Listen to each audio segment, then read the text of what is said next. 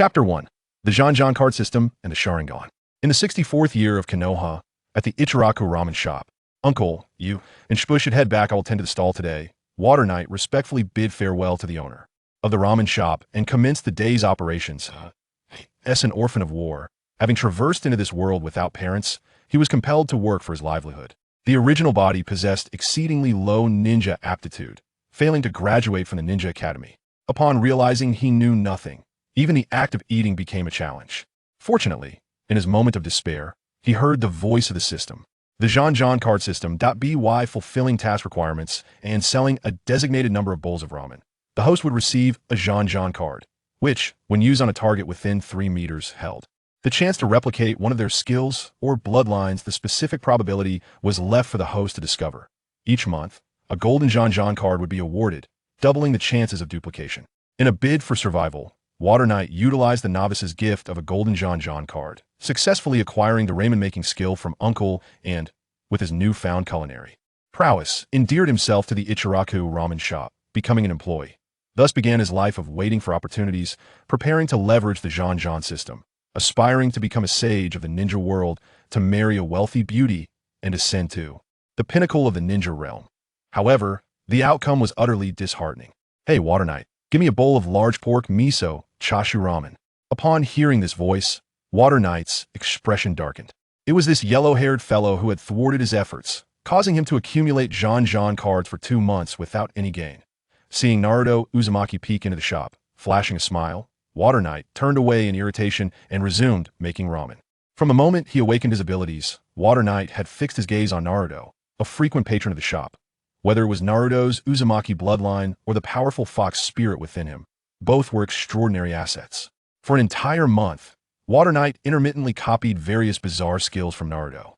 Intermediate grilling, fish skill, advanced instant noodle skill, imperfect shadow, clone technique, and the legendary seduction technique.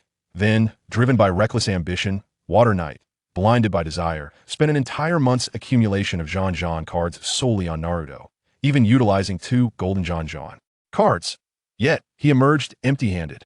From that day forth, whenever Water Knight saw Naruto, a glint of animosity sparkled in his eyes.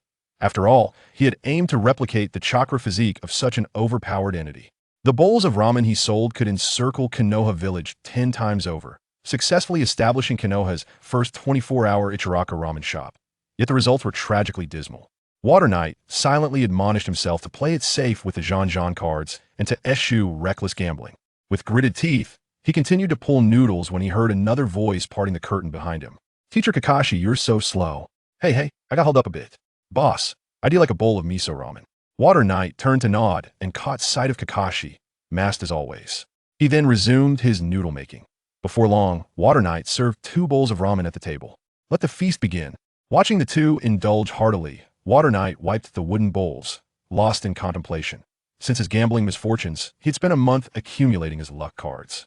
Today, he encountered the renowned Leaf Village technician, Kakashi, who was said to have replicated thousands of jutsu with his Sharingan. Should he take a chance? Surely, with such a vast repertoire of techniques, he could not possibly fail. This time, he was certain of a profit. Without hesitation, Shui tossed 10 luck cards into the air. Luck card usage failed. Luck card usage succeeded. Obtained Earth Release, Earth Flow Wall. Luck card usage failed at the legendary Doghead Wall has appeared. This is a win. Shui rejoiced inwardly. Seizing the moment, he threw another 10 cards. Luck card usage failed. Luck card usage failed. What the heck? Dog system, what sort of odds are these? This is outrageous. Shui Ye's eyes turned red with frustration as he surveyed the remaining 20 or so luck cards, and in a fit of desperation, he flung them all at once. I am definitely not unlucky. Luck card usage failed. Luck card usage failed. Luck card usage succeeded. Obtained Kakashi's insights on the paradise of affection. What is this nonsense? Shui clenched his fists tightly. With a sharp crack, the wooden bowl he held shattered. Kakashi and Naruto looked up in confusion. My apologies, this bowl was a bit too old. Shui gritted through his teeth. At this moment, he was left with just one card, the most precious of all, the golden luck card. He was determined. I refuse to believe that after failing with over 40 luck cards, this time will not be successful. Luck card usage succeeded. Obtained the left Mangekyō Sharingan that he struck gold. Incredible. Wait, the Sharingan? Instantly, Shui felt a warm sensation in his left eye. a mixture of surprise and elation coursing through him. Ignoring the curious gazes around him, he turned and entered the inner room. Gazing into the mirror, he focused his chakra, and the crimson Mangekyō materialized, only to revert to black at his will. Shui exhaled in relief. Fortunately, the system was exceptional. His Sharingan could open and close at will. This was an incredibly forbidden item for the Leaf Village. With his heart steadying, he suppressed his excitement and returned to the front counter, watching as the two finished their ramen and prepared to leave. That will be 160 yen. Ding! Successfully sold 2 bowls of ramen, earning 2 luck cards. After accepting the payment Kakashi handed him, he bid farewell to the pair and continued to await new customers. The night was still young. It was not yet the time for experimentation. As midnight approached, Shui swiftly packed up his stall and locked the door. Donning a cloak and a cat-faced mask, he made his way briskly towards the distant forest. Shui found it difficult to articulate the complex emotions swirling within him that on one hand, he possessed the Mangekyō Sharingan, a coveted treasure that many Uchiha had longed for but never attained in their lifetimes. On the other hand, it was an existence deemed taboo within the Leaf Village, and the shinobi world, should it be exposed, he would face unimaginable torment. Stealthily entering the forest, Shui began his experimentation. First, he activated the 3 tomo. With a subtle movement of his left eye, the 3 tomo began to rotate steadily. Then, the entire world seemed to slow down. On the tree to his left, a spider spun its web, the delicate movements of its hind legs weaving the silken threads clear in Mizura's sight. Ahead, a leaf descended slowly, swaying from side to side in a zigzag manner. Is this the realm of the Sharingan? Donning a mask resembling an owl, Mizuru smirked mischievously. From this day forth, please refer to me as Uchiha Mizu. He commenced a swift run, acclimating to the dynamic vision bestowed by the Sharingan. The barren branches and small pits beneath his feet were rendered invisible, each obstacle deftly avoided. After a while, Mizuru halted, taking a deep breath. A surge of chakra converged in his left eye, the 3 tomo coalescing into a distinct pattern. Immediately, the methodology for utilizing Kimui materialized in his mind.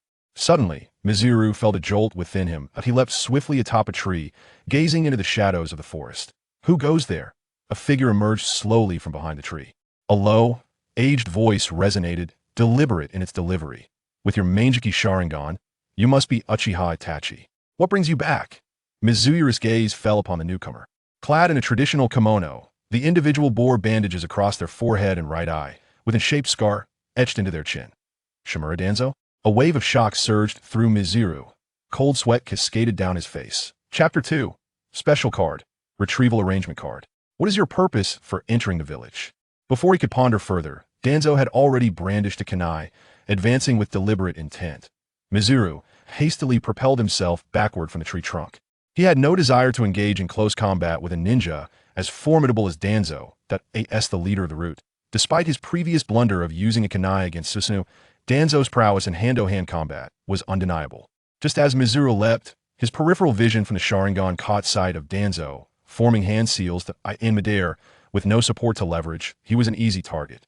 In a moment of desperation, Mizuru clasped his hands together, forming a seal. Seduction technique. Drawing upon Kakashi's teachings from the Paradise of Affection, Mizuru successfully transformed into a naked beauty. Danzo indeed paused momentarily, blood seeping from his nose as he began to reform his seals. Seizing this opportunity, Mizuru landed safely, drenched in cold sweat. His mind fixated on a singular thought. Run. With his limited repertoire of newly acquired, yet unmastered jutsu, he stood no chance against this seasoned adversary. Across from him, Danzo had completed his seals and inhaled deeply. Wind release. Vacuum sphere. Mizura's pupils constricted sharply as he rapidly formed hand seals, slamming his palms onto the ground. Earth release. Earth flow wall. The vacuum sphere shattered the earth flow wall, sending a cloud of dust into the AIRAS. The dust settled. The sight that greeted Danzo was startling. The mysterious figure before him appeared to be warping, as if the very space around them was distorting. What is this? Danzo swiftly propelled himself forward, yet the cloaked figure had vanished, leaving behind a few drops of blood. Narrowing his left eye, Danzo seemed lost in contemplation. Before long, several members of the Root organization emerged from the distance and landed before Danzo. Investigate the unfamiliar individuals who have recently appeared in the village for any signs of injury, he commanded. Additionally, look into Sasuke Uchiha's whereabouts over the past couple of days and report back to me. With that, Danzo turned and made his way toward the Hokage Tower. The situation in the forest had certainly attracted the attention of the Umbu, and he needed to provide an explanation. The group of root members, adorned with patterned masks, nodded in acknowledgement, their figures dispersing as the forest returned to a serene stillness. After a considerable amount of time, Mizui finally emerged from the vortex. One must admit, the system is eternally divine. Not only had it replicated a Mangekyō Sharingan, but it had also duplicated a realm of Kamui. The moment he entered the Kamui space, he experienced a profound revelation. This space belonged solely to his left eye. Regrettably, his chakra and physical prowess were insufficient to fully harness it. Though struck by a vacuum sphere on his left arm, resulting merely in minor abrasions, the experience was still rather perilous. After surveying the surroundings for any threats, Mizui gradually made his way home. He needed to rest. Early work awaited him the following day. The next morning, Mizui arrived at the Ichiraku Ramen shop. Given that it was during the Chunin exams, a plethora of future luminaries gathered in Konoha, presenting ample opportunities. Moreover, the tasks freshly issued by the system after midnight also required completion. Task: sell 200 bowls of ramen within 3 days. Reward: double critical hit card. Naturally, one could not express such matters to the ramen shop owner. Noticing the concerned gaze from the owner, Mizui waved his hand, smiling as he said, "There are far too many customers from outside the village lately. I've come to lend a hand, lest you become overwhelmed." The ramen shop owner was deeply moved, patting his shoulder and increasing his wages by 30%. Indeed, the influx of customers in the village was substantial. Within a single morning, Mizui had accumulated over 30 customer cards. Simultaneously, he observed several root members, disguised, surveilling the area around the ramen shop. Had he been exposed?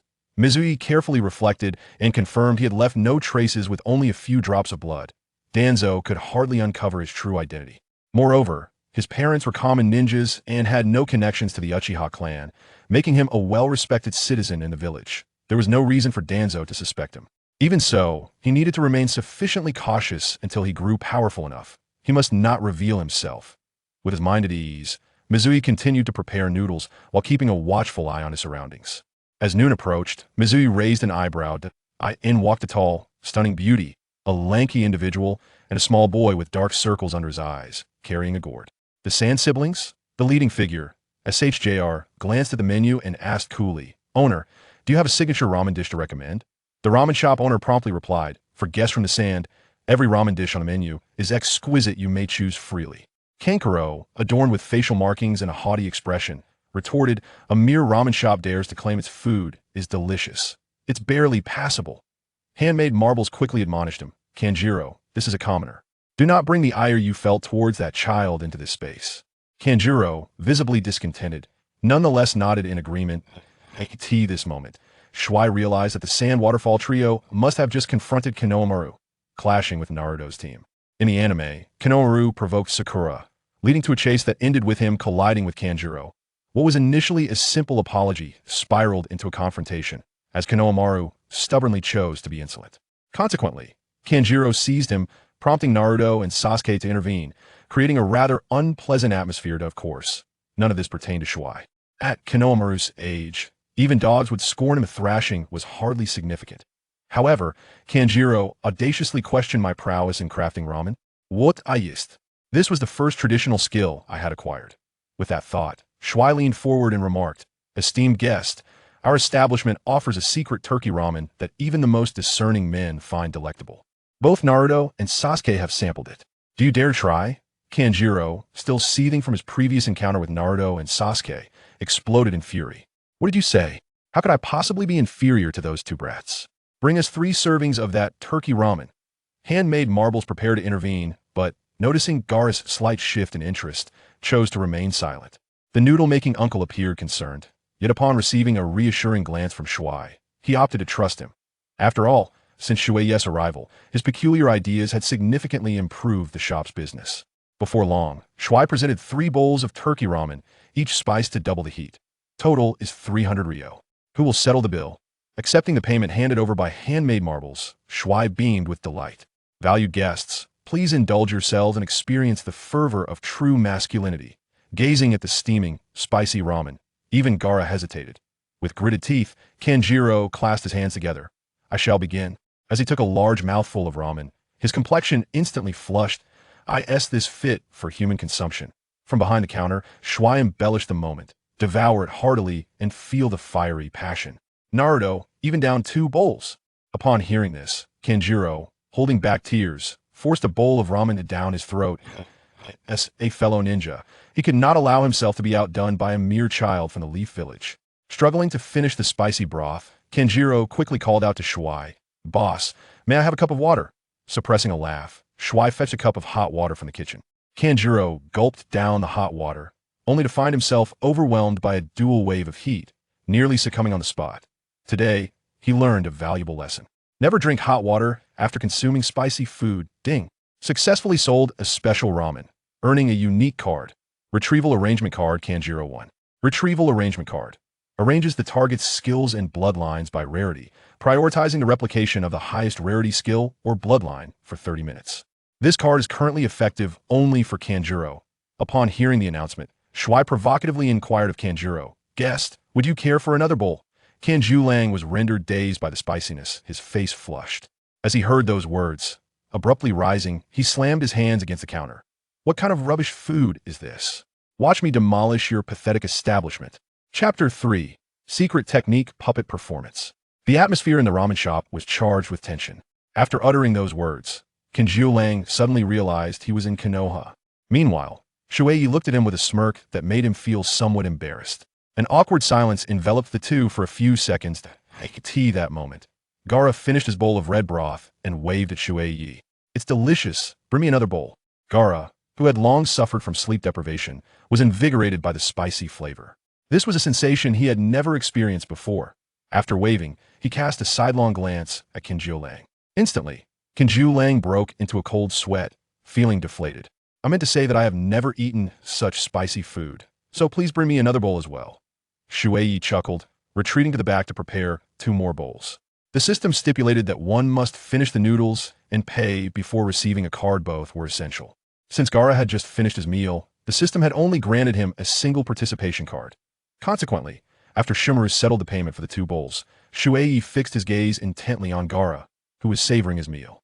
"I hoped to acquire a retrieval arrangement card from him, but alas, I received yet another bragging card instead." Shuai, feeling a sense of melancholy, observed Kanjuro struggling to swallow the turkey before him and resolved to utilize the retrieval arrangement card. Kanjuro's mastery of puppetry was indeed commendable.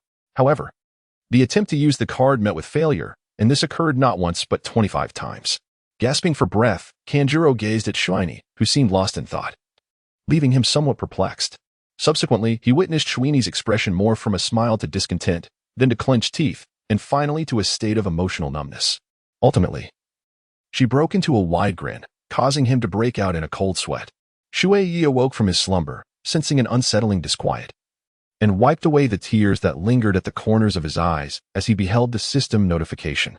The use of the Zhan Zhan card was successful, granting him the skill, secret technique, puppet performance. Tonight, he would have new ninjutsu to experiment with. After bidding farewell to the blushing trio of Gaara, Shui Ye found himself somewhat bored, leaning against the counter. The formidable presence of the Sand Shinobi had deterred others from entering the shop for ramen. Having had a restless night prior, the absence of customers began to induce drowsiness. In a haze between wakefulness and slumber, he heard the distant sound of wooden sandals approaching. Tap, tap, tap. Many in Konoha don such footwear, yet for some reason, Shui Ye's mind immediately conjured the image of Danzo.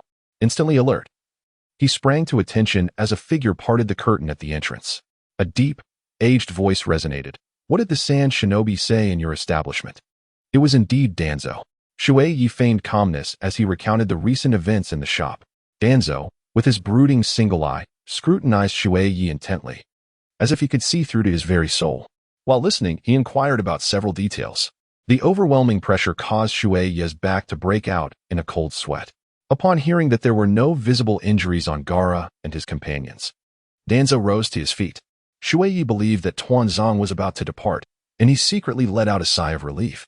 At that moment, Tuanzong halted his steps and inquired once more, "Young man, what happened to the injury on your left arm?" As Shui turned his gaze, he noticed that his left arm was drenched with sweat, the fabric of his shirt soaked through, revealing the bandaging beneath. The atmosphere felt as frigid as a cavern of ice. Uncle Shouda, having caught wind of the situation, emerged to explain to Danzo, esteemed advisor. "Our village has been bustling lately, and business at the shop has prospered significantly. This young lad has been diligent, working long hours, and as a result, he has become fatigued. This morning, while moving flour, he sustained an injury to his arm. Danzo squinted, a rather unpleasant smile creeping across his face. Shouta. While business is indeed vital, it is equally important for the boy to rest. Uncle Shouta nodded fervently. You are absolutely right, sir. Once we finish the midday rush, I shall send him home to recuperate. No sooner had he spoken than a member of the root organization entered and whispered urgently in Danzo's ear. Leader, Uchiha Sasuke has returned to the clan grounds for training, and Kakashi is not nearby. Upon hearing this, Danzo lifted the curtain and declared, in that case, I shall pay a visit to this Uchiha orphan. As Danzo departed, Shui returned to the kitchen, gasping for breath. The close encounter with Danzo had left him nearly breathless under the weight of his formidable presence. Uncle Shouta followed him in, casting a meaningful glance at his left arm. You've been busy all morning. You should head home and rest. It is imperative that you tend to your injury promptly. Meanwhile, Uchiha Sasuke, drenched in sweat, was honing his skills in shuriken throwing. Today, Gaara of the Sand had unexpectedly appeared beside him, catching him off guard and leaving him feeling quite defeated. Despite being contemporaries, Gaara's elusive movements and overwhelming aura were daunting. As Sasuke leaped about the training ground, he murmured to himself, I must personally slay that man. I cannot allow myself to be outshone by someone of my own age. Suddenly, his expression froze, and he hurled a shuriken deep into the forest. Who was there? Thud, thud, thud. Danzo, in his wooden sandals, emerged from the depths of the woods, casually toying with the shuriken. As expected of the Uchiha heir, your senses are remarkably sharp. Sasuke assessed him and remarked, You are the leader of the Umbu Training Corps? What brings you to our clan grounds? Thanks to his upbringing within the Uchiha clan, Sasuke possessed a fair understanding of the various factions within the village. Danzo, unperturbed by his identity being revealed, inquired, Have you awakened your Sharingan to the Mangekyō? Sasuke, puzzled, responded, Mangekyō? What is that? Without further explanation, Danzo swiftly drew a kunai and lunged at Sasuke. So fast, I can barely see. Sasuke's mind raced, and instinctively, he activated his Sharingan, narrowly evading Danzo's assault. Danzo did not pursue, instead observing Sasuke's Sharingan. His left eye bore a single tomo, while his right bore two. It appeared he had not yet fully mastered the Sharingan. It would seem that it was not him from last night. Noticing Sasuke's defensive stance, Danzo discarded the kunai and spoke reassuringly. There is no need for concern. I harbor no ill intentions. I merely came to deliver a warning. Itachi has returned. With a roar akin to that of an enraged lion, Sasuke bellowed towards Danzo. Where is he? Tell me, for I shall slay him. Danzo gestured dismissively and retreated. You are too weak at present. Focus on your training. Once you pass the Chunin exams, you may inquire about him from the third Hokage. His original plan was to have Sasuke enter the roots after passing the Chunin exams. Unfortunately, he faced vehement opposition from Hiruzen Sarutobi, leaving him with no choice but to resort to this strategy. He believed that with this single utterance, he could awaken Sasuke Uchiha's insatiable thirst for power. After all, the blood coursing through the Uchiha clan was rife with a warrior's spirit. One day, Sasuke Uchiha would become a pawn in his game. Watching Danzo's retreating figure vanish, Sasuke stood futilely at the spot, letting out a long, anguished howl. After a moment, he clenched his fists, vowing to intensify his training. He was determined to swiftly pass the Chunin exams and seek the whereabouts of that man from the third Hokage. As various ninjas gathered in Konoha, the Chunin exams were on the verge of commencing. Chapter 4. The spicy trio Shui Ye stood behind the counter, manipulating a wooden frog with chakra strings. It was yet another splendid day, and he initially believed that completing the task of serving 200 bowls of ramen within 3 days would be a simple feat. However, reality delivered a harsh blow. With the commencement of the Chunin exam, the influx of customers to the ramen shop plummeted sharply. After 3 consecutive days of relentless work, he barely managed to fulfill the 200 bowl requirement, utterly exhausted. The double crit card. Upon activation, the probability of success for the Zhan Zhan card doubles within 10 minutes. What a useless boon. Is there truly a difference between 0, 0-1 and 0, 0-2? Despite his disdain, Shui Ye accepted the reward. After all, what if he succeeded? The technique he previously acquired, puppet performance, had inundated his mind with an array of puppet manipulation skills. At this moment, he had transformed into a remarkable puppeteer. Yet he possessed not a single puppet. Utterly futile. This morning, a new task was announced. Sell 1,000 bowls of ramen. with the reward being an upgrade for the Zhan Zhan card. Upon upgrading, the probability of replicating rare skills would increase, with specifics to be explored by the host. Any ability that does not display its probability is nothing but trickery. After 3 arduous days and nights, Shui Ye found himself devoid of motivation. Staring blankly from behind the bar. Business was slow today. As the sun began its descent, Naruto's iconic voice resonated at the entrance of the shop. Shui Ye, I just passed the preliminaries of the 3rd round of the Chunin exam. I would like a large bowl of pork bone miso ramen to celebrate. Observing the blood seeping from Naruto's head, Shui Ye couldn't help but scratch his own head in confusion. Aren't you going to bandage that wound? Naruto waved his hand dismissively, showing no concern. As Shui Ye pondered, he acknowledged that the combination of the Vortex bloodline and the Nine-Tails Jinchuriki indeed granted an extraordinary recovery ability, unlike his own, as the abrasions on his arm had yet to heal properly. With that thought, he turned to prepare ramen. Naruto sat at the bar, exuberantly recounting how he had triumphed over Kiba while proudly demonstrating his newly acquired technique, the Naruto-style barrage, gesturing animatedly with both hands and feet. Shui Ye, familiar with the original story, understood the origin of this technique, having been pilfered from Sasuke's lion barrage. Sasuke had copied this skill, using his Sharingan from Lee, who had learned it from Might Guy. With such a diluted lineage, one could only wonder how formidable it truly was. It was unfortunate that despite Naruto's impressive physical prowess, he lacked a decisive technique to secure victory. In his contemplations, Shui Ye voiced his thoughts. Naruto, you currently lack effective means of inflicting damage. Make haste to learn before the formal competition. Upon hearing this, Naruto's expression morphed into one of astonishment. Huh. Kakashi-sensei said the same thing. He then regarded Shui Ye with a puzzled look. With such keen insight, how did you not graduate from the Ninja Academy? The world has truly declined. Even Naruto has adopted such sarcastic banter. Shui Ye, with a hint of irritation, placed the bowl of ramen on the table. I merely possess a low talent for chakra. I am not a worthless individual who learns nothing. Come on, let us inflict mutual harm. Upon hearing this, Naruto scratched his head and chuckled awkwardly before taking the ramen, clasping his chopsticks together in reverence, and began to devour it. For the subsequent half-month, the undercurrents in Konoha surged. Each night, after the stalls closed, Shui Ye could hear anguished cries echoing through the streets, occasionally catching sight of bloodstains. During these instances, the Umbu would emerge to conduct investigations, verifying Shui Ye's identity.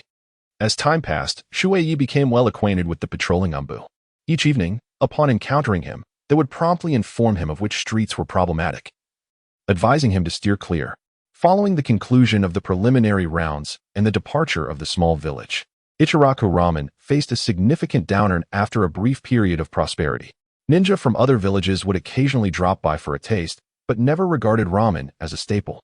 Except for Gaara, who, perhaps due to the invigorating spice, consumed turkey ramen 3 times a day, increasing from double spicy to 5 times spicy after the preliminaries.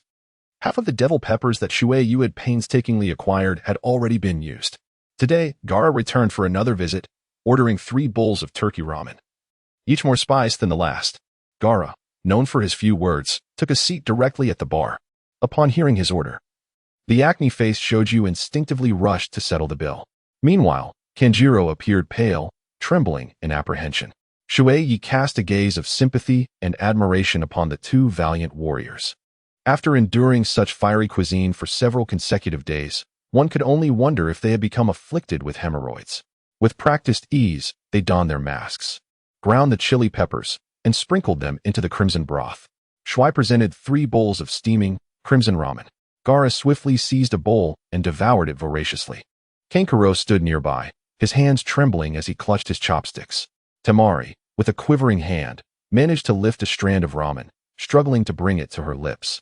Suddenly, a gasp escaped her, and she raised her gaze, casting a peculiar glance at Shui. As the night deepened, Shui smiled warmly, urging the guests, please, eat up. Your companion is almost finished. Hondan, too, began to devour her meal with fervor.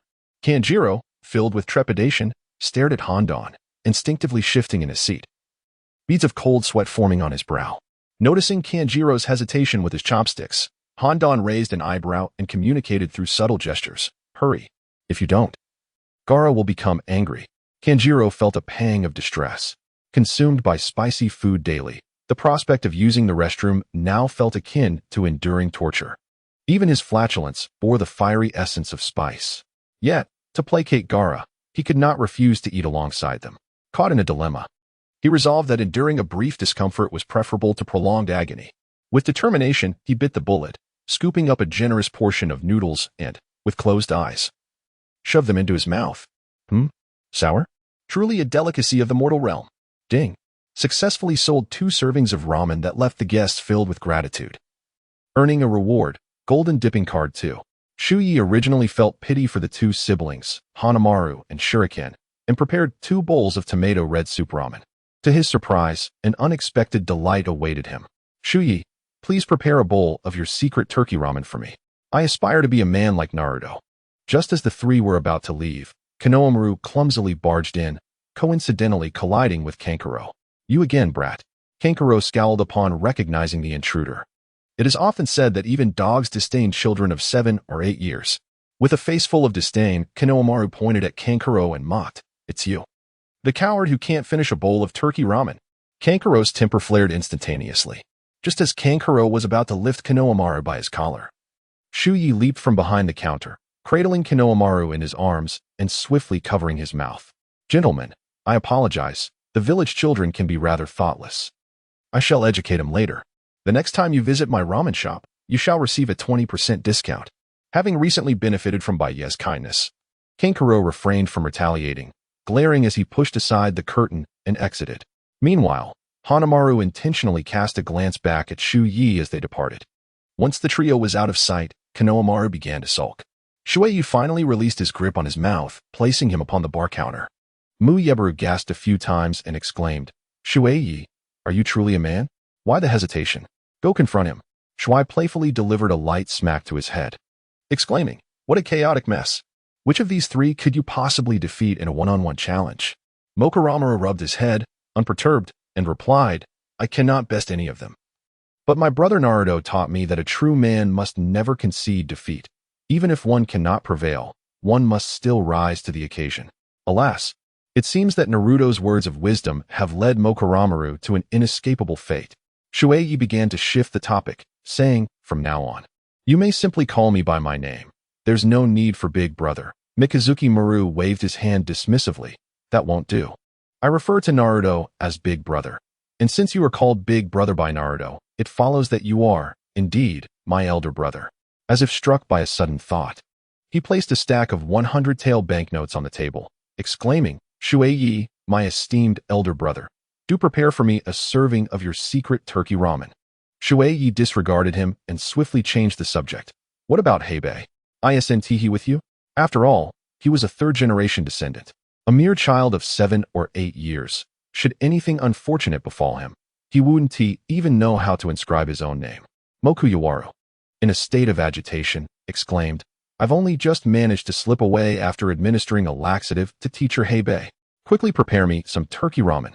I must prove to brother Naruto that I am a man." Neither scolding nor striking was an option. Shui found himself at a loss with the noisy Konohamaru. As they reached an impasse, a voice emanated from beyond the curtain. Shui was correct. One must not act unruly, Konohamaru. The 3rd Hokage, Hiruzen Sarutobi, entered by lifting the door curtain. Chapter 5, The Afterglow of the Ninja Hero. The 3rd Hokage addressed Shui, saying, "Young man, I am grateful for your timely intervention in saving Konohamaru." Water Knight waved his hand, expressing modesty. "I dare not take credit. Under the governance of the 3rd Hokage, the Sand Ninja would not dare to cause trouble." The old man, hunched with age, smiled warmly upon hearing these words. "What a humble young man you are. Please prepare 2 bowls of tonkatsu miso ramen. It has been quite some time since I dined with Konohamaru." Konohamaru, with his head gently pressed down by the 3rd Hokage, appeared obedient, as if transformed. The elder and the youth sat together at the bar, engaging in casual conversation. Konohamaru expressed a bit of concern, urging his grandfather to refrain from being overly busy and to take care of his health in his advancing years. The elder listened affectionately, nodding occasionally, assuring his dutiful grandson that once the Chunin exams were over, he would delegate his responsibilities, contrary to Water Knight's expectations of profound philosophical discourse. The 3rd Hokage merely emphasized that it was wrong to drug a teacher. The remainder of the time was filled with Konohamaru sharing amusing anecdotes, with the elder frequently inquiring about the details, displaying no hint of impatience. Before long, Water Knight served the ramen, and the third Hokage placed a generous portion of pork into Konohamaru's bowl before savoring his meal slowly. After finishing the ramen, the third Hokage produced a handkerchief to wipe the corner of Konohamaru's mouth, saying, "You and Ebisu should return to school now. I must head back to the Hokage building." Konohamaru nodded obediently. At some point, the sunglasses ninja, who had been standing outside the door, took Konohamaru away. The third Hokage handed Water Knight 2 bills, inquiring, "It has been a while since my last visit. Has the price of ramen increased?" Shui Ye, with a multitude of polite refusals, expressed, "It is my utmost honor that you, who labor tirelessly for the village day and night, would grace me with your presence to enjoy my ramen. How could I possibly accept payment?" Sandai then interjected, stating, "It is my duty, as the shadow, to protect the village. Therefore, as a customer, it is only natural to pay for the meal." Shui Ye solemnly remarked, "You are indeed correct, yet this does not provide me with a sense of justification." The elder's eyes glimmered momentarily, and he ceased his insistence, withdrawing the coins. "Is this what you now call your path of endurance?" Shui Ye tidied away the bowls and chopsticks, remarking, "I am not even a ninja, but perhaps this is my form of perseverance." He then smiled at the elder and added, "Next time you visit, I shall offer you a 30% discount. After all, this is the establishment of the handcrafted master." The two shared a hearty laugh. The third Hokage rose, patting Shui Ye on the shoulder. Before departing, he left behind a thought-provoking statement. "As one ages, one tends to become obstinate. My old bones shall strive for the village hidden in the leaves. The future belongs to you, the youth." Inspired by the third's somewhat cryptic words, Shui Ye felt an unexpected urge to become a ninja.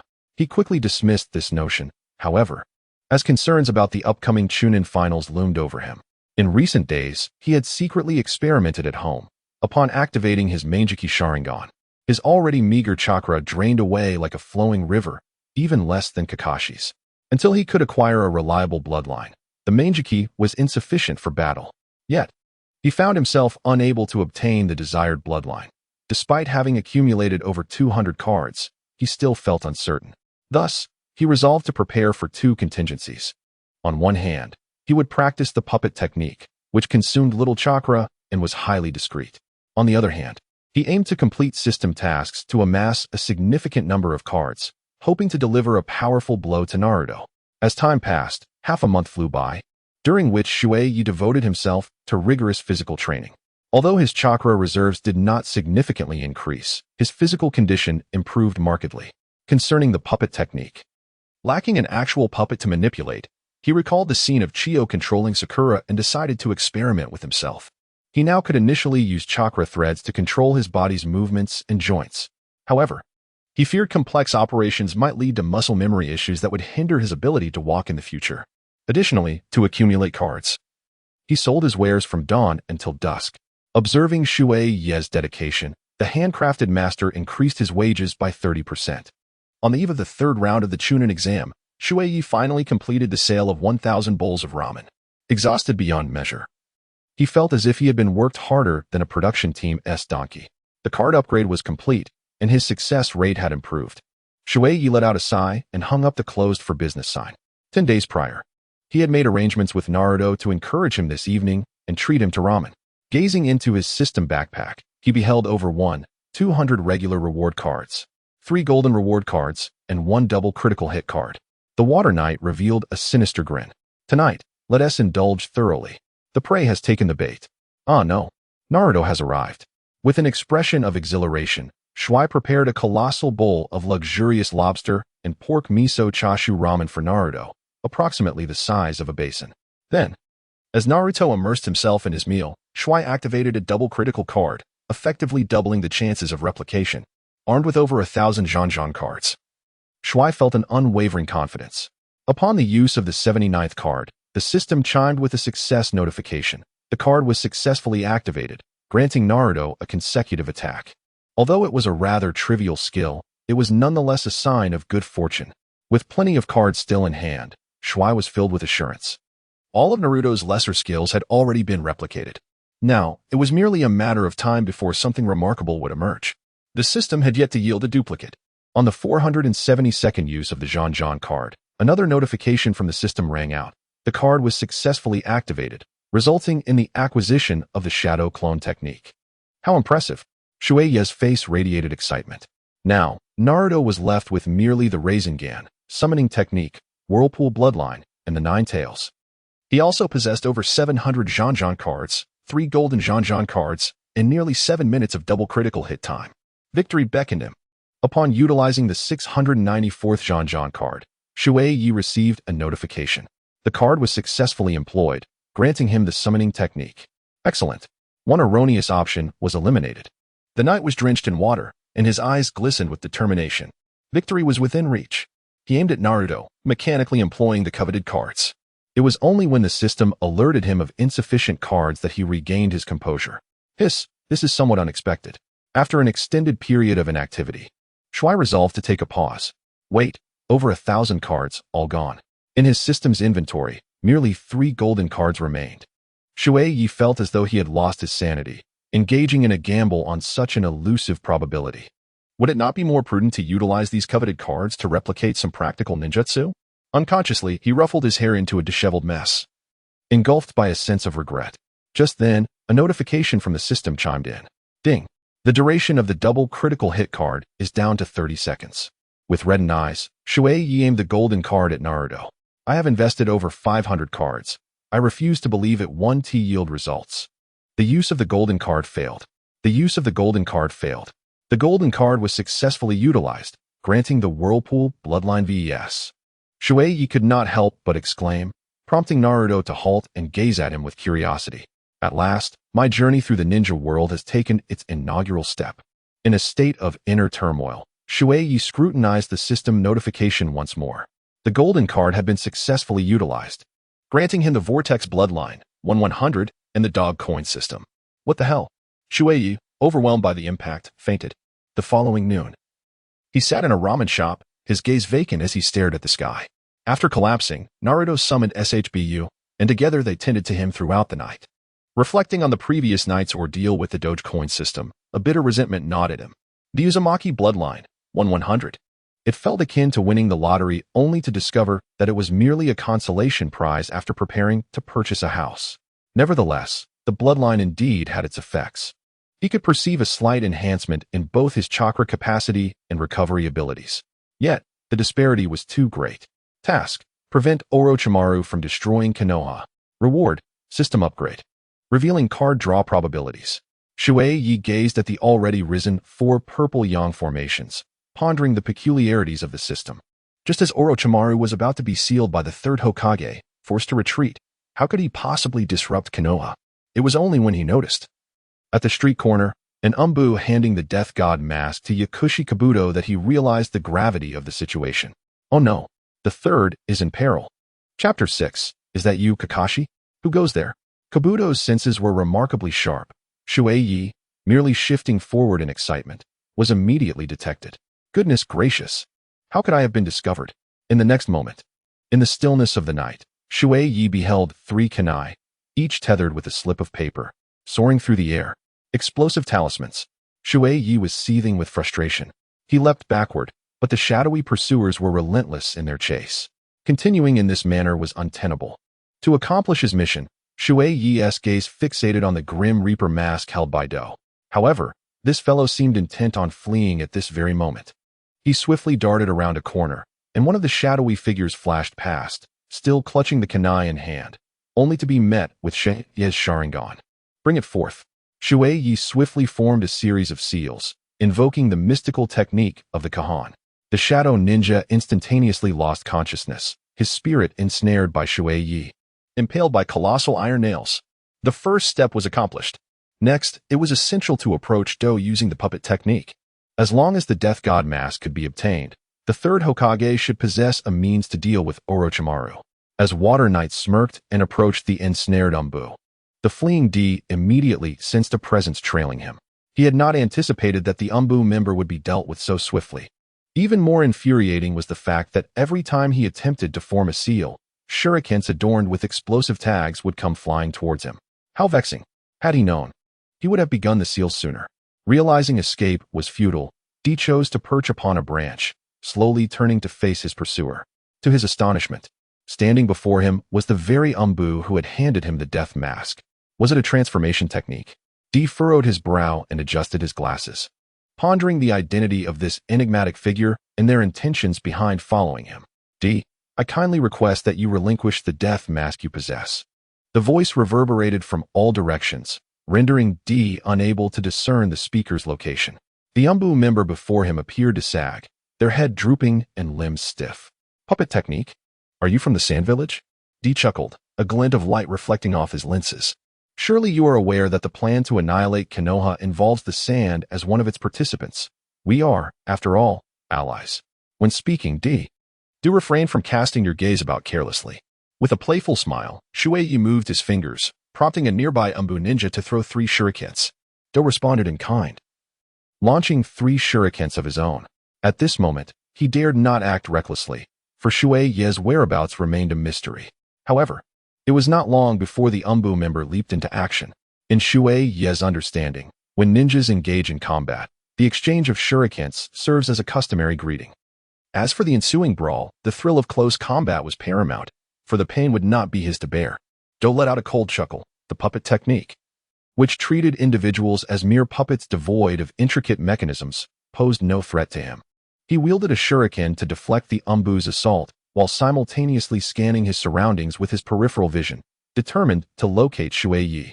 Yet, could one truly afford to be distracted in the midst of battle? Under the cover of the night, Shui Ye employed his voice to disrupt Do's actions, quietly approaching the battleground. Both individuals were poised to unleash their ultimate techniques, yet it was Shui Ye who took the initiative. With narrowed eyes, he assessed the situation, and once the timing was right, he directed the shadowy ninja to strike at Do's arm. This was not a vital blow. Do instinctively raised his hand, intending to sever the throat of the dark operative, but suddenly he realized the truth. His opponent was merely a puppet. To exchange injury for death would only lead to his own detriment. As he prepared to retreat, a trio of shurikens blocked his path. Shui has made his appearance. He is right beneath Do, having never ascended the tree. How infuriating. Do turned around, ready to push aside the kunai, only to collide with Shui's gaze. The Sharingan. Do's complexion shifted, and in the blink of an eye, his consciousness was ensnared in Shui's mental realm, a colossal nail securing him firmly in place. He quickly regained his composure, yet what astonished him was that this genjutsu was rather feeble, dissipating in merely an instant. What could this mean? Is the Sharingan a mere facade? Do found himself engulfed in confusion. In a fleeting moment, clarity struck him. The adversary aimed to seize the Death God mask, not to eliminate him. This is perilous. Just as Do prepared to act, his hands were ensnared tightly. An Umbu member had appeared before him, binding him with limbs like ropes. More critically, the opponent's back was pressed against an explosive tag. This mysterious assailant's method of attack was a series of intricate traps. I surrender. I shall hand over the mask to you. Do shouted urgently, desperate to avoid demise. If only you had requested it sooner. Shui Ye's lips curled into a hint of a mocking smile, concealed beneath his mask. With a flick of his finger, a member of the Umbu swiftly tossed a pouch to him. Standing beneath the tree, Shui pressed a kunai against the pouch's neck, and in the next instant, the Umbu member vanished amidst the smoke of an exploding tag. This scene left Do with a visage of trepidation. A hand reached directly into Do's bosom, retrieving the Death God mask. Ah, Yakushi Do, you are quite impressive. Do forced an awkward smile, his eyes glinting with a flash of brilliance. My lord, I am at your service. I can divulge anything you wish to know. However, you are curious about my true identity, aren't you? Shui Ye erupted into laughter, asserting that intelligence could not be exchanged in such a manner. Danzo was already aware of his identity. Surely he must have informed Orochimaru? Do's expression shifted dramatically. Could it be true that Itachi had returned? Yet, it seemed illogical. According to the intelligence, Itachi should still be within the ranks of the Akatsuki at this moment. A flicker of confusion crossed his eyes, but the cloaked figure before him had begun to retreat. Do squinted and suddenly called out, Uchiha Itachi. The response was a kunai. Do not engage in such futile probing. My identity is of little significance, came Shui Ye's voice.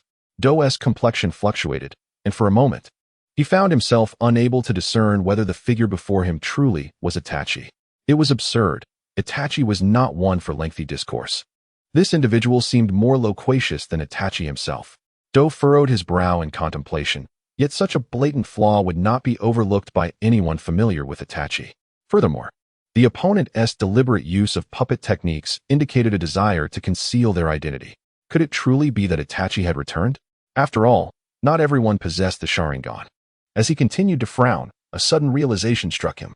Throughout their encounter, the opponent had concealed half of their face behind a tree, revealing only one eye. Copy Ninja Kakashi Hitaki. Is that you? Do was utterly bewildered. Chapter 7. I did my best. The Shinigami mask had been procured. Yet Shui Ye found no joy in it. In confronting Do, he had nearly exhausted all of his trump cards. The only formidable assets he possessed, his Sharingan and puppet techniques, were already known to his adversary. If he were to offend Orochimaru, would he not be left with no option but to flee for his life? Shui Ye sighed softly, fervently hoping that this mission would unfold smoothly. He cast his gaze toward the distant four-purple sun formation, quickening his pace. As for the occasional cries of anguish echoing along the way, he scarcely spared them a glance. Upon reaching the rooftop, his eyes widened in astonishment. Within the four-purple sun formation, visibility was obscured by the dense foliage. It was evident that the first and second generations had already been summoned. What of the third generation? Had they perished, or were they still alive? Let us hope he was not too late. Shui Ye sighed softly, removing the eye patch from his left eye. Thankfully, it was the eye of the Uchiha that had been stained with blood. In the next instant, Shui Ye vanished from his location. When he reappeared, he found himself within the confines of the four purple flames formation. Hearing the ensuing thunderous roars from within, he did not rush forward, but instead concealed himself among the treetops, peering cautiously downward. At that moment, the ape demon had already been summoned within the formation. Observing the massive water created by the third Hokage being obstructed by rocks, Shui Ye felt a surge of urgency. What should he do? Should he directly toss the death mask to the third Hokage? Would that even be effective? Yet, at present, he had no alternative. Taking a deep breath, he recalled Itachi's demeanor, releasing his long hair so that half of it cascaded down to cover his right eye. He then began to tread steadily towards the center of the battlefield. The faint sound of his footsteps instantly rendered both sides of the conflict momentarily stunned. Orochimaru squinted, turning back in confusion, unable to comprehend how anyone could enter the four purple flames formation. As for the third Hokage, he took a deep breath, raising his head, a flicker of bewilderment crossing his eyes. Itachi? The third Hokage was taken aback. Was it truly Itachi? Had he returned? Oh, another one has arrived. Sarutobi-sensei. Shall we pause for a moment and inquire about his intentions? Orochimaru's elongated tongue slithered across his entire face, stretching the saliva into strands. He shamelessly smiled. Shui Ye took a deep breath, his steps neither hurried nor slow, continuing onward. This exemplified Itachi's confidence, as if nothing could provoke his anxiety. Thus, maintaining a steady rhythm was of utmost importance. As he ambled along, Orochimaru's expression shifted dramatically. The third Hokage narrowed his eyes, both of them fixating intently on the mask held by Shui Ye. Such an imposing presence, indeed, and a member of the Uchiha clan. The first Hokage regarded him with admiration, harboring no significant malice towards the Uchiha. However, the second Hokage's countenance revealed clear disdain. He curled his lips in a slight sneer. Is this the famed Uchiha Itachi? Why does he not dare to reveal his face? I pondered, perhaps he could be an impostor. It seems Sasuke-kun is not yet this formidable, yet there are only two possessors of the Sharingan. Who are you truly? Orochimaru tossed his neck, devoid of bones, his long hair billowing as he gazed at Shui Ye with eager anticipation. Sweat trickled down Shui Ye's brow as he faced the four formidable figures before him, each a titan in their own right. At this moment, he felt like a mere minnow in their presence. Yet, Shui Ye remained composed. No, it was Itachi who remained unperturbed. For now, I am Itachi. Shui Ye incessantly invigorated his heart, yet all emotions lay concealed beneath his mask. He then came to a halt, adopting a tone of aloofness as he spoke. 3 generations of lords, I have merely come to deliver the mask. Once I have done so, I shall take my leave immediately. Orochimaru's expression shifted. He quickly grasped the situation, inquiring, what have you done with Do? He is well. He is a remarkable talent. Such an individual, once you have departed from this world, may still present an opportunity for Konoha to recruit him. I shall not take his life. Shui Ye spoke coldly, raising a hand as the mask flew toward the third Hokage like a hidden weapon. Be cautious. It may be a trap. Sarutobi, the third Hokage, was immediately shielded by Enma, the Monkey King. Orochimaru's attention was entirely fixated on the mask. He leaped forward, completely oblivious to Shui Ye's movements. In that moment, Shui Ye, with arms drawn back, moved with astonishing speed, making a beeline for the second Hokage. Just as Orochimaru grasped the mask, Shui Ye seized the second Hokage. Puppet technique. In an instant, Shui Ye began to contend with Orochimaru for control over the second Hokage. The third Hokage was left in a state of shock. Enma widened his eyes, rendered speechless. But Orochimaru was enraged. The mask in his hand exploded with a loud bang, revealing a hidden explosive tag within. This mask was a ruse. Orochimaru, tearing through a layer of human skin, emerged with a gaze filled with murderous intent directed at Shui Ye. Shui Ye was drenched in cold sweat, gripped by fear. He was merely a child, still in need of growth.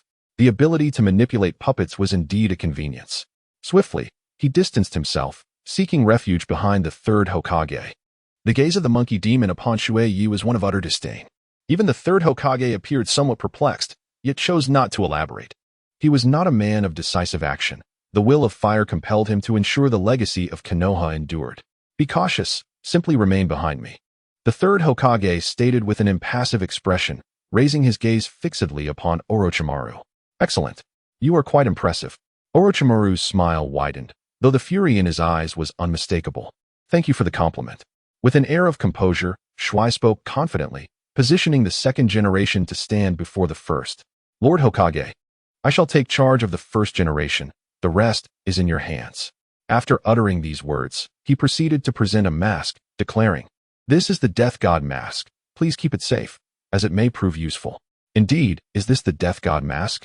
The third generation accepted it, his expression a tapestry of complexity. Thus, it seems the moment has come to employ that particular ninjutsu. Shui Ye was momentarily taken aback. Had there been a misunderstanding regarding the third Hokage's intentions?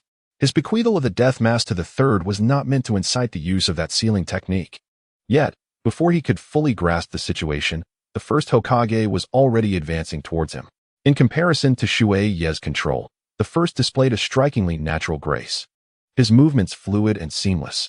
Often, Shui Ye could only manipulate the second Hokage to block the opponent's jutsu, intermittently hurling a doghead wall to survive. Even the first Hokage chuckled, remarking on the rarity of encountering such a timid member from the Uchiha clan. Shui gritted his teeth, realizing that only those who endure until the end can truly claim victory. Surviving is far superior to any other outcome. It puzzled him how one could maintain their composure in such dire circumstances. The first Hokage, with a wry smile, shook his head, yet felt compelled to take action against Shui. It was only at that moment that Shui was struck with astonishment, recognizing that the battlefield had somehow been divided. The figures of the third Hokage and Orochimaru had vanished from his sight. There was no recourse left. He was no match for the first Hokage. Perhaps it is best to conclude this here. Shui Ye concealed herself behind the second generation, her form flickering and vanishing from sight. Was it a technique of evasion? No, it was not. The first generation's expression was fraught with confusion, ultimately giving way to an incredulous gaze. A visual technique? In an instant, Shui Ye altered his course, racing towards the battlefield of Orochimaru. In a heartbeat, he had arrived. Yet, the scene before him plunged him into the depths of sorrow. Behind the third Hokage loomed a colossal specter of death, and the Kusanagi sword had already pierced through the third's chest. Sarutobi desperately endeavored to intervene, but it was utterly futile. I have done my utmost, he sighed. Though I cannot seal you, I shall ensure that you will remain unable to perform hand seals for the remainder of your life. Upon witnessing Shui Ye's arrival, accompanied by the first and second Hokages, the third exerted every ounce of his strength to draw the souls of both into the embrace of the death specter. Shui Ye stood helplessly to the side, having arrived a moment too early to effect any change. Chapter 8. What are you planning to do? My hands. Orochimaru was on the brink of madness. He helplessly watched as the Grim Reaper severed his hands with a single stroke of the scythe. Now, his hands hung limply at his sides, no longer able to rise. How would he form seals now? How would he conduct his experiments? He lifted his gaze abruptly, fixing it upon Shui Ye perched in the tree. His fury demanded a target. In the next instant, Orochimaru's neck elongated unnaturally, twisting several times in the air, hurtling directly toward Shui Ye. My goodness, what is this creature? In the previous life, Shui Ye beheld Orochimaru's technique, accompanied by that eerie music, and felt an ominous aura enveloping him. Yet, upon confronting that grotesque visage, terror coursed through him, sending chills down his spine and raising goosebumps all over his body.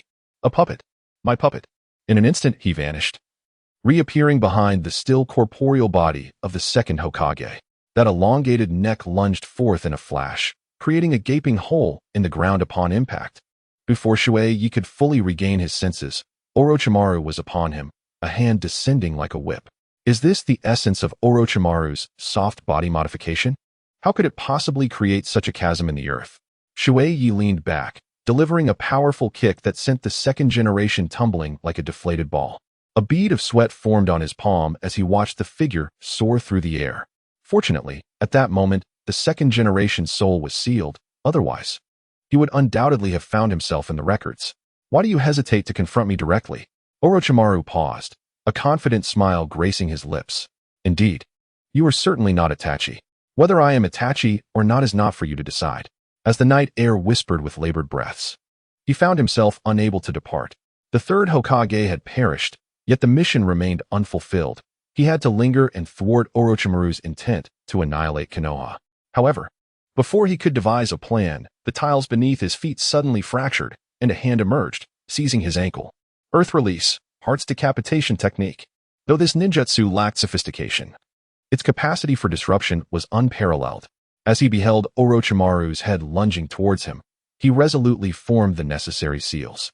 In the next instant, Orochimaru realized he was ensnared. Technique of the sealing chains. This was a high-level jinjutsu that could be wielded after the manifestation of the Mangekyō Sharingan. Orochimaru was entirely oblivious to the existence of such ninjutsu. He felt a flicker of unease, yet his gaze was greedily fixated on Shui's Sharingan. Sharingan. Truly, it was the pride of the Uchiha clan. He disregarded the blood seeping from wounds and the accompanying pain, for he understood these were merely illusions. His eyes remained locked onto Shui's, consumed with a desire to extract and study them immediately. Orochimaru, perhaps, was destined to accompany the third as a fitting end.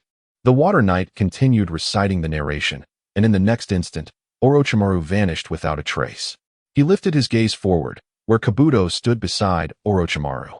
Non-eye technique illusions can be dispelled by interrupting the flow of chakra, whereas eye technique illusions can only be disrupted by another person. It was evident that Kabuto was that individual. The earlier technique of beheading in his mind was likely also the result of Kabuto's meddling. In the moonlit night, a gaze filled with sorrow met the eyes of Do. "Greetings," came the reply. The glimmer of Do's glasses flashed momentarily. Fortunately, I arrived just in time. Shui Ye was quite displeased. After much effort, he had finally managed to launch a surprise attack on Orochimaru, only to discover that the latter had escaped with such ease. He turned to look back, realizing that the four purple yang formation had been dispelled at some point, which explained how Do had managed to enter. Shui Ye's complexion was quite grim. He was acutely aware that he was no match for the two individuals before him. Thus, he declared, "I am well aware of your intentions to obliterate Konoha. I shall not acquiesce to your demands. Depart at once." Shui Ye gazed coldly at the two individuals before him. Since his self-awakening of the kaleidoscope, he had never employed its powers, for he did not wish for them to become mere subjects of experimentation. Itachi, however, "I am quite eager to test it," Orochimaru said, his tongue flicking out. He could distinctly sense that the Itachi before him, while formidable, was not overwhelmingly powerful. If given the opportunity, he yearned to possess this man's body, for then he could unearth all of his secrets. The thought sent a thrill of excitement coursing through Orochimaru. Yet, as Shui Ye's left eye began to whirl, a sudden wave of dread surged within Orochimaru. At that moment, Shui Ye's voice was chillingly cold. "This technique, derived from the sun's core, incinerates all. Nothing escapes annihilation. Once summoned, it cannot be sealed away, and even I can only watch as you turn to ashes. This is the name of the technique, Amaterasu." Even at this juncture, Shui Ye felt no trepidation. Instead, he was brimming with exhilaration. Finally, he had the chance to recite this line he had long studied in his previous life. A bag of rice must be carried up several flights of stairs. A bag of rice must be taken to the second floor. Just as he recited his lines, Orochimaru and Tobi swiftly retreated, their figures flickering with remarkable speed. From a distance, Orochimaru's voice echoed, "Itachi. When my hands are restored, I shall return. Please wait for me, Itachi," as I come to claim your eyes. Hurry. If you possess the ability, run slower. Shui Ye let out a derisive laugh, curling her lips in disdain. As she turned to leave, a multitude of figures emerged around her. All were members of the Umbu. If they were merely Umbu, it would have been manageable. But it was abundantly clear that these individuals belonged to the more specialized root division. That man is coming. A figure leapt onto the rooftop. Another approached slowly. Without needing to glance back, Shui Ye instinctively knew who it was. Itachi, you have indeed returned. The voice of Danzo sent a wave of chills down Shui Ye's spine. This old wretch resembled a venomous serpent even more than Orochimaru. Merely being scrutinized by him elicited a frigid aura. Are you also going to make a move against me? If that is the case, the ninjutsu I refrained from using earlier shall be reserved for you. Shui let out a sigh. Tuanzong chuckled softly. Itachi, when did you ever dare to speak to me in such a manner? Do you truly wish to take action against me? Have you given no thought to your beloved Odo? As Shui Ye turned, 3 shurikens were swiftly launched. Now he must masquerade as Itachi, ensuring that Danzo does not discern any flaws. Danzo reached out, causing the shurikens to clatter onto the ground. He furrowed his brows, realizing, you are not Itachi. How could he perceive this so easily? Shui Ye widened his eyes in astonishment. Fortunately, he was facing away from Danzo. Otherwise, his disguise as Itachi would have been exposed. The more he acted, the more mistakes he made.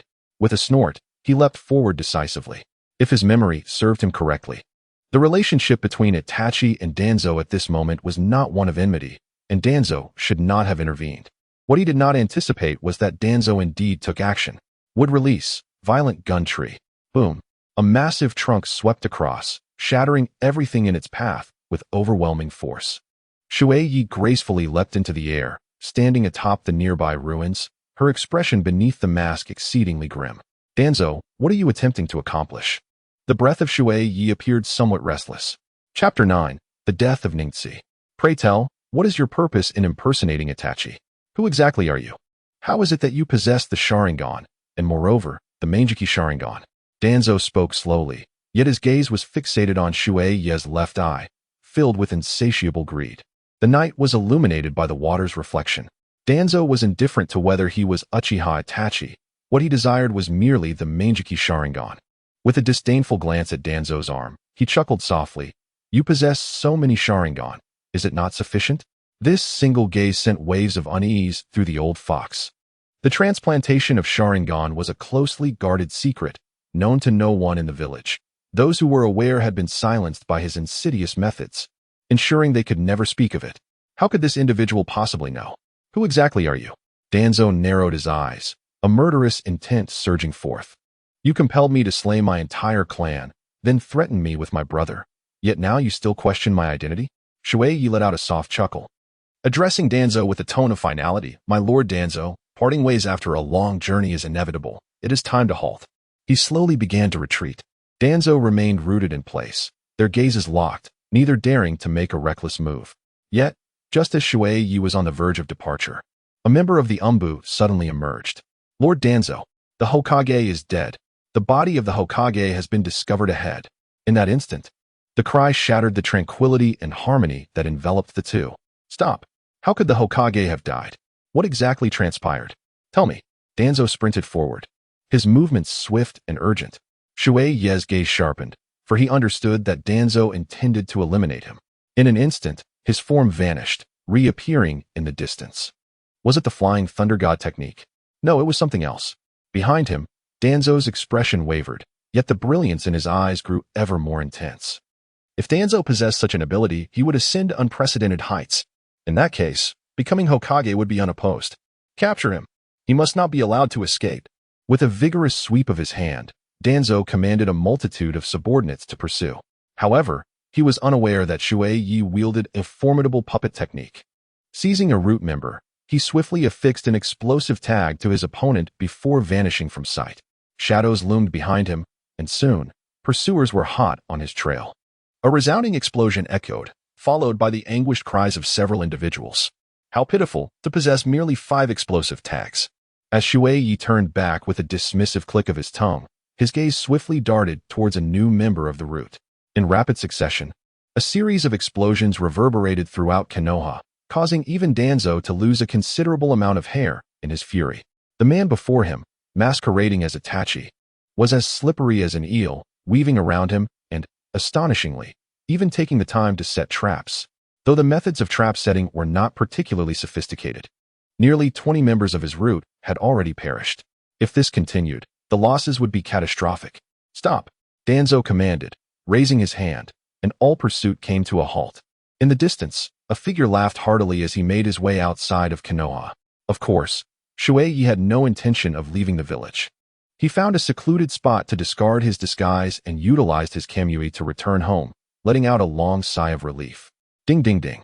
The alarm clock chimed, and Shui Ye reached out to silence it. Everything was perfectly timed. It was time to return to work. How unfortunate that the Hokage has passed away. One wonders which accursed scoundrel was responsible for the demise of our esteemed leader. It is said that it was the traitorous ninja Itachi who did it. The Uchiha clan deserves condemnation. Shui Ye approached with a bowl in hand, a gentle smile gracing his features as he earnestly declared, 2,500 yuan. The patrons engaged in lively discussion chuckled as they produced their coins, not forgetting to greet Shui Ye. "Shui Ye, you are growing more handsome by the day. Be wary of your hand with the old master. He might be keeping you around to find a husband for his daughter." A sharp sound echoed from the kitchen, as if the chef had shattered something. However, this was of little consequence to Shui Ye, for his gaze fell upon Uchiha Sasuke, who was walking past with his head bowed, a look of desolation etched upon his face. It was evident that he had overheard the earlier conversation. "Honored guest, would you care to step inside for a bowl of ramen? The old master's handmade noodles are truly exceptional," as Shui fervently greeted. He suddenly realized that if he could truly master Amaterasu, would he not be able to traverse the world under Itachi's identity? Although Itachi was absent, Sasuke was still present. Even if Sasuke was not proficient at the moment, perhaps after cultivating a good relationship, he might find an opportunity. What he did not anticipate was that Sasuke seemed oblivious to his words, hands tucked in his pockets, walking past without a moment's pause. This little brat is infuriating. The Water Knight is enraged. Who is he? He is the one who frightened Orochimaru, manipulated the second Hokage, and escaped from Danzo's grasp. A man who faced outward while relieving himself. "Chongpu, keep an eye on the shop. I shall return shortly." Shui Ye followed suit without a backward glance, trailing behind Sasuke as they ventured forth. After traversing 2 streets, Shui Ye suddenly realized that, unbeknownst to him, the number of pedestrians had significantly increased. The crowd had gathered instinctively, and an almost palpable silence enveloped the group, with hardly a word exchanged among them. Shui Ye, too, was enveloped by the somber atmosphere, silently merging into the throng. Upon reaching the epicenter of the gathering, he finally comprehended the gravity of the situation. It was the funeral of the 3rd generation. The crowd remained hushed, each individual bowing their head in reverence. In their hands, they clutched the bouquets they had brought, their silence almost palpable. Here, Shui Ye not only spotted Sasuke, but also the students of the Ninja Academy, all gathered in their respective groups. Naruto clenched his fists tightly, his teeth grinding audibly, as if he longed to shatter something in his frustration. Though Sasuke's countenance was serene, the slight pursing of his lips betrayed the turmoil within. Kakashi stood before them, unusually grave. Unbeknownst to them, a gentle rain began to fall, yet no one stirred. All remained rooted in place. In the depths of the night, Shui Ye inhaled deeply and departed without a backward glance.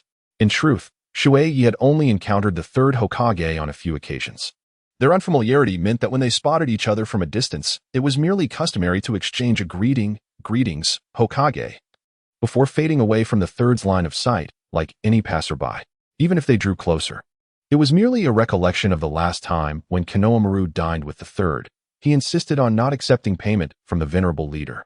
As he departed, the 3rd remarked, "As one ages, one becomes obstinate. In my old age, I shall devote everything to Konoha. The future belongs to you young ones." Is the future truly ours? The knight murmurs softly, and he has finally discovered what he has long sought.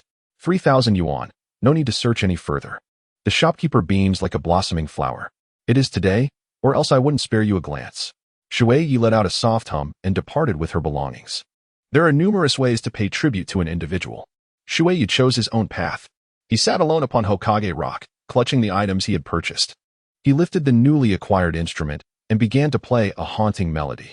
The song was filled with sorrow, a fragment from the soundtrack of Hokage OST 3. also known as Niji's death. This was Shui Ye's favorite song from his previous life, a heartfelt offering to the third Hokage. Chapter 10. I am your savior in the rain. People instinctively raised their heads, drawn to the source of the music. On Hokage Rock, a solitary figure sat, earnestly playing the mournful tune. The crowd, once able to maintain their composure, could no longer hold back the tears that welled in their eyes. What is the name of this song, Brother Shui Ye? Naruto shouted loudly. The night slowly lifted its head, steeped in sorrow. Ugh, I detest such songs. Filled with weeping and lamentation, they offer no solace whatsoever. Naruto let out a grunt, yet he couldn't help but wipe away the tears at the corners of his eyes. Perhaps all you can hear is the melancholy. The water sighed softly, lifting his head as a leaf gracefully descended, landing perfectly in his hand. Is it the essence of the third generation? Shui was momentarily taken aback, chuckling at herself in a self-deprecating manner, perhaps overthinking the situation. What else could there be? Wasn't this merely a lamenting song? Naruto exclaimed defiantly. In the nocturnal embrace of water, do you not perceive the invigorating pulse contained within the fallen leaves?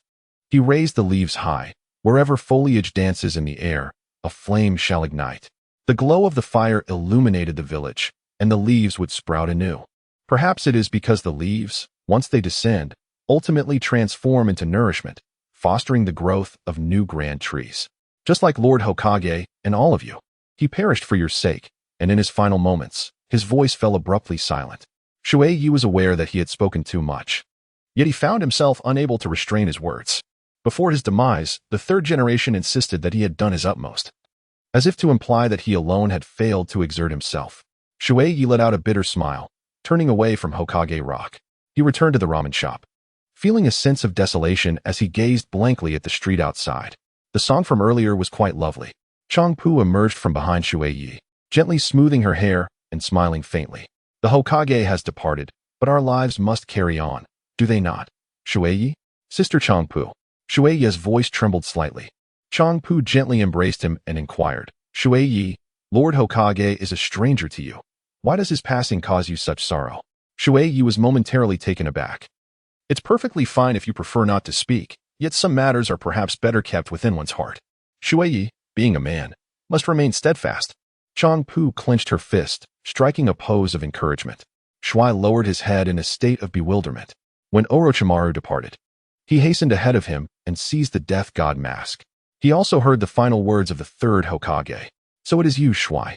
The aroma of ramen emanating from you remains as rich as ever.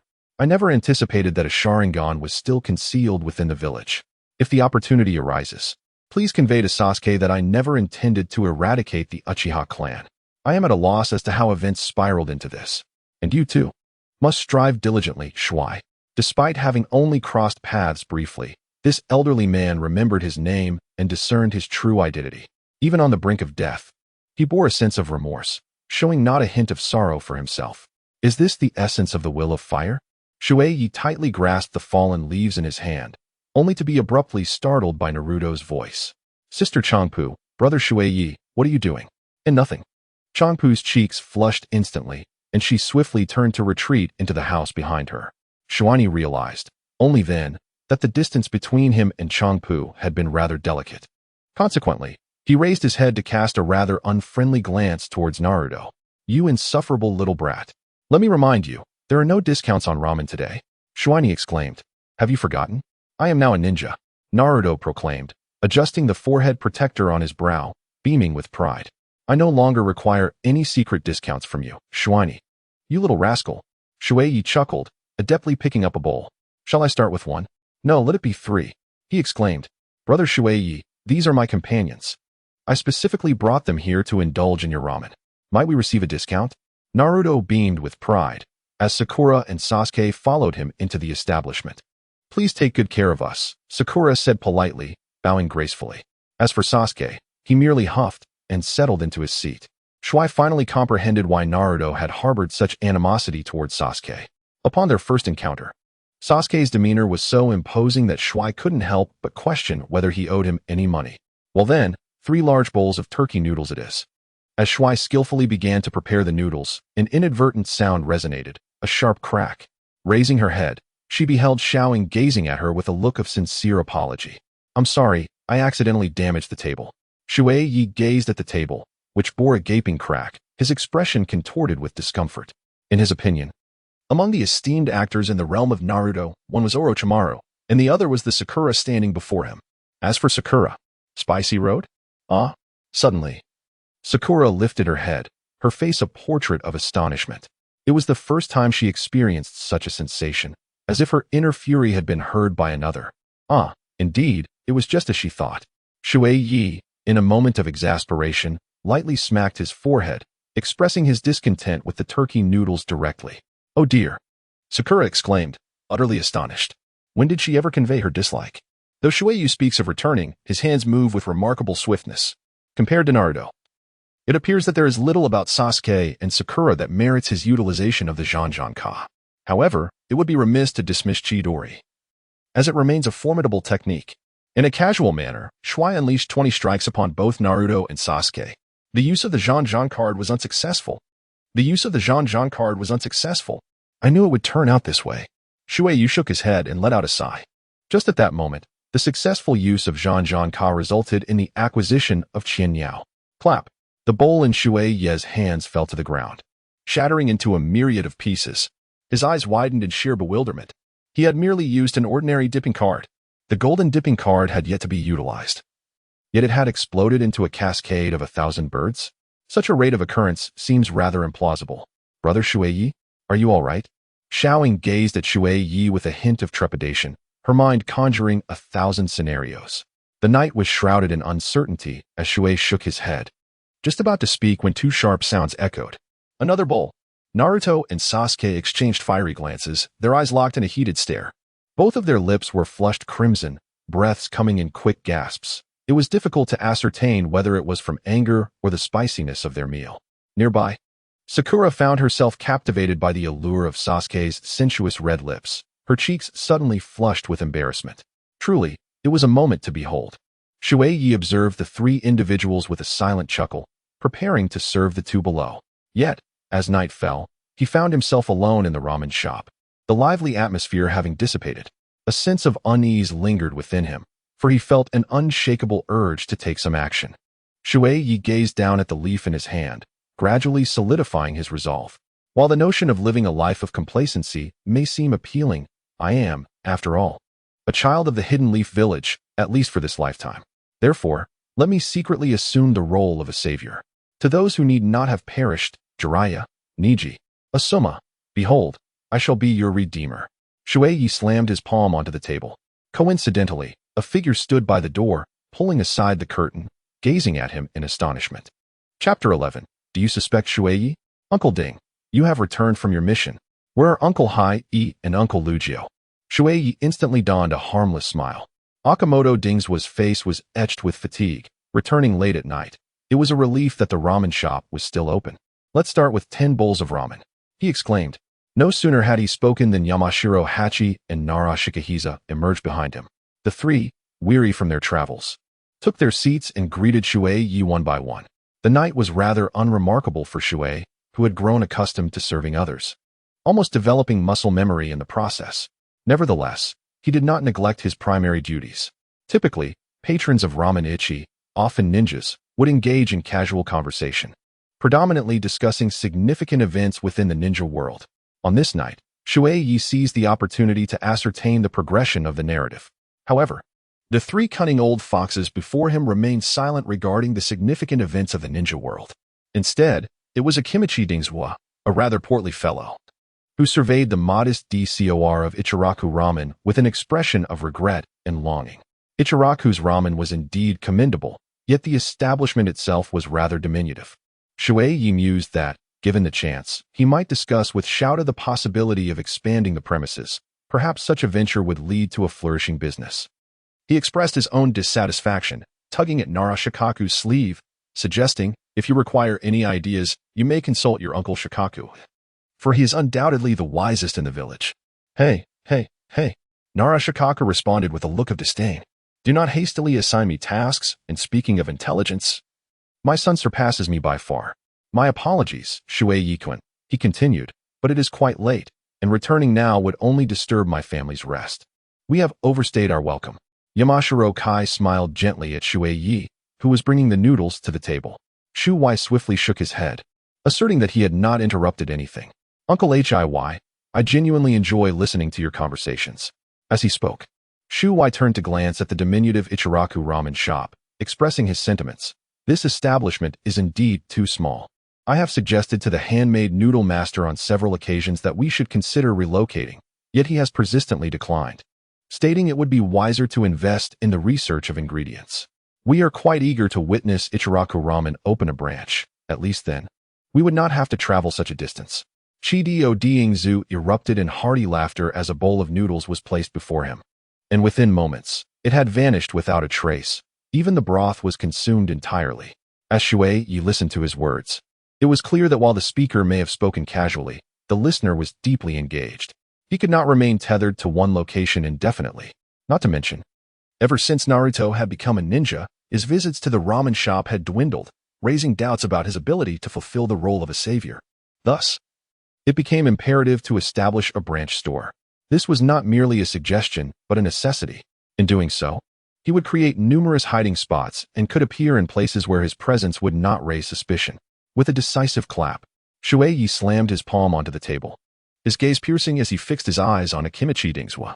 Uncle Dingzwa, he proclaimed, if you are willing to invest in a ramen shop, surely the esteemed handcrafted uncle cannot find an excuse to thwart my ambition of opening a branch, can he? Yamashita Kai and Nara Shikaku were left utterly speechless. They had never encountered such unabashed audacity, boldly soliciting their investment. Despite their unassuming appearances as ordinary ninjas, the families to which the three belonged were well-known prominent clans within Konohamaru. The Nara clan primarily thrived on supplying antlers to the village, amassing a fortune over the years. The Akimichi clan, renowned for their prodigious appetites, predominantly operated in the food industry. As far as Shui Ye was aware, every barbecue establishment in Konoha bore the emblem of the Akimichi clan. As for the Yamashita clan, Shui Ye was uncertain of their ventures, but it was evident that they were not to be underestimated, given their association with these two illustrious families. At that moment, Akimichi Dingzwa tilted his head back and savored another bowl of ramen broth, setting down his chopsticks with a cheerful smile. Shui Ye, you assert that investing is not particularly challenging, and it is not that I cannot afford such an amount. However, what can you offer me in return? Every investment necessitates a return, does it not? Humph. With a haughty snort, Shui Ye declared that she would exchange for the delectable dishes freshly prepared by Uncle Shouda. She was remarkably skilled at persuading Uncle Shouda. However, this seemed rather unwise. Xiao Dao Dingzu shook his head repeatedly, pondering that if the new handcrafted delicacies would be available in the store, wouldn't it be simpler to just purchase them directly? The knight was still as proud as ever. What you seek in return does not depend on your desires, but rather on what we possess. Upon finishing his words, he assumed a different demeanor. Uncle Ding, in fact, has a rather popular ramen shop. Firstly, one would hardly doubt that he would incur losses. With such a modest investment, how could he possibly suffer financial ruin? Xiao Dao Ding chuckled heartily as he patted his belly. Shui Ye promptly resumed his discourse, affirming that with your investment, dividends shall follow over time. Not only will you recoup your initial expenditure, but you shall also indulge in delectable cuisine. Furthermore, upon completing tasks late at night, there will be others to cater to your desires, ensuring that you incur no losses. Is it not a worthy investment? Nara Shikaku cast a penetrating glance at Shui Ye, observing as Akiyama Dingzo prepared to tease him further. He placed a reassuring hand on Dingzo's shoulder, advising him to heed Shui Ye's words, for there would be no detriment in doing so. Do you truly believe in him? Akiyama Dingzo inquired, slightly taken aback, as he had not anticipated that Nara Shikaku would advocate for Shui Ye over such a trivial matter. Nonetheless, given Shikaku's endorsement, he felt no hesitation. Very well, I shall acquiesce. However, when I dine at your establishment, do not charge me excessively. Dingzo, what are you saying? Allow me to cover the expenses for everyone today. Shui Ye was exhilarated, delightfully resuming the preparation of noodles. Meanwhile, Nara Shikaku smiled as he leaned against the table, inquiring, Dingzwa, what do you think is the true motivation behind the Sand Ninjas' involvement in the plan to obliterate Konoha? They say they were manipulated by the imposter Kazekage, Orochimaru. But who is unaware of the historically strained relations between us and the Sand Ninjas? It is easy for them to say, yet it has been exhausting for us, tirelessly pursuing those rogue Sand Ninjas in recent days. Akimichi Dingzwa appeared indignant. entirely oblivious to the fact that he was discussing information from the ninja world that Shui Ye was unaware of. By the following morning, the three of them stumbled out. And as they prepared to part ways, Yamashiro Aoi and Akimichi Dingswa assumed serious expressions. Shikaku, why did you compel me to acquiesce to Shui Ye's request at the ramen shop? Surely, a ramen shop should not necessitate your intervention. Nara Shikaku chuckled lightly. Have you not noticed the peculiarities within the village? Ever since the news of Itachi's return spread, it seems as though an additional figure has emerged in the village. Are you suspecting Shui Ye? Akimichi Dingswa pondered, stroking his rotund belly, his expression grave. Nara Shikaku snorted. How could that be? Shui Ye is merely a child. My suspicion lies in the notion that he must know something. Perhaps the impostor Itachi gleaned information through Shui Ye. Chapter 12. Eliminate him. Why do you say that? Akimichi Dingswa and Yamashiro Aoi both expressed mild confusion. I cannot say for certain. Perhaps it is merely an instinct. Nara Shikaku shrugged. Do you not find it curious that Ichiraku Ramen is a handmade establishment, and if they are not in a rush, why is Shui Ye so eager to open a branch? Is that not rather intriguing? Having spoken, he yawned languidly and departed. Handmaid uncle. I am. Shuai slammed his palm onto the counter, a faint sense of enjoyment blossoming within him from the tactile sensation. I have a splendid announcement to share with you all. What news has you so exhilarated, Shuai? The night was filled with eerie laughter, and it was announced that our beloved ramen shop was on the verge of opening a new branch. Applause ensued. Opening a new branch? Did I not mention before? Rather than expanding the establishment, it would be wiser to invest in quality ingredients and create even more delectable ramen. The hand-pulled noodle master clearly expressed his discontent. Shui Ye chuckled softly. Of course, you may continue your research on ramen. The funds for this new branch were cleverly acquired from my esteemed senior, Chiu Daoding. Once you earn more, won't that allow for further exploration? Indeed, this is splendid news. The handmaid uncle burst into hearty laughter. Chang Pu's eyes narrowed into crescent moons. Shui Ye, you truly are remarkable. I never anticipated that Ilu Ramen could expand to a new location. Naturally, just consider who I am.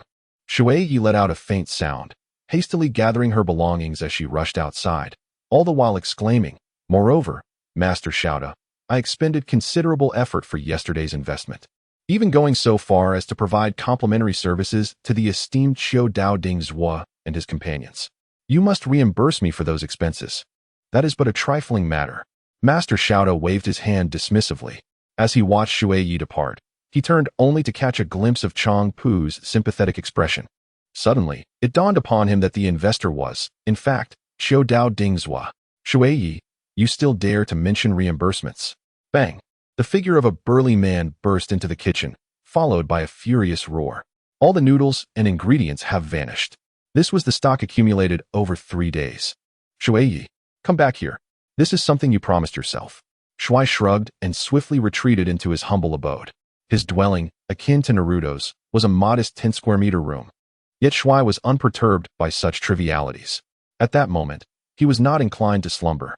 The previous night, in order to assure Akimichi Choji of the return on investment, he had unveiled his formidable strategy, coupons and free vouchers. Having made a promise, he was determined to deliver. A total of 500 vouchers were prepared, with every 10 coupons containing 1 complimentary voucher. This was Shui's ingenious tactic. As he excitedly carried a box brimming with coupons, he elaborated on his plan to the uncle at the hand-pulled noodle shop. Without hesitation, the uncle consented. The uncle would handle the procurement, while Shui and SHBU ventured through the streets, distributing coupons akin to flyers. SHBU, her cheeks flushed, trailed behind Shui, feeling as though they were on a date. Shuai-kun, why are you so intent on opening a branch? Do you not believe that allowing more people to savor the delicious ramen is the greatest way to repay the uncle? Shui Ye, embodying a spirit of selflessness, gently patted Chang Pu's shoulder and remarked, Sister Chang Pu, on that day, you might very well find yourself strolling down the street, and someone may even call you Princess Elo. It's not as remarkable as you make it out to be. Chang Pu retorted with a playful huff. Shui Ye laughed heartily, proclaiming, in my eyes, you are truly a princess. Just like Princess Hinata and Princess Senju. If you keep saying that, I shall ignore you. Chang Pu's cheeks flushed with warmth. Feeling embarrassed, she took a portion of the discount coupons and walked away, unable to muster the courage to remain in Shui Ye's company. Shui Ye diligently distributed the coupons in his hands, even calling out to passers-by. On the street, Nearly everyone possessed one, yet Shui Ye felt it was insufficient. Upon catching sight of two figures turning the corner ahead, he eagerly dashed forward. Those individuals were evidently not ordinary, perhaps they were ninjas. He was certain that when the coupons were handed out from that direction, he had not encountered those two. They might have just emerged from the inn, potentially privy to more information. Shui Ye clutched the coupon and hurried forward. Wait, please wait. As he turned a corner, he collided with an imposing wall. Kid, why are you following us? A voice, laced with a hint of malice, was both familiar and alien to Shui Ye. He looked up in bewilderment, his expression shifting dramatically. It was Itachi and Kisame. They had returned to Konoha. Do you know us? Itachi pushed Kisame aside, his gaze icy as it fixed upon Shui Ye. It is not a matter of recognition. Shui Ye was on the verge of tears. Who would have thought that merely distributing a coupon would lead to such an encounter with the two of them? What do you expect us to do? Itachi stepped forward, exuding an aura of pressure that was no less formidable than that of Danzo. I wish to present this to you. As the cold sweat trickled down Shui Ye's back, he hurriedly retrieved the stack of discount vouchers he held. Our ramen shop was running a promotion, where every 10 vouchers would yield 1 complimentary ticket. Today, I must distribute these vouchers. Gue Zhao cast a glance at Itachi, feeling an urge to eliminate him, as an unsettling intuition gnawed at him regarding this insufferable brat. He believed his voice was subdued. Yet little did he know that Shui Ye had acquired an extraordinary skill from some unknown source, endowing him with hearing far superior to that of an ordinary person. Shui Ye instinctively took a step back, turning to gaze at Itachi, hoping he would reject Kisame's insane proposal. To Shui Ye's astonishment, Itachi remained silent, tacitly acquiescing to the suggestion. You better not let me catch an opportunity, or I shall certainly torment your beloved, Tika, mercilessly. In the depths of his heart, Shui Ye fervently wished to avoid confronting these two formidable figures. If possible, he longed for someone to intervene. Subsequently, he observed Gue Zhao raise his hand, gripping the hilt of the blade behind him. Little ghost, where are the coupons? Were you not supposed to offer them to me? Gazing at the sinister grin adorning Gue Zhao's face, Shui Ye comprehended the dire situation. This scoundrel intended to thrust him into the fray as bait for his own demise. How infuriating! In the stillness of the night, Shui took a deep breath, one hand clutching 2 discount coupons while the other remained tucked within his pocket. He had firmly grasped the elusive dagger. Thud, thud, thud. Shui Ye took 3 steps forward and promptly presented the coupon before Kisame. Shui Ye-kun? A voice as melodious as silver bells chimed as SHBU approached from the end of the street, her expression one of perplexity. What brings you here? My father has summoned us back. Uncle Ding's people have arrived, requesting us to select a location for the branch, stating that they wish to consider your suggestions. The grip on the kunai relaxed. Shui wore a relaxed expression. Is that so? He vowed that he had never anticipated the arrival of Changpu as eagerly as he did today. Chapter 13. That little rascal is quite extraordinary. Ichiraku Ramen, perhaps? At some point, the coupon in Shui's hand found its way into Itachi's possession. With a light chuckle, he handed a coupon to Kisame, remarking that he had often heard people speak highly of the exquisite flavor of Ichiraku Ramen, thus it was only natural for them to pay a visit. What do you think, Shui-kun? Shall we accompany you? Are the guests ready to depart? The night was softly illuminated by water, and with a gentle smile, she expressed that it was indeed our privilege. As he spoke, he drew the calamus closer, placing it behind him. To his astonishment, a murderous intent began to stir within him. Shui Ye is not someone to be trifled with. Golden Glimmer card. Go forth, Pikachu. Golden Glimmer card usage failed. Golden Glimmer card usage failed. 20 Golden Glimmer cards, and not a single reward. Shui Ye was enveloped in despair. These reserves had been accumulated over an extensive period. Suddenly, he recalled the rewards obtained from the successful completion of the Leaf Guardian plan. He could ascertain the probability of success. He cast a resentful glance at Itachi. The target exhibited a wary attitude towards the host, diminishing the success rate by 1%. The target's abilities surpassed those of the host, further reducing the success rate by 1%. The overall success probability stood at 0%. In other words, Shui Ye had squandered 20 golden cards on an individual destined for failure. At that moment, Shui Ye felt a surge of murderous intent. Instinctively, he turned to glance at Kisame. The target expressed great interest in the host, increasing the success rate by 1%. Yet, the target's abilities still exceeded those of the host, resulting in a 1% reduction in success rate. The composite success rate now stood at 2%, an increase and a decrease, equating to a typical success probability. In that instant, Shui Ye recalled the day he acquired Chidori from Sasuke.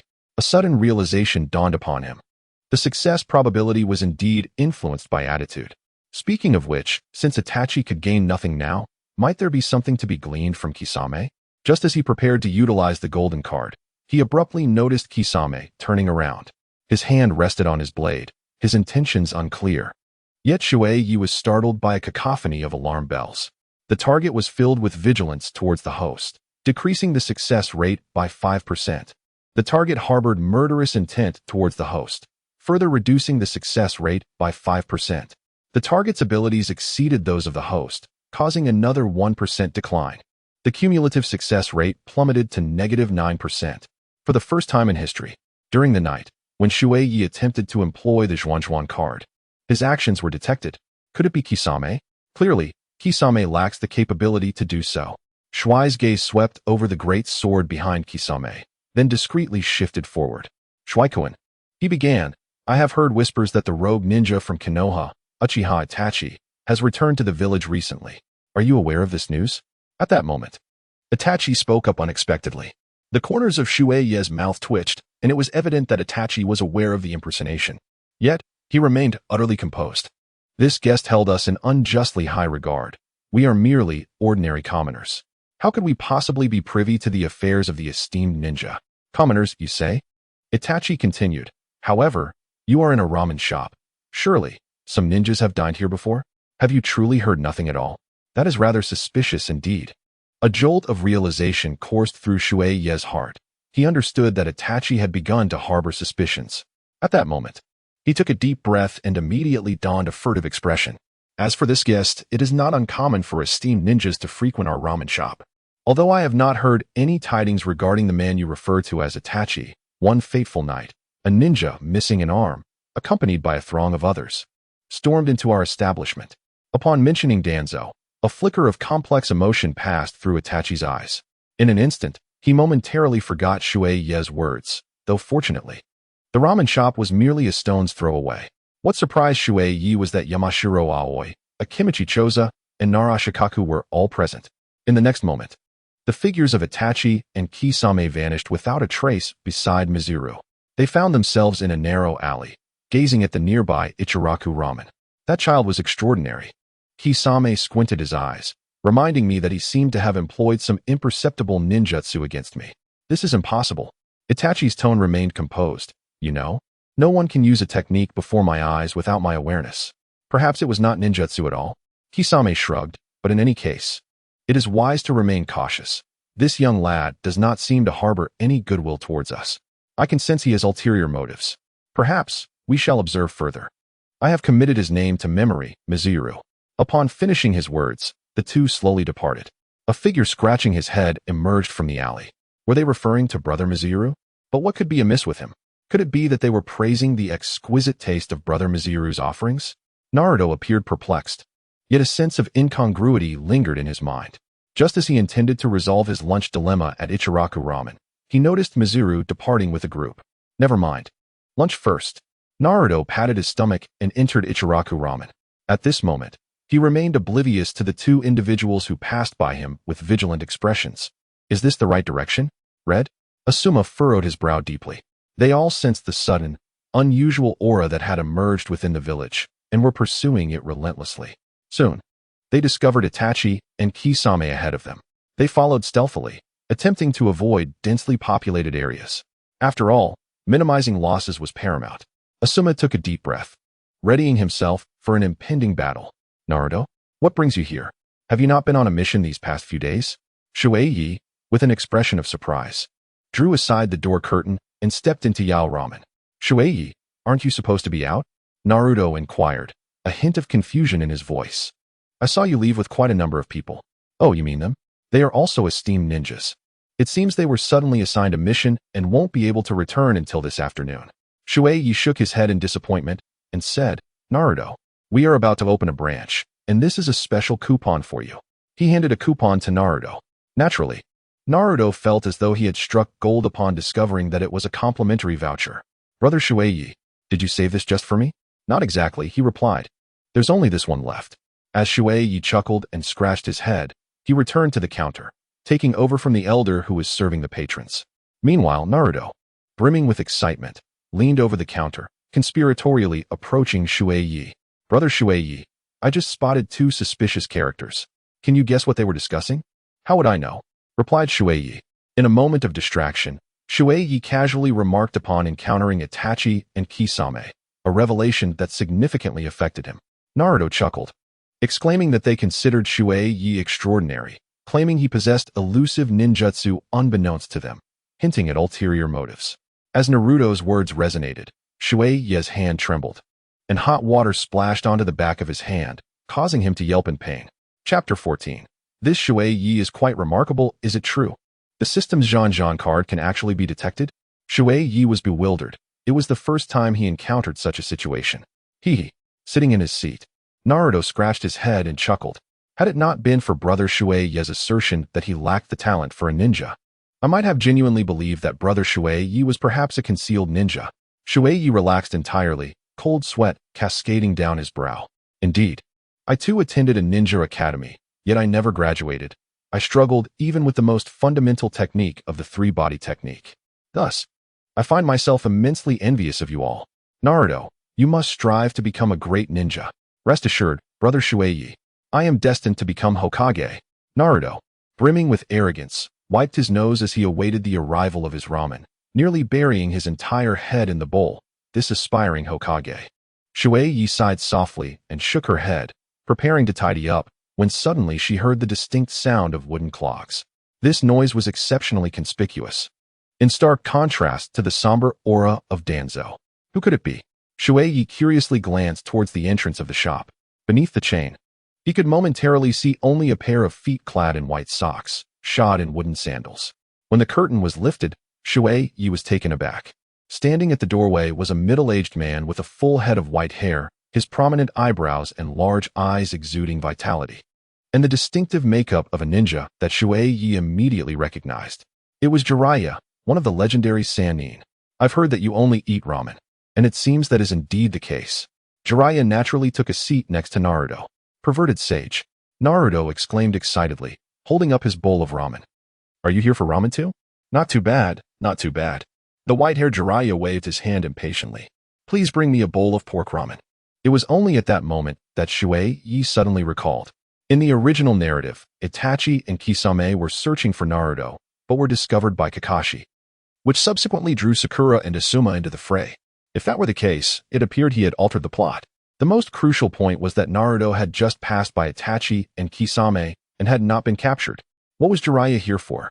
Naruto, after you finish your bowl of noodles, tidy yourself up. I will take you out for training. Jiraiya stated with an authoritative tone while holding the bowl of ramen that Shui Ye had handed him. In that moment, Shui suddenly remembered that Jiraiya would soon take Naruto out of the village for training. What would happen next? Lost in his thoughts, he was abruptly interrupted by Naruto's complaints. I absolutely refuse to go. Perverted sage, every time we train, you are too busy ogling beautiful women, and you force me to use this sexy jutsu. Moreover, I have already mastered all your techniques. Hehe. This time, I want to train on my own. Jiraiya let out a resigned sigh, saying, this matter is non-negotiable. I won't go? I won't go? Naruto protested, sitting in his chair, his legs kicking restlessly like a child throwing a tantrum. As Shui Ye glanced back, he noticed that Jiraiya remained silent, evidently possessing his own methods. In this moment, he pondered whether speaking up might evoke even a modicum of goodwill from Jiraiya, thereby enhancing the likelihood of success for his golden card. The eyes of Shui Ye sparkled with brilliance. With a swift turn of his gaze, an idea suddenly struck him. Naruto, do not be mischievous now. As he spoke, both Jiraiya and Naruto turned their attention towards him, as the gentle night enveloped the surroundings. Shui Ye squinted his eyes and smiled. Naruto, this esteemed individual beside you is none other than the disciple of the third Hokage, the legendary Jiraiya, one of the Sannin. Back in my school days, I always aspired to become a disciple of the Sannin. You must not squander this splendid opportunity. With a playful expression, he leaned closer to Naruto, fully aware that the jutsu known to the third Hokage is renowned throughout the ninja world. Thus, his disciple should be equally exceptional. You ought to absorb as much knowledge as possible and ideally, learn everything that Sasuke knows.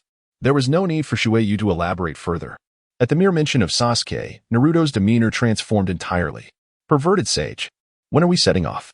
Let's discuss that after I finish my ramen. The perverted sage replied with a resigned grunt, having attentively absorbed every word Shui Ye had uttered. He cast a discerning glance at Shui Ye before bowing his head to tackle the ramen. Upon exiting, Jiraiya turned to Naruto. Are you quite familiar with that lad from the ramen shop? Oh, you must be referring to brother Shui Ye. Naruto erupted into laughter. Today, I overheard two peculiar individuals discussing brother Shui Ye, claiming his jutsu is extraordinarily unique, almost undetectable. What a formidable character he is. He stifled his laughter. However, Jiraiya wore a serious expression. Is that so? Peculiar individuals? It seems brother Shui Ye is indeed quite remarkable. But why is he at a ramen shop? He should have ample time to practice his jutsu. Haha, you've been duped. Naruto laughed heartily, clutching his stomach. Brother Shui Ye never even graduated from the ninja academy. Even I, the bottom of the class, managed to graduate. He is just an ordinary person. Oh, I see. The perverted sage did not take Naruto's words to heart as he guided Naruto towards his home. Meanwhile, Shui Ye, who had been discreetly trailing behind them, let out a sigh of relief. I must express my gratitude to this simpleton, Naruto. I am not keen on confronting the Akatsuki at this moment. If Itachi discovers that I impersonated him, I would be doomed. And that old scoundrel Danzo. Why is life so complicated? He grumbled in annoyance before turning back to the ramen shop. You're back, greeted the cheerful ramen chef, who had taken over for Shui Ye. As Shui Ye lifted his gaze, he finally noticed the trio of Hai seated in their chairs. Was Uncle Ding here to assist me in selecting a location for the branch? Shui Ye wearily shook his head. At this moment, all he yearned for was to remain hidden within the ramen shop. He resolved to exercise utmost caution and refrain from any impulsive actions, leaving the management of the branch to the skilled uncle. Uncle Ding, I've been running around all day. Could you grant me a moment's respite? After all, the ramen shop belongs to the master craftsman. If not, perhaps you could accompany him instead. Autumn Path Dings was scratched his head in mild embarrassment. I apologize, Shui Ye. Earlier this morning, we believed the task was quite substantial. As you are aware, the village has recently endured significant devastation, prompting the recall of many ninjas, which is why we managed to escape. However, our time might still be limited. Narashikaku yawned, perplexed. I truly fail to understand why they do not enlist the help of the ordinary villagers for the reconstruction of the village. Surely, they are being rather frugal. The night was slightly bewildering. No wonder the number of ninjas in the village had surged, and both Itachi and Kisame could confront Kakashi and his two companions, as well as those who arrived later, including Kaido. It seems that all the ninjas had been summoned back. Chapter 15. Someone has delivered the forehead protectors. So, have we finalized the address for the branch store? Shui Ye donned an apron, her curiosity piqued. Earlier in the morning, Dingswa had mentioned 3 locations, expressing a desire to visit each in turn. At this moment, the look of regret on Dings's face deepened. A decision had been reached. Given our limited time and the impending need to return for our assignments, the 3 of us deliberated and ultimately agreed to settle on Sujimaki. Sujimaki. Shui Ye feigned an expression of understanding. In the next moment, Shui suddenly sprang to his feet. Of all places, he had chosen to be in the post town. It is worth noting that the very location where Uchiha Itachi and his comrades had clashed was indeed the post town. What troubles you, Shui? Dingswa inquired. Observing him with curiosity, Shui Ye stared wide-eyed into the abyss of the night, quickly shaking his head, dismissing any troubling thoughts. It's nothing at all. You take Uncle Ding and Changpu along, he said. However, Uncle Ding, their solace will depend on you. What are you talking about? This is Konoha village. Who would dare to cause trouble here? Uncle Ding retorted, calling to his companions before turning to leave the ramen shop. All right, let us set off. The group departed slowly, leaving Shui Ye alone in the shop. He sat at the counter, propping his chin on his hand, muttering to himself. Why must it be at the Sukuracho? If something goes wrong, wouldn't he that jeopardize the opening of the branch? This thought weighed heavily on him. Fortunately, a customer soon entered, momentarily distracting Shui Ye from his worries. He became engrossed in his work and remained busy until the afternoon. Shui Ye prepared a bowl of ramen for himself, a generous serving complete with meat. I began to indulge. He lifted a pair of chopsticks and clinked them together before plunging into the bowl, slurping the noodles heartily. A faint, almost imperceptible sound resonated above Shui Ye's head, causing him to pause momentarily. It was already past mealtime. Could it be that a ninja had come to dine? How furtive? Could it be a spy? As he pondered this, a figure descended from the rooftop, entering the ramen shop through the curtains. Upon entering, the individual did not immediately glance at Shui Ye, but instead surveyed the establishment before finally lifting their gaze to Shui Ye. Brother Shui Ye, have you seen Naruto? Shui gazed at Sasuke before him, a slight headache forming. Indeed, it was none other than Sasuke. His curiosity about Sasuke had been piqued. It is worth noting that he had previously utilized a card to steal Chidori with remarkable ease. The reason behind this occurrence had eluded Shui, prompting him to activate his ability to assess probabilities. The target harbors envy towards the host, increasing the success rate by 5%. The target possesses sympathy for the host, enhancing the likelihood of acquiring advanced ninjutsu by an additional 5%. The target's strength is inferior to that of the host, raising the success rate by 1%. In summary, the cumulative success rate for the host utilizing the card on the target stands at 8%, while the probability of obtaining high-tier ninjutsu is 7%. Shui was taken aback. He had never encountered such a contradictory individual, one who both sympathized with himself and envied his own existence. This fellow Sasuke must possess a rather intricate inner world. Brother Shui? At that moment, Sasuke appeared somewhat anxious. Do you happen to know where Naruto has gone? He should be here for ramen every noon. After all, Shui Ye suddenly regained his senses and nodded slightly, suggesting that they should head to the lodging town. This statement was entirely a reflexive utterance, spoken without a moment's thought. By the time he realized it was inappropriate to say such a thing, Sasuke had already vanished from the ramen shop in a flash. What a predicament! Shui Ye widened his eyes in astonishment. This lad must be aware that Itachi is searching for Naruto, and now he wishes to confront Itachi in a one-on-one battle? Goodness, he truly lacks any semblance of reason.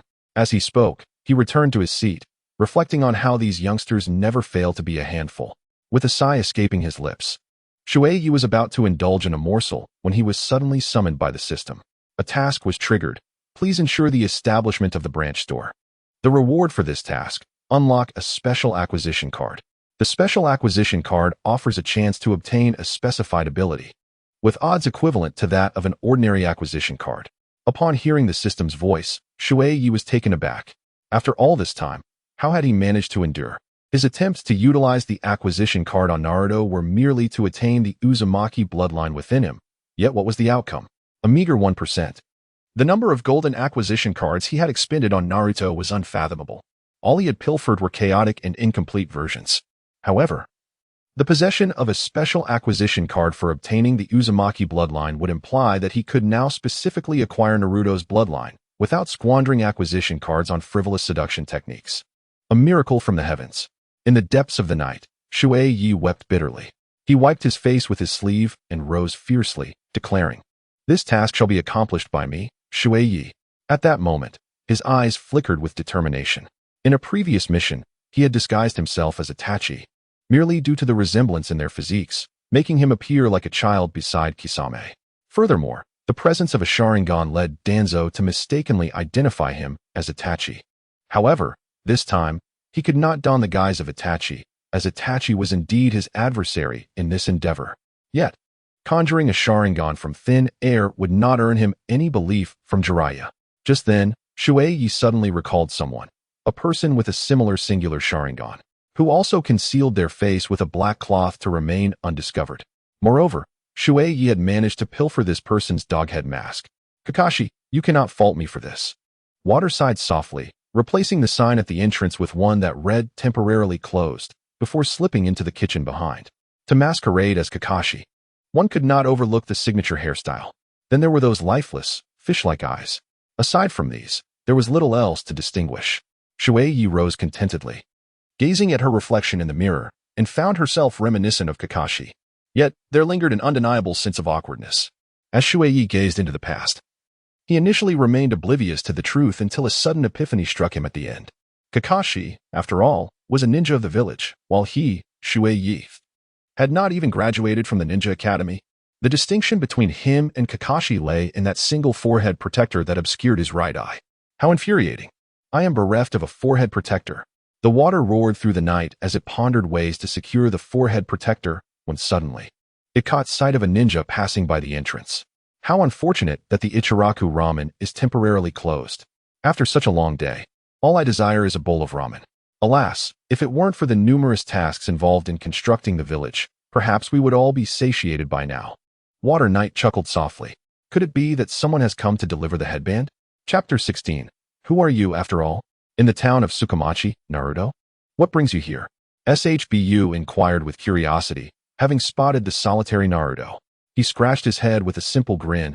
Of course, I'm here to buy something. But what about you? Shouldn't you be at Ichiraku Ramen at this hour? I've entrusted Ichiraku Ramen to Water Knight Kuin. We are here to consider opening a branch. SHBU replied with a sweet smile. It is worth noting that Tsukamachi is typically located close to train stations or main streets, making it a bustling hub for lodging, dining, and shopping due to the high foot traffic. This was undoubtedly good news for SHBU. Naruto jumped with joy. Are they really opening a branch of Ichiraku Ramen? Does that mean I can enjoy Ichiraku's ramen here in Tsukamachi? That is fantastic. It brought delight to see Naruto so fond of Ichiraku's ramen. The proud, handmaid uncle smiled, gently ruffling Naruto's hair. All right then, we shall head over first. Okay, uncle. Naruto excitedly waved goodbye. What astonished him was that he was heading in the same direction as SHBU and the others. He too was on his way there. SHBU smiled faintly as she paused in front of a closed shop. Naruto waved and turned to ascend the stairs. The evening air was filled with a sense of urgency as he hurriedly made his way forward, panting heavily. How infuriating. Was it not said that technology had advanced significantly? Why, then, was there not a single taxi in sight? He was nearly drenched in sweat from his relentless pace. Where could Naruto be? Where was SHBU? Shui Ye was utterly oblivious. Fortunately, his ears remained relatively sharp. Soon, he detected a piercing shriek. 1,000 birds. At this crucial moment, the sole individual likely to employ the technique of 1,000 birds was none other than Sasuke. As the night enveloped the water, he hastened towards the sound, only to find Sasuke already pinned against the wall by Itachi. Kisame raised the Samahata behind him, poised to strike down upon Naruto's head. By all accounts, he arrived just in the nick of time. Had he delayed even a moment longer, Jiraiya would have burst through the wall. Shui Ye let out a soft hum, his figure flickering before Naruto in an instant. In that fleeting moment, the atmosphere both inside and outside the venue froze. The unexpected intrusion prompted Itachi to furrow his brow, particularly upon catching sight of Shui Ye's left Sharingan, which elicited a subtle surprise from him. Jiraiya, poised atop the rooftop, was about to intervene, yet he too found himself momentarily halted. Only Kisame exhibited unrestrained excitement. With a fierce swing of his blade, he aimed to eliminate both Shui Ye and Naruto in one fell swoop. Illusionary binding technique. As Shui Ye cast a piercing gaze, Kisame's vision was consumed entirely by the Sharingan. Regrettably, the effect proved minimal. Itachi swiftly grasped Kisame, pulling him back behind him. Intriguing. Itachi fixed his gaze upon Shui Ye, inquiring, "Who exactly are you?" The night was tinged with a sense of unease. Itachi surprisingly did not suspect him to be Kakashi. Could it be that he was expected to utter Kakashi's name himself? Such thoughts were futile. Kakashi would never employ the magical illusionary chains technique, for it is a jinjutsu unique to the Sharingan. Kakashi's abilities, at present, are merely confined to replicating other ninjutsu. Having recently engaged in combat with him, I am acutely aware of this. Itachi's tone was somewhat frigid, a flicker of murderous intent flashing in his eyes. So, are you the elusive fish that slipped through the net that day? Or did someone grant you this eye? Were you the one who impersonated me in Konoha and assassinated the third Hokage? Assassinated the third Hokage? Shui Ye was taken aback. He never anticipated that the cunning old fox, Danzo, would go so far as to force him into revealing his true identity by placing such a crime upon him. In the depths of the night, Shui inhaled deeply, declaring that he was not the one who had slain the third Hokage. In his pursuit to vanquish Orochimaru, the third had resorted to forbidden techniques. A cursory investigation would reveal the truth. Moreover, I have but one purpose for appearing here. If you intend to fight, do so away from this place. What do you mean by this? Itachi took a deep breath. Shui Ye's expression gradually settled into tranquility, signifying that my true identity holds little significance. In an instant after speaking, Shui Ye raised his hand and cast 3 shurikens. Such a level of probing was utterly juvenile for Itachi. As he prepared to gaze into Shui Ye's eyes, intent on overwhelming him with his Sharingan, he was taken aback to find that Shui Ye was not looking at him at all. Could it be Kakashi? This thought flickered through Itachi's mind, but without a hint of hesitation, he was poised to strike when a roar erupted behind him. Dai, Chidori, one of Sasuke's hands, enveloped in lightning, surged forward. Itachi deftly deflected the shurikens with one hand while his other hand seized Sasuke's throat. In that fleeting moment, Shui Ye had already surged forward. What was he planning? Kisame grinned menacingly, swinging his blade with intent to strike, only to be met again by Shui Ye's gaze. Illusion, chains of enchantment. Though it merely stunned Kisame for a brief moment, it was more than sufficient. In the fleeting moment when Shui Ye approached Kisame, he unleashed the puppet technique with an astonishing swiftness. This is impossible. Why is my body unresponsive? Kisame was engulfed in terror. Yet, before he could react, Shui Ye raised his hand and struck the back of his head. At this juncture, it might have been preferable for Kisame to lose consciousness. The atmosphere once again fell into a tense silence. Itachi, gripping Sasuke, expressed a hint of surprise. The puppet technique? Does this imply that you are one of his subordinates? If I were indeed his subordinate, he would not go to such lengths to proclaim that I had slain the third Hokage, would he? Shui Ye squinted and smiled. Yet he averted his gaze from Itachi. Both were acutely aware that the subject of their discussion was none other than that old fox, Danzo. Who exactly are you? At this moment, Itachi was overwhelmingly curious about Shui Ye's identity. He could hardly fathom why alone I had remained unclaimed. His brow furrowed deeply. Meanwhile, Shui Ye smiled faintly, advising him not to waste his thoughts. Naruto is not someone you can take away. You must be aware that Jiraiya is likely outside. Surely, you do not believe he has been truly captivated by a woman? Tell me your name. Both Itachi and Shui Ye feigned ignorance, as if the other's words had gone unheard. Just then, the sound of wooden sandals echoed through the corridor. Jiraiya approached slowly from the hallway entrance. How fascinating. Is this a clash of the Sharingan? However, I must admit, I still do not know your name, my lord.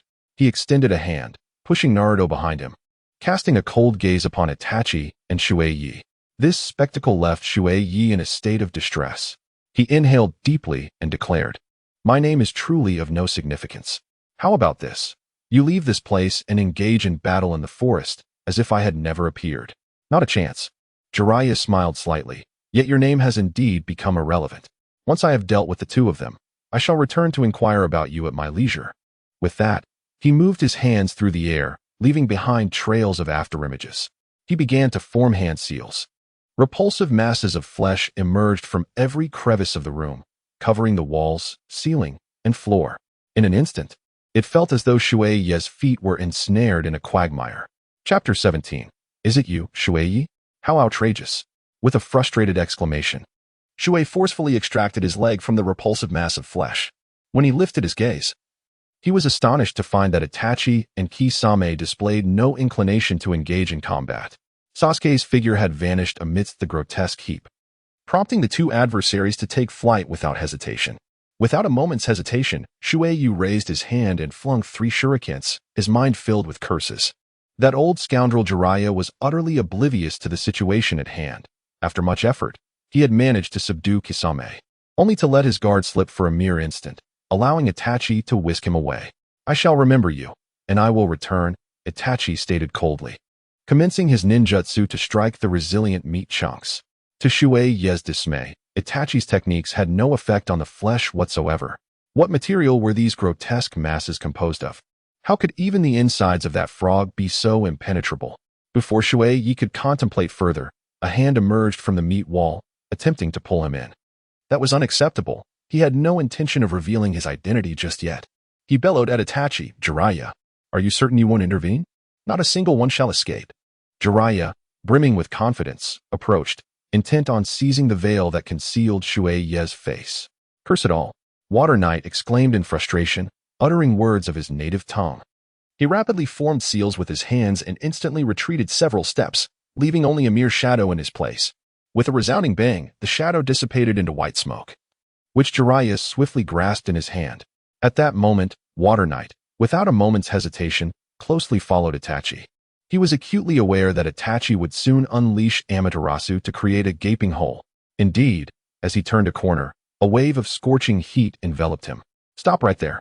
Water Ye, filled with righteous indignation, cried out vehemently. In truth, he merely wished to follow behind Itachi and escape together. With a resounding bang, The flesh wall, along with the very walls of the room, was incinerated. Itachi and Kisame instantly transformed into shadows, dashing forth into the night. Shui Ye was closely followed by the encroaching night. He realized he must conceal himself immediately, for to his astonishment, Jiraiya displayed a keen interest in his identity. However, at the very moment he leaped away, he noticed a piece of wood plummeting towards the curious crowd below. Initially, this event bore no significance to Shui Ye. Yet, in the trajectory of the falling timber stood a bewildered young girl, Changpu. Observing the still-burning black flames upon the wood, panic engulfed Shui Ye. "Stop!" Jiraiya dashed forward, intending to seize Shui Ye by the shoulder, only to witness him recklessly charging into the throng. Is this person truly a ninja? Jiraiya pondered, casting a shuriken to deflect the descending wood. Meanwhile, Shui Ye tackled Changpu to the ground, their eyes locking in an intense moment. Fortuitously, he had arrived just in time. Shui Ye let out a sigh of relief. The night was beautiful, adorned with a veil of darkness. Beneath the shroud, Shui Ye smiled gently, forming hand seals before vanishing swiftly into the crowd. At this moment, Naruto patted Jiraiya's back, exclaiming, "Perverted sage, why don't you pursue her?" Jiraiya sighed deeply. There is no point in chasing. This flame is known as Amaterasu. If not extinguished promptly, it will continue to burn until everything is consumed. Given that we are in a densely populated area, neglecting it could lead to significant trouble. But you still haven't discovered who saved me, Naruto exclaimed, his frustration evident. Do you not understand? Sasuke has only one remaining family member, his brother Itachi, who is likely also of the Uchiha clan. If we could ascertain his identity, perhaps Sasuke would gain another relative. Jiraiya paused, then erupted into laughter. Naruto's words made him realize that Naruto had truly matured. With confidence, Jiraiya produced an object, saying, "Look at this, and you will understand." Naruto, puzzled, received what appeared to be a pair of chopsticks. "Just a pair of chopsticks, what am I supposed to understand?" "Perverted sage?" he replied, visibly dissatisfied, feeling that Jiraiya was dismissing him. Jiraiya lazily shook his head. "These are not ordinary chopsticks. As a ninja, the items used for the body replacement technique must be those at hand or prepared in advance. In the previous situation, there was nothing around, yet he utilized a pair of chopsticks. How peculiar." "What?" Naruto exclaimed in annoyance. "Aren't chopsticks common items? Surely they are always prepared." "Fool." Jiraiya delivered a light punch to Naruto's head. "These are Ichiraku Ramen chopsticks. They still carry the aroma of the ramen. Furthermore, that individual, in his haste, even forgot to throw a kunai. Can you guess why?" "Why?" Naruto was increasingly confused. Jiraiya pointed towards the crowd. Following his gesture, Naruto spotted Ayam. "It's Ayam. Perverted sage. Do you mean to say that Ayam knows him?" Jiraiya shook his head thoughtfully. "I did not say that, but it seems this ninja is closely tied to Ichiraku Ramen. If I am not mistaken, there is a powerful ally supporting Ichiraku Ramen, and all of this individual's actions are intertwined with it." His eyes narrowed slightly. His impersonation of Itachi to confront Orochimaru, and even his appearance here to stop Itachi, stem from a concern for Ichiraku Ramen. "Then let us simply ask Ayam." Naruto exclaimed excitedly, ready to greet her, only to be knocked down by Jiraiya's punch. "You fool, do not stir the waters." Amidst the crowd, Changpu stood in a daze. She did not fully comprehend the meaning behind the phrase, "The night is beautiful tonight." However, the ninja who lunged forward to shield her from the wooden object bore an unmistakable resemblance to someone she knew intimately, someone whose presence was deeply ingrained in her memory. "Shui Ye, is that you?" As Changpu murmured this, Jiraiya, too, appeared to have made the same realization.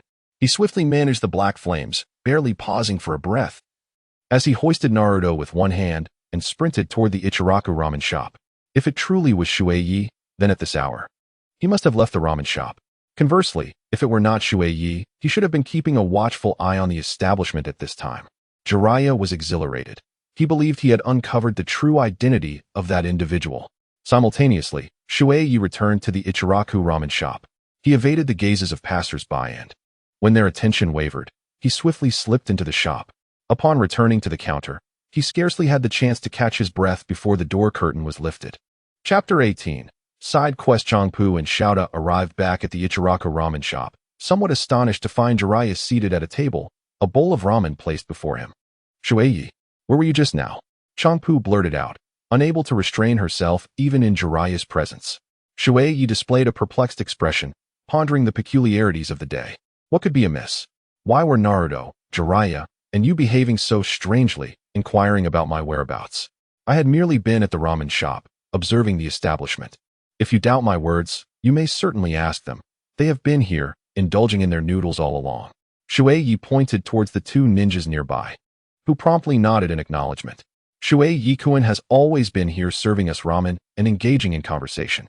We were quite fatigued from the renovations of the village, so we decided to take a brief respite here.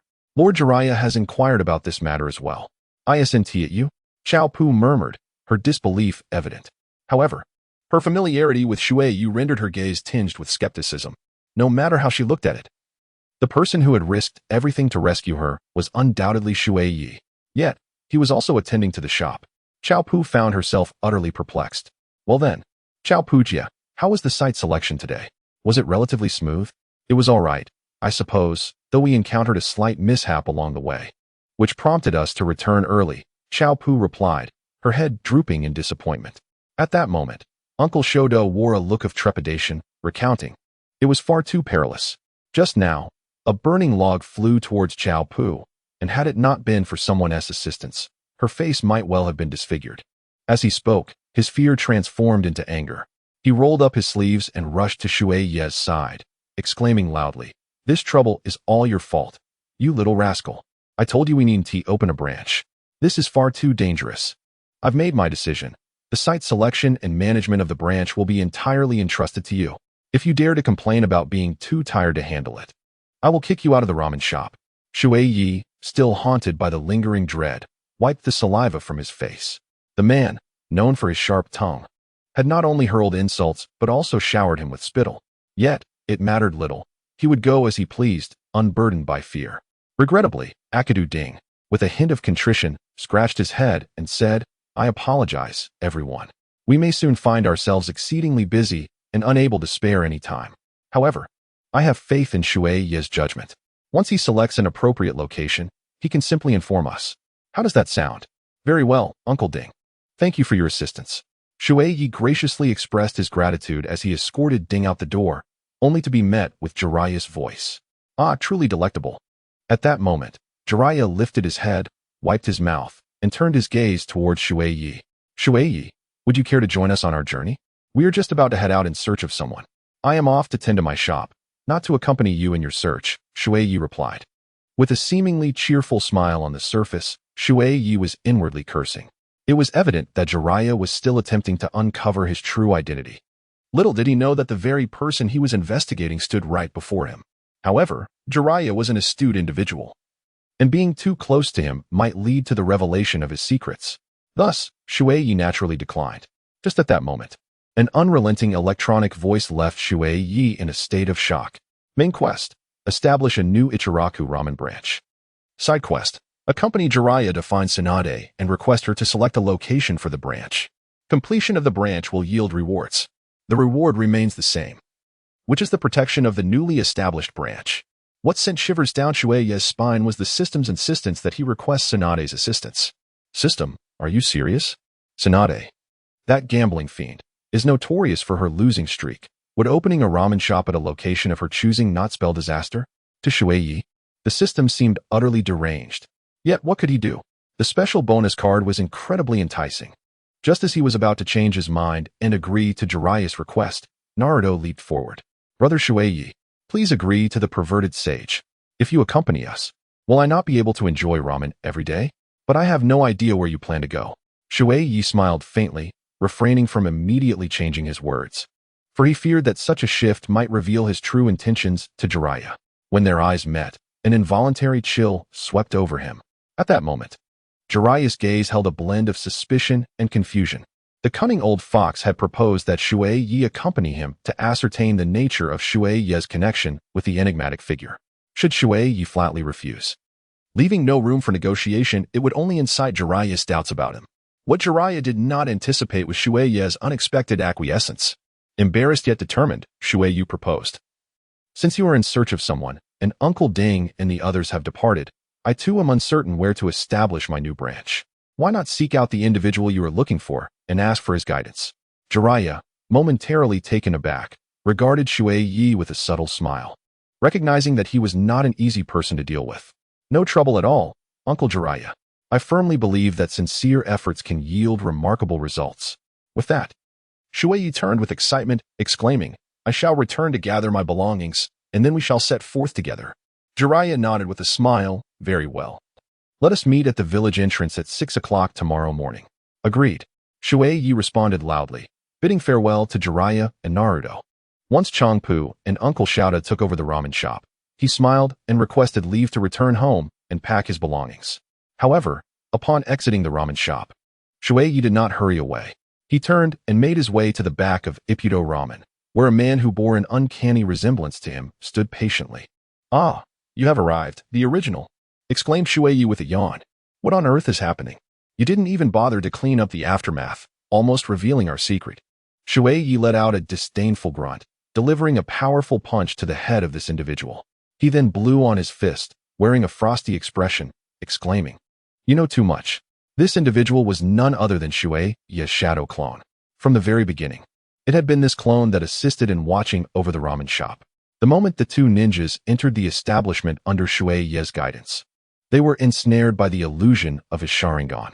Seizing the opportunity, he stealthily pilfered a forehead protector, leaving behind a shadow clone in his stead. One could only hope that Jiraiya did not discern any anomalies with the chopsticks below. Shui Ye let out a heavy sigh. There was no alternative. In his haste to employ the substitution technique, he had grasped the chopsticks meant for the lower dish, and in his flurry, even those chopsticks had been taken out with the ramen from Ilu. Chapter 19, Captured Again. 6 o'clock. Water Knight arrived at the village entrance, burdened by a hefty pack. After another half hour, Naruto and Jiraiya finally made their appearance. Naruto scratched his head, apologizing to Water Knight. I almost forgot about our training trip. Jiraiya, more boisterous, playfully thumped Naruto on the head, exclaiming, Water Knight got here quite early. Now that everyone is gathered, let us embark on our journey. The rare occasion of venturing outside on a moonlit night proved to be quite delightful.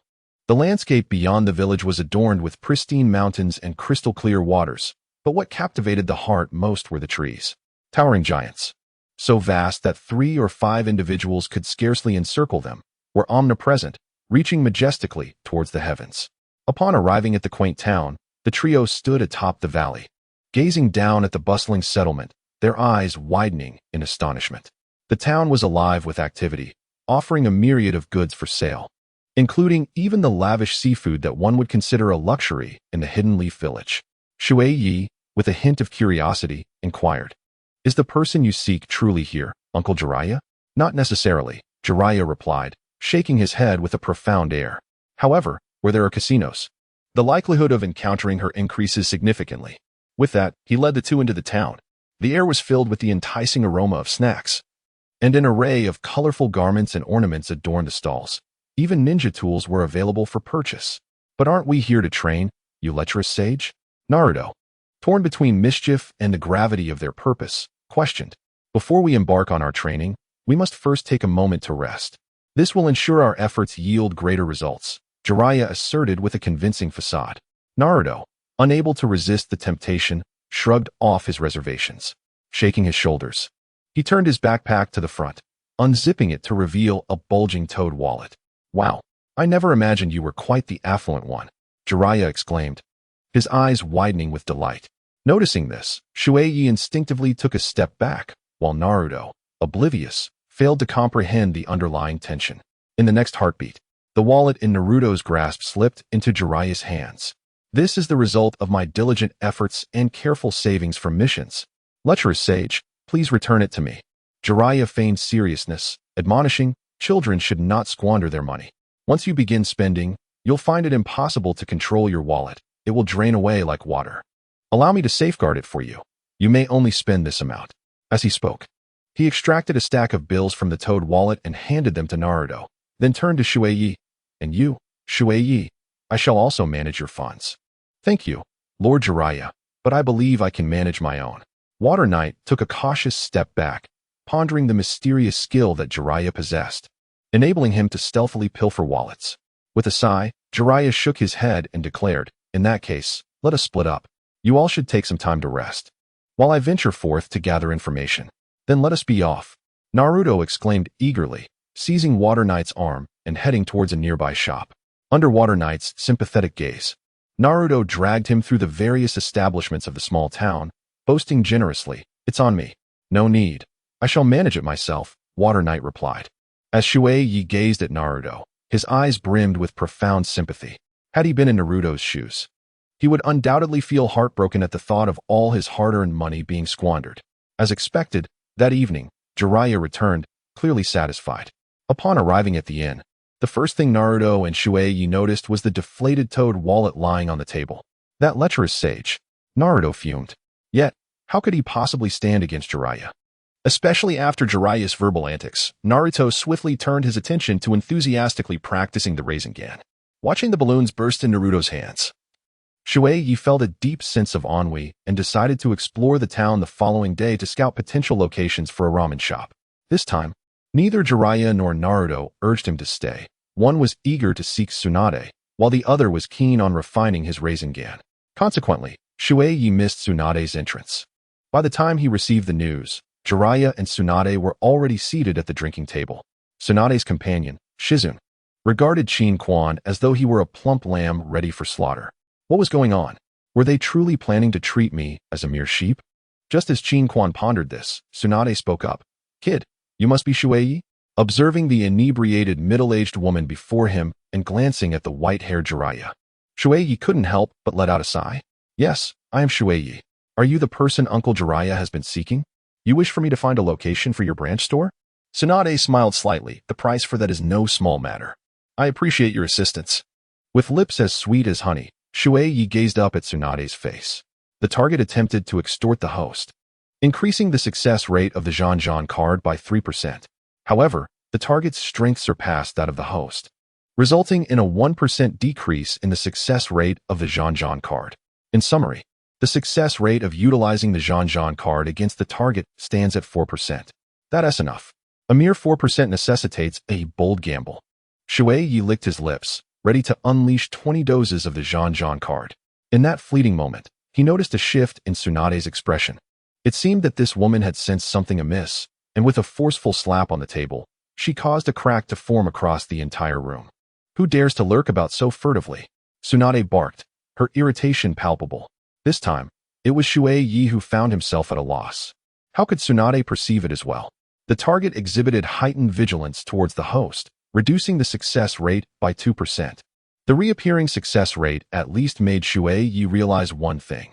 Depending on the target's level of wariness towards the use of the Zhan Zhan card, the success rate would vary.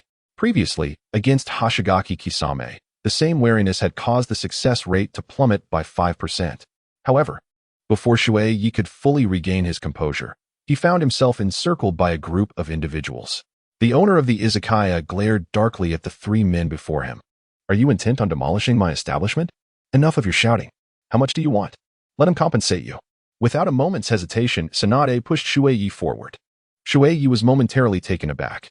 Truly, as the legendary Sannin, Jiraiya, Tsunade, and Orochimaru seemed remarkably adept at ensnaring the next generation. When Shui Ye emerged, Jiraiya, Tsunade, and Shizune had already been waiting on the street for quite some time. "Shui Ye, who is your father? I've never heard you mention him." Jiraiya inquired in a casual tone, yet instantly, it set Shui Ye on edge. Could it be that this man had begun to suspect him? Surely, it was unfounded. He believed he had concealed his identity rather well. "My father passed away on the day Naruto was born. He died alongside my mother." Shui Ye lowered his head, spitting a bit of saliva into his palm and applying it to his face. Chapter 20. Shall I take my leave? After witnessing the furious outbursts of Kisame and Tsunade, Shui Ye generally grasped the functionality of the enhancement cards. The more advanced the enhancement card, the less likely it was to be detected, and the more easily one could acquire superior skills. He vowed that henceforth, when confronting even moderately formidable ninjas, he would never again resort to ordinary enhancement cards for testing. Upon returning to the inn, Shui Ye felt a lingering sense of trepidation, especially that punch from Tsunade. Just the thought of it left him somewhat dazed. Was such power truly within the realm of human capability? Shattering a table with a single strike was one thing, but what about that seemingly bottomless fissure in the ground? If only he could obtain Tsunade's extraordinary strength. Shui Ye found himself lost in thought, yearning to transform into Tsunade. delivering a fierce kick to topple Orochimaru and a powerful punch to slam Danzo against the wall, rendering him immobile. However, Tsunade's vigilance remained unwavering. It now appeared that he would have to wait until the legendary Battle of the Three Sannin, where he would assume Naruto's role, fervently striving to garner favor. The sole complication was that Shui Ye had no desire to become Hokage. What a dilemma. The knight wept with sorrow as Shui Ye stepped out to inspect the shop, resolute not to forsake his duties. Should the branch store flourish, a coveted special card would be his reward. Yet, scarcely had he taken a few steps when two imposing figures obstructed his path.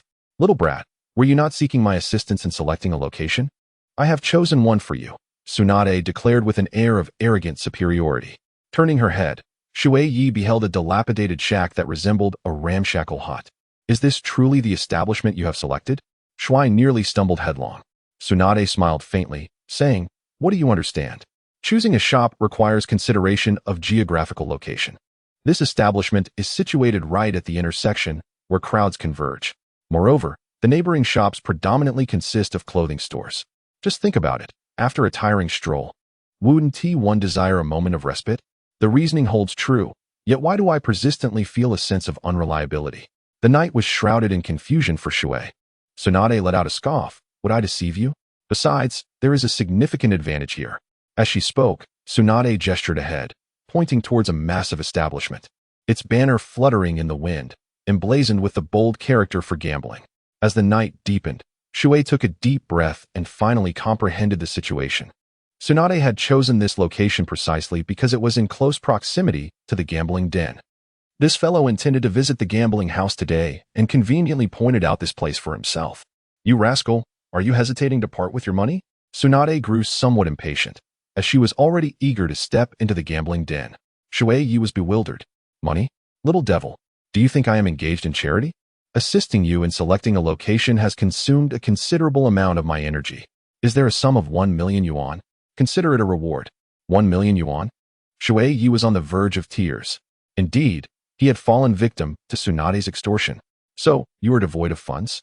Tsunade's fists collided before her, the resounding thuds instilling a profound sense of dread in Shui Ye. Accompanied by a thunderous crash, a rift once again manifested before Shui Ye, stretching forth from between his feet, nearly infinite in its expanse. "But 1 million is far too excessive," Shui Ye exclaimed loudly. "How much do you possess?" Tsunade reached out and seized Shui Ye's backpack, opening it to discover that his wallet had been outright taken. Unbelievable. A bandit. Watching Tsunade stride into the gambling house, Shui Ye seethed with vexation.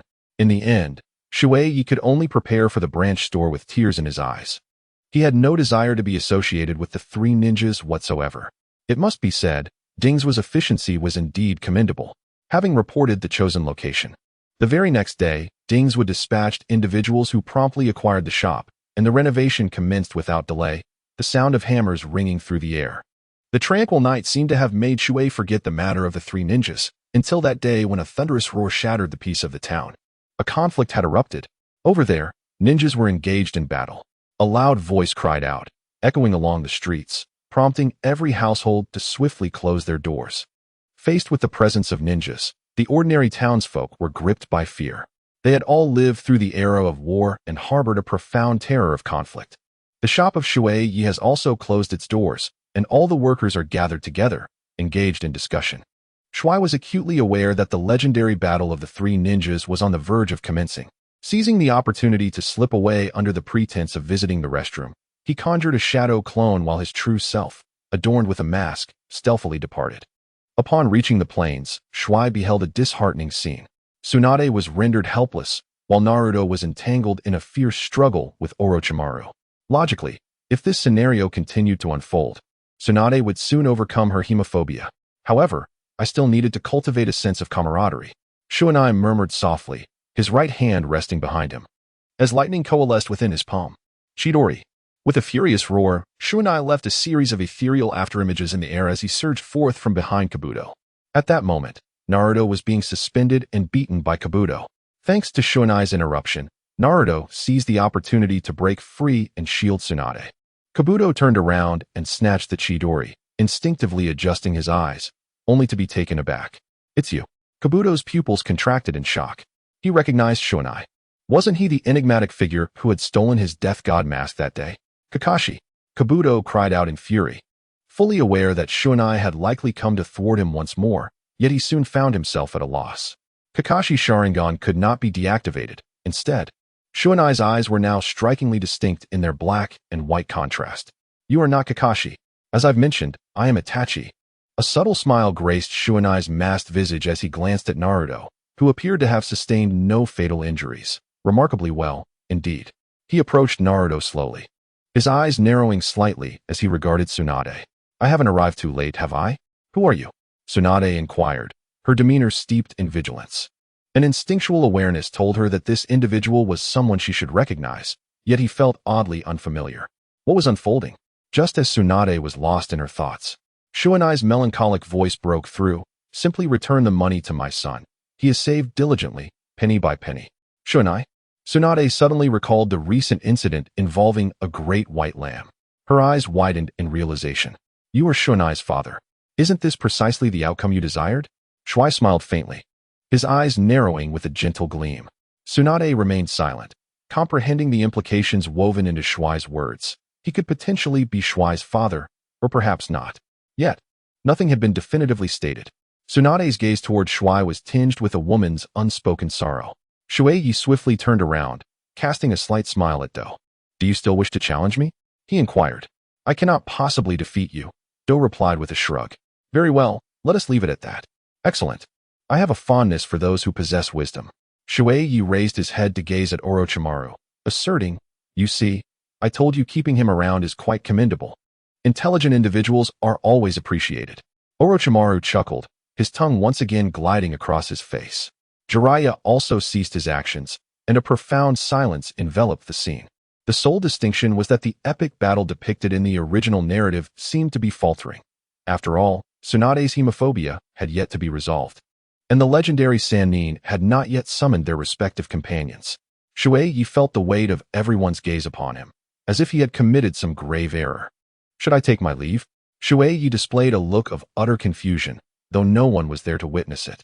Chapter 21. Stealthily slipping away. Katsuyu. You truly are a burden. You let a mere child come to your rescue, and now another unfamiliar face emerges. What can you possibly contribute other than dragging others down? Orochimaru disregarded Shui Ye, launching a verbal assault on Katsuyu. It was only at that moment that Shui Ye realized something significant. Naruto's banter bore a resemblance to Jiraiya's. Yet in the realm of rhetoric, Jiraiya seemed to fall short against Orochimaru. One of Orochimaru's remarks struck at the very core of Katsuyu's being. In that instant, her complexion turned ashen, and she trembled as though gripped by fear. She desperately wished for someone to stand before her. However, before Naruto could utter a word, Shui Ye swiftly pulled him away. Ladies and gentlemen, I eagerly anticipate your performance. We, the younger generation, shall refrain from intruding. With one hand, Shui grasped Naruto, while the other obstructed Shizune, all the while wearing a sly smile as he regarded Kabuto. I shall refrain from intervening, he mused. For I am indeed eager to witness the clash of the legendary three ninjas. I anticipate the moment when Lady Tsunade falls to Lord Orochimaru. As if to validate Kabuto's words, Orochimaru charged directly at Tsunade, intent on eliminating her first. In a mere flash, Tsunade's lung was pierced by his blade. The velocity was astonishing. Naruto's eyes turned crimson with rage. Shizune even readied herself to confront Shui. Stand up. The cold indifference of Mizui bore down on Tsunade. As he admonished her, reflect carefully. In the current state of Konoha, devoid of any Hokage, how shall it defend against the shinobi of other villages should you perish? Contemplate this. This is the village that Dan and SHJ sacrificed their lives to protect. Your demise would spell the ruin of Konoha. Uncle, spare me your flippant remarks. If you are so formidable, why do you not intervene? Naruto struggled fiercely, yet Mizui's grip was as unyielding as iron. Enraged, Naruto summoned his shadow clones and unleashed a Rasengan before Mizui. At that moment, Shizune rushed forward. Though not particularly skilled in combat, she was nonetheless a ninja. As the two moved into action, Tsunade trembled and rose to her feet. Jiraiya, poised to intervene, suddenly noticed a change in Mizui's demeanor. You wretched old hag. Orochimaru sneered at the sight of Tsunade's defiance, finding it profoundly ironic. Surely you haven't allowed the words of a mere child to make you forget your cowardice. Surrender.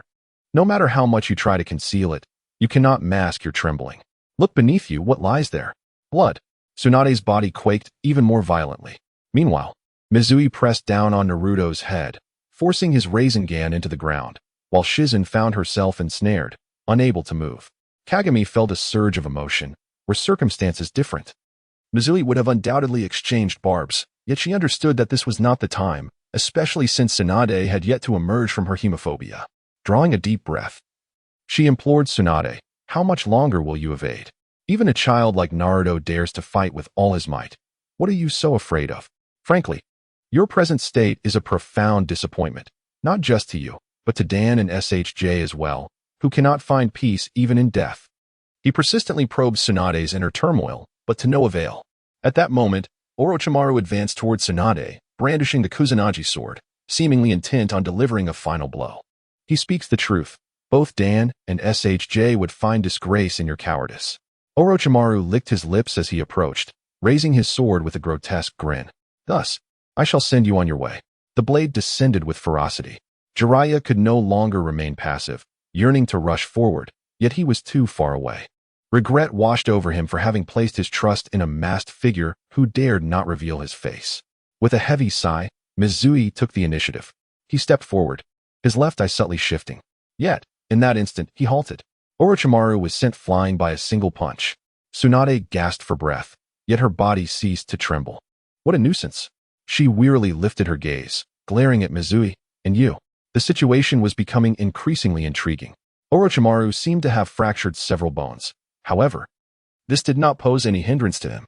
His body, supple and resilient, rose once more, infused with a hint of astonishment. Your fear of blood has dissipated? Quite unexpected. He scoffed at the notion that someone of his disposition could ever comprehend the essence of guardianship. Tsunade appeared to have significantly improved, and it was precisely for this reason. You shall never be chosen as Hokage by the teacher. At that utterance, Orochimaru's eyes reddened, filled with veins of blood. Everyone claimed he was expelled from the village due to his fervent passion for science, having delved into morally reprehensible ninjutsu. Yet, who truly understood that he harbored a desire to become Hokage? He had been defeated by Minato Namikaze, a wound that festered throughout his life. You wretched fool. Orochimaru gradually straightened his posture, this time unleashing his murderous intent without reservation, as if a tempest had been summoned by his very presence. Tsunade coughed up blood. Her injured lungs flooded her throat with crimson, yet she managed to smile. Traitorous ninja, Orochimaru, I am Tsunade, the 5th Hokage of Konoha. I shall personally bring you back. You look rather pitiable in your current state, Orochimaru mocked. I see no capability in you to capture me. Humph. Tsunade snorted disdainfully, her hands beginning to weave seals. Wait a moment, allow me to heal you.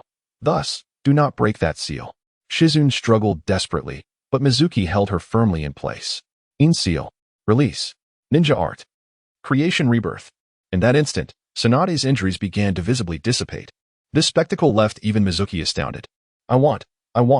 Shui Ye's heart surged with excitement. Who wouldn't desire such a ninjutsu?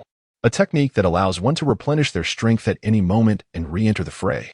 It appears that I am not the only one developing new ninjutsu. What exactly is this technique? Orochimaru uttered those words. And now, it is time for Shui Ye to gracefully withdraw after achieving his goals. However, it seems that this time his mission has gone awry. He had intended to significantly enhance Tsunade's favor, yet the glance she cast upon him just moments ago felt as though she wished to devour him whole. Stealthily retreating, he thought, no need for the blunders. As Shui contemplated his stealthy escape, a tremendous roar echoed behind him. Amidst the swirling clouds of smoke, 3 ninjas stood atop the heads of 3 colossal summoned beasts. To Shui, it appeared as though a group of caretakers was engaged in a brawl with their pets. Little brat, where do you think you're running off to? Tsunade observed Shui's comical attempt to sneak away, nearly bursting into laughter. You can't escape. Do not forget that Shui is also one of Konoha's own. I hope I do not catch you next time. Ultimately, Shui managed to depart. Before he left, Tsunade issued him a blatant threat. Chapter 22. Heeding the call of one's hard uncle. I'm back. Shui Ye greeted loudly as he burst into the ramen shop. Shui Ye is back. How is the new establishment? We have only just acquired the new shop, and it still requires substantial renovations. It is in complete disarray and may take some time before we can officially open. As Shui Ye contemplated donning an apron to prepare a meal for others.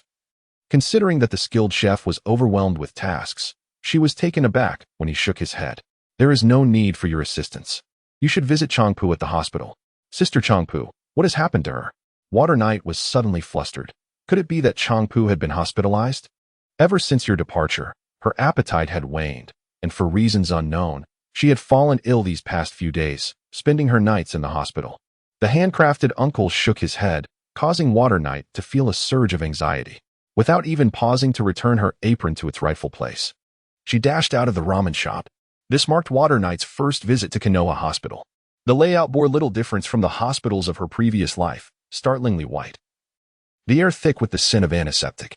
After inquiring at the front desk about Changpu's room, Water Knight ascended the stairs bearing fruit. To her astonishment, as she climbed, she caught sight of a green-skinned figure stealthily descending. It was none other than Rock Lee. My apologies, please, after you. Rock Lee, a remarkably polite young man, immediately began to apologize upon colliding with Water Knight.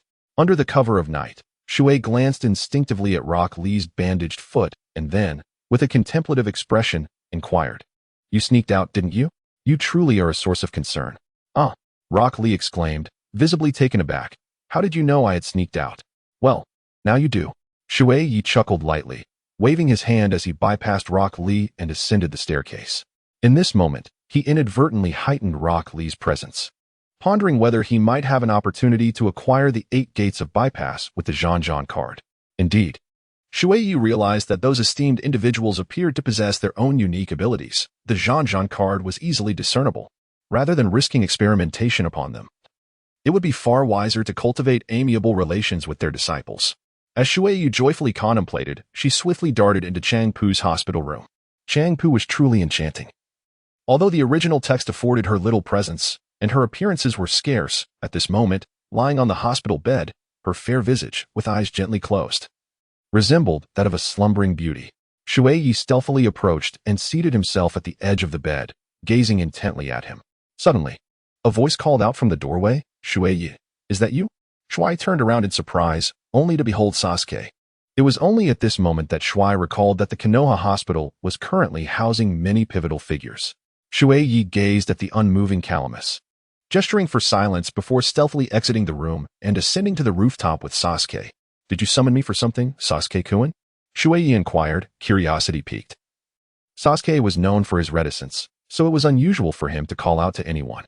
All along, he had overlooked the fact that whenever he activated his Sharingan, even with just one eye, those who beheld it instinctively mistook him for Itachi.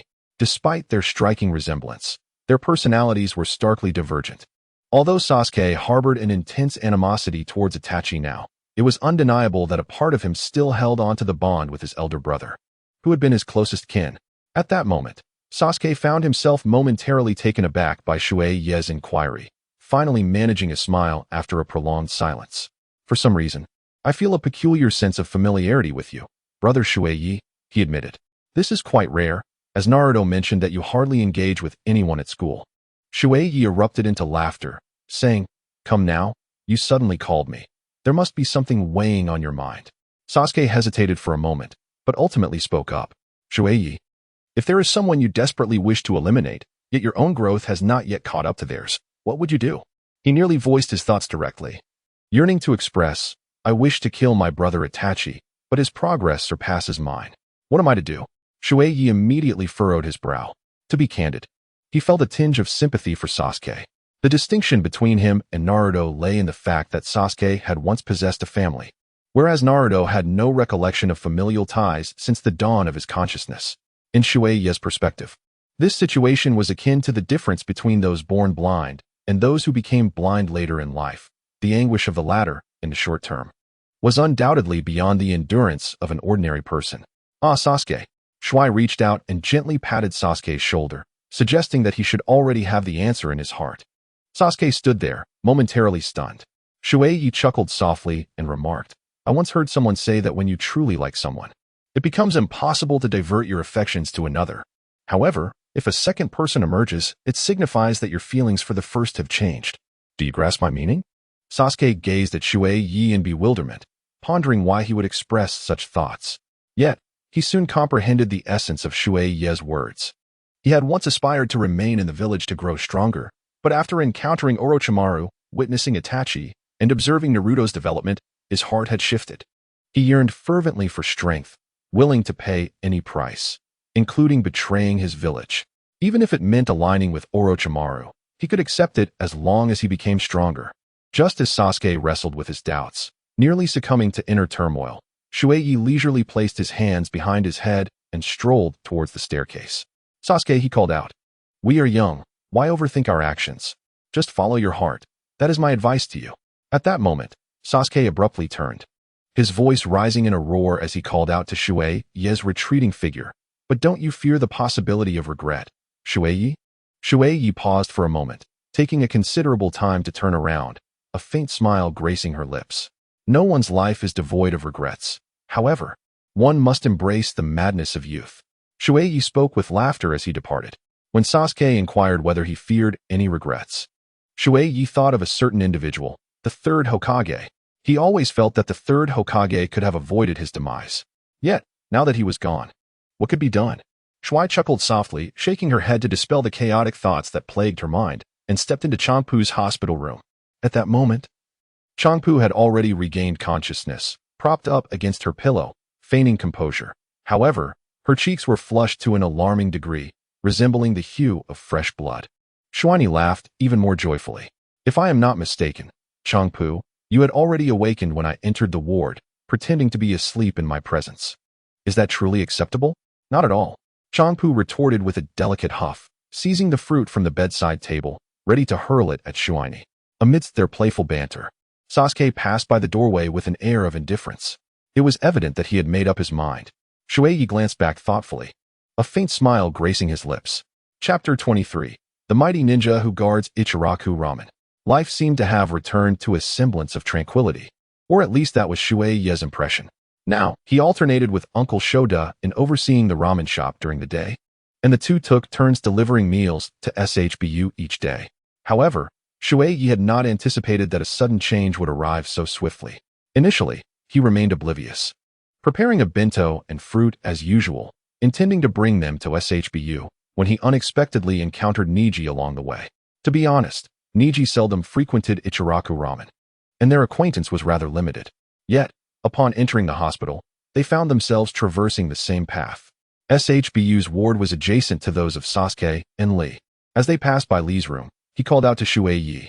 "I believe I understand your meaning now," Rock Lee declared earnestly. "In truth, when you mentioned that I had sneaked out that day, you were merely speculating.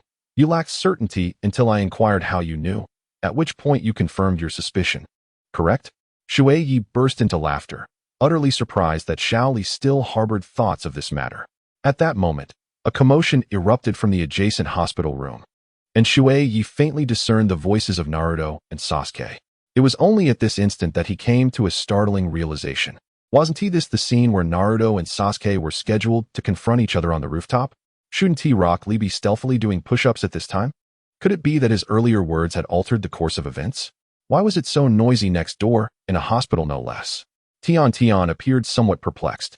Xiao Li also wore a look of confusion, wondering why there seemed to be a quarrel in Sasuke's room. "Should we go take a look?" he inquired. "We can go, but you should focus on resting and recuperating," Ning Xiai replied, shaking his head, clearly disapproving of Xiao Li's request. "I know Sasuke as well. I shall accompany you." With a smile, Shui Ye remarked that it had been quite a while since he last laid eyes on Naruto. He intended to utilize all of his amassed golden cards to acquire the Uzumaki bloodline. Niji nodded slightly, and the trio together pushed open the door to the adjacent ward, only to discover it was empty, the floor strewn with scattered fruits and shards of plates. Both Niji and Tian appeared somewhat astonished. Where had everyone gone? Was there not a commotion just moments ago? It was then that Shui Ye beheld the Byakugan up close for the first time. The veins around Niji's eyes were prominently swollen, giving him a remarkably fierce appearance. "On the rooftop, shall we ascend?" Tian was uncertain about what to do, often deferring to Niji's judgment. It seemed that a confrontation was imminent. Perhaps they should intervene. After all, this was a hospital. Niji's eyes returned to their usual state as he took the lead to step outside. After taking a couple of strides, he turned back with curiosity. "Are you not planning to go up and mediate?" Mediation? Shui Ye was suddenly awakened. Just moments ago, he had been envious. He wished fervently to possess both the Byakugan and the Sharingan. and thus, he found himself in a state of inner turmoil and hesitation, contemplating whether to secretly use the coveted card. Nevertheless, he decided to set aside his feelings, as he had yet to earn any favor. He resolved to proceed forward. Shu and I spoke with a hint of melancholy, following behind Ningxi and Tian as they ascended to the rooftop. Just a few days prior, Shu and I had exchanged words with Sasuke on the very same rooftop, yet this time, upon their arrival, they were met with a breathtaking spectacle. Rasengan, Chidori. Two figures hurtled towards one another at an astonishing speed, seemingly on the verge of colliding. At that critical moment, Kakashi made his appearance. The water tower erupted with a resounding explosion, unleashing torrents of water. Both Ningxi and Tian stood frozen in place. Ningxi bit his lip, clearly overwhelmed by a profound sense of indignation. Just during the Chunin exams, he had exchanged blows with Naruto, yet now, Naruto's prowess had grown significantly. Had the two brothers quarreled? Who could say? The night was languid and unhurried, and as a traveler from another realm, this aspect was the most mundane, for he was perpetually aware of what was destined to unfold. The three remained stationary until Naruto departed, followed by Kakashi. It was only then that Neji and the others contemplated a discreet exit while Sasuke stood alone, gazing at the fissure behind the water tower. You all may go ahead. I shall speak with Sasuke. He appears to be rather discontented. Shui Ye smiled gently and approached with an air of tranquility. He slowly walked to Sasuke's side and teased. What is the matter? Are you feeling reluctant? Perhaps a little, Sasuke replied, having resumed his usual impassive demeanor. He turned to lean against the railing. Yet for some inexplicable reason, he felt a sense of relief, as if the shackles had fallen away. So, have you made up your mind? Shui Ye chuckled. Indeed. For if I remain here, I will not only fail to catch up with that man, but I might also find myself left far behind by Naruto. That is not my desire. Sasuke gazed earnestly at Shui Ye and said, Thank you, brother Shui Ye. Not at all. Do your best, young one. Shui Ye smiled gracefully and then spoke, suggesting that if any issues arise in the future, one should feel free to confide in him. For harboring thoughts alone can lead to distress. Perhaps there may not be a future to consider. Sasuke let out a deep sigh, lamenting the missed opportunity to have met Shui Ye sooner. After all, who could blame him for not indulging in ramen more frequently? Shui Ye laughed heartily, patting Sasuke's shoulder once more. I forgot to mention, I have an uncanny ability to read people, no matter what path you choose to pursue. I firmly believe that one day you shall return. Your roots lie here, after all. Therefore, there remains a glimmer of hope. But when that time comes, do not forget to come and savor the noodles I prepare. With those parting words, Shui Ye walked away without looking back. As for Sasuke, it seems he will soon find himself quite occupied. Shui Ye entered Changpu's hospital room with a smile. As Shui Ye had anticipated, Naruto soon appeared at Ichiraku Ramen, his expression quite grim. What troubles you, young Naruto? Shui Ye, fully aware of the situation concerning Naruto, feigned ignorance and inquired nonetheless. Naruto, with a look of anguish, lifted his head and said, Brother Shui Ye, Sasuke has left the village. Left the village? Shui Ye echoed. Are you implying that he has become a rogue ninja? I refuse to believe that Sasuke would ever betray the village. Naruto exclaimed, his emotions flaring. I must bring him back. I need to ask him directly why he chose this path. I see, Shui Ye replied, then do your best to pursue him. Shui Ye gently patted Naruto's shoulder, exuding an aura of encouragement as if to say, you have a bright future ahead, and I have great confidence in you. However, soon Naruto became bashful. His body swayed slightly, and he lifted his head, his face flushed with embarrassment as he gazed at Shui Ye. Brother Shui Ye, are you aware of the formidable master behind Uncle Handcrafted? The master behind Uncle Handcrafted? Shui Ye was bewildered, pondering the meaning of it all. Naruto, suddenly filled with excitement, exclaimed, Yes, it is indeed the formidable ninja who has been steadfastly guarding Ichiraku Ramen. Oh, now that you mention it, I seem to recall such a person. Of course, Shui Ye must be acquainted with that non-existent individual. Only in this manner can the suspicion of being that master be entirely dispelled. Chapter 24. A bowl of turkey noodles. Brother Shui Ye, he is truly formidable. Uchiha Itachi, the very man whom Sasuke dreams of vanquishing, was the one who came to apprehend me. It was he who appeared unexpectedly and saved my life.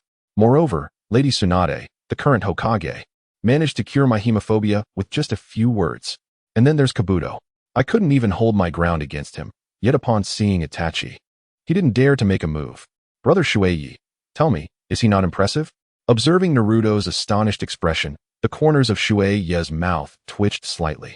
Does Naruto truly perceive him in such an exalted light? It seems rather exaggerated. Nevertheless, he is indeed quite remarkable. The atmosphere was quite awkward for Shui Ye, as he constantly felt as though he was tooting his own horn.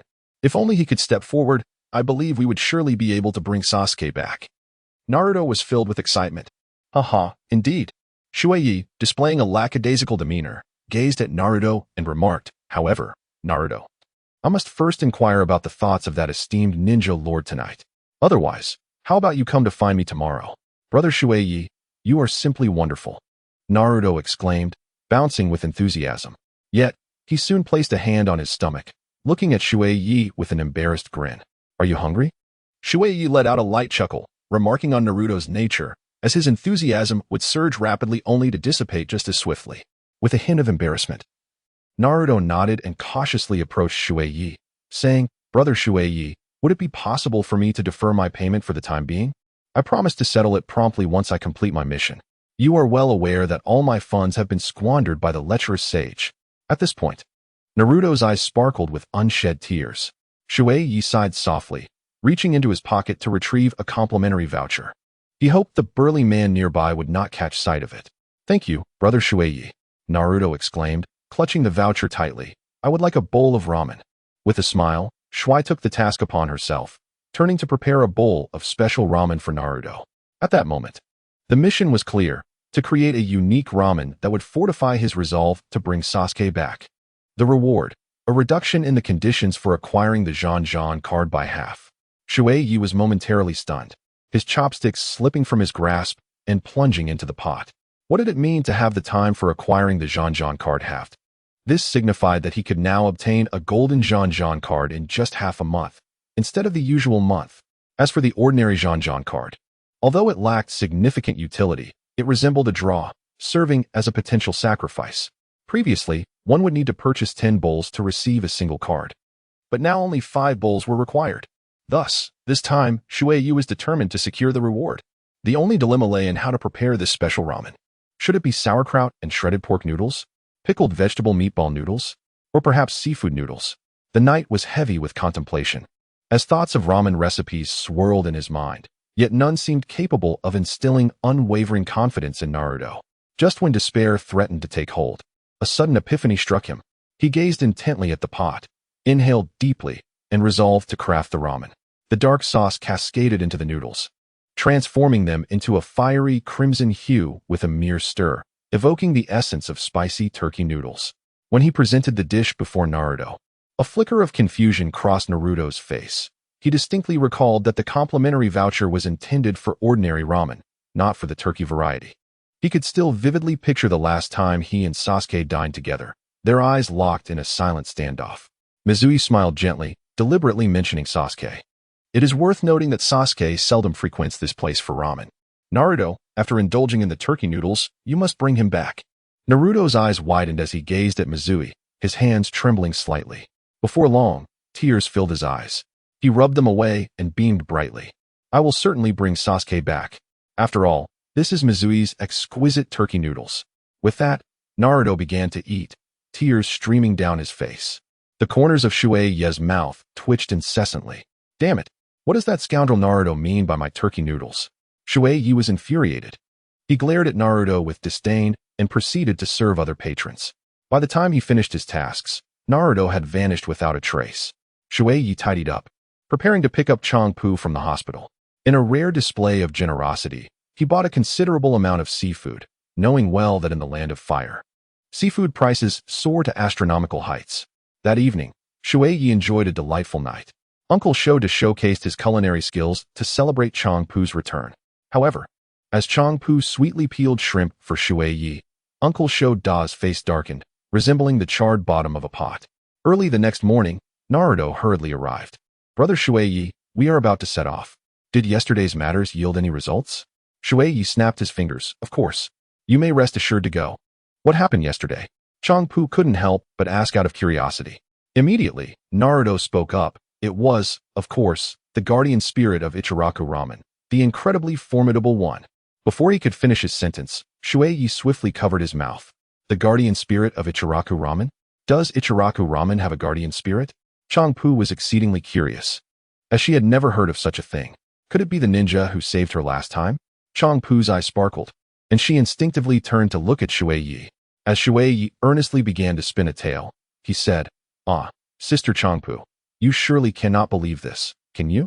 This is a story I shared with Naruto. I claim that the exquisite taste of Ichiraku Ramen is attributed to the presence of a ramen deity. Is that truly so?" Shui Ye-kun? Changpu inquired with a smile. "Then could you enlighten me on the meaning of the moonlight is beautiful tonight? How would I know? What a dull person would utter such words? Besides, it is broad daylight. If you have nothing else to do, Sister Changpu, Naruto and I shall take our leave to play." With beads of sweat dotting his forehead, Shui Ye seized Naruto and dashed outside. Changpu's expression turned perplexed. She found herself utterly bewildered, unable to discern whether that ninja was indeed Shui Ye. He bore a striking resemblance. Meanwhile, upon exiting, Shui Ye delivered a hefty punch to Naruto's forehead. "Are you a fool? Both the handmaid uncle and Sister Changpu are oblivious to the existence of that esteemed ninja. What if you tell Sister Changpu, and she becomes angered? Will you still seek her assistance?" Tears glistened in Naruto's eyes as he lamented. "That hurt. Shui Ye and I. No pain, no gain." Shui Ye let out a cold snort, declaring that the esteemed ninja had given his word and would reveal himself when the time was right. With that, he strode into the ramen shop without a backward glance. Just before entering, he caught a fleeting glimpse of several cockroaches lingering at the end of the street. Today marked the day when Naruto and the others set off in pursuit of Sasuke. Chapter 25. Shadow Imitation Technique. The Sin of Blood. The little cockroaches were hastily making their way, but Inuzuka Kiba and Akamaru suddenly halted. Akamaru yelped a few times, prompting Kiba to speak up. "Sasuke is traveling with 4 others. There are 2 unfamiliar scents here. It seems they have already clashed. What should we do now?" Indeed, someone was secretly causing trouble. Shikamaru felt a sense of unease and furrowed his brow as he gazed ahead. "If we head to the scene, we might gather some intelligence. But we must proceed with caution and switch to reconnaissance mode, advancing slowly." Yet, just ahead lay the border of the Land of Fire. If they delayed, Sasuke might very well leave the country. Naruto was exceedingly dissatisfied, his heart brimming with urgency. However, Shikamaru shot him a glare, reminding him, caution is paramount. What if we recklessly step into an enemy trap? There's no need to say more. If we delay any longer, we won't catch up to Sasuke. With that, he pressed forward without looking back. The others followed closely behind, their pace considerably slowed compared to before. Just as Shikamaru had predicted, after only a few steps, a nearly imperceptible wire appeared on a branch ahead. He decisively gestured for the group to halt. Tracing the wire, he discovered a hidden trap behind it, allowing him to exhale a long sigh of relief. It was an explosive tag, and not just one. Shikamaru scanned the surroundings and uncovered 5 more, revealing a barrier formation, a type of trap ninjutsu. "Are there really traps?" Naruto exclaimed, his mouth agape in surprise, a notion he had not anticipated. He widened his eyes as he examined the area and unexpectedly spotted another rope nearby. "There's one here too," Naruto exclaimed, invigorated, just as he was about to reach out to inspect it when he heard Shikamaru's urgent shout, "Don't move." In that instant, Naruto's body felt as if it had turned to stone, teetering on the brink of collapse. Soon, he could no longer hold himself up before Shikamaru could reach him. He lurched forward. It was only at that moment that he realized the conspicuous rope was a bait, and lurking behind it was a subtle trap. At that moment, Naruto's hand was perilously close to the hidden rope. Just as the tension escalated among the group, a wooden stick flew in, embedding itself into the large tree and firmly supporting Naruto's body. "Who goes there?" Neji was the first to turn, his eyes bulging with fury.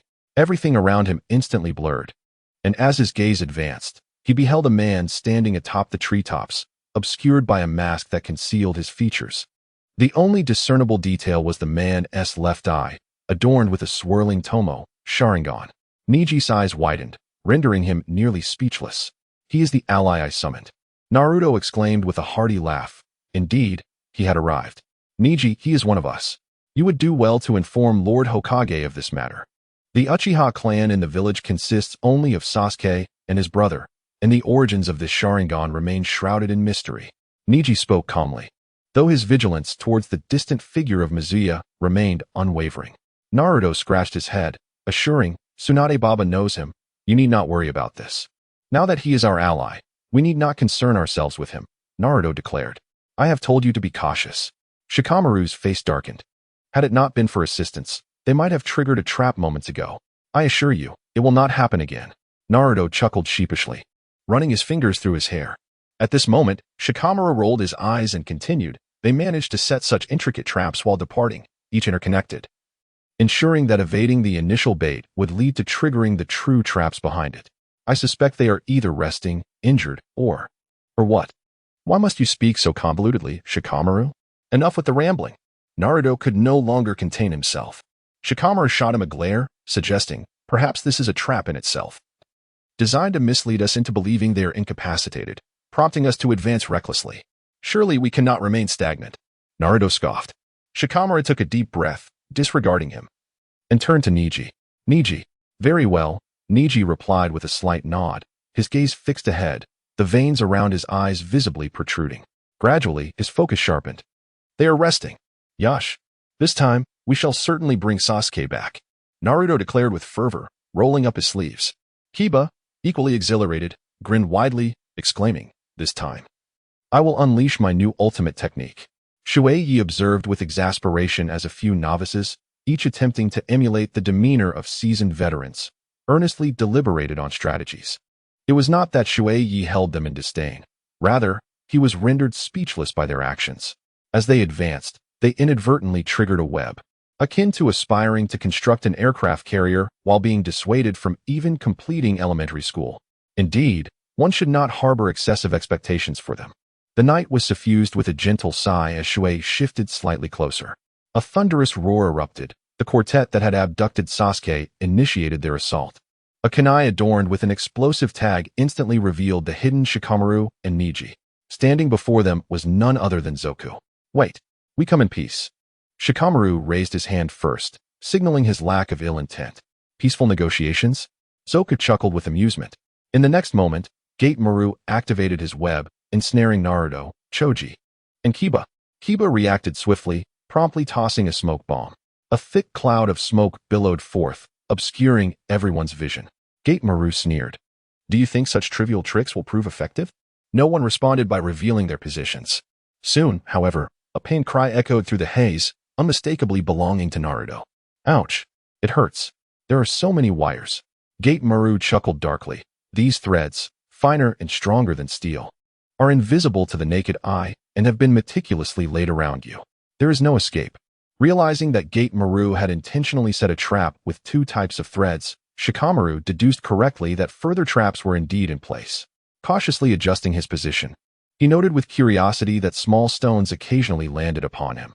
If someone harbored ill intentions, the only possible projectiles would be kunai. This indicated that his opponents intended to assist him. Cleverly following the guidance of the stones, Shikamaru gradually altered his stance while still finding time to converse with Gaara. Indeed, you are quite skilled. Huh, I shall. Gaara's sinister grin faltered as he suddenly found himself immobilized. As the smoke dissipated, he realized with shock that his shadow was intertwined with Shikamaru's shadow imitation technique. Gaara finally comprehended their ruse. They had fallen into a trap. Shikamaru breathed a sigh of relief, acknowledging, you are indeed proficient, but alas, you celebrated too soon. Meanwhile, the others began to rise. Well done, Shikamaru, Naruto exclaimed with glee. Shikamaru felt an overwhelming urge to kick him. The shadow imitation technique was a supportive ninjutsu. It allowed him to control a few individuals, yet it rendered him incapacitated in the process. With such a prime opportunity for control, Naruto was wasting time with idle chatter instead of capitalizing on the moment. The serene waters of the night were imbued with tranquility as he sat quietly atop the treetops, observing. Finally, Naruto was prepared to take action, and upon doing so, he unleashed the lengthy prelude of the Rasengan. Shikamaru, engulfed in despair, sensed a foreboding in his heart. To corroborate his ominous feelings, 3 shuriken flew towards him simultaneously. In a desperate attempt to evade the shuriken, his shadow imitation technique faltered. You have underestimated us, chuckled Sakon. Although they referred to themselves as a quartet, there were actually 5 of them. The moment Jiraiya regained his freedom, he pressed his hands against the ground and declared, these individuals belong to me. Sakon cast a disdainful glance at Shikamaru, smirking, We shall take our leave now. You'd best hurry to catch up. Fear not, I shall relish them swiftly. Jirubu's expression twisted into a ghastly visage. Yet, for the tranquil water of the night, none of this bore significant weight, in truth, devoid of any musical accompaniment. He felt not a flicker of excitement at the scene before him. To confront them alone would be overly burdensome. Perhaps it would be wiser to allow them to depart first. Shui Ye pondered for a moment and nodded in deep agreement. Shikamaru, averse to complications, and Shui Ye, wary of hardship, especially in scenarios fraught with the potential for injury and bloodshed, wondered anxiously about the consequences of a potential infection. Shui considered himself quite astute. Once Zhan and his companions departed, he leaped gracefully onto the head of Jirobo. In a display of ultimate technique, he formed intricate hand seals. Seizing the moment when Jirobo glanced upward, he swiftly raised his hand and hurled several shurikens bound with explosive tags. This was far from ninjutsu. The corridor erupted in fury as Jirobo spat blood in exasperation. Boom, boom. A cacophony of explosions ensued, enveloping Jirobo in a shroud of smoke. As for that so-called earth release barrier, it naturally vanished without a trace. You actually hid someone, Jirobo lamented, feeling utterly wronged. He was just about to indulge in a feast when, out of nowhere, a figure appeared and bombarded him with explosive tags. I was never hiding anyone. Shui Ye displayed an innocent expression, having just tossed several stones into the fog. Can you fault me for your inability to see? Thank you. Lu Shou turned to glance at Shui Ye and replied, no need, no need. However, what are you all still doing here in a daze? Before long, Sasuke will have run off to his grandmother's house. Shui pointed towards the direction in which they had departed. Jiraiya, regaining his composure, let out a cold laugh and said, do not harbor such foolish dreams. Instead, resign yourself to being my feast. With that, he pressed his hands firmly onto the ground once more, invoking the earth release, earth prison technique. This time, he ensnared Shui within its confines as well. Multiplication technique, meatball, war chariot. Without uttering a word, Dingji resolved to lead the group away. Yet, it was evident that this group did not include Shui. Wait for me. I haven't boarded yet. Shui Ye futilely waved his hand twice, then turned to look at Jirobo with an expressionless face. Do you believe me when I say I am merely a passerby gathering firewood? He inquired. Rest assured, once I have enjoyed my time with you, I will find each of them in turn. Jirobo gazed at Shui Ye with a perverse intensity, his hands forming seals. Doton, Dori-dan, he declared, exuding confidence in this technique. Its power could easily rank among the most formidable of the four-man ninja techniques. He watched Shui Ye with anticipation, eager to witness the expression of agony that would adorn his face in the moments before death. However, what he saw were a pair of eyes. In that instant, not only was the Dori-dan interrupted, but even the formation of seals came to a halt. Mka, Kagen no Jutsu. In an instant, Jirobo found himself pinned to the ground, engulfed in unending pain. He could not have fathomed, even in his wildest dreams, that his opponent possessed the Sharingan. Having followed Orochimaru, he was well aware that within the entire ninja world, there were but a handful of Sharingan users. Sasuke possessed one pair, Itachi another, and Kakashi had a singular eye. These were the prominent figures. Yet, who was this masked individual that had suddenly appeared before him? Shui Ye did not grant Jiro the opportunity to comprehend the situation. By the time he approached, Jiro's senses were already clouded. After all, the technique of shackling was fundamentally a method employed by interrogators to extract intelligence from ninjas. Observing Jiro sprawled on the ground, Shui Ye could no longer restrain himself. A sack of rice must be carried to the second floor. Jiro's limbs twitched, yet he managed to utter that phrase. Who on earth are you? We must divide our forces, Shikamaru declared with utmost seriousness. He remained behind solely to delay us. If Sasuke were indeed taken beyond the borders, our mission would inevitably be thwarted. Thus, we must leave one person to confront him while the rest pursue Sasuke. Let me handle it. Naruto volunteered eagerly, having long held a grudge against that fellow. Naruto's sentiments were indeed fitting. I wonder if you noticed that guy's ninjutsu. Before Shikamaru could finish his thought, Neji interjected. Allow me to take this on. Neji cast a glance at Naruto, stating, I have already sensed it. He can absorb our chakra. At the very least, we have gathered intelligence on them, but those individuals feel formidable. Though Neji was reluctant to admit it, he continued, Naruto might prove even more useful by going along. What are you saying? How could you possibly defeat him alone? Naruto exclaimed, his voice rising in protest. Naruto, Niji shouted, "I know you have a trump card. But so do I." In that moment, Niji recalled the scene atop the hospital rooftop. Yet, he gritted his teeth, refusing to concede that he was inferior to Naruto. Naruto was momentarily taken aback. At that instant, Niji's expression seemed to convey that he, Hyuga Niji, was destined to prevail. However, Shikamaru was deeply troubled. "There is no however. He has entrusted this to me. You must complete the mission and bring Sasuke back." Niji sprang to his feet, swiftly retrieving all the soldier pills he had, intending to distribute them among the group. At this moment, tears glistened in Naruto's eyes. He understood all too well that Niji was prepared to risk everything. "Niji." Shikamaru gritted his teeth. "You must keep up." The night was particularly exhilarating. "Niji. Well done. I firmly believe you are capable." The entire scene was profoundly moving. It almost felt as if something unusual had infiltrated the atmosphere. Naruto was the first to react, exclaiming, "Big brother, what brings you here?" To which he replied, "I merely strolled in like this." With an expression of innocence, Shui solemnly picked up a severed head and placed it in Niji's hands. "Niji, I entrust him to you." Chapter 27. Indeed, a master. The forest appeared somewhat tranquil, yet the atmosphere was tinged with awkwardness. Naruto, in disbelief, rubbed his eyes and exclaimed, "Master, did you truly eliminate him?" Shui Ye cast a fleeting glance at the crowd, sheepishly scratching his head. "Ah, my apologies for overshadowing you all. Please, continue." "I shall take my leave." With that, he vanished into the depths of the forest in a few agile leaps. Shikamaru glanced at Niji, then turned to Naruto. "Naruto, this formidable elder brother of yours, where did you find him?" "I have met him on 2 occasions. His identity is not something I can disclose, lest he become incensed. However, I can share that during our first encounter, when Itachi Uchiha sought to capture me, he saved my life. The second time, he appeared amidst the fierce battle involving the perverse sage, Tsunade, and Orochimaru, the 3 legendary ninjas." Naruto expressed his admiration with an awestruck countenance. Niji's expression grew even more intricate. He acknowledged the man's extraordinary prowess and pondered how he would fare against him in combat. "He is not a ninja." At that moment, Shikamaru's words left everyone bewildered. Not a ninja? If he is not a ninja, then how did this seemingly invincible figure meet his demise? Yet, Shikamaru remained utterly serious. Typically, during missions, especially for younger ninjas like us, the responsibility lies with the team leader. No matter how skilled a ninja may be, they would not intervene in the missions of others without reason. Doing so would deprive younger ninjas of the vital experience necessary to become true ninjas.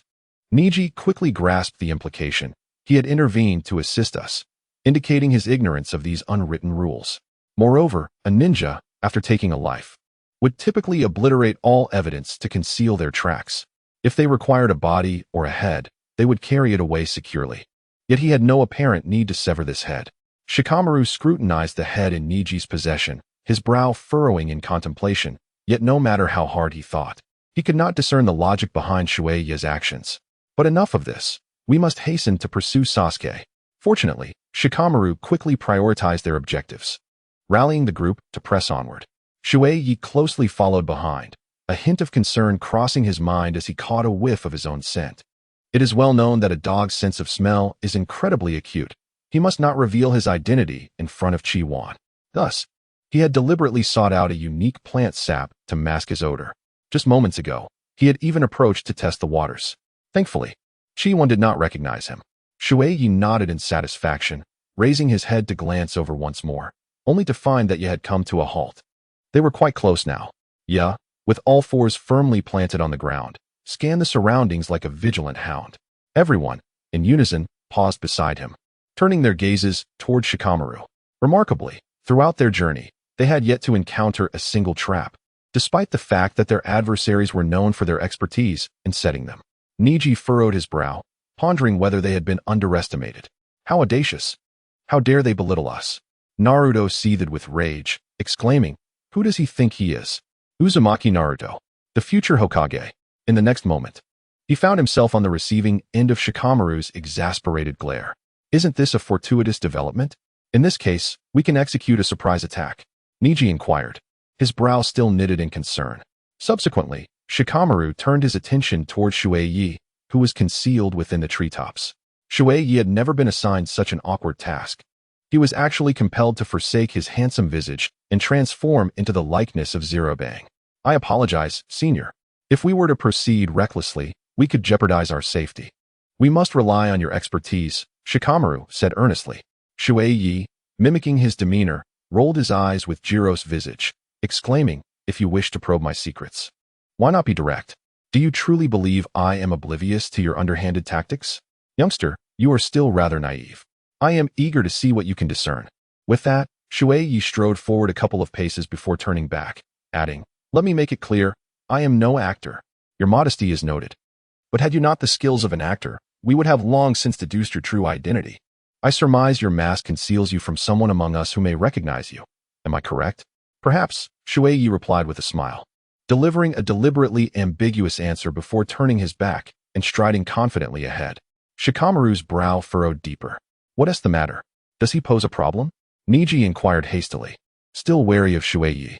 Shikamaru shook his head. He certainly belongs to our side. Yet the issue lies in his intellect and capabilities, which are undoubtedly extraordinary.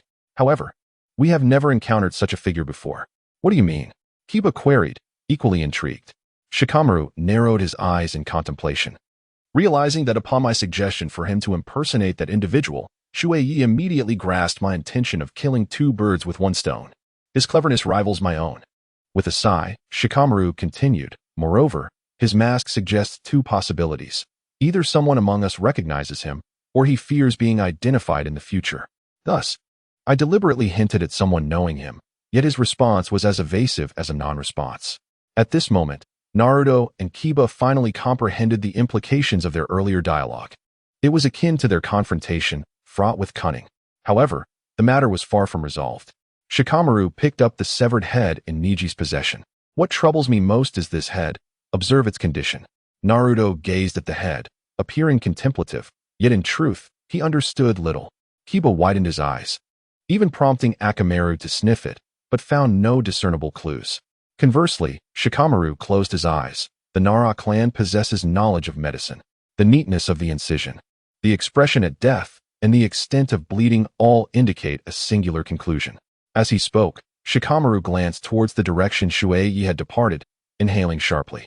When he killed this individual, the victim had no capacity for resistance. However, Naruto dismissed its significance. In a flash, Niji comprehended Shikamaru's inference, his face draining of color. Naruto, reflect carefully on how long it took for us to devise our strategy after being taken by Choji, and how he approached us without our notice. Naruto stood in stunned silence. They were swiftly taken away by Choji, who soon found a place to hide and strategize. In that fleeting moment, Water Knight emerged unexpectedly. This meant that during the brief interval they utilized Choji's formidable meat shield to relocate. That masterful uncle had dispatched the troublesome Earth-style user and even pursued them. Such terrifying speed in both running and killing, truly a master. Naruto felt a surge of excitement. Chapter 28. Caught in the net, I have returned. Shui Ye leapt into the midst of a few individuals nearby. The nearby individuals appeared somewhat displeased, sluggishly remarking, did it really take you this long to deal with these little ones? Silence, retorted Shui Ye. You all run so swiftly, as if terrified of my pursuit. Why don't you give it a try yourselves? In Shui's heart, there was no distinction between tasks. He spoke whatever came to mind. What he did not anticipate was that the others failed to notice his peculiar demeanor. Hey, you useless fellow, what are you rambling on about? Hurry up and carry the coffin. Duio's face was filled with disdain and reproach, cursing the fat pig. Are you still cursing? Do you dare to believe that I will pull out your tongue and use it as a string for my instrument? Someone immediately shot back. What is wrong with you today? Have you eaten an explosive talisman? Why are you so fiery? Duo snorted and tossed the coffin to Shui. Mind your own business. Shui Ye, without a moment's hesitation, took hold of the coffin. The individuals before him remained utterly oblivious to his disguise. Now, it was Shikamaru and the others behind them who were filled with anxiety. If this continued, Shui Ye would soon cross the border, and that would spell trouble. I miscalculated. I should not have summoned him. Otherwise, we could still have coordinated our efforts. Shikamaru felt a deep sense of regret. According to his original plan, he was meant to impersonate the deceased, but out of curiosity about Shui Ye's identity, he had suggested this maneuver. Little did he know, Shui Ye had truly blended in. Just as he was engulfed in worry, Kiba suddenly halted in his tracks. The group immediately froze, each daring not to breathe too heavily. In front of them, Shui Ye and the others also came to a standstill. At this moment, Zhuijin regarded Shui Ye with grave intensity, questioning silently, "Who exactly are you?" Shui Ye expressed surprise, inquiring how one could discern his identity. It was quite simple. This corridor had remained unusually silent, indicating that he was certainly not from this vicinity. Zhuijin narrowed his eyes, noting that with each stretch of the journey, the other would either take a moment for convenience or indulge in refreshments. Yet since he had been shadowing him, he had not uttered a single word. Is this all there is? Shui Ye felt utterly bewildered, as an undercover agent. What words should he utter? What if he misspoke and inadvertently revealed his true identity? Nearby, Zhuijin scoffed. Indeed, it was not the trivial antics that would truly expose you, but rather the act of complaining. The real troublemakers in this corridor would grumble about this and that, lamenting the weight of the coffin or the fatigue they endured. Yet, throughout it all, you never once voiced a complaint. Shui Ye finally comprehended that the individual he transformed into through his metamorphosis was quite the chatterbox. A loquacious individual indeed. He inadvertently revealed his own identity. However, this may be fortuitous. Should he continue along this path, he might very well cross the national boundary. Shuai placed the coffin upon the ground and lifted his gaze to the individuals before him. So, you have indeed discovered the truth long ago? As he surveyed his surroundings, he noticed Zhuijin directly in front of him, with Gue Tongwan and Duo Yu flanking him on either side.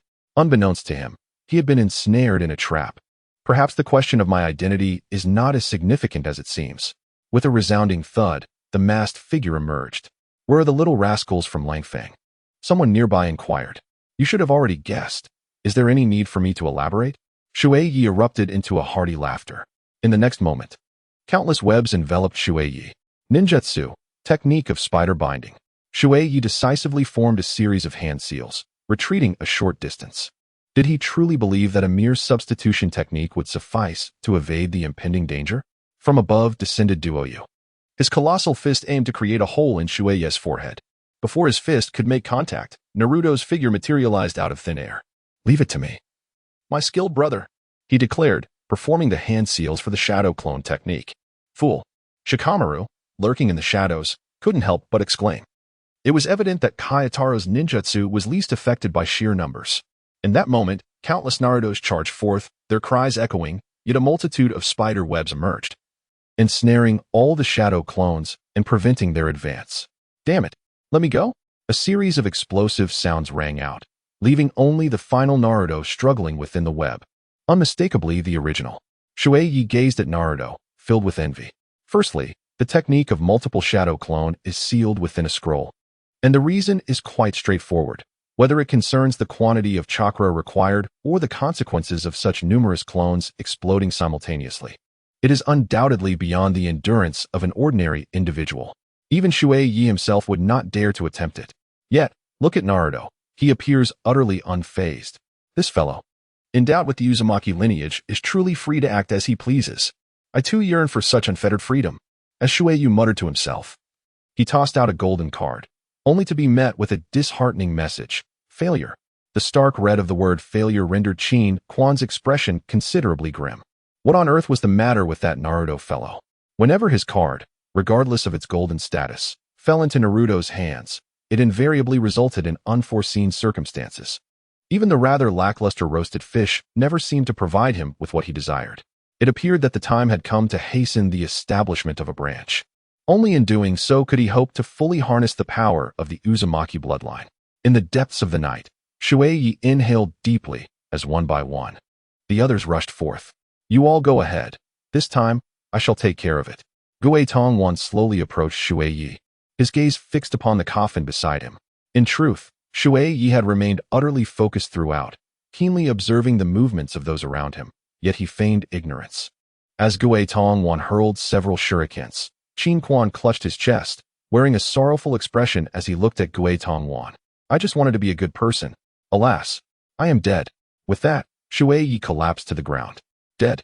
Not only Gue Tongwan, but also Zhuijin and the others were filled with curiosity. Just moments ago, Shui Ye had exuded an air of invincibility, and now he lay lifeless? Before their very eyes, Shui Ye rolled aside, infuriating Gue Tongwan, whose face turned a deep shade of anger. He had been outwitted. Ninjutsu, spider's nest open. Gue Tongwan formed seals once more, twisting and turning in the air, employing his web to execute various maneuvers, aiming to ensnare everyone. This time, he intended to trap them all. Upon witnessing this, Zuijin and the others immediately attempted to flee, but he was ensnared mid-leap by the web. Gue Tongwan's expression darkened. You all shall remain here. Not a single one of you shall escape. This is troublesome. Even Niji felt the pressure, evading the webs continuously. Yet, upon seeing Lu Xiao in danger of being trapped, he could not restrain himself and intervened. Consequently, Niji was caught as well. Chapter 29, Spiderweb Clothing? 1, 2. 3. Gue Tongwan chuckled as he began to tally the number of captives. He wanted to see how many had been ensnared. However, his expression soon soured. Although many had indeed been caught, the one he desired most was absent from their ranks. Gue Tongwan glanced at the traces on the ground and swiftly headed in the direction where Shui Ye had vanished. Lu Xiao narrowed his eyes slightly. This is our only chance. We must break free from the webs. Naruto exerted every ounce of his strength in an attempt to tear the web apart. But no matter how he pulled, the webs remained intact. At one point, he even resorted to using his teeth. Yet, it was of no avail. They were cocooned, hanging helplessly in the air. At that moment, footsteps approached. Gue Tongwan declared, "Do not struggle. These webs are incredibly resilient. Not only you, but even 10 more people could not break free." What happened to the master? Naruto asked, taken aback. What have you done to the master? Just as Gue Tongwan was about to respond, 2 shurikens flew forth. Stunned, Gue Tongwan pondered, how could someone have escaped? Confronted with the gentle fist technique, the material formed from chakra was utterly ineffective. A proud smile adorned Niji's face, for he understood that the essence of the gentle fist technique lay in the infusion of chakra to obliterate the target. As he spoke, he swiftly aided the others in their escape. However, what filled Niji with both vigilance and astonishment was the absence of any sign of Mizuya. He could only see Gaitamaru standing motionless, as if lifeless. What could this mean? Shikamaru narrowed his eyes slightly, although they had all emerged. They had to tread cautiously in the presence of this web-spinning adversary. Allow me to handle this. Niji inhaled deeply. My gentle fist can counter his webs. You all must hurry and retrieve Sasuke. Damn it, let me take care of this. I will surely pummel this guy. Naruto roared, feeling utterly humiliated by being bound. Truly a disgrace. Shikamaru shot Naruto a sharp glance. Can you contend with his webs? Stop being reckless.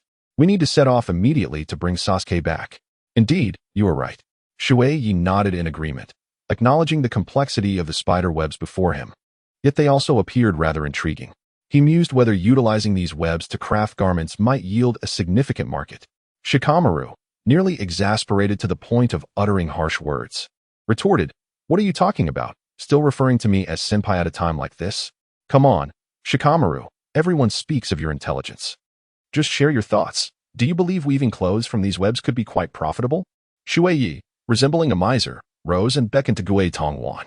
In an instant, everyone witnessed Gue Tongwan vanish into the forest like a lifeless puppet, only to reappear amongst them the next moment. Puppet technique. Lu Wan's pupils constricted as he gazed incredulously at Shui Ye. How do you possess the puppet technique? Ah, you speak of the puppet technique? Isn't it simply a matter of learning it? Shui Ye chuckled heartily, shaking his head, then seriously began to count on his fingers, exclaiming, "In fact, I possess various skills, such as the art of grilling fish and the art of catching cats. I am quite adept." Nara Shikamaru cast a deep glance at Shui Ye and spoke, "Let us set forth now to pursue Sasuke." Kiba Inuzuka raised his hands mechanically, exclaiming, "Hooray!" Meanwhile, Naruto and his companions wore expressions of profound exasperation. Chunin vanished amidst the crowd, and this time, Shikamaru's expression turned quite grim. He snorted and remarked, "This fellow is truly immature." Naruto promptly chimed in.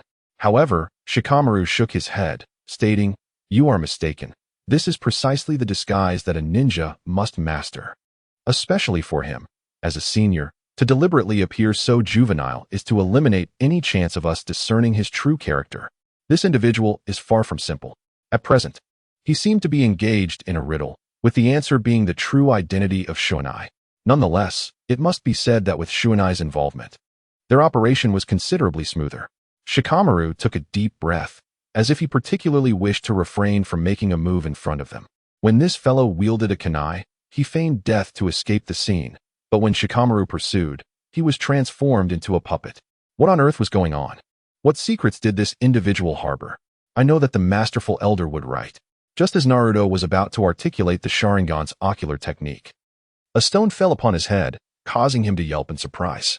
Immediately, including Shikamaru, no one dared to discuss Chuna any longer. Soon, twilight approached, and Naruto appeared exceedingly anxious, lamenting, "Why haven't we caught up with them yet? How infuriating." "We are quite close," Kiba interjected. "They are just ahead of us. So we are about to catch up?" Naruto exclaimed. "Listen, when the time comes, I shall unleash my most powerful shadow clone jutsu and capture them all. How dare they lead us on for so long?" Shikamaru, deeply unsettled, immediately interjected, "Do not rush. We must first devise a battle plan. Naruto, you must adhere to our strategic outline. Do you understand?" After speaking, Shikamaru glanced at the fading light and continued, "We must catch up to them before nightfall." At that moment, the sun was nearly concealed behind the mountains, its half obscured. Naruto gritted his teeth and ran desperately forward, yet he could not reach them, not even catching sight of their shadows. Cursed be, why can't we catch up to them? Naruto fumed as he struck a nearby tree trunk with his fist. No, this is sufficient. Shikamaru narrowed his eyes, maintaining distance as they pursued. However, he advised against engaging before dawn, should they strike and fail. As long as their adversaries guarded the coffin, they could await their next move in safety. Why can't we act once we catch up? I've said it before. Naruto, you must follow our battle plan. Shikamaru expressed his frustration. Right now, acting recklessly will only plunge us into peril. Do you not comprehend? Furthermore, we are unaware of their capabilities, and aside from Niji, we cannot see anything at night. Should we fall into a trap, it would be troublesome. Do not forget, on the way here, you nearly stumbled into a trap. It was then that Naruto remembered the intricate web of traps that lay ahead, each one interconnected. At that moment, Kiba halted his steps. Ahead, both Eskin and Dy paused for a brief moment. What on earth was happening? Jiraiya and Kid Maru were acting quite irritable. And for good reason, none of the individuals they had left behind had returned. Chapter 30. The emergence of Kimimaro as dawn broke. The night was gradually dispelled by the light. And Dy and Eskin suddenly came to a stop. What's wrong? Eskin cast a curious glance at Dy. Is it nearly time? Dy shook his head, quietly urging, "Come out." Eskin took a deep breath, feeling frustrated. Those two idiots hadn't managed to stop anyone. Could they be dead? Does this mean there are skilled fighters among those little brats? Dy frowned as well. But looking closely, they appeared to be a group of barely developed kids. Who among them could be formidable? In that instant, a certain figure sprang to their minds. The mysterious individual clad in a black robe, who had resorted to the childish tactic of feigning death to escape the scene. Finally, it was time to take action. "I've been itching to do this," Naruto yelled, raising his hand to unleash 3 shuriken. Eskin understood that the true expert was not them. Chuckling, he said, "Hey, little brat, don't get too cocky.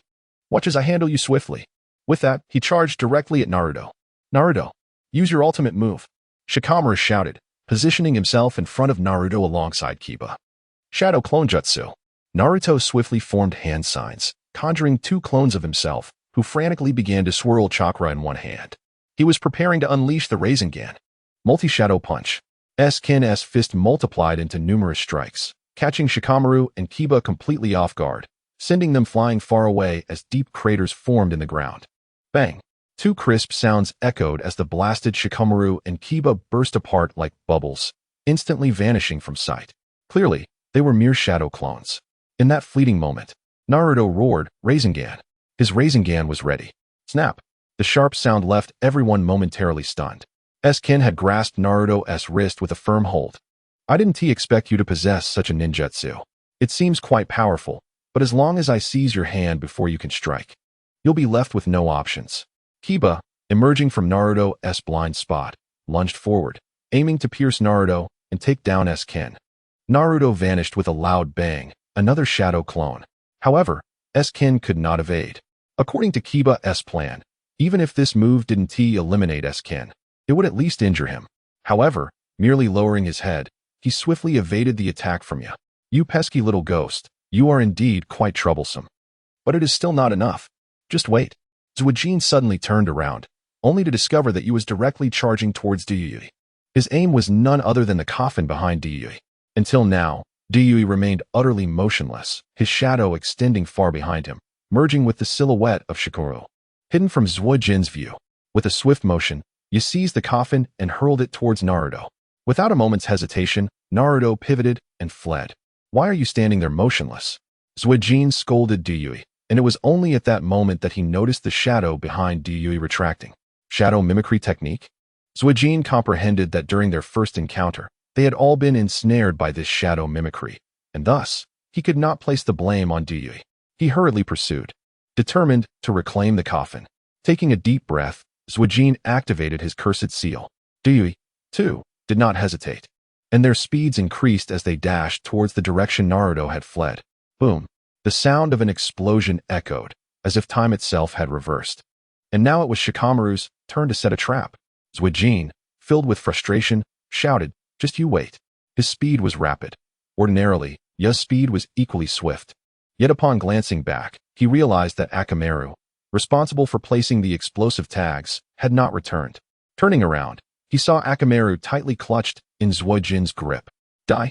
Steel wires bound Akamaru, and an explosive tag was affixed to him, rendering him utterly immobile. Akamaru!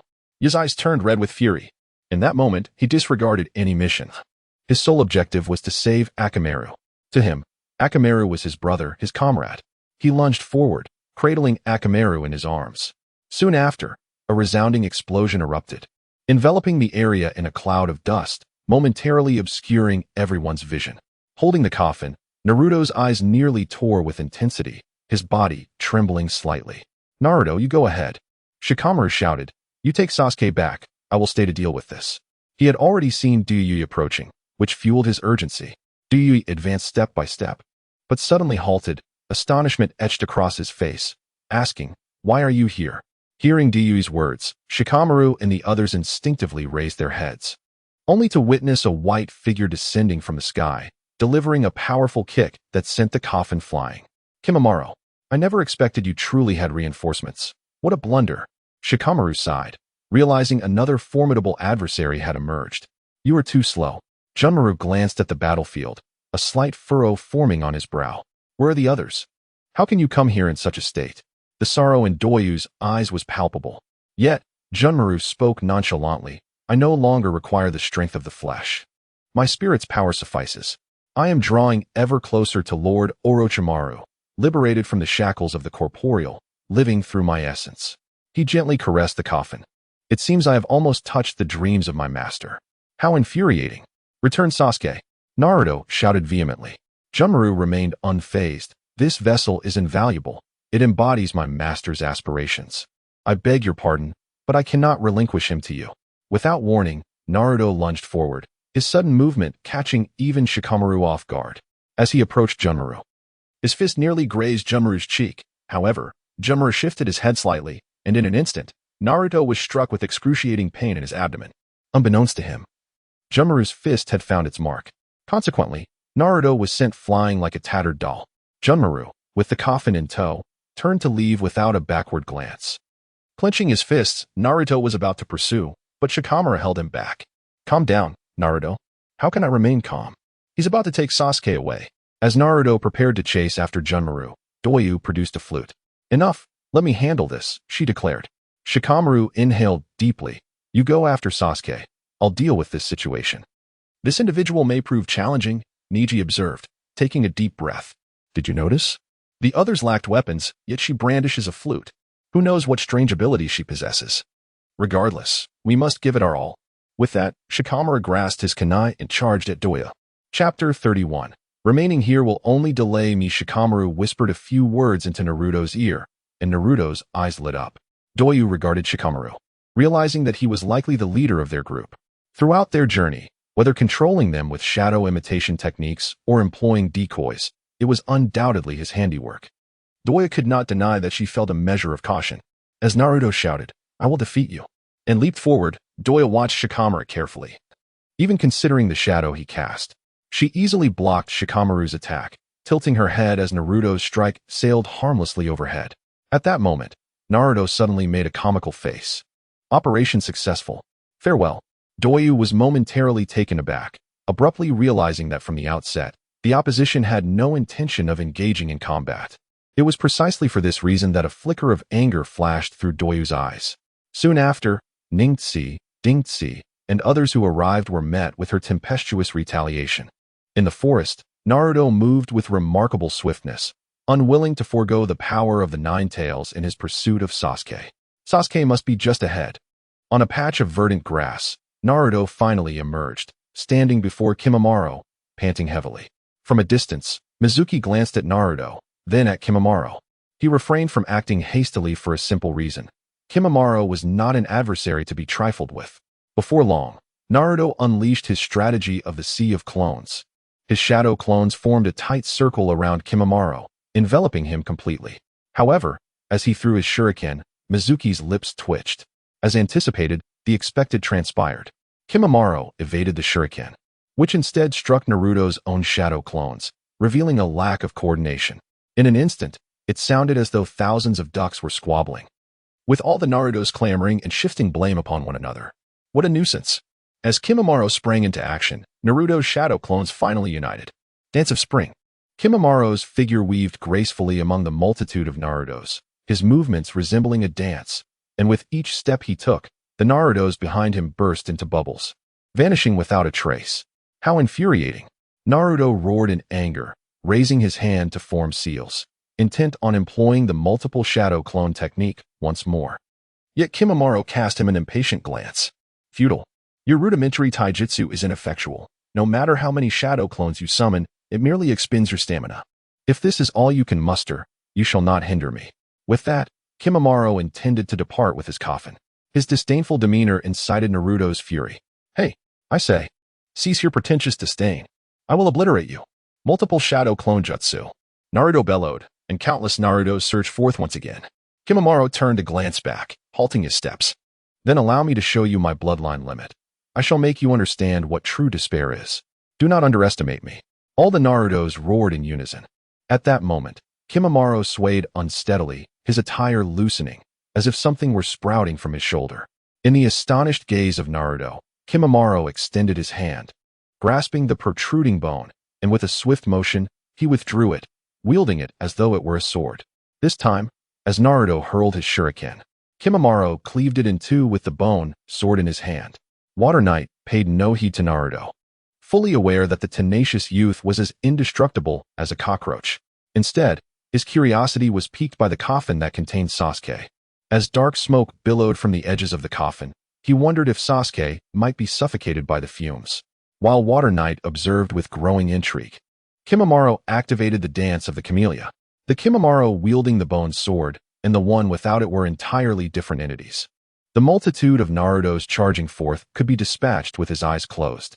To Water Knight, this was a trivial skirmish. The coffin held far greater fascination. As the smoke thickened, the seal above finally shattered. With a resounding bang, the coffin was enveloped in darkness. When a gust of wind swept through, the smoke dissipated, revealing Sasuke standing askew, exuding an air of rebellious charm. His long purple hair cascaded behind him as his gaze shifted to the engaged Naruto and Kimimaro. The two combatants instinctively ceased their clash. The purple aura surrounding Sasuke gradually faded, coalescing into an intricate curse mark. Naruto, gazing at Sasuke, opened his mouth but found himself at a loss for words. After a prolonged silence, he managed a smile. Sasuke, why would you want to be with someone like that? Come back, Sasuke. Sasuke regarded Naruto, yet unlike his original self, he did not respond with a boisterous laugh. Instead, he spoke with an unsettling calmness, devoid of emotion. Let us go home, Naruto. Sasuke. Naruto's pupils constricted. After all they had endured to reach him, Sasuke was simply telling them to return? I must follow my own heart and seek my own strength, Sasuke sighed. Staying in the village would only hinder me. With those parting words, he offered no further explanation, turning away and vanishing into the forest in a matter of moments. See, even he doesn't wish to return with you, Kimimaro declared, raising his bone sword with an unusual swiftness. By the time Naruto registered Kimimaro's words, he found the swordsman behind him, the bone sword poised to pierce his body. At that moment, a flash of green darted past. It was the earnest boy he had seen in the hospital, Rock Lee. As Shui Ye beheld the appearance of Rock Lee, a profound hesitation enveloped his heart. At this moment, he was torn between the decision to continue watching or to retreat and resume his ramen making. To remain would offer the thrill of witnessing a genuine battle, far more exhilarating than mere animation. Yet, to abstain from returning might incite the ire of Changpu. It is worth noting that Shui Ye had claimed his absence was merely a trip to the restroom. Yet he had been entangled with these little nuisances for an entire day and night. Could one blame Changpu for her potential displeasure? Alas, what a vexing predicament. Water Knight sighed softly, shaking his head. How could he possibly miss such a pivotal moment? Reclining against a tree, he felt a slight discontent, wishing for some sunflower seeds to enhance the experience. At that moment, Junmaru spotted Rock Lee and inquired, "Who are you?" The resplendent azure beast of Konoha, Rock Lee. He struck a pose, yet Water Knight felt no inclination to smile. This was a serious child. Even in his pose, there was a sincerity that mirrored his training. Chapter 32. The intoxicated Rock Lee. Naruto was somewhat aware that Rock Lee's physical condition was not optimal. Rock Lee shook himself, declaring that he was absolutely fine. "Naruto, go after Sasuke. Please, ensure you bring him back. Be cautious, this opponent's attacks are peculiar. He can strike with his own bones, which are quite extraordinary." Naruto shared the scant information he possessed. Rock Lee chuckled, "You need not worry about me. Didn't you promise Sakura in a very dashing manner? Leave this to me. And make sure to bring Sasuke back. That is our agreement." With that, Rock Lee extended a hand towards Junmaru. Naruto gritted his teeth and dashed forward, intent on pursuing Sasuke. At that moment, Junmaru prepared to intercept Naruto. Rock Lee sprang into action, appearing beside Junmaru, executing a spinning kick that was narrowly avoided. Yet he swiftly caught the bone sword with both hands. "Your opponent is me, Rock Lee." Junmaru's interest peaked as he glanced in the direction Naruto had departed. Rock Lee, feeling irked, noted the lack of focus from his adversary. Such distraction was a grave disrespect to their duel. "Please, do not lose your concentration." Even the normally earnest Rock Lee unleashed a series of rapid punches, landing blows on Junmaru, who appeared to be struggling to retaliate. Ultimately, Junmaru crashed heavily to the ground, rising to face Rock Lee with newfound seriousness. Shui Ye was engrossed in the spectacle, his hands devoid of sunflower seeds, almost reaching out to pluck a leaf to savor. However, once Junmaru began to take the contest seriously, Xiaoli found himself at a disadvantage. Just as the battle reached a critical point, a memorable scene unfolded. "Oh dear, my apologies, but I must take my medication. Neglecting it is not an option. Forgive my rudeness." Junmaru refrained from striking, instead observing Xiaoli with keen interest. He shared the same sentiment as Shui Ye. Xiaoli was indeed an eccentric, yet a remarkable individual. One might find him peculiar. Yet inevitably, his earnest demeanor would captivate you. Whether engaging in combat or conversing, Xiaoli approached everything with utmost seriousness, including the act of taking his medicine. Soon, Xiaoli furrowed his brow and confessed, "I've loathed taking medicine since childhood." As he spoke, his body swayed slightly. The taste of the medicine was indeed peculiar. Under the cloak of night, Shui observed that Xiaoli's vision began to blur, as if the world around him was spinning in a dizzying dance. Unbeknownst to Xiaoli, he had ingested the wrong medication, yet he swiftly found himself in a peculiar state, exclaiming, "Hey, what are you?" He swayed unsteadily, seemingly oblivious to the fact that he was the one in motion, not Junmaru. In the next moment, he transformed into a fleeting shadow, charging towards Junmaru with renewed vigor. This iteration of Xiaoli was markedly more formidable than before, to the extent that even Junmaru felt a hint of strain. Sensing the moment was right, Junmaru attempted to evade, seeking to recalibrate his stance, only to discover Xiaoli throwing punches at thin air. Something felt off. There was an odd sensation accompanying Xiaoli's movements. Muttering to himself, Xiaoli suddenly collapsed onto the ground, audaciously snoring away. It is important to note that this was during a confrontation. Junmaru stood in stunned silence, squinting slightly as he cautiously approached, ever wary of Xiaoli's potential counterattack. Had he truly fallen asleep? Curiosity piqued. Junmaru's bone sword was suddenly seized by an unexpected grip. In that instant, Xiaoli proclaimed, "You fell for it." His movements had inexplicably sharpened. He delivered a kick to Junmaru's abdomen, sending the latter flying a considerable distance. After the encounter, Xiaoli, in a state of bewilderment, spread his hands as if to say he was merely asleep, though in reality, he had never truly succumbed to slumber. "Teacher Kai, I did it." Tears streamed down Xiaoli's face from a certain angle, before he toppled over once more, drifting back into unconsciousness. Junmaru frowned and approached again. But Xiaoli launched another surprise attack, only for Junmaru to deftly evade. "You fell for it again." I may appear asleep, but in truth. Xiao Li's words grew increasingly muddled, to the point where he became unaware of his own actions. Seizing the opportunity, Junma picked up the medication Xiao Li had consumed earlier. The conspicuous character for alcohol instantly enlightened Junma. This fellow was intoxicated. If that were the case, then perhaps it was best to send him to another realm without any pain. With that thought, Junma brandished his bone sword and advanced toward Xiao Li, intent on ending his life. At that moment, as Junma aimed his bone sword, Xiao Li, lying on the ground, inexplicably rose to his feet, eyes closed, evading Junma's assault. This was evidently a novel experience for Junma, who stood before Xiao Li, momentarily dumbfounded. Yet, the wonders of Xiao Li were far from exhausted. As Junmaru wielded his blade from various angles, Xiao Li's form appeared so fragile, as though devoid of bones. He contorted his body in myriad poses to evade Junmaru's assaults. More crucially, Junmaru found himself unable to touch Xiao Li, only to be met with a swift kick to the abdomen, sending him soaring. Before he could comprehend the situation, Xiao Li leaped into the air, executing a spiraling kick. This marked the third time Junmaru had been struck in the stomach. A flicker of irritation coursed through him. At that moment, Xiao Li exclaimed, "If you won't come to me, then I shall come to you." He charged forward, but midway, he suddenly threw himself onto the ground. Just as Junmaru approached to assess the situation, Xiao Li clapped his hands against the earth and sprang back to his feet, launching yet another assault upon Junmaru. This attack was markedly more ferocious than the previous ones, leaving Junmaru's bone sword feeling increasingly constrained. Xiao Li's drunken boxing displayed an utter lack of conventionality. While Junmaru successfully defended against Xiao Li's initial onslaught, beneath his line of sight, Xiao Li delivered a swift punch to his abdomen. Junmaru's frustration intensified. "Tsubaki no Mai," he declared, shifting from defense to offense. Yet, against Xiao Li, such an assault proved ineffectual. Xiao Li swayed back and forth, deftly evading each of Junmaru's strikes. While at that moment, the curse mark on Junmaru's chest began to glow a fiery red. His left hand's skin pulsated irregularly, and soon bones protruded, encasing his hand in razor-sharp protrusions.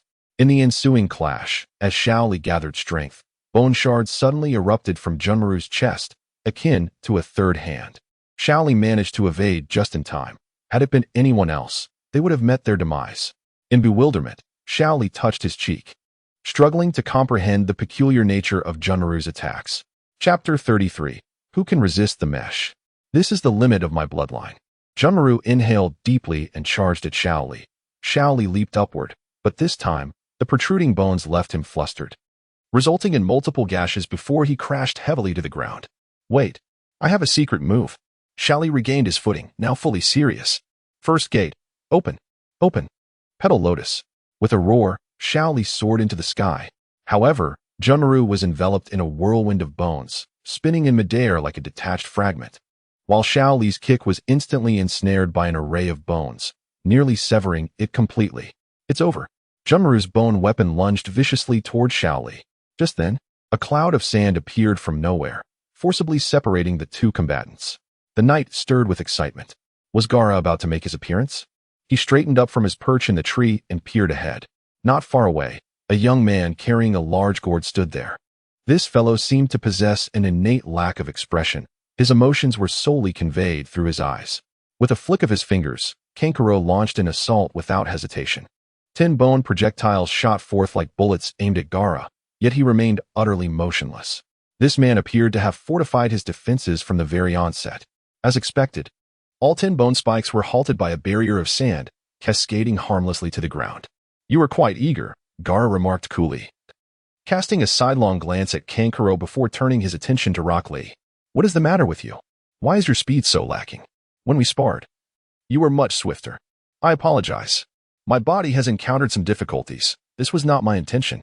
Lee's face flushed slightly, then he continued, "But why have you come here?" "I owe a debt from my time in Konoha," Gaara replied succinctly, narrowing his eyes as he regarded Kankuro before him. "He is my opponent. The previous encounter was fortuitous. Please allow me to handle him." Lee immediately interjected, "This time, I will unleash my ultimate technique, the lotus. What more can your body manage?"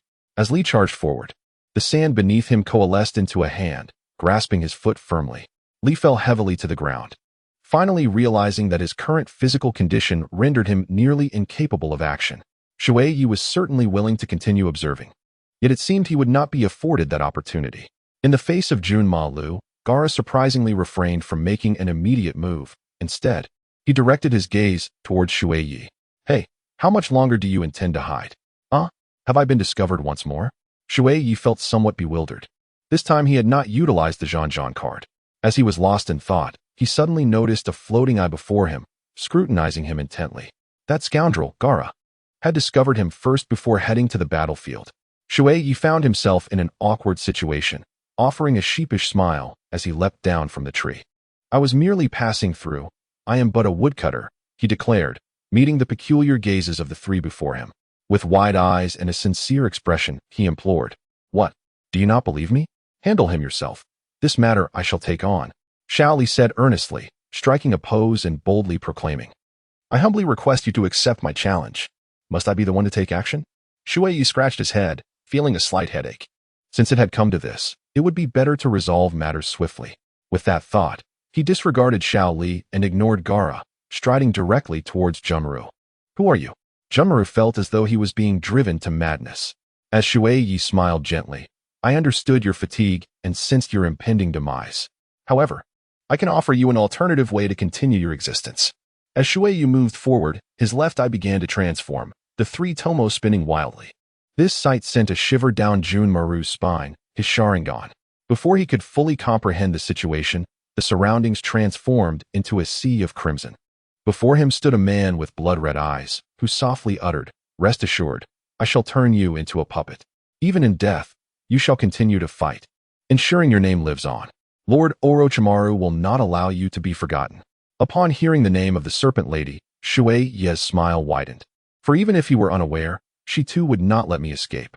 The moment Shui Ye made contact with Junmaru, it was as if he had offered no resistance whatsoever, and his life was extinguished. Xiao Li's pupils contracted, and even Gaara grew serious. What is your name? Gaara inhaled deeply, his expression grave. Shui cast a wistful glance back, pondering how to respond. To refrain from mentioning a name would seem disrespectful to Gaara. Yet to utter it would jeopardize the concealment of his own identity. He sighed softly, Since you have already laid eyes upon the egg, why do you wish to know the name of the chicken? Gaara stood momentarily taken aback, and during his moment of distraction, Shui swiftly slipped past him. As for the bond between Sasuke and Naruto, he chose to disregard it. Returning to Konoha was of utmost importance, especially with that woman, SHBU, potentially harboring lethal intentions. Gaara glanced at himself and then at the sand in his hand, realizing he seemed to have rendered little assistance. Lee appeared equally perplexed, questioning the nature of the technique that man had employed. I do not know, he turned his back to us. And I cannot fathom how he managed to subdue that individual. Gaara bit his lip, acknowledging that he was indeed a formidable opponent, but fortunately, he was not our adversary this time. Meanwhile, Shui dashed away with remarkable speed, not even pausing to transform Kimimaro into a puppet. Yet, a thought struck him, causing a peculiar sensation within. Was he becoming somewhat twisted? The actions he undertook bore an unsettling resemblance to those of Sasori, crafting living beings into puppets. Nevertheless, the allure of Kimimaro's bones was undeniably tempting. Water Knight let out a sigh and quickened his pace. As he traversed the forest, he found that Handball and Dear Maru had already triumphed over Doyu. The five of them had thus conclusively resolved the matter at hand. Shui cast a lingering glance at Temari. In his previous life, his favorite characters were neither the elderly Tsunade nor Sakura and Hinata, but rather Temari and Ino. These two characters, though not frequently appearing, possessed truly remarkable figures. To be frank, Temari's allure, particularly her mesh attire, was simply irresistible. Shui Ye wiped his mouth, and his figure darted past. Soon, the sound of Chong Pu's roar echoed through the village. Did you not claim you were going to the restroom? How is it that you've been gone for an entire day and night? Following this, everyone witnessed Shui Ye being chased in a frenzy. Chapter 34. An investigation into a joke. Chong Pu was irate, for Shui Ye had stealthily slipped away. Meanwhile, the branch store had officially opened, flourishing with business. They had not yet managed to hire staff, so the seasoned uncle had no choice but to rush over, multitasking as he prepared the food while demonstrating to the apprentices he had hired. The branch store is now operational? Shui Ye was utterly astonished. Did this not signify the completion of his task?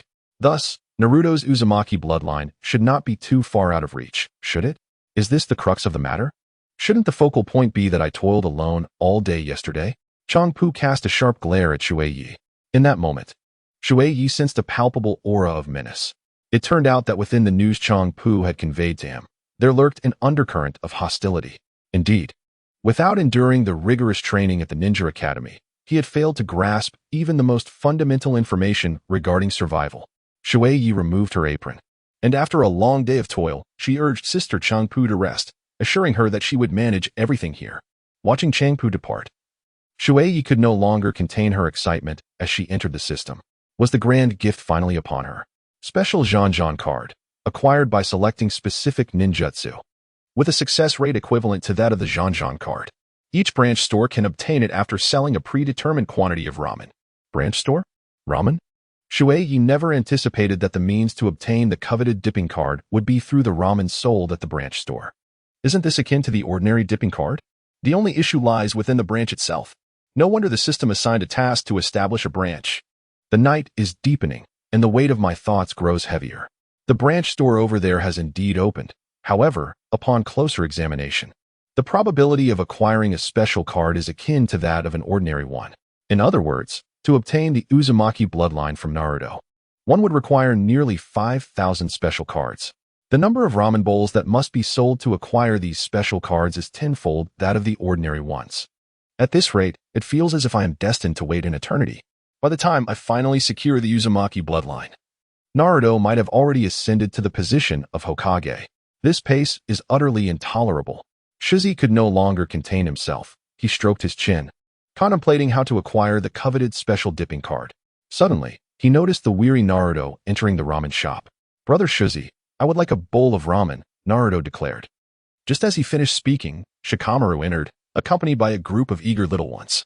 Shui Ye was momentarily taken aback, glancing at Lu Shuang and then at his own hands.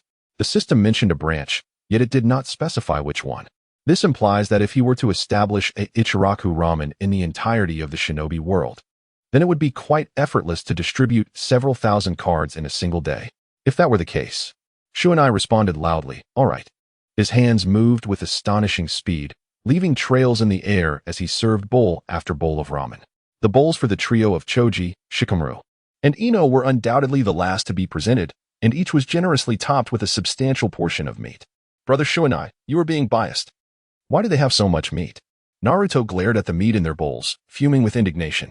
Shui Ye delivered a playful smack to Naruto's head, a reminder that their fathers were all on the verge of becoming half-owners of Ichiraku Ramen. Surely, you haven't forgotten our plans to scout locations for a new branch together. Naruto was taken aback, suddenly coming to a realization, his eyes widening in astonishment. Shui Ye glanced at Ding Ci with an air of nonchalance. Another bowl, please. Ding Ci promptly lifted his bowl and chopsticks once more. Shui Ye laughed joyfully, exclaiming, great. Do indulge a little more. The more he consumed, the happier he became. The others found themselves somewhat uneasy under Shui Ye's exuberant smile. Shikamaru, resting his hand on his forehead, remarked, Brother Shui Ye, if there's something on your mind, please just say it. Is it that evident? Shui rubbed his face, displaying a hint of dissatisfaction. I thought I had concealed it rather well. What a nuisance. Shikamaru sighed, suggesting that if possible, Shui should find an opportunity to speak with my father. It would indeed be better to discuss it with you. Shui Ye gazed at Shikamaru with a playful smile, seemingly intent on pursuing him. You three, upon your return, could you kindly convey to your fathers that if the ramen shop over there is yielding satisfactory profits, perhaps they could consider allocating additional funds? Are you planning to open a branch? Shikamaru inquired, taken aback. But you don't have enough staff for that. Not to worry, training a few individuals will suffice. However, regarding the financial aspect, I sincerely hope for your support. Shikamaru, somewhat impatient, nodded. All right, I'll mention it to my father. Excellent. Wishing you all a pleasant dining experience. Shui Ye laughed even more joyfully, and the subsequent actions quickened. As everyone savored the remaining noodles, Shui Ye waved his hand grandly, declaring that today's expenses would all be on him. Hooray! Naruto exclaimed with immense excitement, and then, under Shui Ye's astonished gaze, he raised his bowl, calling for another serving. This is the legendary occasion when someone treats, allowing one to indulge to their heart's content.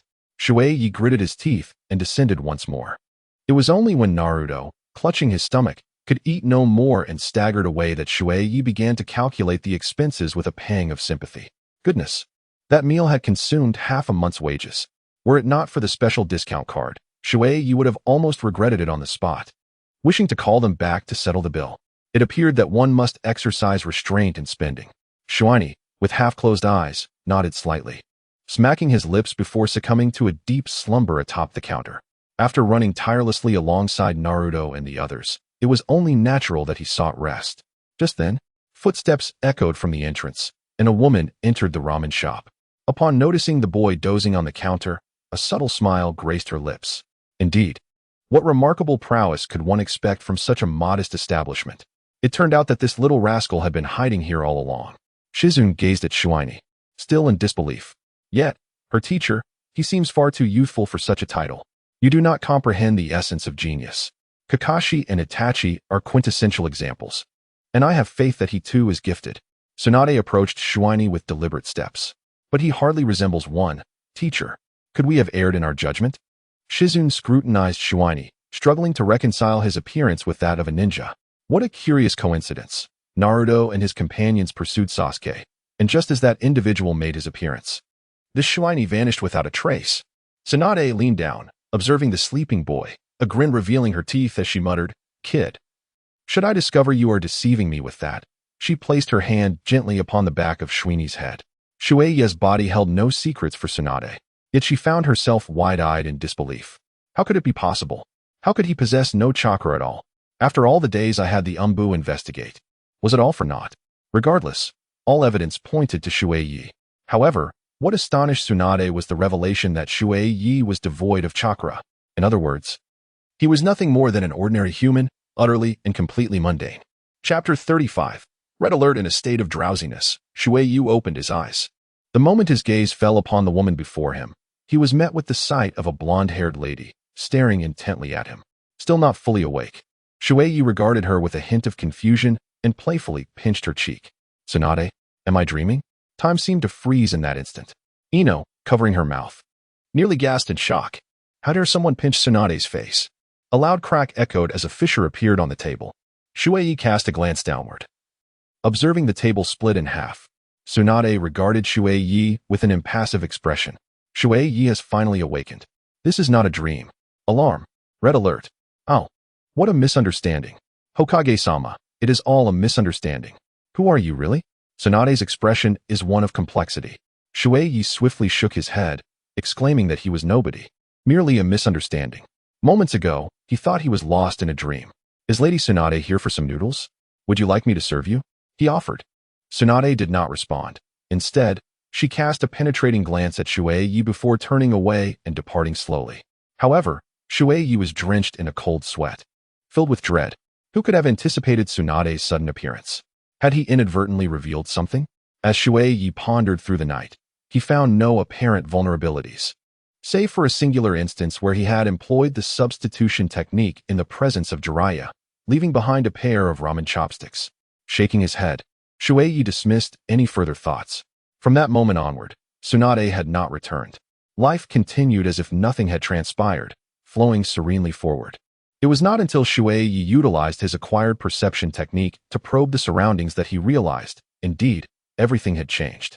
Perched on a tree 170 meters to the left of the ramen shop was an individual, while two figures stood atop a rooftop 120 meters to the right. It seemed he had unwittingly cast himself in the role of a spy with murderous intent. Shui let out a long sigh. These individuals had emerged unexpectedly while he was pursuing Sasuke alongside Naruto, sprouting forth like bamboo shoots after a rain, in rapid succession. It seems that one must exercise caution in the future. As the water knight sighed, she shook her head, meticulously sorting and packing the refuse before carrying it out to dispose of. Indeed, two groups of individuals promptly followed suit. This sensation of being observed was utterly disconcerting. Shui Ye scratched his head, on the verge of returning to the ramen shop when he suddenly encountered Team Nara, three individuals approaching him. "Aren't you on a mission?" Shui Ye inquired with a hint of curiosity. The trio exchanged glances before responding. "You arrived just in time. Our father has just returned from his mission and is awaiting you at home. It would be perfect if you accompanied us." As Shui Ye's eyes sparkled with realization, it dawned upon him that the ramen branch had indeed found a location. He immediately straightened his posture, and said, "Excuse me, but I would appreciate it if you could take me along." He followed closely behind the three, making his way to Shikamaru's residence. It must be noted that Shikamaru truly epitomized affluence, the most evident sign being that he belonged to a household with a courtyard. Shui Ye could discern no more than this, for like Naruto, he was content merely to have a place to reside, rather than a spacious yard. However, upon observing the yard of others, a tinge of envy stirred within him. Had he truly forgotten to relish the pleasures of life amidst the relentless tasks he had been undertaking? "Shui Ye, please take a seat." Lujio beckoned him to sit down, this time with a markedly more formal demeanor. Shikamaru and the others settled beside their father, encircling Shui Ye as if to interrogate him. Lujio was the first to speak, acknowledging that Shui Ye was indeed quite the visionary. The branch store's business was thriving unexpectedly well. In fact, the earnings from just these past few days were nearly on par with the initial capital invested in opening the store. Shui Ye was taken aback. "Uncle Lujio, you are already aware of the earnings?" "Indeed," he replied with a stern expression. "As we passed through the town, it was only natural for us to assess the situation of the establishment we have invested in. However," he continued, "we have also observed an alternative scenario. Due to the thriving business, other ramen shops have emerged, yet their performance pales in comparison to the ramen shop we are partnered with. Having sampled them all, I trust Ding's appraisal. You should too." Shui Ye turned to Ding Zhua, who gave a slight nod in acknowledgement. "I have always pursued excellence in culinary experiences. Upon my tasting, I discerned that if hand-pulled noodles merit a perfect score of 100, other noodle establishments might barely reach 50. It is evident that they merely seek to capitalize on the reputation of the master noodle maker. Nevertheless, it is undeniable that they are indeed studying the craft of noodle making. Should they persist, their scores may undoubtedly rise. However, there exists a significant concern, aside from the master. The noodles crafted by others in these establishments are not as delectable as one might anticipate." Upon Ding's conclusion, Lujio immediately regarded Shui Ye with a serious expression. "In fact, we had deliberated on our journey back about the possibility of expanding to other locations. As the reputation of Ilu Ramen has recently begun to gain some traction, the sole dilemma lies in how to ensure the preservation of its distinct flavor. If Shui Ye can resolve this issue, I believe we would be more than willing to invest." As the night deepened, Shui took a deep breath and finally grasped the situation. The three establishments were apprehensive that patrons would exclusively favor the hand-pulled noodles crafted by the esteemed uncle. Unless he could assure a resolution to the flavor dilemma, the associated risks were deemed too high for them to bear. Thus, this predicament arose from a singular concern. This time, the three families resolved to take decisive action. Shui Ye gently squinted his eyes, rising to his feet and saying, "Please, esteemed guests, wait for a moment." He dashed towards the ramen shop, noticing even a figure tailing him, racing across the rooftops, yet he paid them no mind. As long as he could establish the ramen shop, it was possible he would have to leave Konoha and venture to the Land of Fire. If that were indeed the case, surely these individuals could not persist in following him all the way to the Land of Fire. Shui chuckled softly as he hurried back from the ramen shop, clutching a notebook in his hand. Naturally, the words within were hastily scribbled by Shui himself. He had no intention of genuinely documenting such matters. The pages were densely filled with meticulous details regarding the nuances of the big uncle's culinary techniques, even noting the precise number of kneads for the dough. This remarkable artifact left Lujio and the others utterly astonished. Is there truly someone who takes notes even on the preparation of noodles? Well, they were witnessing it firsthand now. Under the moonlit night, he spread his hands and declared, "I believe that as long as we possess this notebook, we can attain a standard for the flavor of our ramen." He then pointed to the notebook, which contained meticulous records of the ingredient packages. Every component, from the seasonings to the fermentation process, has been thoroughly considered. What do you think? With this notebook in hand, is it possible to expand Ichiraku Ramen throughout the Land of Fire? Absolutely. Lujio examined it carefully, affirming his resolve. In that case, you may begin recruiting personnel. We will take care of the financial aspects. Understood. Shui Ye smiled with delight. For this matter pertained not only to his opulent mansion but also to his coveted special card. It appeared that his treasured card might finally be within reach. Chapter 36.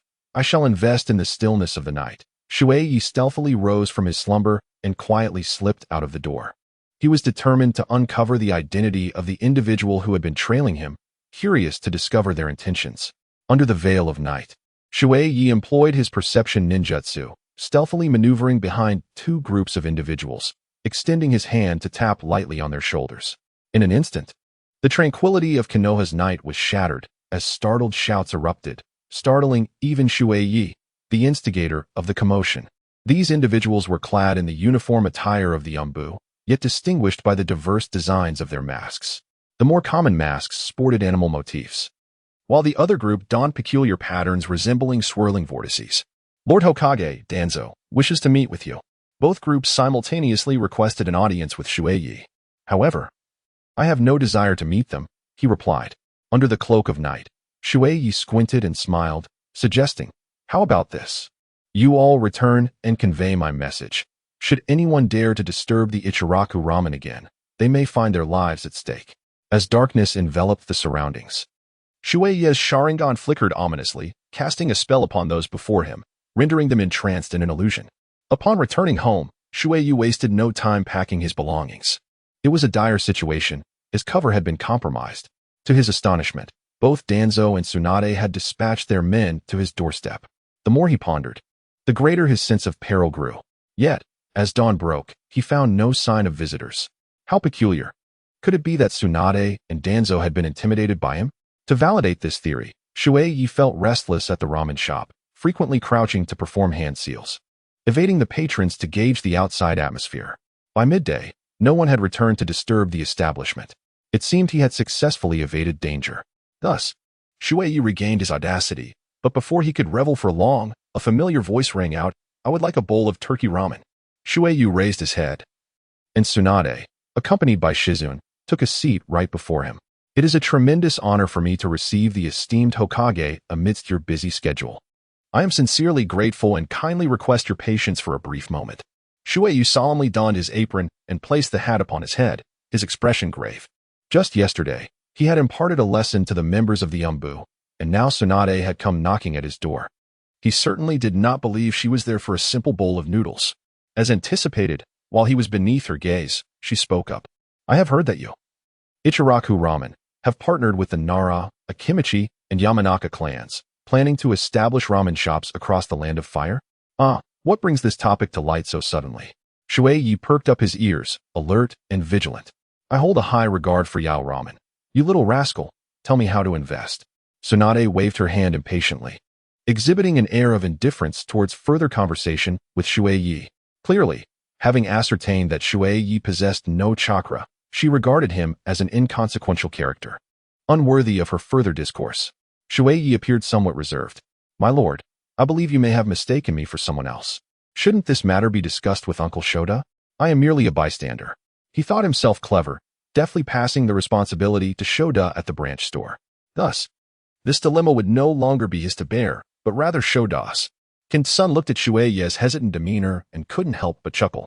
Yet, I have heard that it was you who facilitated the collaboration between Ichiraku Ramen and the other three establishments.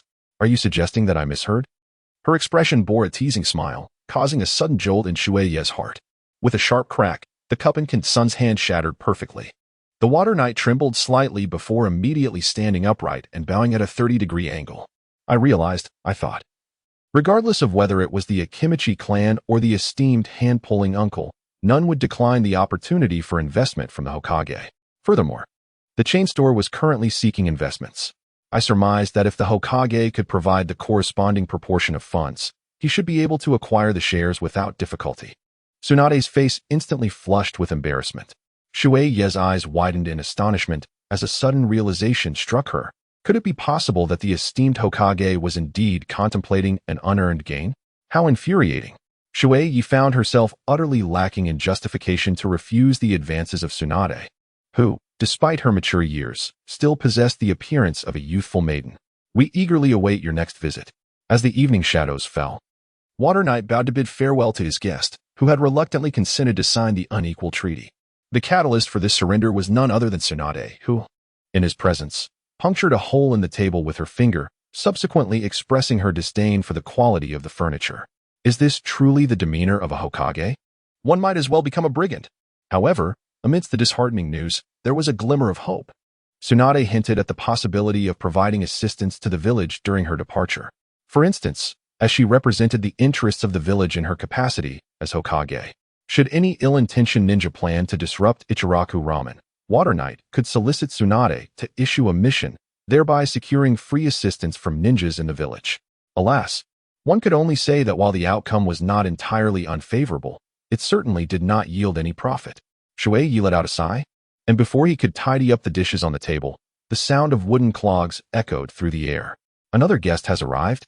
Shui Ye, somewhat bewildered, lifted his gaze and immediately spotted the old fellow Danzo. This man, exuding an air of authority, regarded Shui Ye with a bowl of turkey noodles in hand. Why is it that everyone seems to be here for the turkey noodles? Shui Ye murmured to himself, hastily approaching the counter to serve this old man. Indeed, Danzo was not merely there for the noodles. He gazed at Shui Ye with a smile, inquiring, as far as I know, the Hokage just left not long ago. What was the purpose of his visit? And what did you discuss? Oh, regarding that, the Hokage believed our ramen to be exceptionally delicious. Hence he specifically came to enjoy my creation. The Water Knight chuckled heartily. Do you know what fate awaits those who deceive me, old man? Danzo squinted his eyes and smiled. Shui Ye felt somewhat bewildered. Could it be that there were only 3 people in the room, and that the old rascal Danzo had actually overheard them? Surely not. Just as he was pondering this, Danzo slammed his palm on the table, exclaiming, "Who is the ninja behind Ichiraku Ramen?" Good heavens! After all this time, it turned out that the inquiry was directed at him. How audacious to confront him! Was it merely a display of bravado? Come on! Immediately, Shui Ye wore a perplexed expression, responding, "My lord, I do not comprehend what you are saying. The ninja behind Ichiraku Ramen? Whether it be the hand-pulling uncle or the elder I am, including myself, we are merely ordinary citizens, upstanding members of society. Do you intend to deceive me?" Danzo squinted, retorting, "Do not tell me that you, a mere citizen, assisted Naruto and his companions in pursuing Sasuke, nearly bringing him back. Do not tell me that you ordinary citizens possess the eyes of the cursed Uchiha clan. Are you aware that the Uchiha clan consists of the village's rogue ninjas?" Chapter 37. Hokage, save me. Things are getting urgent. The old rascal Danzo is in a hurry. Shui Ye instantly revealed an innocuous smile. "Sir, I truly do not comprehend what you are saying. Must I be so blunt?" Danzo coldly retorted. "You inform Naruto that the skilled individuals behind you are acquainted with you, and that they will intervene while Naruto and the others pursue Sasuke. Surely, you have not forgotten all of this."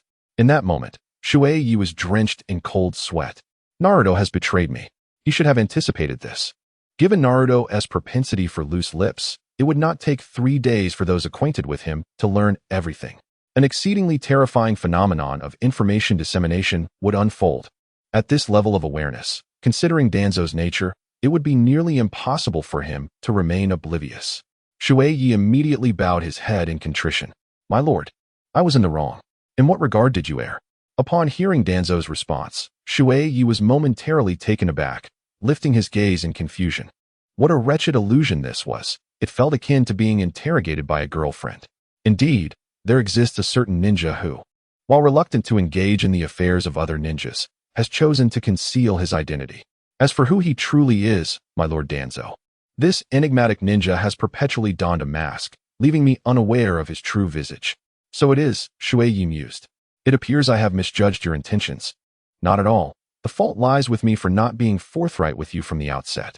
Shui Ye smiled gently, presenting an air of complete fault on his part. The 2 squint-eyed creatures locked gazes. Danzo, with a cheerful demeanor, spoke up. "In that case, I would appreciate it if Shui Ye could convey a message to this ninja. Our village is in urgent need of capable individuals. If possible, I sincerely hope he will seek me out. I can offer him exceedingly favorable treatment. Should he be inclined to heed my counsel, I can arrange for his protection. However, if he chooses not to come, even I would find it challenging to ensure that certain areas of Konoha remain unscathed from espionage, let alone guarantee the safety of some individuals within our village. Wouldn't you agree?" With that, Danzo leaned on his cane and, limping, departed. Shui Ye's eyes widened with trepidation, filled with apprehension. Undoubtedly, that old scoundrel Danzo. This wretch dares to threaten me. I can no longer remain in Konoha. As soon as Changpu returned, Shui Ye grasped her hand and implored, "Sister Changpu, let us flee." "What?" Changpu responded, her expression one of bewilderment. "Has Shui Ye gotten into trouble?" "It is as follows," Shui Ye continued. "That old villain Danzo sought me out today, insisting that I divulge the identity of the master ninja behind the ramen shop. Sister Changpu, you are aware that there are no master ninjas behind our ramen establishment. Yet, he is adamant that there is. And he threatened that if I do not disclose this information, he would have both of us captured and subjected to severe torture. Thus, I had no choice but to fabricate a tale, claiming that tomorrow a master would seek him out, rather than risk our fate. It would be better for us to escape today. Shui Ye is truly eager to flee. Being targeted by Danzo feels akin to being pursued by a venomous serpent. Even formidable masters like Itachi Uchiha and Kagami Uchiha have fallen victim, have they not? How could a mere Shui Ye withstand such pressure? He cannot. What he did not anticipate, however, was that Sister Ayam would receive his words as if they were a jest. Shui Ye, you mustn't speak so recklessly. Lord Danzo has sacrificed so much for this village. His arm was lost in battle for its sake, and you cannot casually speak ill of him. The night was shrouded in mist. To his astonishment, Sister Chbu did not believe him, although he frequently told her fanciful tales, such as the big bad wolf devouring Little Red Riding Hood, or claiming he needed to use the restroom only to vanish for 2 or 3 days. The majority of what he spoke this time was indeed the truth. That ancient fiend, Danzo, was genuinely plotting against them. Yet, Sister Chbu remained incredulous. In the depths of the night, Shui felt a sense of bewilderment as he observed Changpu bustling about in the shop. He harbored an intense desire to strip Danzo of his skin right then and there. However, that was merely a fleeting thought. At present, he was no match for Danzo. To put it in perspective, while he possessed a single Sharingan, Danzo must have at least 20 or 30. Unable to defeat him, he could not even afford the luxury of retreat. Shui Ye scratched his head, realizing that he had no choice but to seek external assistance. Tsunade, since it was you who approached us first with the intention of usurping our shares, do not blame me for taking advantage of you thereafter. With a resounding shout, Shui Ye cried, Sister Changpu, I must use the restroom. And then, like a bolt of lightning, he fled the ramen shop. This was indeed the legendary true art of escape. Sprinting towards the Hokage building, Shui Ye pondered how to convince Tsunade of his sincerity and engage in a life-and-death struggle with Danzo. Lost in thought, he was suddenly confronted by an individual who emerged from the shadows. Halt! The figure extended a hand, attempting to impede Shui Ye's progress. But was Shui Ye the type to retreat in the face of adversity? A flash of crimson flickered in his left eye, triggering his ocular condition. In an instant, he collided heavily with the man's outstretched hand, spitting out a mouthful of blood. Before the adversary could recover, Shui Ye unleashed a scream. Murder!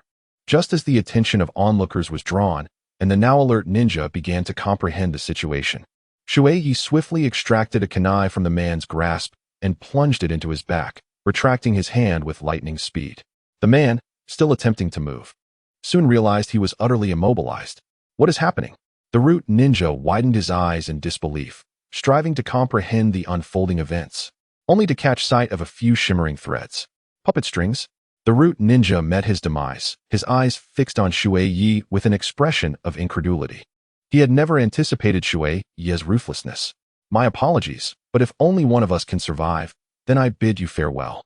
In the depths of the night, Shui Ye inhaled deeply and staggered into the Hokage building, appearing utterly wretched. Hokage-sama, save me. Upon laying eyes on Tsunade, Shui Ye collapsed to the ground, helplessly extending his arm towards her, a hint of blood gracing the corner of his mouth, a pitiful sight indeed. To enhance his performance, he even abruptly raised his head at one moment, only to let it crash heavily against the wooden floor, succumbing to unconsciousness. What transpired here? Tsunade observed Shui Ye's fallen form, her expression slightly unnerved. Though she had overcome her hemophobia, it did not imply that she relished the sight of blood. Immediately, Shizune stepped forward, intending to assess Shui Ye's injuries, only to witness him, swaying yet remarkably resolute, rising to his feet once more. Tears welled in Shizune's eyes. What a steadfast individual he was. Even in such a state of injury, he managed to stand tall. How splendid it would be if such a person could become a ninja. Meanwhile, Shui Ye scratched his head, sensing Tsunade's almost knowing gaze upon him, feeling as though his true intentions had been laid bare. How vexing. It was not his intention. In his haste, he nearly forgot that Tsunade was a healer by profession. Chapter 38. The villain is myself in the Hokage's exclusive lounge. Shui Ye sat, anxiously ruffling his hair, opposite Tsunade. What on earth was happening?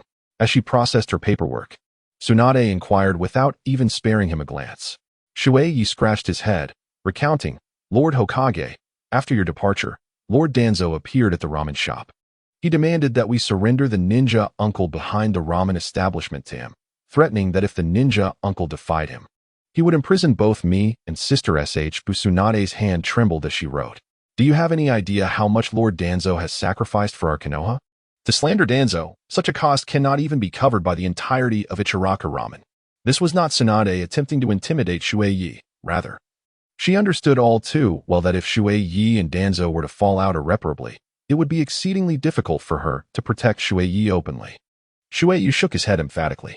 Lord Hokage, I harbor no intent to slander Lord Danzo. My concerns have overwhelmed me, leaving me in a state of uncertainty. In my turmoil, I sought your assistance. However, during my journey, I encountered a masked ninja who barred my passage. I was gripped by fear when he struck me on the chest. For a fleeting moment, I believed my life was forfeit. Fortuitously, that ninja met an untimely demise for reasons unbeknownst to me, allowing me the opportunity to rush to you, Lord Hokage. As Shui Ye spoke earnestly, another ninja rushed in with urgency. Lord Hokage, an Umbu ninja has fallen in the street, a kunai embedded in his back. Tsunade glanced at the newcomer and replied, Understood. Investigate the identity of the deceased Umbu and report back to me. Lord Hokage, this may pose some complications, the newcomer said, scratching his head. The body has already been taken away by the root personnel. I heard from others that the individual was clad in Umbu attire, and now only a trace of blood remains at the scene. Very well, Tsunade responded, her demeanor unperturbed. Please summon Elder Danzo. Shui Ye was momentarily taken aback, his eyes widening in disbelief. Could it be that these two old codgers intended to confront him? The more he pondered, the more plausible it seemed. With a woeful expression, he observed Tsunade diligently revising paperwork. Seizing the opportunity while Tsunade was momentarily distracted, Shui Ye quietly lifted his foot. Some skills he had acquired, deemed useless in the past, might now prove advantageous, such as the ability to mask the sound of his footsteps. Instinctively, he activated this skill, yearning to escape this treacherous place. Although he had orchestrated the clash between the two formidable figures, he had no desire to partake in it. He was merely a fragile child in need of protection. As he reached the threshold, Shui Ye believed he was on the verge of success. Just then, Ino collided with him unexpectedly, wincing as she rubbed her forehead, which had collided painfully with his chin. Shui Ye-kun, where are you headed? How can you walk so silently? At that moment, Tsunade abruptly lifted her gaze, her eyes widening as they fixed on the entrance. Naturally, she was reluctant to let Shui Ye depart. This little trickster, if given the chance. She wished to draw out the ninja lurking behind him. Though she hadn't been constantly monitoring Shui Ye, as a ninja, Tsunade's professional instincts were finely honed. Any slight disturbance in her surroundings would instantly alert her. Moreover, Shui Ye was merely an ordinary person. Yet, astonishingly, he had managed to reach the door without her noticing. Tsunade's eyes widened, but she quickly regained her composure, as if nothing had transpired. Shui Ye, where are you off to? I recall that when I left, the ramen shop's fire had yet to be extinguished. I intend to return, ensure the fire is out, and then come back to heed Lord Hokage's guidance. Shui Ye spoke earnestly, feigning an air of urgency. Tsunade squinted her eyes and smiled, realizing that Shui Ye seemed reluctant to meet Danzo. In that case, it was imperative that he did meet him. Kurenai, could you accompany Shui Ye to the noodle shop? I have matters to discuss with him. No need. I believe I may have remembered incorrectly. Shui Ye lowered his head in anguish, pondering why Tsunade was so formidable. Tsunade gazed at Shui Ye with a semblance of a smile and queried, Is that so? Have you genuinely merely made a mistake? Perhaps it would be prudent to have Shizen take a look. After all, what if there was indeed no connection? What nonsense! He exclaimed. At this moment, Shopu was occupied managing the shop. If Shizen were to go, wouldn't everything be exposed? Water Knight raised his head abruptly, recalling that the fire had indeed been extinguished.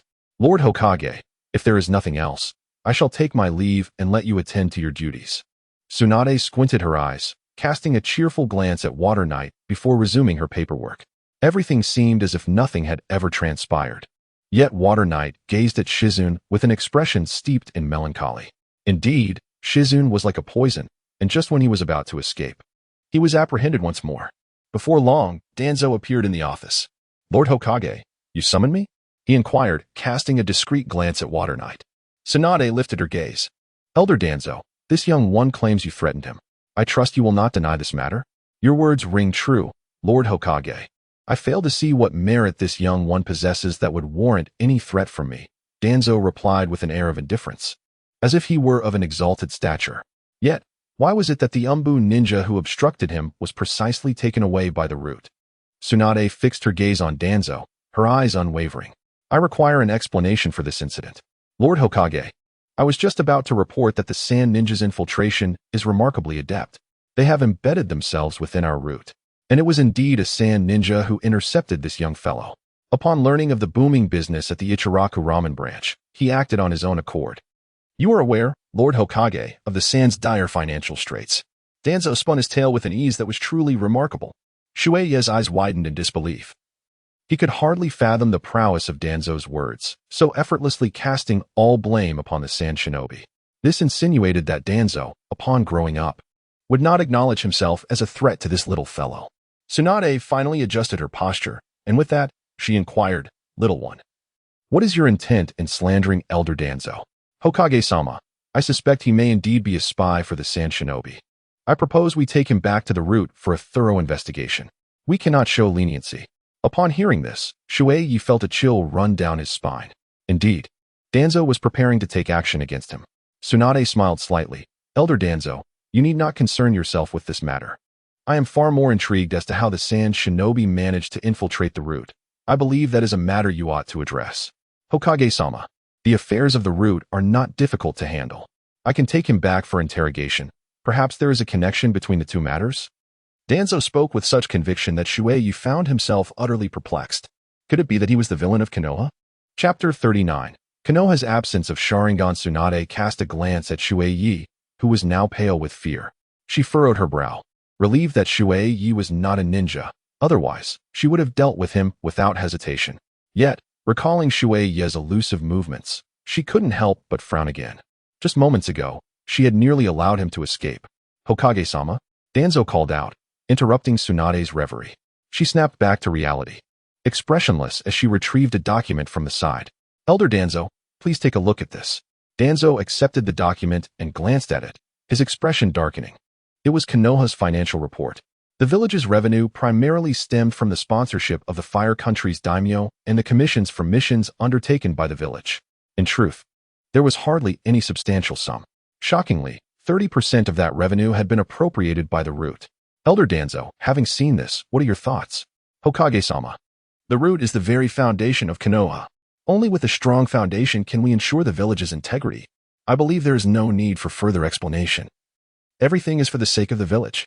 Ah, I see, Tsunade replied, her eyes glimmering as she regarded Danzo. Then, could you enlighten us on where exactly these funds have been allocated? As the Hokage of Konoha, I believe it is both my right and duty to inquire into this matter. Wouldn't you agree? Danzo fell silent. How could he respond? Those funds had all been used for experiments? If she were to inquire about the nature of those experiments, and he were to display the Sharingan to her, how could that possibly be justified? Lord Hokage, these matters are of utmost secrecy. During the tenure of the third Hokage, such issues were never questioned. May I not inquire about them now? Tsunade remarked with a cold smirk. The establishment of Root was intended to safeguard Konoha, yet it appropriated 30% of the funds annually, allowing infiltration by Sand Shinobi into its ranks. Furthermore, upon examining various documents, it is evident that the personnel of Root and those of the Umbu largely overlap. Elder Danzo, how am I to trust you? I have never committed any act against Konoha. I assure you, all funds are directed towards its welfare. Danzo's countenance darkened. Is that all you have to say? Tsunade scoffed. Enough. This quarrel serves no purpose. It pales in comparison to the necessity of presenting the expenditures of Root before me. Elder Danzo, recent events during the Chunin exam have resulted in considerable turmoil within the village, with numerous houses demolished and rebuilt. The village can no longer afford to support Root. It should be disbanded. All members will join the Umbu, and you, Elder Danzo, may return as an advisor. I believe that under your guidance, Konoha will undoubtedly grow stronger. Danzo was taken aback. Tsunade was proposing the disbandment of Root. How utterly disrespectful.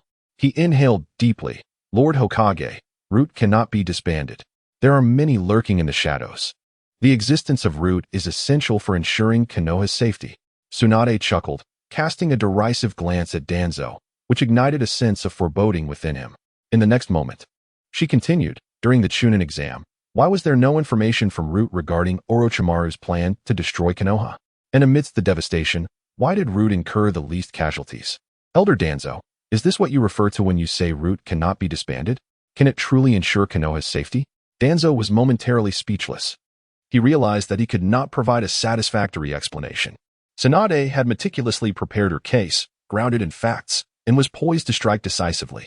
He took a deep breath, gazing at Tsunade's face, then turned away. Lord Hokage, the existence of Root was sanctioned by the third Hokage. Many matters cannot be disclosed publicly. However, if you insist on disbanding Root, I believe our debate serves no purpose. This clandestine meeting posed no threat to Danzo, who departed unperturbed. If Tsunade truly wished to disband Root, it would necessitate a high-level conference. At this moment, Danzo was eager to persuade advisors Mito and Koharu. As long as they opposed the decision, even if Tsunade was Hokage, disbanding Root would be an unattainable goal. Water in the room remained astonished, gazing at the scene before him. Tsunade seemed rather formidable. Even the cunning Danzo was left with no place to hide. Tsunade, however, casually cast a glance in his direction, as if to say, I understand your intention to use my strength against Danzo. It is evident that the village is in dire need of funds. Had I arrived a bit later, perhaps we could have discussed our business further. Shui Ye was momentarily taken aback, and then nearly burst into laughter. Had Tsunade not sought him out first, he would have undoubtedly found himself at her mercy, likely suffering a severe reprimand. Ultimately, this is all a matter of fortune. Well, now you can rest assured, he is currently preoccupied with matters at the Root, and should have no inclination to trouble your ramen shop. You may return now. Shui Ye was momentarily taken aback, rising with a lingering sense of bewilderment. Was it truly time to depart? Did Tsunade leave herself behind merely to allow him to witness the fate of Danzo? Just as Shui Ye, in his confusion, was about to step through the door, Tsunade called out to him. Shui Ye promptly narrowed his eyes. Indeed, this was to be expected. He could hardly believe that Tsunade would go out of her way to assist him, even at the risk of offending Danzo, without any ulterior motives. It was evident that there were conditions attached. At that moment, Tsunade cast a glance at Shui Ye and spoke. When you return, please convey a message to that ninja. Konoha is in need of manpower, and the losses from the Chunin exam have been considerable. If possible, I sincerely hope he can come to Konoha to lend us his aid. Shui has experienced a moment of enlightenment. Tsunade's unwavering support is solely for that elusive ninja, who is as difficult to catch a glimpse of as a dragon. I shall undoubtedly convey this message to my esteemed predecessor. Shui Ye bore a serious demeanor. Yet no matter how one looked at him, he hardly appeared to be genuinely inclined to offer assistance. As Shui departed, Shizun inquired, Teacher, Shuai-kun does not seem like someone who would heed your words. I am aware, Tsunade replied without lifting her gaze. That ninja will undoubtedly not join Konoha. Then why pursue this? Shizun questioned, perplexed. Is it worth offending Danzo? Tsunade lowered her head. The shinobi world is home to numerous villages, yet the Sharingan is scarce. Konoha, at this juncture, may never again possess the Sharingan. Itachi had decimated the majority of the Uchiha clan, and Sasuke had subsequently betrayed the village. Presently, Konoha was devoid of the Uchiha bloodline, and the Sharingan was nearly extinct. If we could recruit that individual with the Sharingan, perhaps Konoha might yet retain a semblance of the Uchiha lineage, Tsunade mused, letting out a subtle sigh. Chapter 40. Is this a game? Konoha convened yet another high-level meeting. During the assembly, the treacherous Danzo exerted his utmost effort, striving to maintain the status quo of the Root. Alas, despite his relentless verbal assaults, he could not match the persuasive power of the documents laid forth by Tsunade. Danzo was severely wounded. The funding for Root had been slashed by 90%. Personnel had also dwindled by 90%. Most of the authority, including the power to apprehend and interrogate individuals deemed suspicious without the consent of the Hokage or the Umbu, had been revoked. Danzo appeared to age decades in that instant. Root was rendered nearly defunct. Anger simmered within Danzo. He retained only the most essential experimental personnel and a few trusted confidants, while the rest were returned to the Umbu. Yet, he remained unsatisfied. He still harbored his own ambitions, to endure and then to flourish. Given a single opportunity, the treacherous Danzo would undoubtedly rise again. Clinging to this mindset, Danzo appeared despondent. Yet his confidence remained intact. Moreover, with the addition of a consultant title, he would not find himself idle. Until what? How much? Shui exclaimed incredulously as he gazed at the ramen shop owner. The profits of a single branch in 1 month exceeded those of Konoha's main store over 3 months. Shui Ye has never been particularly short on funds. Among the thriving businesses in Konoha, the barbecue restaurant stands out as the most prosperous. However, the ramen shop has also been performing exceptionally well. Although his salary is not exorbitant, it is, to be honest, quite substantial. Presently, due to the ideas he has contributed, he is entitled to a share of the profits. The distribution of profits is as follows: 60% to the 3 partners, 20% to Tsunade, and 10% each to Shui Ye and Uncle Shouda. At this moment, notions of technical equity seem irrelevant, and Shui Ye finds himself somewhat dissatisfied. Yet, upon receiving the funds, his discontent swiftly evaporates. The monthly profits are comparable to half a year's salary. How could he not be elated? Clutching the money, he chuckles joyfully. Shui Ye, you ought to save diligently. In due time, you will want to marry, and you are no longer young. It's time to find a partner. Uncle Shouda is also in high spirits. Although his earnings are modest, this is merely the beginning. Moreover, the branch has become entirely stable, requiring no effort on his part to earn money. It's akin to finding treasure. Anyone would be delighted by such fortune. Changpu cast a furtive glance at Shui Ye, pondering what he intends to do with that money. Does it even need to be stated? The first priority is to purchase a house. Otherwise, when it comes time for marriage, will he really expect to share a cramped single room with his wife? In the tranquil night, Shui Ye spoke with a sense of contentment, yet deep within, he still harbored thoughts from his previous life. Changpu was taken aback, her eyes narrowing in surprise. How much do you still need? If it's not a substantial amount, I have a little as well. You can take it to purchase a house. The old man's face darkened in frustration. Previously, he might have felt some joy about dividing the money, but now? What joy could there possibly be? Did he not see that his daughter was compelled to pay extra just to secure a home? For what purpose? Was it not to hasten her marriage? Betraying her own family. With a heavy sigh, the old man expressed his concern. He couldn't shake off the nagging fear that all his hard-earned money might eventually fall into the hands of that insufferable young man. At this moment, Shui Ye lifted his head and expressed his longing, stating that he still needed a considerable sum of money. He yearned to acquire a larger courtyard, envisioning a future where his wife would bless him with a son and a daughter, creating a harmonious family of 4. He believed that a smaller courtyard might not suffice for their needs, yet he reassured himself with the thought of his wealth. Changpu, casting a discreet glance at her father, whispered softly into Shui Ye's ear, revealing that she seldom required any expenditure, as her sustenance was provided at the shop. Having saved diligently since childhood, she offered, if you wish to purchase the courtyard, I can lend you the funds. Is that truly the case? Then let us go and explore our options tomorrow. I have had quite enough of that wretched place. Shui Ye exclaimed with surprise. Her hands already too embarrassed to look up. What are you two dawdling for? Do not presume that receiving money absolves you from your duties. Hurry and come over to knead the dough. Uncle Shouda scolded loudly, watching as Shui Ye and Changpu returned joyfully to knead the dough. These two fellows.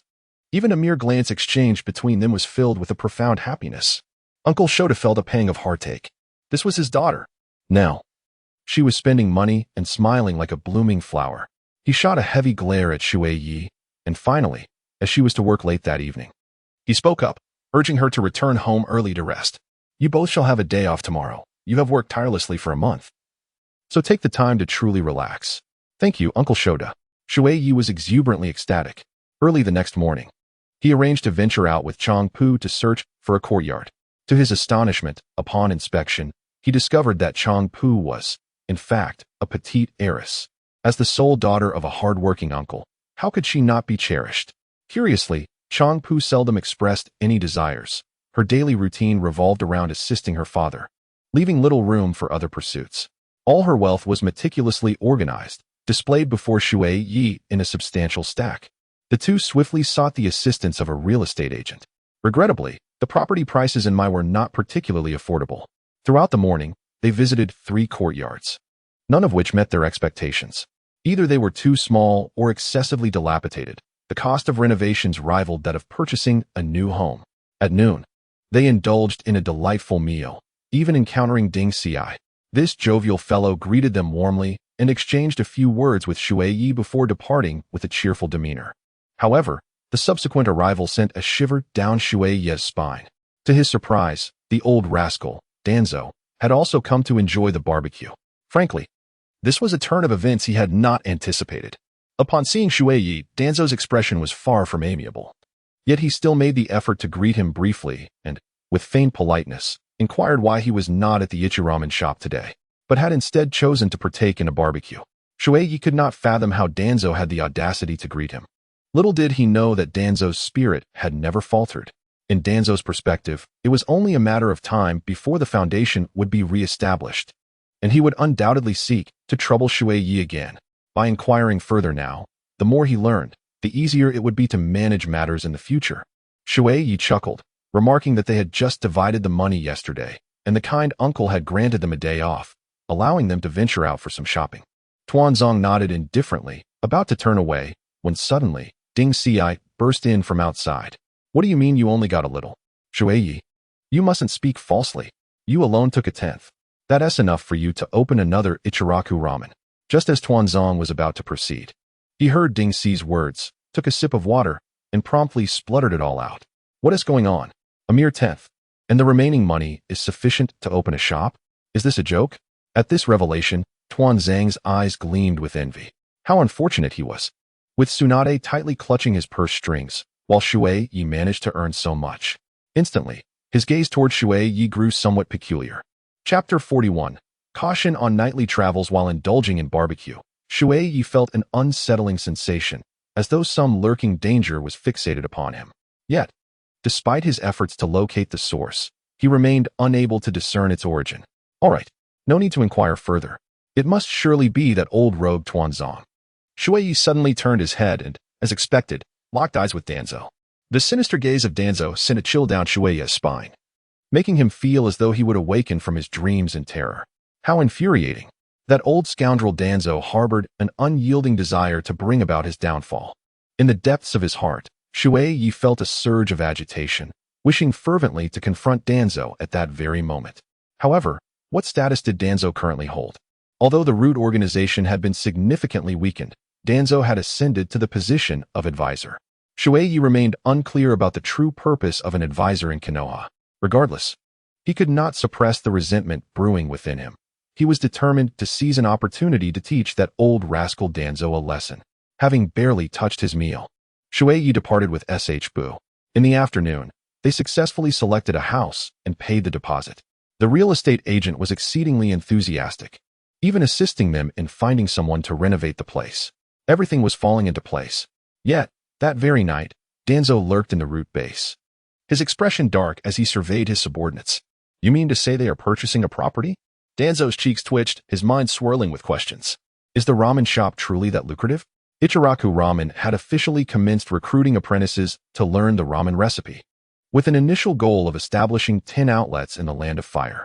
The distribution of shares included a 10% stake for himself, a 10% for Shui Ye, 20% for Tsunade, 20% for Nara, 20% for Akimichi, and 20% for Yamanaka.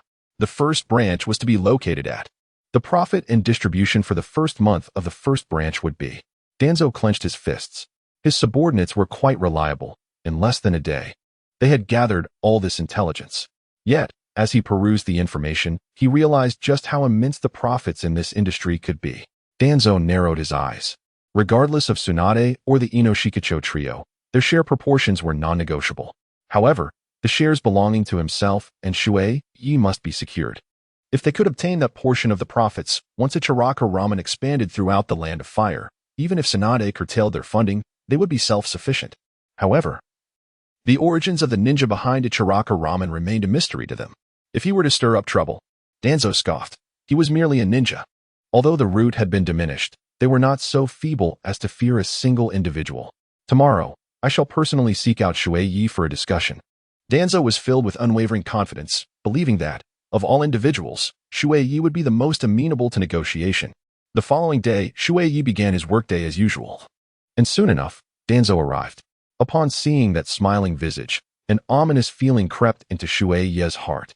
Shui Ye, we may have had some misunderstandings in the past. Today, I have come specifically to speak with you. In the depths of the night, Shui inhaled deeply and addressed Danzo with a hint of formality.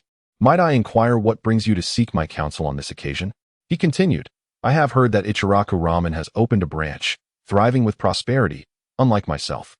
who has dedicated a lifetime to the diligent service of Konohamaru, only to witness the new Hokage slash my funding by a staggering 99%, compelling me to seek my own path to survival.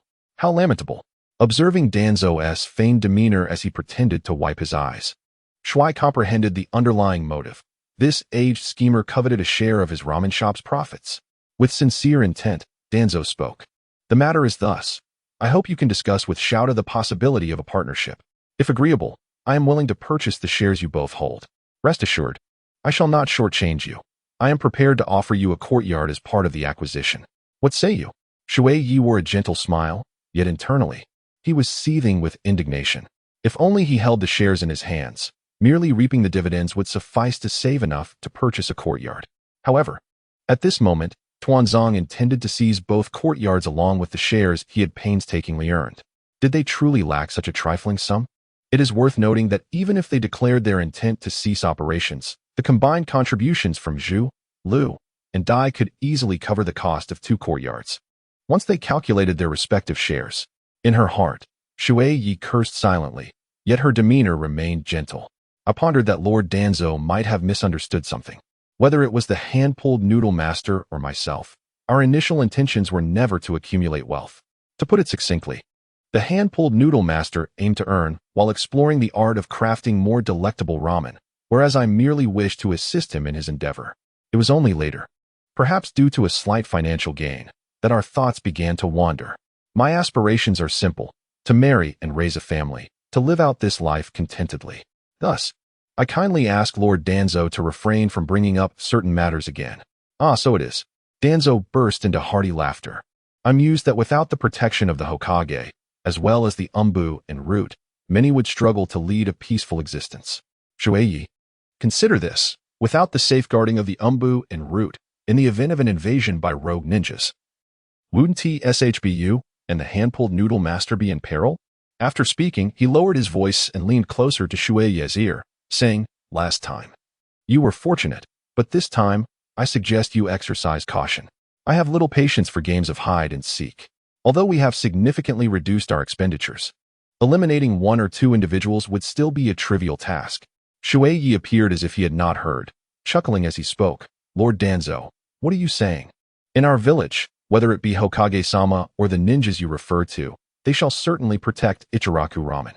Pausing momentarily, Shui Ye gazed at Danzo with a smile, adding, But do take care while traversing the night, Lord Danzo. At that moment, Danzo was incensed. He had not anticipated that even with a reduction in personnel, his route would not be so easily provoked by an ordinary individual. He assumed Shui Ye would be frightened of him, just as before, yet this time, even summoning Tsunade would not yield substantial results. To his astonishment, Shui Ye remained unmoved. With a heavy snort, he glared at Shui Ye before turning on his heel and departing the ramen shop.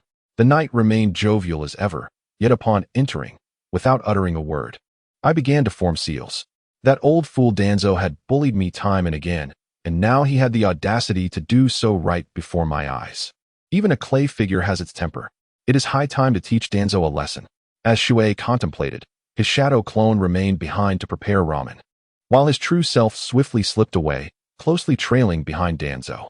He had resolved that since Danzo was devoid of compassion, he would thoroughly uncover Danzo's stronghold tonight, allowing him to experience the true essence of the ninja behind the delightful ramen. Chapter 42. Caught in the Act. The night was deep and silent. Shui Ye lay stealthily atop the rooftop, peering down with a sense of trepidation.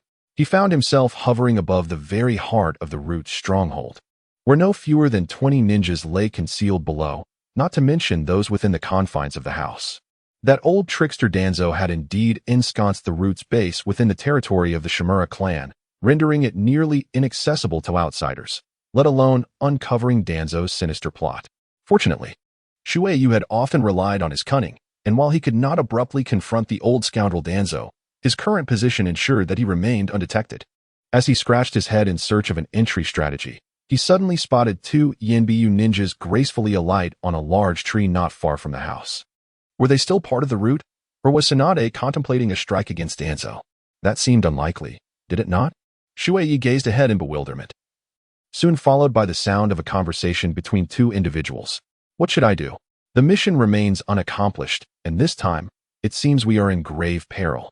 Perhaps we should first inquire about his mood? If he happens to be in good spirits, there is a chance he might let us off the hook. Shui Ye stroked his chin, pondering the extent of fear these individuals harbored towards Danzo. Was it truly this profound? Yet, upon reflection, it seemed quite reasonable. After all, Danzo's infamous techniques, such as the tongue and root jutsu, rendered him akin to an emperor over roots, did they not? Before Shui Ye could devise a strategy, he overheard a conversation between two individuals. One spoke with unwavering confidence, proclaiming, "I have hidden away a stash of explosive tags. Even if I perish, my son will not go hungry. What about you?" The other ninja, filled with envy, retorted, "Where did you acquire your explosive tags? Weren't we just informed of budget cuts and a reduction in personnel? Wasn't a batch of supplies taken over by the Umbu? I managed to discreetly procure a portion before they assumed control." Listening to the young ninja's words, Shui Ye was left astounded. Regardless of the time or place, one must concede that exceptional talents inevitably emerge. Take this young ninja before him, for instance, who seized the opportunity to pilfer a share of supplies during the transition. Alas, it was Shui Ye who stood to benefit from this revelation. With this newfound information, Shui Ye had no intention of lingering. Instead, he resolved to stealthily raid a residence that very night. Possessing a substantial quantity of explosive tags stirred excitement within him. Just imagine the fortune he could amass by selling them. As for using the explosive tags to obliterate the Root's headquarters, what a folly. These were treasures. Such thoughts were utterly out of the question. As the shadows deepened around the Root's headquarters, with nearly all lights extinguished, Shui Ye felt a growing sense of temptation. Even a withered camel is larger than a horse. Such an opportunity should not be squandered. Without hesitation, he employed sensory ninjutsu to circumvent the watchful eyes of both visible and hidden ninjas, stealthily infiltrating the Root's headquarters. That night, Danzo was plagued by an unsettling feeling. It was as if something precious had been taken from him, rendering his sleep restless. Could it be that his secrets had been uncovered? Awakening in the dead of night, he resolved to inspect the Root's headquarters personally. Greeting the passing members of the Root, he entered the facility. This was an ancient site belonging to the Shimura clan. Known to few, the Shimura clan, like the Uchiha, Inazuka, and Hyuga families, had established themselves in Konoha around the same time. Their holdings were considerable, indeed. The Shimura clan owned vast tracts of land within the village, situated unlike the Uchiha, in a more central location. He traversed a couple of basements, each a laboratory. At night, the exterior appeared unremarkable, but within, the lights blazed brightly. One lab focused on researching the first generation of cells, while the other delved into the mysteries of the Sharingan. With neither laboratory showing signs of distress, Danzo felt a measure of relief wash over him. Could it be that Tsunade's pressure had become overwhelming? Even Danzo found himself grappling with a hint of confusion. Could it truly be because of Tsunade? Subsequently, he chuckled and shook his head, intending to return to slumber. However, he then perceived a faint sound, seemingly emanating from the storeroom. Could it be a mouse? Surely, it could not be that simple. Danzo narrowed his eyes and strode directly towards the source of the noise. At that moment, the door creaked open. A cloaked ninja, devoid of a forehead protector, appeared, his waist adorned with several bulging tool pouches, each brimming with various items. Moreover, though this masked figure did not seem particularly rotund at first glance, before Danzo, he resembled a veritable portly individual. His garments, including his trousers, were stuffed to the brim with an assortment of items, scrolls, explosive tags, and various other objects, far too numerous to count. Upon noticing Danzo, the masked ninja was evidently startled.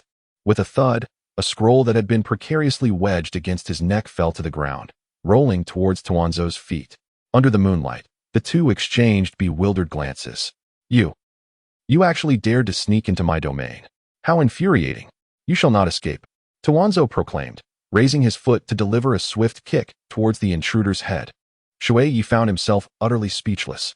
In his quest to seize more treasures, he had even tucked a small scroll within his mask, fearing it might fall. He kept it in his mouth.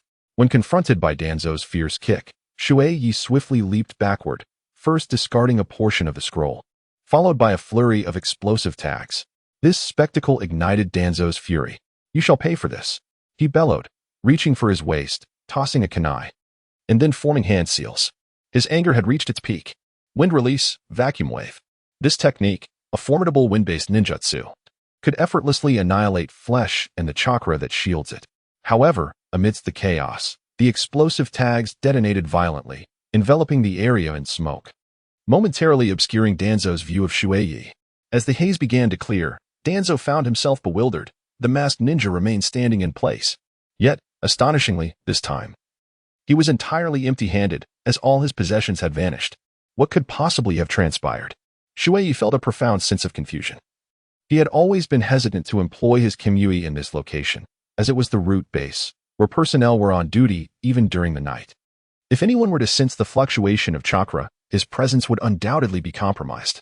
However, with Danzo standing right before him, was he to quietly slip away? Entering the realm of Kamui, he still had the opportunity to stow away the pilfered items. As for that so-called vacuum wave, not even a single strand of his hair was disturbed. Upon his reemergence, a mixture of bewilderment and fury adorned Danzo's face as he confronted Shui Ye. Shui Ye could not resist sneering. "Heh, is that all?" With that, he took off running. From all directions, an untold number of root members emerged, charging towards the rooftop, their forms occasionally vanishing as they sought refuge in the shadows. Danzo's expression darkened with disdain. While others were eager to pursue, he abruptly raised his hand to stop them. "This is not a technique of instantaneous movement. It would be futile for you to follow. I shall handle this personally." Chapter 43, Let There Be an Explosion, wrote. With a swift motion, under the cloak of night, Danzo refrained from acting immediately and closely trailed Shui Ye. Shui Ye's movements were swift, occasionally even displaying divine prowess. Yet, it bore no fruit. His speed was utterly insufficient to shake off Tuanzang. "This old dog persistently clung to me. You have brought this upon yourself." In the depths of the night, Shui Ye's left eye shimmered as he once again entered the realm of divine might. This time, he emerged with a box in his hand. Danzo's eyes sparkled with intrigue. "Indeed, you harbor some secrets. Pray tell, what power grants you the ability to conceal such items?" Danzo had far too many secrets of his own. If he could acquire the abilities of the masked ninja, his eyes gleamed with fervor, and his movements quickened. Wind release, vacuum wave, summoning. He swiftly performed the hand seals, employing the vacuum wave to disrupt Shui Ye's escape, while simultaneously summoning the spirit beast, the dream taper.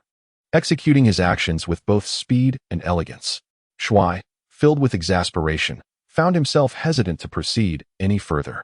Clearly, there were ninjas from the Umbu dispatched to maintain order ahead. If he were to disturb Tsunade and her companions, the ensuing chaos would be far greater than he could handle. With these thoughts swirling in his mind, he abruptly turned and made his way toward the root headquarters. As for the vacuum wave, it held no sway over him. He possessed Kamui. "Damn you, Danzo. I shall confront you head-on." The night was filled with the thunderous roar of water as it turned and formed seals, invoking the technique of shadow clone jutsu. Suddenly, a multitude of dark figures emerged around him. Danzo's face twitched momentarily as he unleashed a gust of wind, launching shurikens in an attempt to eliminate all of Mizu's shadow clones in one swift motion. With a mischievous chuckle, Shui Ye pushed the box out, followed by a series of resounding thuds. The shadow clones of Shui Ye shattered like fragile bubbles. Simultaneously, his box plummeted from a height, soaring past Danzo with a resounding thud. It must be said that Naruto's technique is remarkably effective. The box transformed into Shui Ye himself, who swiftly darted past Danzo's back. Where could he possibly flee? Danzo felt an overwhelming urge to lose his sanity, his movements hastening considerably. Having mastered the Uchiha clan's forbidden techniques, indeed, few could threaten his life. Yet, even as a master of wind release, it was not an insurmountable challenge for Shui Ye to escape his grasp. What drove Danzo to the brink of madness was Shui Ye's reckless abandon. He scattered explosive tags indiscriminately in every direction. As he did so, Shui Ye's heart ached deeply. These explosive tags represented a significant financial burden. As Shui Ye took a deep breath in the stillness of the night, he faced the approaching root ninja and decisively hurled the entire box outward. "Stop the box. We cannot allow it to return to the basement." Until that moment, Danzo was preoccupied with the necessity of keeping the laboratory hidden. Having been deceived once before, he instinctively suspected that the box might also conceal Shui Ye's true form. Consequently, the Umbu ninja gritted his teeth and cleaved open the box, only to gaze blankly at the explosion tags before him. A whole box filled with explosion tags scattered in all directions at that instant. Everyone stood frozen, some even numb with shock. Such an abundance of explosion tags. Was this not a death sentence for Root? Just as Shui Ye had anticipated, none dared to attempt to intercept the barrage of explosion tags. Amidst a cacophony of explosive sounds, Route was obliterated. Surrounding structures collapsed en masse, debris scattered everywhere, and plumes of smoke billowed into the sky. Witnessing this scene, Danzo's heart trembled involuntarily. Wind release, vacuum wave. Earth release, earth flow rampart. Almost simultaneously, both Danzo and Shui Ye completed their hand seals. As a result, the vacuum waves collided with the earth wall, and the freshly formed earthen arms were utterly shattered. Come at me. The night was pierced by Shui Ye's uncontrollable roar. In the presence of Danzo, a multitude of shadowy figures emerged, endeavoring to disrupt his line of sight.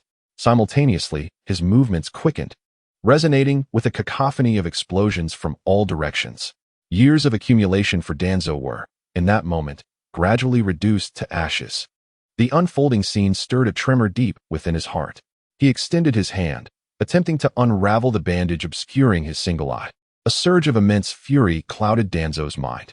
Here, in the very village, he dared to contemplate utilizing the Sharingan. Should this become known, surely everyone would demand an explanation. As Shui Ye glanced back at him with a sly smile, he again entered the realm of divine might, his figure vanishing from the spot. This time, he materialized at the very limits of that divine space.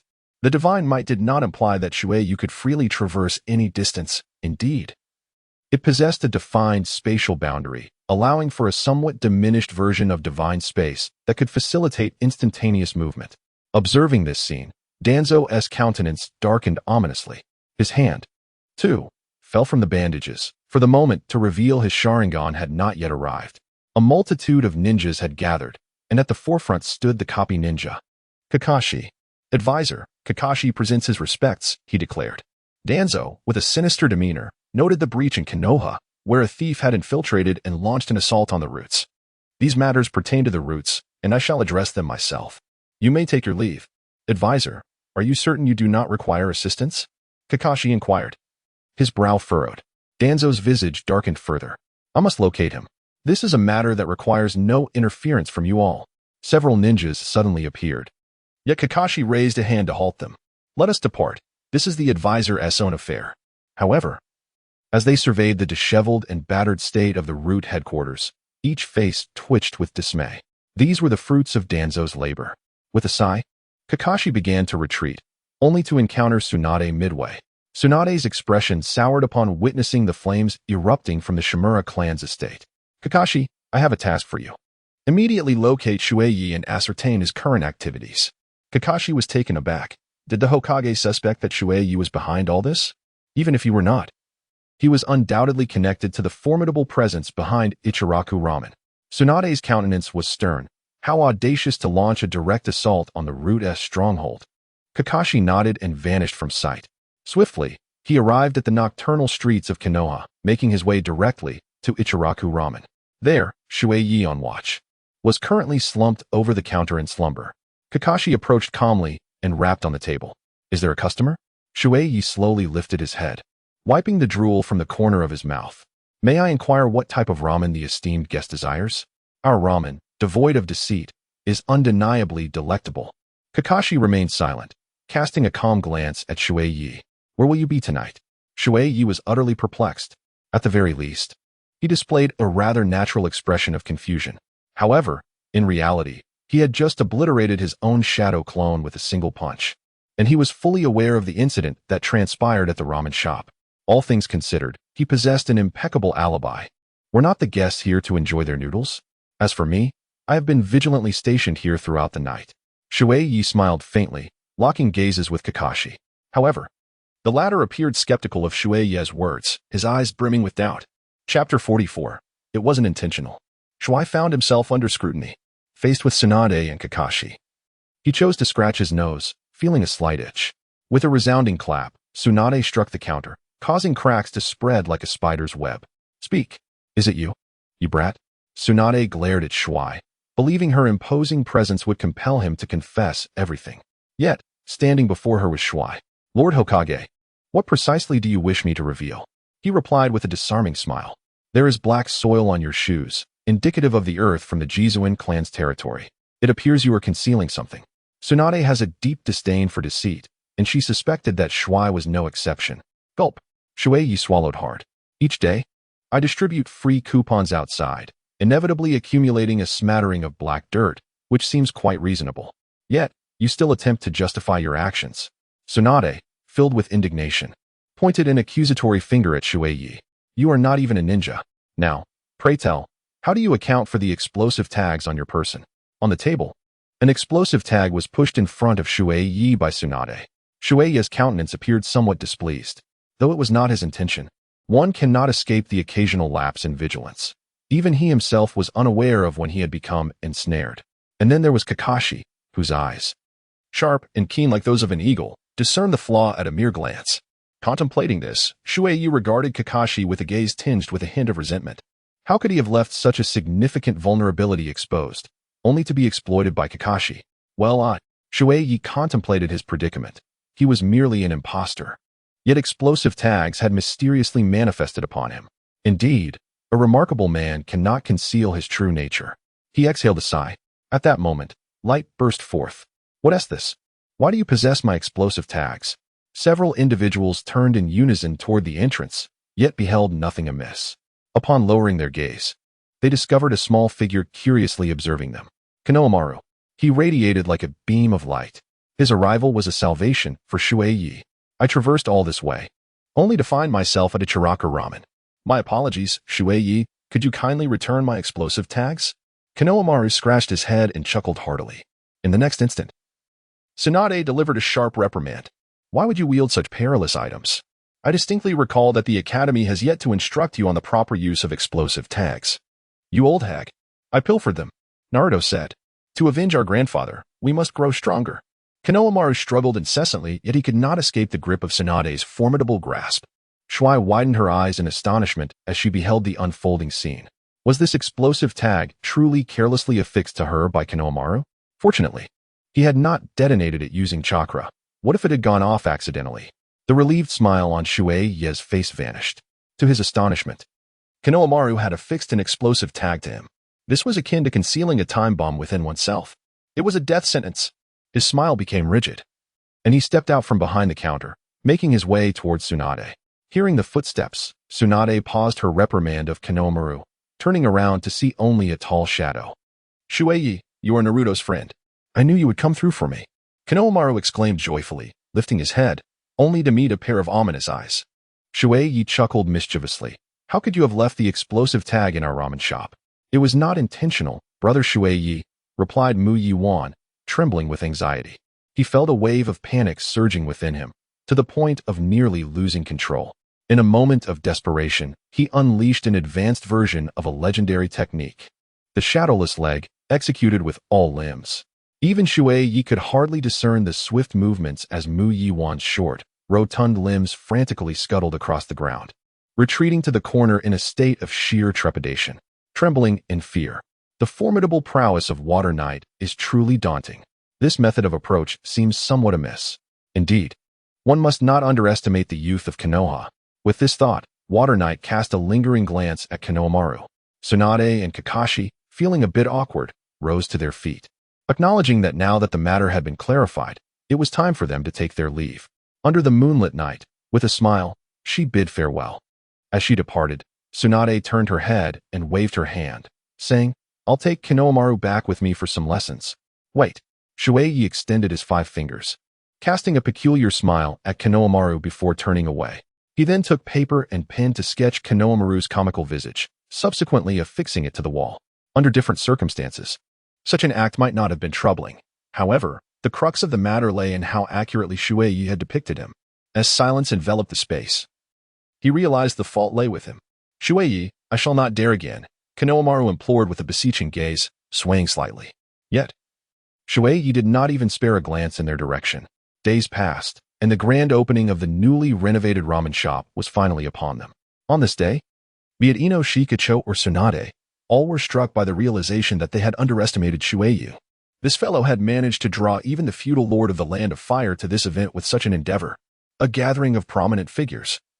Their bellies round and hearty, engaged in jovial conversation with Shui Ye, while Shobu busily served drinks to the guests from behind. In the midst of the crowd, Mizui sat with an exuberant smile, radiating joy. What could have brought them here? Tsunade could not resist invoking her ultimate technique, the summoning of Shizune. Shizune promptly appeared, seemingly moving at a leisurely pace. Yet in reality, she swiftly surveyed the surroundings before striding out with a grim expression. She remarked that her teacher was a fool, utterly inept in the realm of business, asserting that such matters should be entrusted to her expertise. With a crack, the small trinket that Tsunade had been holding was utterly crushed. What more could Shizune say? She expertly disposed of the remnants into the trash bin, as it was one of her duties. After completing this task, just as Shizune intended to find Tsunade to depart, she unexpectedly spotted the swaying figure of Mizui stumbling out from the door, clearly inebriated. Tsunade instructed Shizune to attend to her while she settled down beside her, savoring a cup of tea. The small face of Mizui flushed as red as a boiled shrimp, tossing and turning in bed while murmuring incoherently in her sleep. Until a certain moment, Tsunade noticed that Mizui was tightly clutching a cup, laughing and rolling around, playfully uttering, "Come play with me, little beauty." Tsunade glanced at the time and realized it was nearly time to wake her. She rose and sat beside Mizui. It seemed as though she radiated a natural aura. As she drew near, Mizui immediately opened her eyes. "I want to eat hot pot," she murmured as her last dreamlike utterance. Slightly bewildered, Mizui lifted her head and then saw Tsunade, leaving her momentarily stunned. Could it be that her striking appearance had captivated Tsunade? Was she, perhaps, a mere young flower for an old bull? Shui Ye, filled with a sense of urgency, pondered whether there would ever be a moment for self-reflection. Ultimately, Shui Ye beheld the exquisite feast laid out upon the table. Hot pot. Who, besides herself, would possess the skill to prepare such a delicacy? The night enveloped Shui Ye in a shroud of uncertainty, as he began to fret over the words he had unwittingly divulged to Tsunade throughout the night. Chapter 45. Methods of Acquiring Wealth in the Courtyard. A solitary leaf gracefully descended. On the windowsill, Shui Ye observed the leaf tracing a series of zigzag patterns as it fell, a faint smile creeping upon his lips. Wherever leaves drift to the ground, flames are sure to follow. At that very moment, Shui Ye found himself questioning whether he had fallen victim to an illusion. How could he so effortlessly articulate the essence of the will of fire? No, I must keep myself occupied. Shui Ye resolved to immerse himself in work. Believing that as long as he had tasks to occupy his hands, he would be able to divert his thoughts from numerous concerns. He returned to Yao Ramen, feeling that he had adopted such a low profile that he should remain undetected. Soon after, he spotted Naruto and decided to find something to keep himself busy. Observing Naruto cheerfully greeting everyone before taking a seat at the counter to order ramen, Shui Ye smiled and inquired, "Back from a mission, are we?" "Shui Ye, big brother," Naruto exclaimed, raising his toad wallet. "I've saved up some money. I can repay you for the ramen I owed." Shui Ye wore a gentle smile, exclaiming, "Oh, it seems you have something on your mind." Naruto paused, taken aback. He offered the same smile to everyone, yet no one ever inquired if he harbored any worries. How could Shui Ye discern this? "Naruto, you are unlike anyone else." The evening was solemn, and while others typically sought solace in alcohol, you, a rather foolish fellow, found comfort in ramen, and surprisingly, it seemed to yield a rather commendable effect. Naruto laughed heartily, astonished that Shui Ye had to do such a thing. Taking a deep breath, he gazed at Shui Ye and remarked, "How splendid it would be if you were a woman, though it's unthinkable. A true man, indeed." Shui Ye let out a scoff, dismissing the pretense. "Why act so grand here when you're merely holding the fort outside? Is it such a monumental affair that Sasuke hasn't returned? You don't understand." Naruto sighed deeply. The woman he cherished most had developed feelings for Sasuke. On numerous occasions, he had wished that, if fate allowed, Sasuke would never return. Yet, when the day finally arrived, an inexplicable emptiness enveloped him. Water Knight sat beside him, pondering over such trivial matters. "What could possibly occupy your thoughts? In recent days, I have been plagued by a sense of impending danger surrounding Sasuke. Yet, every time I approach the village's entrance, I find myself hesitating, almost yearning to turn back. I do not even know where Sasuke is." Naruto spoke earnestly. "Shui Ye is on the brink of madness, tormented by this damned bond. He desires it as well." Shui Ye listened intently, then spoke up. "In truth, this is your finest opportunity." "Huh, an opportunity?" Naruto exclaimed. "Are you referring to becoming Hokage?" No sooner had he uttered those words than Shui Ye's head inadvertently fell onto Naruto's. "What are you thinking?" "I am, of course, speaking about girls. Have you ever pondered why Sasuke is more popular among the girls in the village than you?" Amidst Naruto's bewildered gaze, Shui Ye uttered a single word: pretend. Act cool and show off. As long as you can put on a good faade, there is still hope for you. Shui Ye, suddenly interrupted mid-speech by someone calling his name. Shui Ye felt a wave of discomfort wash over him. Shui felt an overwhelming urge to strike out in frustration. Yet upon witnessing Shizun's expression, his temper was swiftly tempered. What seems to be the matter? Is there something troubling you, Lord Hokage? Shizun hastily bowed, apologizing. I beg your pardon, Lord Shui. Ultimately, it all boils down to financial matters. Shui Ye was taken aback, realizing that it was merely for monetary gain, and astonishingly, not for his own sake. Shui gently patted Naruto's shoulder and remarked, Do you see? At this moment, I should refrain from speaking. The more silent I am, the more intriguing it becomes. With that, he tucked his hands into his pockets, his back slightly hunched, gazing up at the sky at a 45-degree angle. All right, I understand. This time, it was Tsunade who appeared perplexed. Was it merely the matter of money that led Shui to trust so completely? Lady Tsunade asked me to inquire whether it would be possible to advance a portion of the dividends. Tsunade's voice was soft and timid, as if afraid of being overheard. And a blush crept across her cheeks. Shui Ye stepped forward, immediately adopting a different stance. This time, one hand rested against his forehead while the other embraced his chest. His gaze cast downward at a 45-degree angle. What was the matter? What had transpired that caused the Hokage to exhibit such urgency? Urgency? Jean let out a sigh. Perhaps he wasn't truly anxious. Once again, he had been captured. Initially, Shui Ye had placed his complete trust in the situation, almost eager to lay his money on the table. It was only when Jean uttered the final words that Shui Ye suddenly came to a realization. The implication was that Tsunade had been detained once more, and it was highly likely that it was at the gambling den. No advance payments. Shui Ye candidly clarified the situation, stating that there would be no advance payment for the ramen. He suggested that they should find their own solutions. While he nonchalantly posed in a relaxed manner, he simultaneously answered a variety of questions with utmost seriousness. Initially, Jing-in remained oblivious to the peculiarities of Shui Ye's behavior. But soon she began to sense something unusual about him. What was the purpose of his gestures? Turning her head, she caught sight of Naruto, who was eagerly gazing at Shui Ye. Although Naruto's early characterization was somewhat foolish, he was still perceptive enough to understand the concepts of charm and beauty. To him, Shui Ye epitomized the ultimate image of handsomeness. What is going on here? Jing-in inquired, somewhat perplexed. Shui smiled lightly. Although I lack wealth, I possess a method to acquire it. The question is whether you dare to partake. Acquire wealth? Jing-in was taken aback. Shui smiled and nodded, fully aware that the roots were exceedingly affluent. Over the years, they had wielded tremendous power, practically omnipotent. Just imagine the fortune one could amass by uprooting these roots. Jing-in took a deep breath. The roots, indeed, represented a formidable adversary. How should one proceed? Yet, Jing-in paid no heed to the identity of the opponent, after all. The ensuing troubles would ultimately fall upon the shoulders of Lord Hokage. The night, cloaked in silence, whispered softly as you recalled that within the subterranean depths of the main base lay 2 laboratories. Should you manage to uproot these 2 establishments, a fortune would be at your disposal, ample enough for a lavish spree. More crucially, extracting these laboratories would spell doom for Danzo as well. Danzo the advisor? How could Shizun possibly fathom that Shui Ye would utter such words? Shui nodded solemnly. The persistent threat of Danzo weighed heavily on his mind. Let me state this plainly. Danzo is conducting research on the cells of the first Hokage. With this simple revelation, Shizun dashed away like a startled rabbit, eager to relay the news to Tsunade. As Shui Ye gazed at her departing silhouette, a gentle smile graced his lips. He was acutely aware of what Danzo was preoccupied with. This individual was diligently mending his own roots. Yet, no matter their endeavors, the previous sentiments could never be rekindled. At that moment, the roots lay in disarray, and Danzo resembled a beggar. Suddenly, an unexpected presence emerged.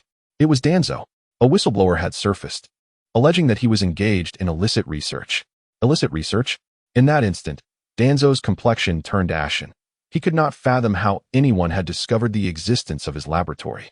This was utterly unfathomable. Who could be behind this? Chapter 46. Thus it ends. Danzo never anticipated that by provoking Shui Ye, he would expose his laboratory, a facility dedicated to the study of the original cells and the Sharingan. Yet what could he do? Watching as several Umbu stormed into the still-repairing root base, his teeth ground in frustration. Soon, the Umbu ninjas emerged, each bearing a grim countenance. Clutching documents seized from the laboratory and escorted Danzo to meet Tsunade, who was the first Hokage. He was the grandfather who had raised Tsunade and taught her the art of gambling. Tsunade's eyes were aflame with fury. Danzo, I demand an explanation. Danzo shrugged, asserting that there was nothing to explain, as everything was for the sake of Konoha. Faced with Tsunade's piercing gaze, he remained unperturbed and calmly remarked, I trust you have noticed that within the Shinja clan, aside from the first Hokage, even my master lacks the ability to wield would release. If we could harness such power, Konoha would become immensely stronger. At his words, Tsunade clenched her fists, her arms trembling from the exertion. She felt an overwhelming urge to smash this old man before her. Yet, as the Hokage, she was bound by duty, compelled to prioritize the village's interests above all. After a prolonged silence, she managed to suppress her murderous intent, closed her eyes, and inquired, Does Master Yuan Fei know about this? Danzo remained silent. But the implications were painfully clear. Hokage-sama, I hope you will return the laboratory to me. Our research has already yielded preliminary results, and we are merely a step away from success. Danzo furrowed his brow slightly. If only you could grant me 2 more years, we would. I command you to cease. Tsunade's fist crashed onto the table. After a moment, a resounding crack echoed as the entire table splintered and collapsed onto the floor, scattering documents everywhere. Danzo shot a glance at Tsunade without uttering a word and strode out of the Hokage building. He could surmise who had alerted Tsunade, thus. He made his way directly to the Ichiraku Ramen shop. As Shui Ye beheld the unscathed Danzo, an unsettling shiver coursed through him. How could this old wretch have survived Tsunade's wrath? For the sake of Konoha, there are certain truths that ought not to be spoken. Danzo stood before Shui Ye, his tone unsettlingly calm, hinting that uttering certain words could lead to his demise. Shui Ye was taken aback. It was evident that Tuanzong was exceedingly furious, even harboring murderous intent. Yet, what of it? He chuckled, questioning whether silence would compel you to spare us. The two locked eyes within the room. After a prolonged silence, Tuanzong cast his gaze downward at some items on the ramen counter, then took a seat before Shui Ye. Some matters, much like selling ramen, require a price. Should you refuse to sell, the only option left is to close up shop. As Shui Ye calmly prepared the ramen, he smiled and said, I do not believe it. Gazing at the youthful face of the young man, Danzo felt as though he were witnessing Itachi once more. Shuini and Itachi, these two young individuals bear an uncanny resemblance to one another. However, upon closer inspection, while Itachi often presents a demeanor that is cold and detached, Danzo is aware that his disposition is, in fact, somewhat more fragile and indecisive. In stark contrast, Shuini embodies the essence of a madman. A madman, when confronted with challenges, does not weigh personal gains or losses. Instead, he adheres to his innermost convictions, pursuing only that which he truly desires. Danzo finds himself perplexed, unable to comprehend why Shuini remains unconcerned with matters of personal gain or loss. Shui Ye chuckled softly as he lifted his head. He prepared a bowl of noodles, but did not offer it to Danzo. Instead, he placed it before himself. Truth be told, he was nearly on the verge of nausea from the very thought of ramen. Although Shui Ye remained silent about it, he felt that ramen was not as delectable as many claimed. Naruto found it delightful. Having been accustomed to a meager existence where his monthly allowance from the third Hokage barely sufficed for expired milk and bread, leaving just enough for 1 or 2 bowls of ramen. However, Shui Ye's experience was markedly different. While apprenticing under the master noodle maker, he was compelled to consume this dish daily, leading to an overwhelming sense of revulsion. Thus, it was only natural for him to feel queasy. Ugh. With his head tilted to one side, Shui Ye appeared as though he might expel everything he had just consumed. However, he soon redirected his gaze towards Danzo. Noticing Danzo's somewhat gleeful expression, Shui Ye calmly remarked, You have seen for yourself. Even if I were to regurgitate, I would not sell it to you. This statement finally provoked Danzo's ire. His uninjured hand clenched into a fist, and with a sudden motion, he seized Shui Ye by the throat. A loud crash echoed as Shui Ye was hurled against the wall. Tools hanging from the wall fell to the ground, and Shui Ye's limp body slid down the surface. Uncomfortable, he twisted his body and coughed up a mouthful of blood. Where is your esteemed ninja now? Why hasn't he come to your rescue? In his fury, Danzo's lips curled in a snarl as he raised his hand, launching 3 shurikens that embedded themselves beside Shui Ye's head. On a watery night, Shui Ye reached out and felt an alarming amount of hair fall away, while a deep cut marred his face. Fortunately, Changpu and the burly uncle were preoccupied with training the newcomers. Otherwise, had they intervened, they too might have faced a beating. Shui Ye let out a sigh of relief, observing his Danzo once again brandished a kunai.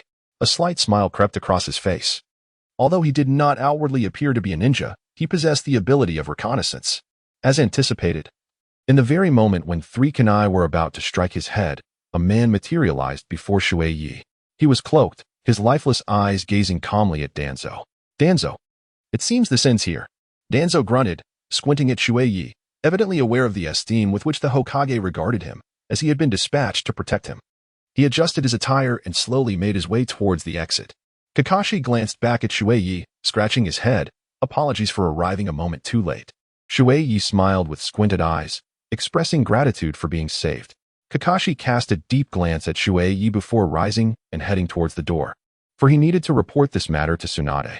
Perhaps this was of great significance. After all, Shui Ye had sustained grave injuries. However, upon hearing Kakashi's account, particularly the part where Shui Ye remained utterly still in the face of Danzo's probing, Tsunade visibly displayed her disappointment.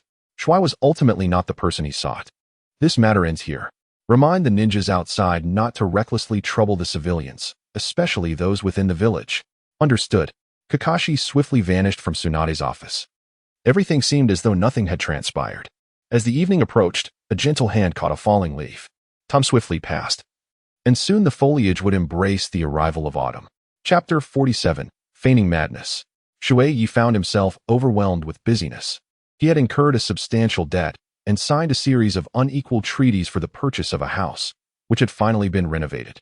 From that moment onward, he was no longer the homeless youth he once was. Stepping into the courtyard, his heart brimmed with joy. Though it was not as grand as his home in the mountains, entering through the front door led directly into a courtyard. To the left was a small pond, adorned with a rockery and a collection of trees that appeared haphazard to Shui Ye. However, to Changpu, these were treasures. Whether it was the goldfish in the pond or the various plants he had purchased, they were all precious to her. On both the left and right sides of the courtyard, which were nearly equal in size, stood a stone table accompanied by several benches. The table was adorned with a wooden tea tray and an array of cups, all perfectly arranged. Proceeding further, past the entrance hall, lay a 2-bedroom apartment. For Shui Ye, the sole regret regarding this dwelling was that Uncle Handcrafted would not allow Changpu to move in. The benefits of residing there were manifold.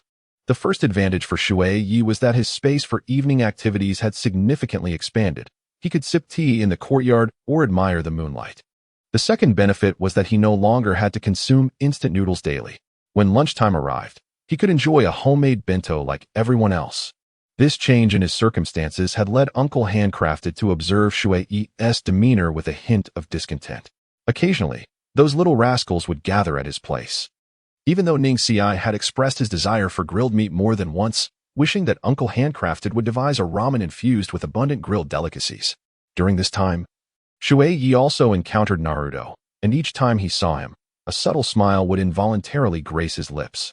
He had not utilized his special Zhan Zhan card for quite some time, having saved it for a day when he would unleash a sudden surge of power to seize Naruto's Uzumaki bloodline all at once. As for other matters, he had indeed acquired numerous valuable items through the Zhan Zhan card, such as summoning techniques and celestial arts, which proved quite fruitful. However, he found himself missing Sasuke. Only that child would let him use the Zhan Zhan card without a shred of wariness. Moreover, Shui Ye discovered another method of utilizing the Zhan Zhan card by sheer coincidence. While hoarding a considerable amount of golden Zhan Zhan cards, he unexpectedly crossed paths with Tsunade. That day, she had come to collect her dividends, which Uncle Handcrafted had already delivered to Shui Ye the previous day. To Shui Ye's astonishment, this older woman, Tsunade, audaciously teased him, pinching his cheek. "You're growing more adorable," she said with a smile as she took the dividends from his hand, counting the money. In a moment of indignation, Shui Ye directly utilized the Zhan Zhan card. In that instant, he came to a startling realization. What had he done? He had actually used a golden Zhan Zhan card on Tsunade. Who is Tsunade? Surely, she would be able to perceive it. Therefore, at the very first moment, Shui Ye abruptly lifted his head, lowering his voice and adopting a defensive demeanor. Why do I feel as though someone is watching me? Tsunade was momentarily taken aback. She did not share this sensation, yet an undeniable feeling of being scrutinized began to stir within her. She cast a glance at Shui Ye, and surprisingly, there was not a shred of doubt in her mind. Instead, she squinted toward the doorway, her gaze sharpening. On this joyous night, Shui Ye was elated to discover that Tsunade exhibited no resistance towards him. This was evident from the successful probability of using the Zhan Zhan card. Thus, after several months of accumulating the Zhan Zhan cards, he unhesitatingly cast them all upon Tsunade. The golden Zhan Zhan card failed to activate. The golden Zhan Zhan card failed to activate. The golden Zhan Zhan card succeeded. Congratulations, you have acquired the mastery of celestial arts. The golden Zhan Zhan card failed to activate. The golden Zhan Zhan card succeeded. Congratulations, you have acquired superhuman strength. In the stillness of the night, Shui Ye found himself utterly astounded, as if the system were on the brink of crashing. 100 golden cards were cast aside, and an incessant stream of system notifications flooded his mind.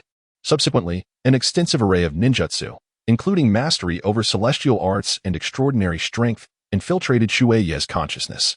However, his sole regret remained the inability to acquire the mastery of celestial arts. Frustration mounted as Tsunade, who had eluded detection, even summoned her spirit beast. This only added to Shui Ye's agitation. The moment the diminutive creature emerged, he realized that he could no longer recklessly employ the golden cards. Its gaze was decidedly unsettling. The lengthy system loading bar abruptly came to a halt at that very moment. Shui Ye carefully observed and realized that he had acquired a total of 6 abilities. For him, this was indeed splendid news. So much so that after Tsunade's departure, while he was washing the dishes, he inadvertently crushed a bowl in his grasp. Is this what they call superhuman strength? Shui Ye was eager to find a place to experiment with his newly acquired abilities. As soon as Changpu arrived to take over, he dashed into the forest where he usually trained, without uttering a word. With a resounding shout, he struck the ground with his fist. The sensation was extraordinarily peculiar.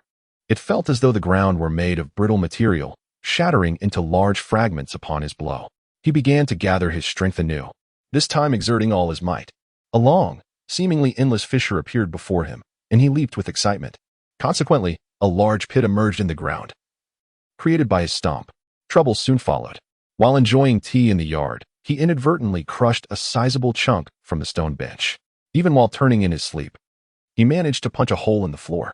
Alas, even the most mundane acts, such as visiting the restroom, seemed to bring about dismay. Shui Ye concealed his face in his hands, overwhelmed by an inexplicable anguish, feeling as though he could not govern his own strength.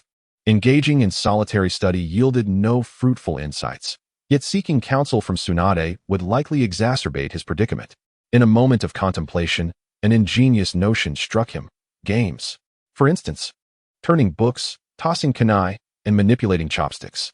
Every trinket that fell into Shui Ye's hands could transform into a playful tool for mastering control over his power. Upon witnessing this, Tsunade found it intriguing, even contemplating imparting this method to the students of the Ninja Academy. Niji, however, merely scoffed at the sight before retreating to practice in solitude that very evening. Konohamaru, after a fleeting glance, immediately latched onto Shui Ye, captivated by the sheer allure of it all. As days turned into weeks of relentless training, Shui Ye's command over his strength steadily ascended to its zenith. Unbeknownst to him, he now possessed extraordinary might. In the span of a mere year, the man who once toppled a restroom in his haste could now effortlessly pinch a falling leaf between 2 fingers, observing the leaf's graceful descent without landing in his bowl. Shui Ye felt a sense of satisfaction.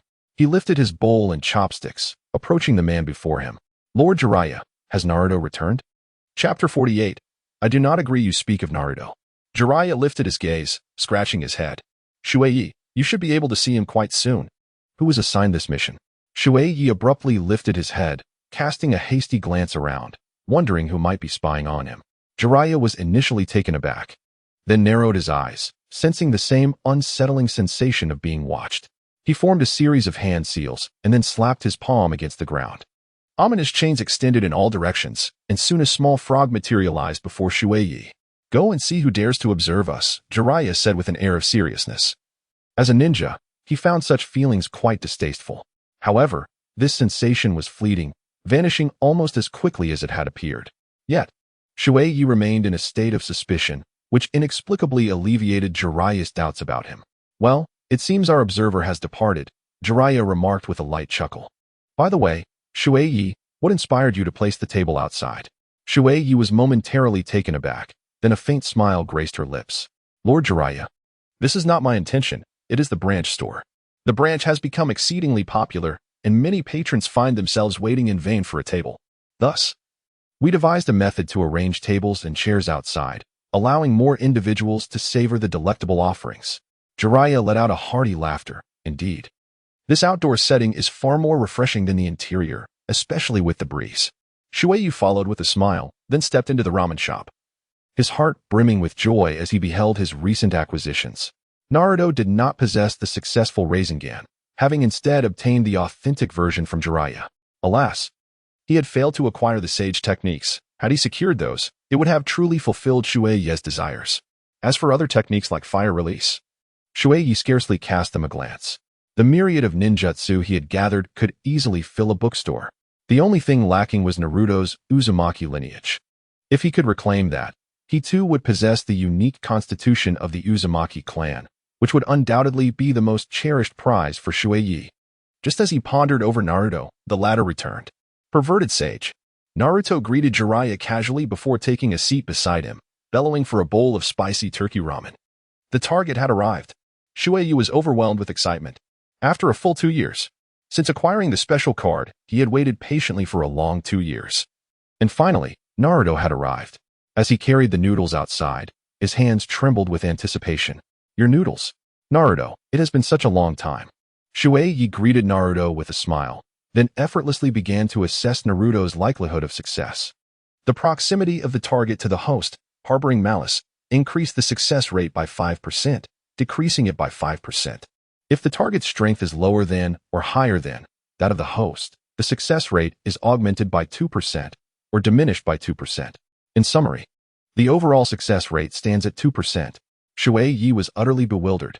Naruto possessed two starkly contrasting success rates, which, in turn, influenced the overall likelihood of success. Observing Naruto, adorned with an oddly peculiar mustache, even the most naive could discern that those reductions in probability stemmed from the nine tails within him. Fortunately, this was of little consequence. To obtain the Uzumaki bloodline, Shui Ye had prepared a staggering 5,000 special cards. With eyes closed and then opened, he cast all the special cards on a Naruto. To be honest, Naruto seemed completely oblivious to the entire affair. Jiraiya was no different. Yet, the success rate was a different story. Uzumaki bloodline card usage failed. Uzumaki bloodline card usage failed. Uzumaki bloodline card usage succeeded. Current progress, 2%. Uzumaki bloodline card usage succeeded. Current progress, 3%. A long string of notifications left Shui Ye utterly dumbfounded. Given the 2% probability, 5,000 cards should have sufficed. Yet, in reality, it was nowhere near enough. Even Shui Ye himself could not fathom where he had erred. 5,000 special cards. They were the culmination of years of effort. He had thrown them all in, yet the final progress remained a mere 50%. This made no sense. Was this success rate toying with him? Shui Ye could no longer contain his frustration and cursed inwardly. The system could only display the interface of success rates. Each time an item is utilized, the success rate is recalculated anew. Shui Ye gazed at the line of text, feeling an overwhelming surge of frustration. What is this recalculation all about? Does this recalculation make one exceptional? Does one truly believe they have never studied probability and statistics? Unless one's luck is exceedingly poor, the Vortex bloodline should be entirely attainable. 50 divided by 5,000 results in a mere 1% success rate. This effectively reduces the chances by half. How could Shui Ye possibly resign himself to his fate? In the final moment, he came to a realization. To put it plainly, it was merely a matter of his own misfortune. Consequently, Shui Ye cast a glance at Naruto, his expression tinged with a hint of resentment. It appears that he must once again accumulate a stockpile of those special cards for a few days. Brother Shui Ye, Naruto chuckled heartily, wiping his mouth. During my mission in the Hidden Mist Village, I unexpectedly stumbled upon a Ichiraku Ramen. Shui Ye finally regained his senses and softly remarked, Ichi Ramen has now transformed into a chain, available in all 5 great nations. With this, Naruto's eyes sparkled with excitement. For him, this was indeed delightful news. What can the Water Knight express? Surprisingly, Tsunade has enough funds to indulge in gambling, solely relying on the dividends from a branch of Ichiraku Ramen.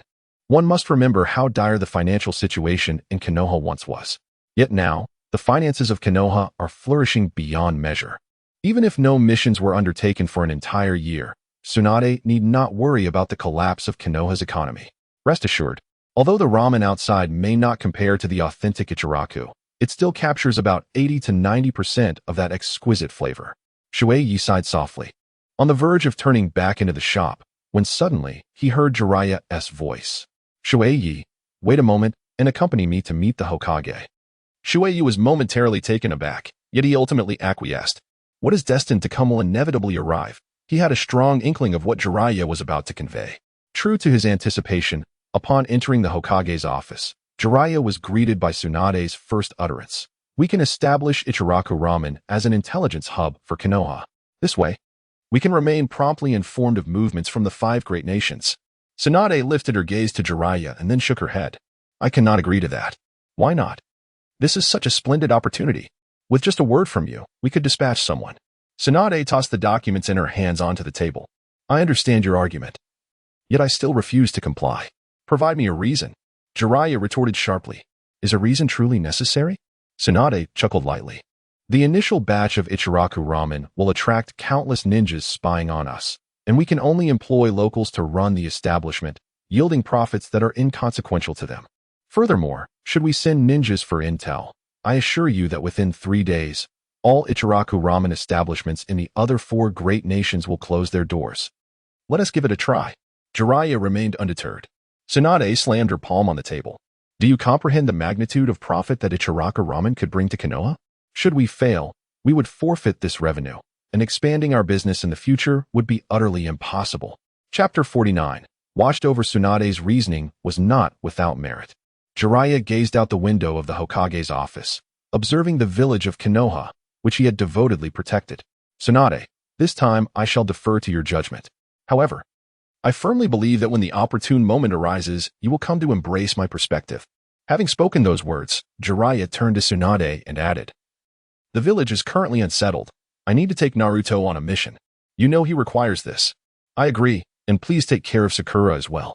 Shui Ye was diligently preparing ramen when he noticed Sakura approaching with a forlorn expression. Her demeanor exuded a profound sadness. Upon entering the familiar Ichiraku Ramen shop, Sakura gazed at Shui Ye and softly inquired, Naruto often comes here, doesn't he? Indeed. Is it that you wish to indulge in a bowl of ramen as well? Shui Ye replied, feigning ignorance, with a smile gracing his lips. Yes, please prepare a serving for me. As Shui turned her head, she began to prepare, only to unexpectedly catch sight of tears cascading from Sakura's eyes. It was likely due to the complicated relationship between Naruto and Sasuke. However, Shui was not particularly adept at offering comfort, so she continued her task of making ramen. Drip. A tear fell onto the table, yet Sakura remained blissfully unaware. Indeed, she felt utterly disheveled, finding herself crying in the face of adversity and relying heavily on Naruto. Reflecting on the injuries Naruto had previously endured, Sakura succumbed to profound guilt. Sakura, please. Suddenly, a steaming bowl of ramen was placed before Sakura, interrupting her spiral of self-reproach. Shui smiled softly through the steam of the ramen, suggesting, let us indulge in the noodles first. With a tinge of guilt, Sakura consumed the ramen bite by bite. At that moment, Changpu emerged from within and beheld this scene. Sakura, tearfully savoring her noodles, while Shui stood by, seemingly at a loss. The atmosphere felt undeniably peculiar. Thus, Changpu pulled Shui aside and, with a hint of acidity in her heart, inquired, what have you done to Sakura? With a perplexed expression, Shui Ye pondered, in all honesty. How could he possibly alter the fate of Sasuke's future partner? Sister Changpu, one may indulge in ramen freely, yet one must refrain from making such reckless statements. There exists nothing between Sakura and me. Observing Shui Ye's eagerness to dissociate himself from the matter, Changpu grew increasingly suspicious. However, certain inquiries were difficult to articulate directly. Thus, she remarked, then why was she in tears? I often see Sakura as a rather resilient young woman. That was before she encountered Sasuke and Naruto. In the future, there will be ample opportunities for her tears.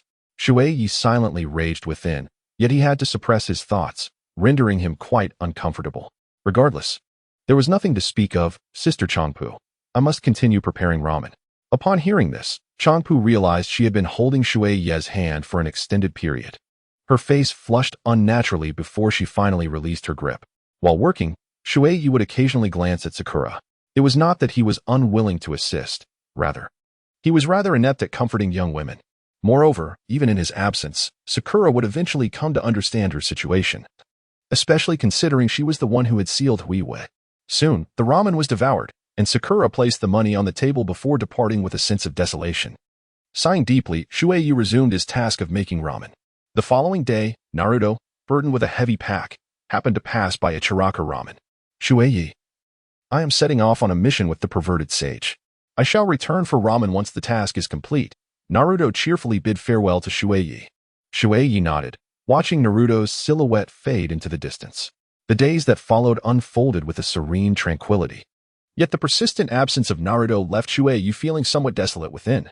Shui Ye had not forgotten his training, despite being overwhelmed with daily responsibilities. However, upon returning to the sanctuary of his home, he diligently practiced. After all, within the confines of his abode, he ought to be free from major disturbances. On this particular day, Shui Ye was in his room honing his Sharingan abilities. Although he had acquired the skill to activate the Sharingan, the duration of its effectiveness was alarmingly brief. In the theater of war, this would undoubtedly constitute a fatal vulnerability. In previous encounters, he had cleverly outwitted those formidable figures. Yet they were not fools. It was unrealistic to expect that he could continue to manipulate them indefinitely. As Shui Ye's eyes gradually adjusted to the night, he resolved to practice his illusion techniques. However, he soon detected a diminutive shadow lurking just beyond his chamber, its silhouette suggesting that it was no mere benign presence. Exercising caution, Shui Ye promptly sealed his Sharingan, for he remained unaware of the identity of this enigmatic figure. The shadow approached him with utmost care, seemingly intent on merely observing his actions, revealing no trace of malevolence. Shui Ye's heart, which had been suspended in anxiety, gradually settled as he acknowledged the multitude of factions now interested in him. It was entirely reasonable for someone to be dispatched to monitor his movements. However, he remained uncertain whether it was that old schemer Danzo or Tsunade. Since the intent was not assassination, he thought it best to put on a splendid performance for his observer. Exhausted from a day of labor, he sighed and rose to his feet, then casually remarked, Naruto often speaks highly of the hot springs in Konoha. Perhaps I shall pay a visit today. With a gentle click, he closed the door and strolled leisurely towards the hot springs.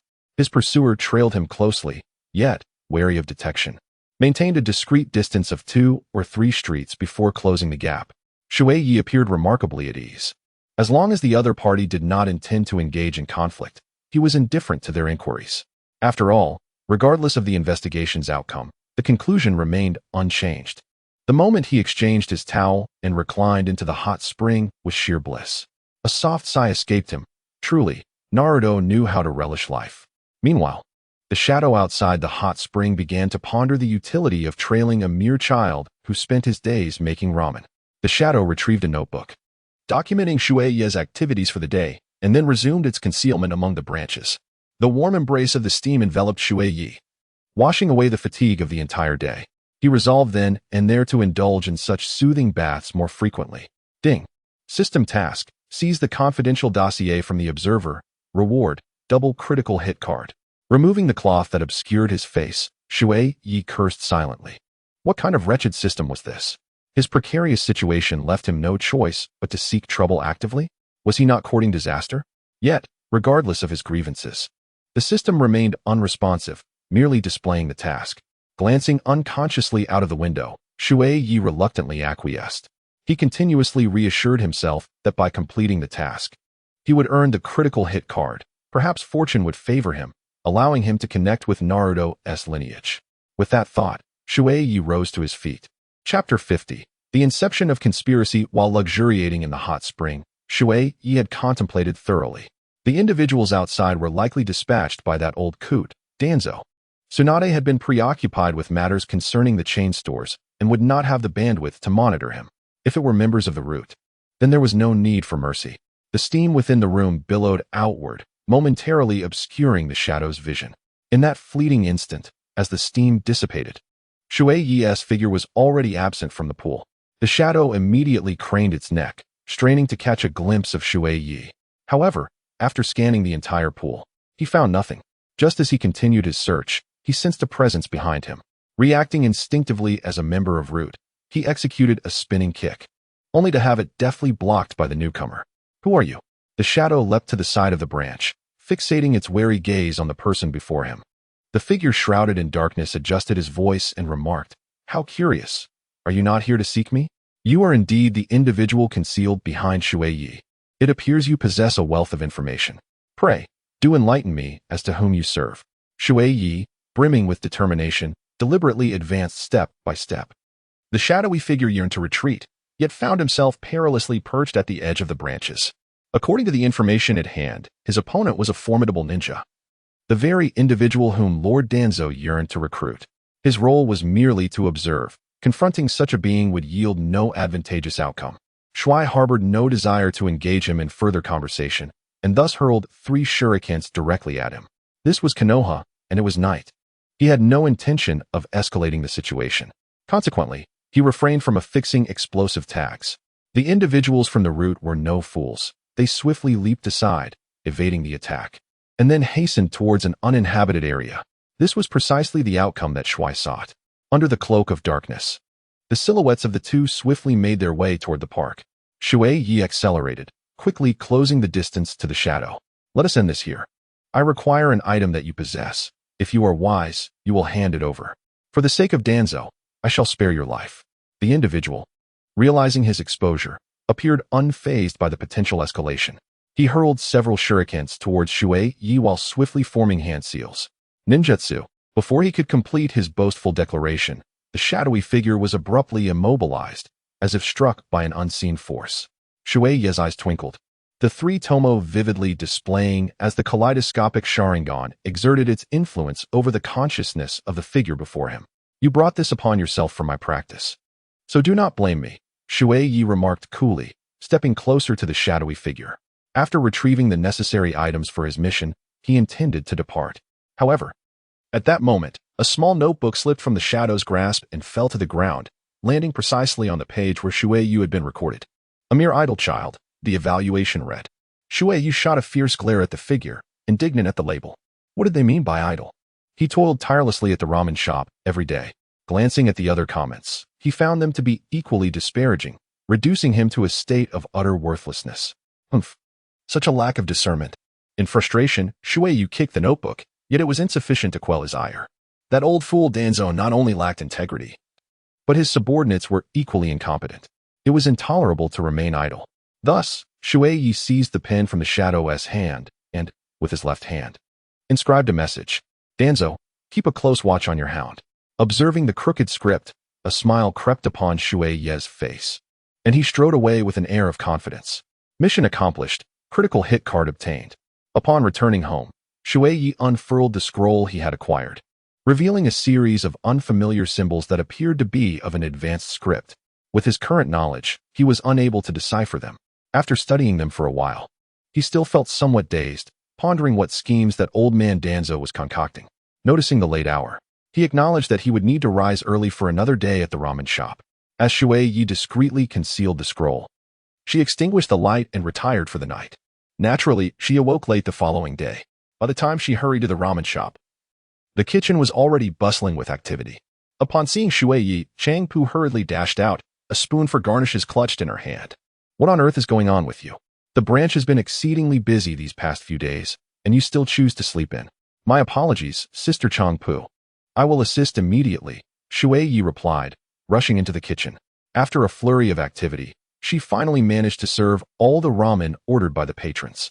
Wiping the sweat from her brow, Shui Ye felt weary to the point of being unable to stand upright. She casually surveyed the shop. Customers were blissfully enjoying their bowls of ramen. Wait, in the corner, there was someone. Shui gently set down the chopsticks in his hand, retracting his gaze.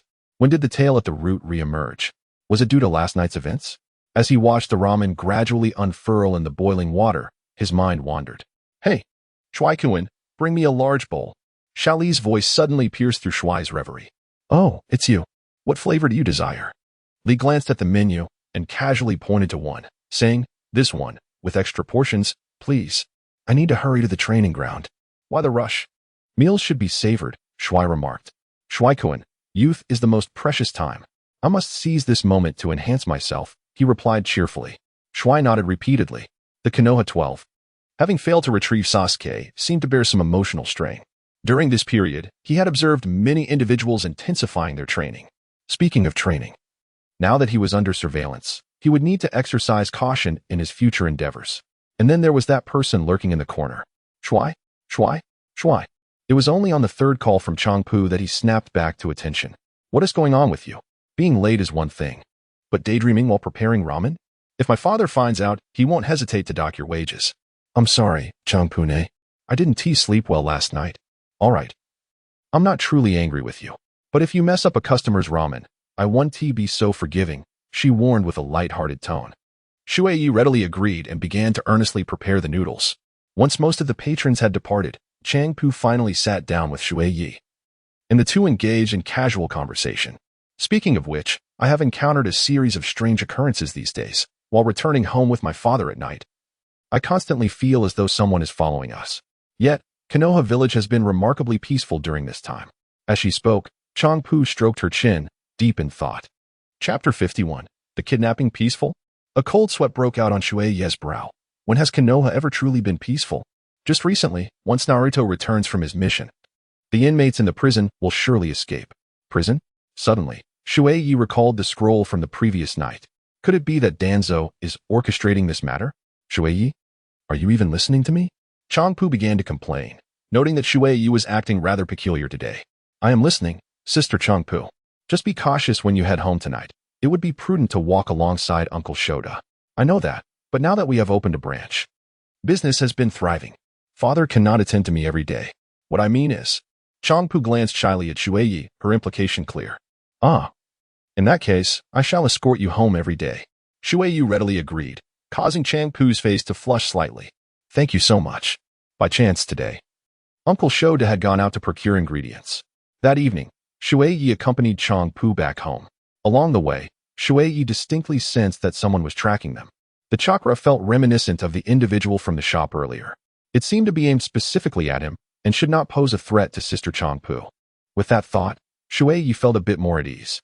Shui Ye, why are you so quiet? Changpu suddenly spoke, their silhouettes elongated under the moonlight. It's just a bit strange. The guards in Konoha are always vigilant.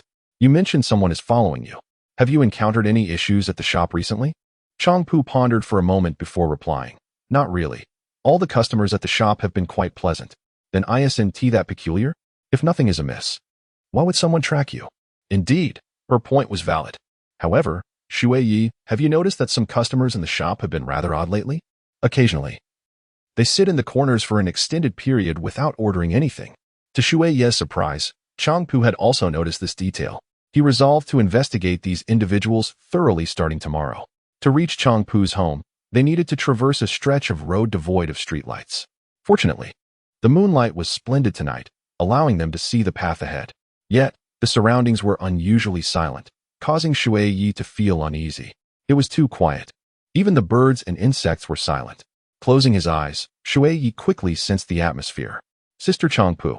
Suddenly, Shui Ye seized the arm of Changpu, who was walking ahead. What is wrong, Shui Ye? Changpu inquired, puzzled. However, before Shui Ye could utter a word, a dozen dark figures emerged before them. The newcomers were cloaked, brandishing weapons in their hands. Judging by their demeanor, they were certainly not benevolent. Changpu, startled by the unfolding scene, stammered, Who are you? Shui Ye swiftly shielded Changpu behind her. Who are you? She inquired. However, the newcomers did not engage in conversation with Shui Ye and charged forward directly. Shui Ye instinctively pushed Changpu aside, resolutely advancing towards the enemy. Shui Ye! Changpu exclaimed in alarm. In no time, they witnessed these individuals encircling Shui Ye from all sides. Shui Ye had no choice but to draw the concealed shuriken she always carried for defense. However, outnumbered and outmatched, she soon found herself at a disadvantage. Changpu, desperate to call for assistance, realized that the adversaries were evidently well trained, as one of them swiftly seized her. In a matter of moments, Changpu succumbed to unconsciousness. Sister Changpu. Shui Ye yearned to assist, yet found himself ensnared within an inescapable circle. Cursed be the circumstances. Gazing upon the throng before him, regret washed over Shui Ye. He lamented the decision to spare that individual yesterday. However, he now lacked the confidence to vanquish such formidable foes. Should he reveal all his trump cards, the wretched Danzo would inevitably uncover his identity, thus exposing him. Alternatively, there existed another solution: to eliminate everyone present, for the dead, by their very nature, could not divulge secrets. Shui Ye's hands trembled slightly. He had just engaged in a fierce struggle against these individuals, expending considerable effort. Noticing the unusual fluctuation of chakra within Shui Ye, the root member seized Chang Pu and threatened, "Drop your kunai, or I shall take her life." Observing the unconscious Chang Pu, Shui Ye clenched his fist tightly. "You have reached your limit. What purpose do you serve by endangering a woman? I am merely following orders. If you lay down your weapons, I can assure you of your safety." The root members were devoid of emotions, and Shui Ye dared not take that risk. "Why should I trust you? If we desired your lives, we would have struck from the outset. After all this time spent fighting, you should have grasped that."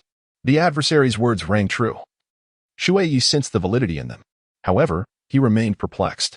While he could comprehend the act of kidnapping him, he could not fathom the reason behind stalking Sister Chang Pu. Was this merely a coincidence? Had he inadvertently endangered her? "Very well, I will accompany you. Yet, may I inquire as to the reason? You need only understand that those above require both you and her." Once Shui Ye relinquished his weapon, the others sheathed their kunai as well and proceeded to bind him. When Shui Ye next regained consciousness, it was already daylight. Glancing around, he quickly discerned the slumbering form of Chang Pu in the corner. "Sister Chang Pu, wake up! Sister Chang Pu!" Shui Ye called out for quite some time. Yet Chang Pu remained unresponsive. This left him in a state of desperation as he strained against the bonds that held him, which seemed to be imbued with chakra. No matter how hard he tried, he could not break free. At that moment, footsteps echoed from outside. With a sudden rush, the door swung open, and the sunlight poured in, momentarily blinding Shui Ye. After some time, he finally discerned the figure before him, an unwelcome presence, as anticipated. It was Danzo. "Seeing me does not seem to surprise you at all, Shui Ye," Danzo remarked, approaching him with an air of superiority. "Is it not a common occurrence to encounter me in Konoha?" Observing Shui Ye's lack of fear, Danzo's assessment of him rose slightly. "You remain remarkably composed. I presume those behind you have assured you of your rescue, no matter the circumstances." This statement laid bare Danzo's ulterior motives. In the depths of his heart, Shui Ye silently cursed Danzo's ancestors, then smiled on the surface and remarked, "Regarding this matter, it is merely the ramblings of that brat, Naruto. Surely, you do not believe the mischief of a child, do you? We shall soon discern whether it is mischief or not, Shui Ye." With that, Danzo gestured for someone behind him to produce paper and pen, handing them to Shui Ye. "What is this for? I am not at all adept at learning." Chapter 52. Maneuvering, Danzo fixed his gaze intently upon Shui Ye, then seized his neck with a firm grip. "Little one, my patience is limited. These little tricks are futile against me. Listen, write a letter to your associates and instruct them to come to your rescue." Danzo's grip was so strong that Shui Ye's neck turned crimson, and he struggled to breathe. Unable to confront him directly, Shui Ye could only nod vigorously in acquiescence. It would have been better to do this sooner. Danzo released his hold and commanded those nearby, "Ensure he finishes writing, then bring it to me." "Yes." Just as Shui Ye seized a moment to catch his breath, Danzo's subordinates restrained him with kunai. "Write quickly." Meanwhile, Handata uncle anxiously searched for SHBU and Shui Ye. Frantic within the shop. "Did anyone see SHBU yesterday?" Some patrons shook their heads, while others replied, "Yesterday, Miss SHBU was at the ramen shop. I even had the ramen she made, and that kid Shui Ye was with her." Handata uncle dashed over, inquiring, "Where did you see them? Do you know where they are now?" Startled, the patron stammered, "They were in the shop. They seemed fine then. But today they are missing. SHBU did not return home last night. Could something have happened? Should we enlist the help of the ninjas?" This thought prompted Handata uncle. Yes. I will seek their assistance." Tsunade also received word from the Umbu. SHBU and Shui Ye were missing, their whereabouts unknown. "Lord Hokage, what is it?" Shizen inquired beside her. "That child, Shui Ye, is in trouble." Just then, Kakashi arrived to report on his S-rank mission. "Kakashi, you arrived at the perfect moment." Kakashi, holding a scroll, wore a look of resignation. "Please tell me their ISNT another S-rank task for me. It's not that serious, considering your recent workload. I have a simpler task for you. Help locate a child. Whose child is missing? Such matters should be handled by the lower-ranked ninjas." Tsunade leaned over the table, stating, "There are certain complications involved that necessitate your more reliable presence. That child has just settled in Konoha. Go to his home, and use your ninja hounds to track his scent. You should find him swiftly. Understood, Lord Hokage. Kakashi waved his hand and departed. Just as a member of Umbu arrived to deliver a report. Hokage-sama, the rogue ninja has made contact with the ninjas of Konoha and has entrusted us with the search. For now, there's no need for concern. I have dispatched Kakashi. Understood. Once the Umbu personnel left, Shizen, cradling Tuntun, inquired, Hokage-sama, what do you mean by sending Kakashi? There are far too many eyes on that child, and to extract him from Konoha without alerting the guards requires an intimate knowledge of their current situation. Shizen felt somewhat bewildered. She did not comprehend the implications of Tsunade's words.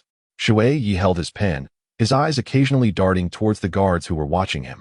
The root member showed no courtesy, advancing menacingly with a kunai poised against Shui Ye's throat. Lord Danzo merely stated to preserve his life, without mention of other parts. It would be wise for you to remain composed. I understand. I am merely a humble ramen seller. Shui Ye chuckled nervously, all the while calculating in his mind. It dawned on him that the old schemer Danzo harbored ulterior motives. The abduction of him and Sister Changpu was orchestrated to extract information regarding the powerful figure behind him. His urgency was undoubtedly linked to the scroll. Had he known, he would have refrained from feigning superiority. Now, not only was he captured, but he had also implicated Changpu. He needed to devise an escape plan. Write faster, urged the root member. Shui Ye felt an insatiable itch in his fists. Had it not been for the necessity of discretion, he would have forcefully pressed the man's face into the ground. After laboriously completing his writing, the individual at the base scrutinized the content before rebinding Shui Ye. With a sense of assurance, he exited the room, delivering the items to Danzo. However, he remained oblivious to the subtle movements of Shui Ye's hands during his restraint. Lord Danzo, this is what that brat wrote. Find a way to disseminate it. Understood. Changpu remained in slumber, yet her breathing was steady, which eased Shui Ye's concerns. After ensuring that the outside world was soundless, he gradually maneuvered himself to the door. His hands were bound, rendering movement cumbersome. Nonetheless, he needed to ascertain whether any watchers lingered outside. Fortunately, Danzo deemed it unnecessary to keep an eye on a child like Shui Ye, so no one remained to monitor him. This made things considerably easier. While writing, Shui Ye had discreetly retrieved another shuriken concealed on his person, hidden within his shoe, which was now perfectly positioned to sever the ropes. Due to the special chakra imbued in the bindings, he had to rub the shuriken back and forth for quite some time before finally cutting through the cords. At last, he could move his limbs. Shui Ye contemplated freeing Changpu as well, but hesitated. For now, the best course for his sister was undoubtedly to remain in her peaceful slumber. Shui Ye activated his Sharingan, peering through the crack in the door towards distant horizons. Finding himself in a secluded courtyard devoid of company, it appeared to be an exclusive sanctuary. The roots had already been largely suppressed and disbanded by the formidable figures of Konoha. To his surprise, the lair of that old rascal Danzo was far more abundant than he had anticipated. The Sharingan, however, consumed a fair amount of chakra, and after a brief usage, Shui Ye began to feel weary. Upon closing his Sharingan, he settled into contemplation. With Danzo possessing a Sharingan, it was evident that, given his current strength, he would be no match for him. Thus, his only recourse was to outsmart him. Glancing at the still unconscious SHBU, Shui Ye devised a clever plan. Meanwhile, Kakashi was investigating within Shui Ye's abode. Summoning technique, ninja hounds. Pakken glanced at Kakashi, inquiring, "Where are we?" "This is the home of the young Konoha ninja. This should be his attire. Sniff it out and report the precise location to me," Kakashi instructed. Pakken approached and took a whiff. As Kakashi sat nearby, he inadvertently noticed a slight opening in the cabinet.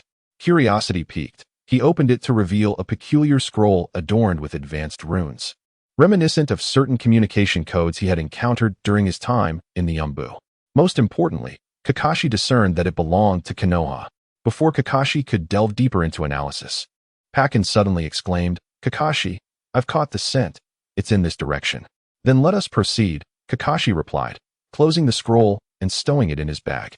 What could such an item be doing in an ordinary Konoha child's home? A thorough investigation was warranted. Chapter 53, The Escape. After ensuring that no one was nearby, Shui Ye attempted to open the door. There was no one on the steps outside either. It seemed they had completely disregarded both him and Changpu. This provided him with the perfect opportunity to act. However, as a precaution, Shui Ye first created a shadow clone. Shui Ye leapt into the air, perching upon a tree in the small courtyard. It is from such heights that one can gaze far and wide. Surrounding him was a desolate expanse, with distant houses that bore the unmistakable signs of long abandonment. How peculiar. Does Konoha truly possess such desolate locales devoid of any habitation? Yet, this scene struck him as oddly familiar, as if he had encountered it before. A gust of wind swept through, and suddenly, the memory dawned upon him. Was this not the remnants of the Uchiha clan's former estate? By the heavens, only that wretched Danzo could orchestrate such a travesty. Was he not fearful of the vengeful spirits of the Uchiha clan seeking retribution in the dead of night? It appeared he was merely attempting to draw out the identity that lingered behind him, showing a blatant disregard for his own significance. As Shui Ye set his heart at ease, contemplating a leap over the surrounding wall, an unseen force abruptly thwarted his intentions, propelling him back with unexpected vigor. Fortuitously, his recent training had honed his reflexes, allowing him to grasp a nearby branch and avoid an ignoble fall. It was clear that escape would not come easily. Observing the barrier he had unwittingly activated, Shui Ye exhaled a weary sigh, preparing to summon the power of his Sharingan to break free. Yet, he sensed a disturbance in the sky above. In a swift motion, he concealed himself among the branches of a tree. It became evident why the ground was devoid of life. The watchful eyes were stationed above. As he beheld the great bird soaring overhead, he endeavored to keep his form hidden. Should he be discovered, the repercussions would be dire. Fortunately, the majestic creature merely circled once before gliding away to another location. As Shui Ye emerged from the foliage, he effortlessly activated his Sharingan, harnessing the powers of space-time to swiftly traverse the barrier wall, exiting from another chamber. It was remarkably simple. He clapped his hands together, then donned the mask he had meticulously prepared within the realm of time and space. Additionally, he changed into a different outfit, for one must commit fully to the performance. Now he could boldly set forth to rescue Sister Ayame and Shui Ye. Kakashi, in pursuit, soon arrived at the ruins of the Uchiha clan. Upon observing the site, he paused momentarily. Pakken, aware of this location, inquired, "Kakashi, shall we proceed?" Naturally, they would. First, they needed to locate the child. Upon entering the ruins, Danzo received intelligence. Lord Danzo, Hatake Kakashi has arrived, accompanied by ninja hounds. They should soon ascertain the position. Kakashi? How could Tsunade have dispatched him? After all, he was merely one of the two young leaf shinobi. Could it be that this youth harbored some undisclosed secret? Otherwise, why would the Hokage place such importance on him? Danzo pondered over the report before him. Lord Danzo, what shall we do? Danzo remained silent, still perplexed by Tsunade's intentions. Kakashi had once been part of the Umbu, and he possessed a Sharingan. Now, the root members had been largely disbanded. Confronting him was not an option. Noticing Danzo's silence, the root members continued to inquire, "Shall we dispatch someone to hinder Kakashi? You cannot impede him. Go, first relocate those two individuals." Understood. The root members acted swiftly, and as Shui Ye was dismantling the barrier, he sensed a multitude approaching. He set aside his current task and slowly rose. Among them was Danzo, who observed the figures at a distance, a smile curling upon his lips, surprised at their prompt arrival. The group quickly gathered around Shui Ye, readying themselves for confrontation. Seeing the members of Root, Shui Ye smirked with amusement. "Danzo, it is indeed you. Since you are aware of my identity, perhaps you should accompany us for a while. Are you certain it is merely a brief visit? You won't do anything to me, will you?" Shui Ye spoke as he hurled the kunai from his hand, simultaneously affixing a warming charm. The Root members were not to be trifled with. One of them swiftly employed a wind technique to deflect the kunai, dispersing even the cloud of smoke from the explosion. Of course, given that Root was currently short-staffed, how could someone of your caliber be content to remain hidden behind others? Using two children as leverage against me is hardly an act of righteousness. It is merely a display of cunning, much like this grand tree. As long as the leaves and branches flourish, the nature of the roots becomes inconsequential. TCH, do not elevate yourself to such lofty heights. Old man, after all the misdeeds you have committed, are you not afraid of retribution in the future? Danzo burst into laughter. This is all for the sake of Konoha. What I have done is not wrong. Hypocrite, Shui Ye retorted, launching another shuriken. Then he swiftly formed hand seals. Ninjutsu, illusionary coffee technique. Several individuals close to Shui Ye were immediately ensnared. The others sprang into action, and in the blink of an eye, Shui Ye could not discern their movements. He had no choice but to hastily form seals to defend himself. Earth style, Earth Flow Rampart. A few root members had already maneuvered around, some moving swiftly enough to aim a strike at Shui Ye's back. This was not an invitation for him to assist. It was a clear attempt to subjugate him and turn him into one of Root's puppets. Speaking of puppets, an idea flashed in Shui Ye's mind. He quickly formed hand seals, and at the moment the root member lunged at him, a chakra thread connected. Drip. A drop of blood fell onto the roots of a nearby plant. Sweat trickled down Shui Ye's forehead as he gazed at the root operative under his control, a faint smile gracing his lips. At last, I have caught up. Danzo observed the battle with a calm demeanor, displaying remarkable composure. Clearly, my chakra threads could not escape the notice of this individual, whose body was adorned with Sharingan. You remain far more collected, wouldn't you agree? With that, Shui Ye manipulated the individual he held captive as if they were a mere puppet, hurling them in Danzo's direction. In response, the root operative swiftly formed hand seals, invoking water release, misty snow. Shui Ye wished to intervene, but it was already too late. The person under control was struck directly, and blood immediately spilled from their mouth. Water Knight felt a surge of anxiety. It was a hard-won puppet, and it could not be allowed to be destroyed so easily. However, due to the recent use of water release, the chakra threads were exceptionally clear. Soon, someone made a move, directly severing the chakra line connecting to Water Knight's puppet. Damn it! Water Knight was infuriated, stomping his feet in frustration. Danzo observed the situation before him and commanded, "Go, bring those two individuals from the room to me." Noticing someone attempting to approach the barrier, Water Knight quickly reacted, commanding, "Stop. If there is anything to discuss, direct it towards me. Do not harm them." Danzo immediately chuckled, clearly amused by Water Knight's concern for that little spirit. He signaled his subordinates to proceed. Yet, Water Knight would not comply with his wishes. With a swift earth release, he effectively barred all individuals from crossing into the barrier. He positioned himself firmly against the barrier wall. Anyone who dares to cross today shall meet their demise. With those harsh words, Water Knight felt a surge of superiority. He could not afford to lose his composure before that old fool, Danzo. However, his amusement was short-lived.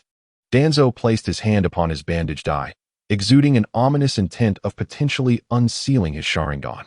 Water Knight's heart sank. Who could withstand that? At that moment, someone came to report, "Lord Danzo, Kakashi is approaching swiftly. Our men can only hold out for a little longer." At this moment, Shui Ye found himself in a dire predicament. He could no longer conceal his abilities and had to utilize the power of his Sharingan to make an immediate escape. However, his proficiency with the Sharingan was still lacking, which meant he could flee. But what about Sister Changpu? Before Shui Ye could ponder further, the members of the Root organization closed in once more, hurling a flurry of shurikens and explosive tags. Shui Ye found himself compelled to evade amidst the earthen barrier, seeking refuge from the impending shockwaves of the explosions. However, his physical endurance was limited, leaving certain areas vulnerable to harm. Before long, he was marked with injuries all over his body. In a moment of carelessness, he inadvertently stepped into a void in the earthen wall, plummeting downwards. Seizing this opportunity, an adversary expertly aimed a strike at Shui Ye with a swift blade.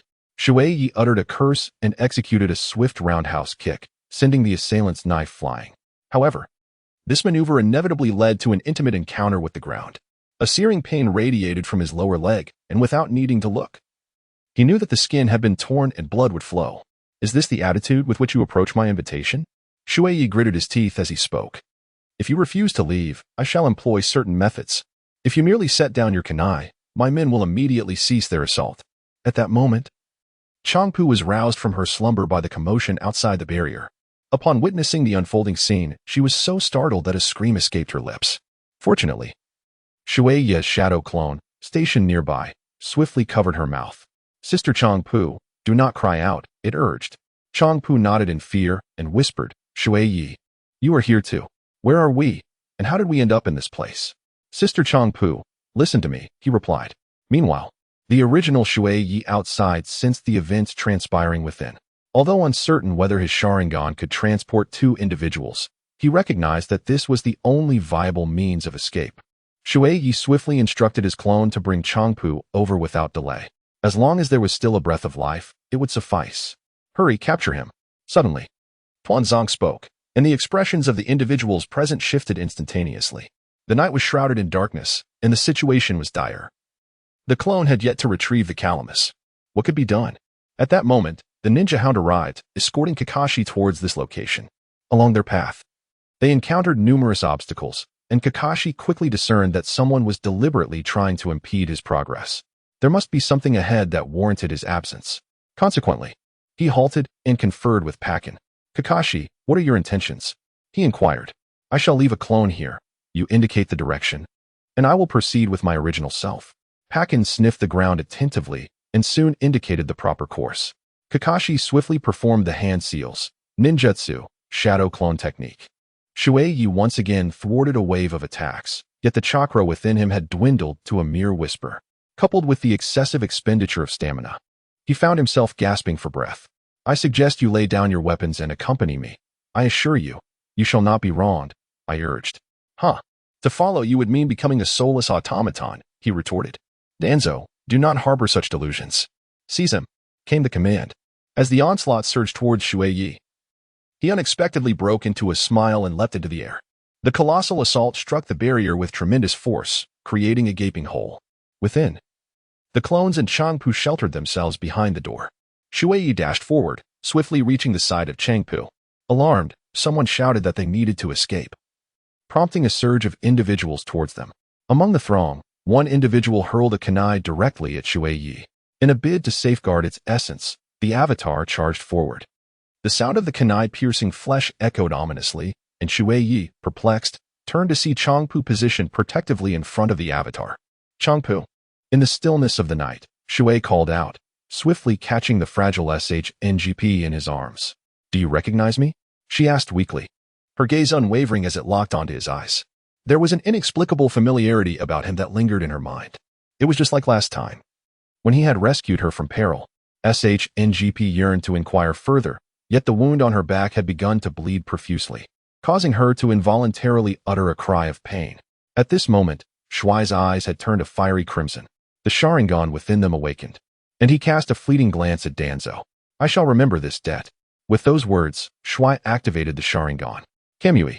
3 living beings vanished before his eyes. An occurrence too astounding for anyone to accept, especially Danzo. "Find him. This is utterly impossible." At that moment, Kakashi arrived, immediately spotting Danzo amidst the crowd, along with a multitude of root members. Recognizing the significance of the mission, Kakashi searched diligently for any sign of Shui, but to no avail. The root members stirred, turning the small courtyard upside down, yet no trace of Shui could be found. Danzo's fury ignited. What kind of technique is this? I have never witnessed anything like it. Furthermore, how could he possess such ninjutsu? There must be some hidden agenda. Spread out and pursue him. He cannot have gone far. Yes, Lord Danzo. Kakashi, observing from the sidelines, deduced that Shui had been taken by Danzo's men. Why would the root members target him? After Danzo and the root members departed, Parker finally caught up. "Kakashi, have you found him?" "No, and the root members are still here. However, it seems they have found nothing either." Parker sniffed around, making a circle before halting at the entrance. "The scent disappears here, Kakashi." Indeed, the root members also reported a sudden disappearance. As far as I know, the only ninjutsu capable of such vanishing is the 4th Hokage's body flicker technique, and mine. Kakashi interjected, reaching out to touch the bloodstains at the door. Given the volume of blood, the individual could not have gone far. If they were from Konoha, they would surely head to the hospital. Truly, a testament to an elite jonin. Wiping his hands, Kakashi, for reasons unknown, suddenly recalled Obito. "If you were still alive." But soon, he shook his head. "Ah, how foolish of me, growing old and lost in my thoughts." Chapter 55. Will the secret be exposed? Upon entering his own space-time, Shui Ye hastily tended to Changpu's wounds in his own manner. He managed to staunch the bleeding to some extent, yet blood continued to seep out relentlessly. If this continued, it would be unbearable for anyone. Anxious and desperate, Shui Ye made a beeline for the hospital in Konoha. Along the way, Changpu's blood trickled onto his garments, creating a truly alarming sight. As the battle between Shui and the root personnel raged on, it gradually depleted his chakra. The hand that clutched the calamus began to tremble. Fortunately, the Konoha hospital lay just ahead. Shui, intent on hastening his entrance, suddenly felt an overwhelming weakness wash over him, and darkness enveloped his vision, leaving him in oblivion. Sakura, witnessing Shui's collapse before her, hurriedly rushed to his side. Shui, are you alright?" Looking at Sakura, Shui's gaze shifted to the calamus nestled in his embrace, urging, "Save her." With those words, he succumbed to unconsciousness. When he awakened once more, a wave of pain coursed through his entire body. "Ah, the little brat from the ramen shop has awakened," Kakashi remarked, leaning against the window with a copy of Ica Paradise in hand, greeting Shui with a casual tone. Shui Ye rubbed his eyes, ensuring he was not mistaken, and inquired, "Kakashi-sensei, what brings you here?" "This is the Konoha hospital. I came to visit a friend and happened to see you here, so I thought I would stop by," Kakashi replied, closing his book and walking over to Shui Ye. "Ah, what a coincidence," Shui Ye said, maintaining an expression of calmness despite the peculiarity of the situation. It seemed rather strange for a jonin to visit a mere nobody. "By the way, how is Sister Shobu doing?" As Shui was about to rise, Kakashi promptly pressed him back down, saying, "Rest assured, she is in the next ward. She is already past the critical phase." "That is a relief," Shui sighed, feeling a weight lift from his heart. If his own troubles had caused harm to Sister Changpu, he would never find peace. "The medical ninja has also examined you and stated that your fatigue is excessive. The injuries on your body have been treated as well." Kakashi's sudden concern for him reignited the pressure within Shui. "Teacher Kakashi, I will go check on Sister Changpu first." Shui Ye rose from his slumber, gradually descending from the bed while skillfully evading Kakashi's scrutinizing gaze. He hastily made his way outside, almost as if fleeing. Kakashi made no attempt to stop him, merely continuing to observe Shui Ye. In the adjacent hospital room, Changpu was indeed present. Although her complexion appeared quite pallid, her breathing remained steady. Shui Ye approached her, his eyes shadowed with concern. "Shui Ye, you're awake," Sakura exclaimed, entering the room with a bouquet in hand. It was Sakura. She was the one who had rescued both me and Sister Changpu that day. After placing the flowers down, Sakura nodded. "Yes. You have no idea how terrified I was when I saw you both covered in blood." Shui merely smiled and said, "In the future, when you come to enjoy ramen, I shall offer you a discount." "No need for that. It is merely my duty," came the reply. "To speak frankly, I am but a novice in the realm of medical practice. By the way, it seems that at this time, Sakura has begun to apprentice under Tsunade, learning the art of medical ninjutsu. Fortunately, she encountered Tsunade. Gratitude is indeed warranted.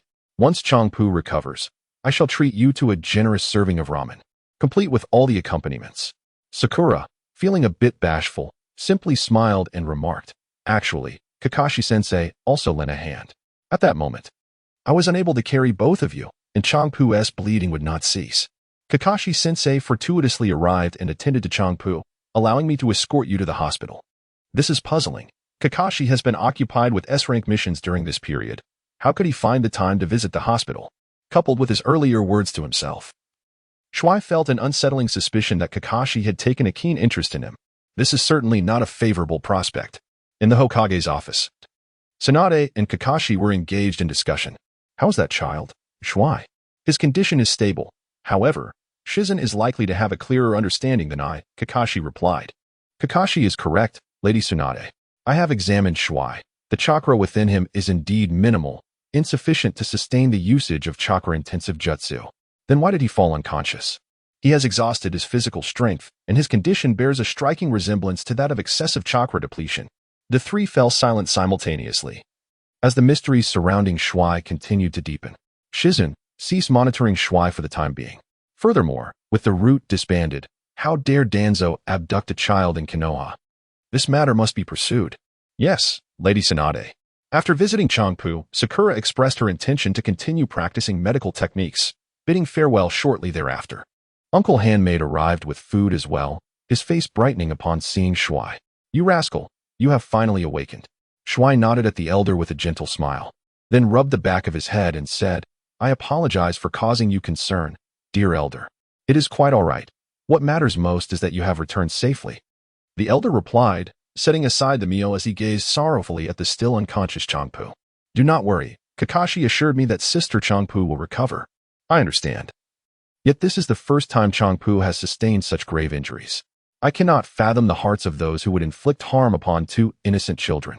At this, the elder clenched his fists, consumed by a desire to capture and punish those who had harmed Changpu. As Shui Ye reminisced, he recalled the moment when Changpu sacrificed herself to save him. Perhaps at that time, Sister Changpu acted without much contemplation, driven solely by the instinct to protect her doppelganger. Yet, ultimately, it was because of him. Uncle Shoda, please take a moment to rest. I shall tend to Sister Changpu, he offered. Uncle Shoda composed himself and replied, no worries at all. I have temporarily closed the ramen shop for these few days. After all, both of you are injured, and I must take care of you. A few days? Shui Ye countered, surprised. Indeed, you have both been unconscious for 3 days. Changpu's injuries were quite severe. As for you, the medical personnel indicated that your condition resulted from excessive physical exhaustion. At this revelation, Shui Ye began to understand. It was no wonder that Kakashi had taken such an interest in him. What a calamity it was. Under the cloak of night, Shui Ye wore a troubled expression, as it appeared that being targeted by the higher-ups of Konoha was an inevitable conclusion. Fame often brings forth a plethora of troubles. For several consecutive days, Shui Ye had found himself confined within the hospital walls. He intended to let this matter linger, especially since the Konoha elites lacked substantial evidence against him. Surely, they wouldn't resort to the same torturous methods employed by Danzo. Changpu had awakened, yet her condition remained frail, requiring a gradual recovery. It was only when the room was devoid of others that Shui Ye took a seat. Thank you for protecting me that day, Sister Changpu. The memory of that day still instilled a sense of dread within her, for, despite being an ordinary individual, she had felt the weight of fear. Chapter 56. How to scheme against Danzo, what is there to think? We've known each other for so long, she replied. Moreover, had I not asked you to escort me home that day, you wouldn't have encountered such peril. Hearing Changpu apologize made Shui Ye's heart feel heavy. He realized that he should have been the one to express gratitude. By the way, do you know the masked individual? I feel an inexplicable familiarity. Changpu recalled the gaze of that person, reminiscent of the one who had rescued her before. At this moment, Shui Ye could only feign ignorance. I don't know him, but he did seem to come to our aid. Changpu nodded in agreement. Indeed, he has saved me more than once. Perhaps he is a ninja from Konoha, unable to reveal his identity. Speaking of which, Sister Changpu, those who kidnapped us did not seem benevolent. We must remain vigilant during this time to avoid any further incidents. Yes, my father has informed me. If necessary, we can enlist the village's ninjas for protection, and he will cover the costs. That would be ideal. If Konoha's ninjas are safeguarding us, surely Danzo would think twice before acting. However, this matter required meticulous accounting. Ding. System task. Rescue Irika, thwart Mizuki.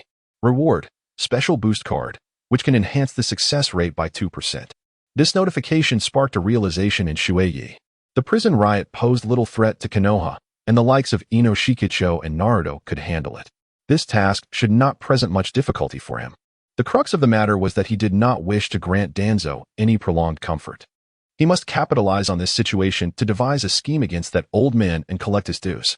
While resting in the hospital room, Shui Ye meticulously recalled the events of the past days and jotted down a rough outline of the unfolding narrative. The prison break was a matter of great significance. If it could be traced back to the roots, it would serve as an opportunity to expose Danzo's underhanded tactics. With a surge of determination, Shui Ye donned a mask and stealthily slipped out of the Konoha hospital, taking advantage of the night's cover. He calculated that Irika was likely engaged in a one-on-one confrontation with Mizuki. Meanwhile, Konoha's forces would be mobilizing in large numbers to search for the escaped prisoners. He gazed upon the already damaged prison, ready to set his plan into motion. Shui Ye smiled with satisfaction as he gazed at the mechanism on the prison door. He deliberately left traces of the root members behind, complemented by the marks he had crafted using his ninjutsu. Old fool.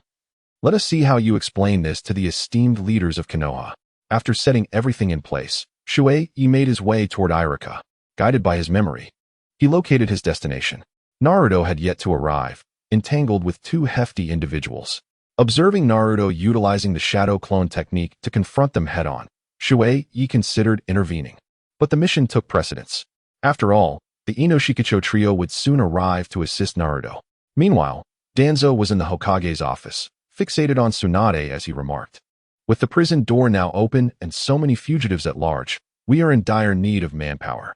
What are you insinuating, Danzo? Why not reactivate the root members to aid in the pursuit? It would surely yield greater results with half the effort, he continued. Tsunade rose, her gaze piercing as she addressed the malevolent Danzo. That will not be necessary. The Umbu will manage the situation.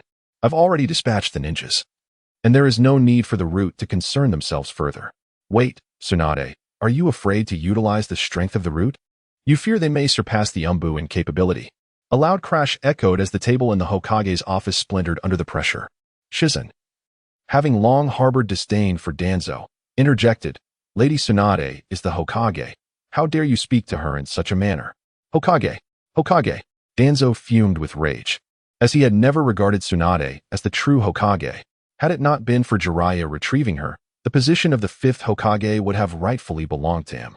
Danzo, you would do well to remember that I am the fifth Hokage, Tsunade retorted, her patience wearing thin.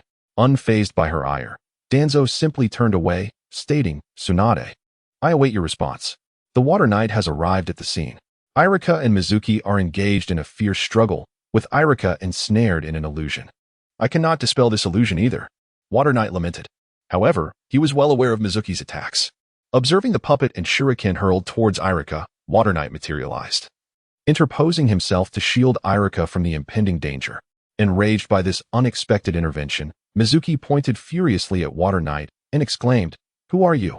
You need not concern yourself with my identity. All you must understand is that I am here to apprehend you.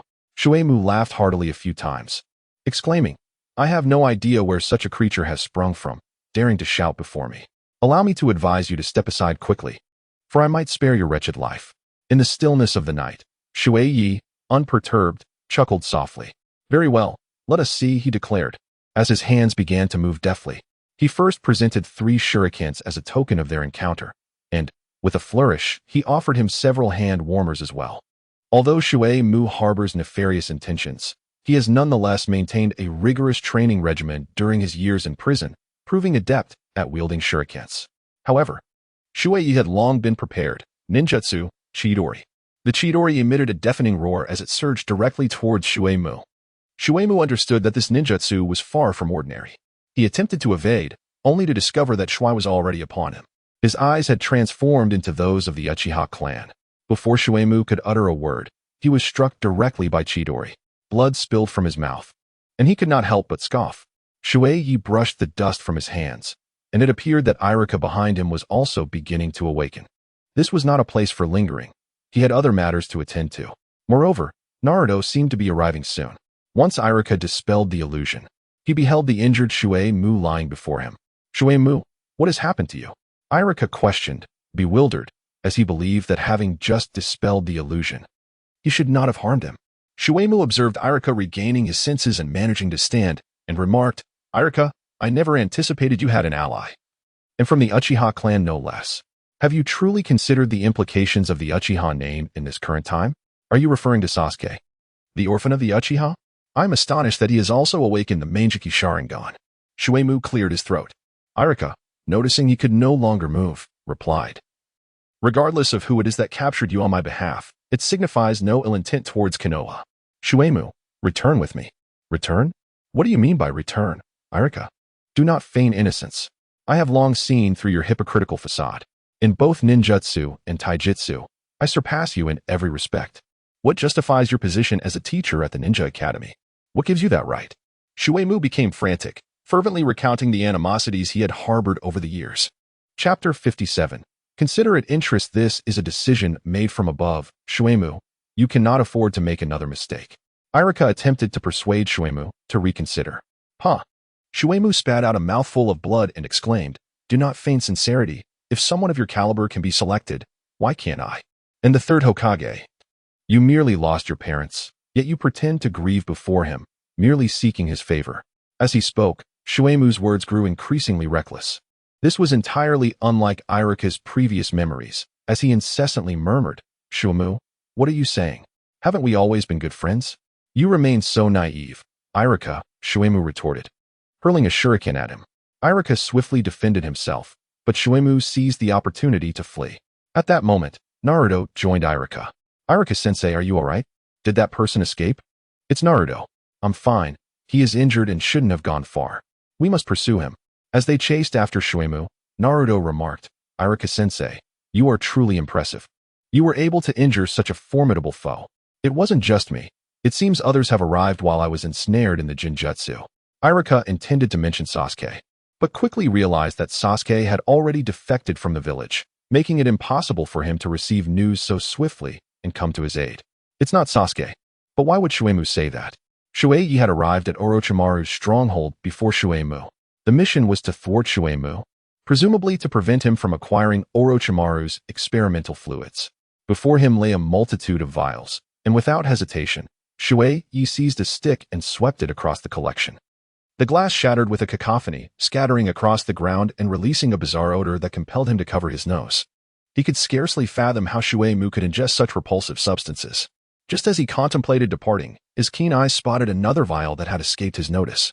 He reasoned that merely leaving traces in the prison would be insufficient to ensnare Danzo. Old fool, this will surely put you in a predicament. Shui Ye chuckled softly as he appropriated the vial. With the mission accomplished and a reward notification from the system, he prepared to leave. Only to find Shui Mu had already burst in. Truly, he was a testament to Orochimaru's experiments. Even after enduring a Chidori, he was still in pursuit. Shui Ye lamented briefly before concealing himself. Fortunately, Shui Mu was injured, allowing Shui Ye to circumvent him and slip away unnoticed. By the time he returned to the infirmary, night had fallen. Shui Ye first glanced at Changpu, who was soundly asleep, with no incidents having transpired. Sister Changpu, I shall take my vengeance for you. Danzo, that old wretch, has numerous hideouts, many concealed beneath the very soil of Konoha. Fortunately, Shui Ye possesses an innate advantage, allowing him to navigate these locations with clarity. However, the question remains, where might he place this information to ensure that the higher-ups in Konoha become aware swiftly?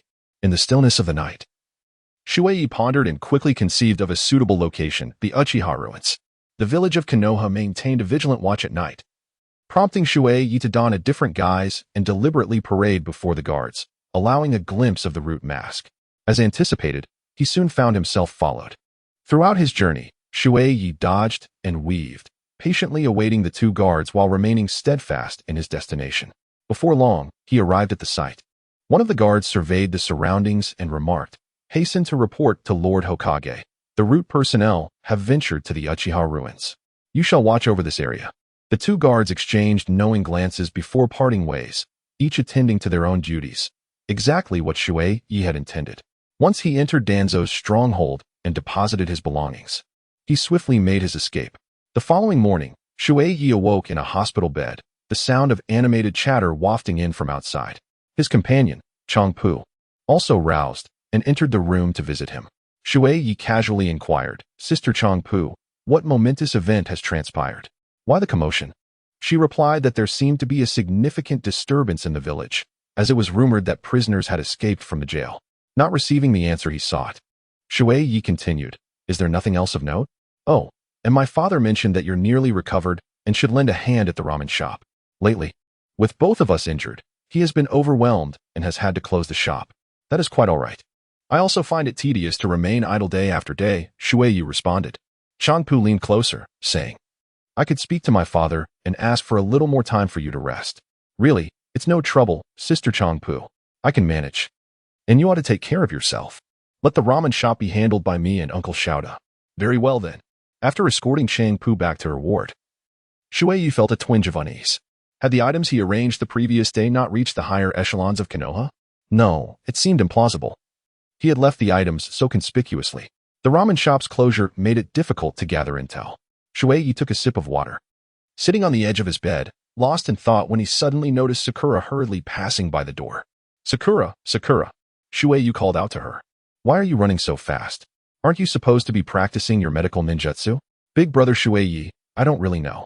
It seems something significant has happened in the village, and they are gathering the ninjas. I must hurry."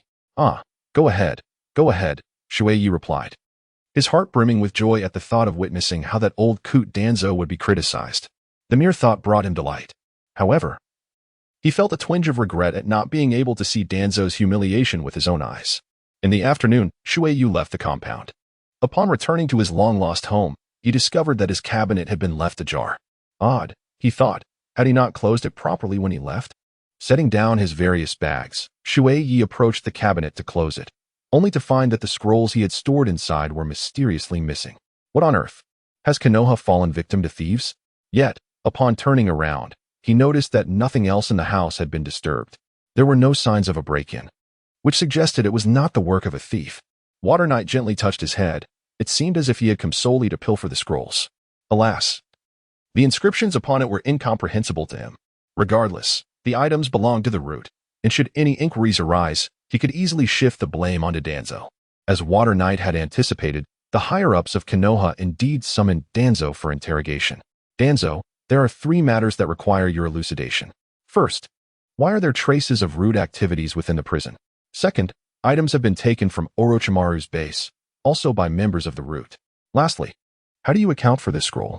I am utterly unaware of the first 2 matters, and as for the third, I have never laid eyes on this scroll. Absurd. Chapter 58, Cultivating Ramen Masters. Danzo. All along we have permitted you to leverage the Umbu's power to nurture the root. Yet now, you dare to commit acts of treachery against Konoha. Do you comprehend the repercussions of such actions? Danzo stubbornly refused to concede. Nonsense. I know nothing of this affair. At that moment, Tsunade entered, still reeking faintly of alcohol. She believed the matter of the escaping prisoners had been resolved and expected to take a respite, only to find herself embroiled in Danzo's trial. The 5th Hokage has arrived. What is your perspective on this matter?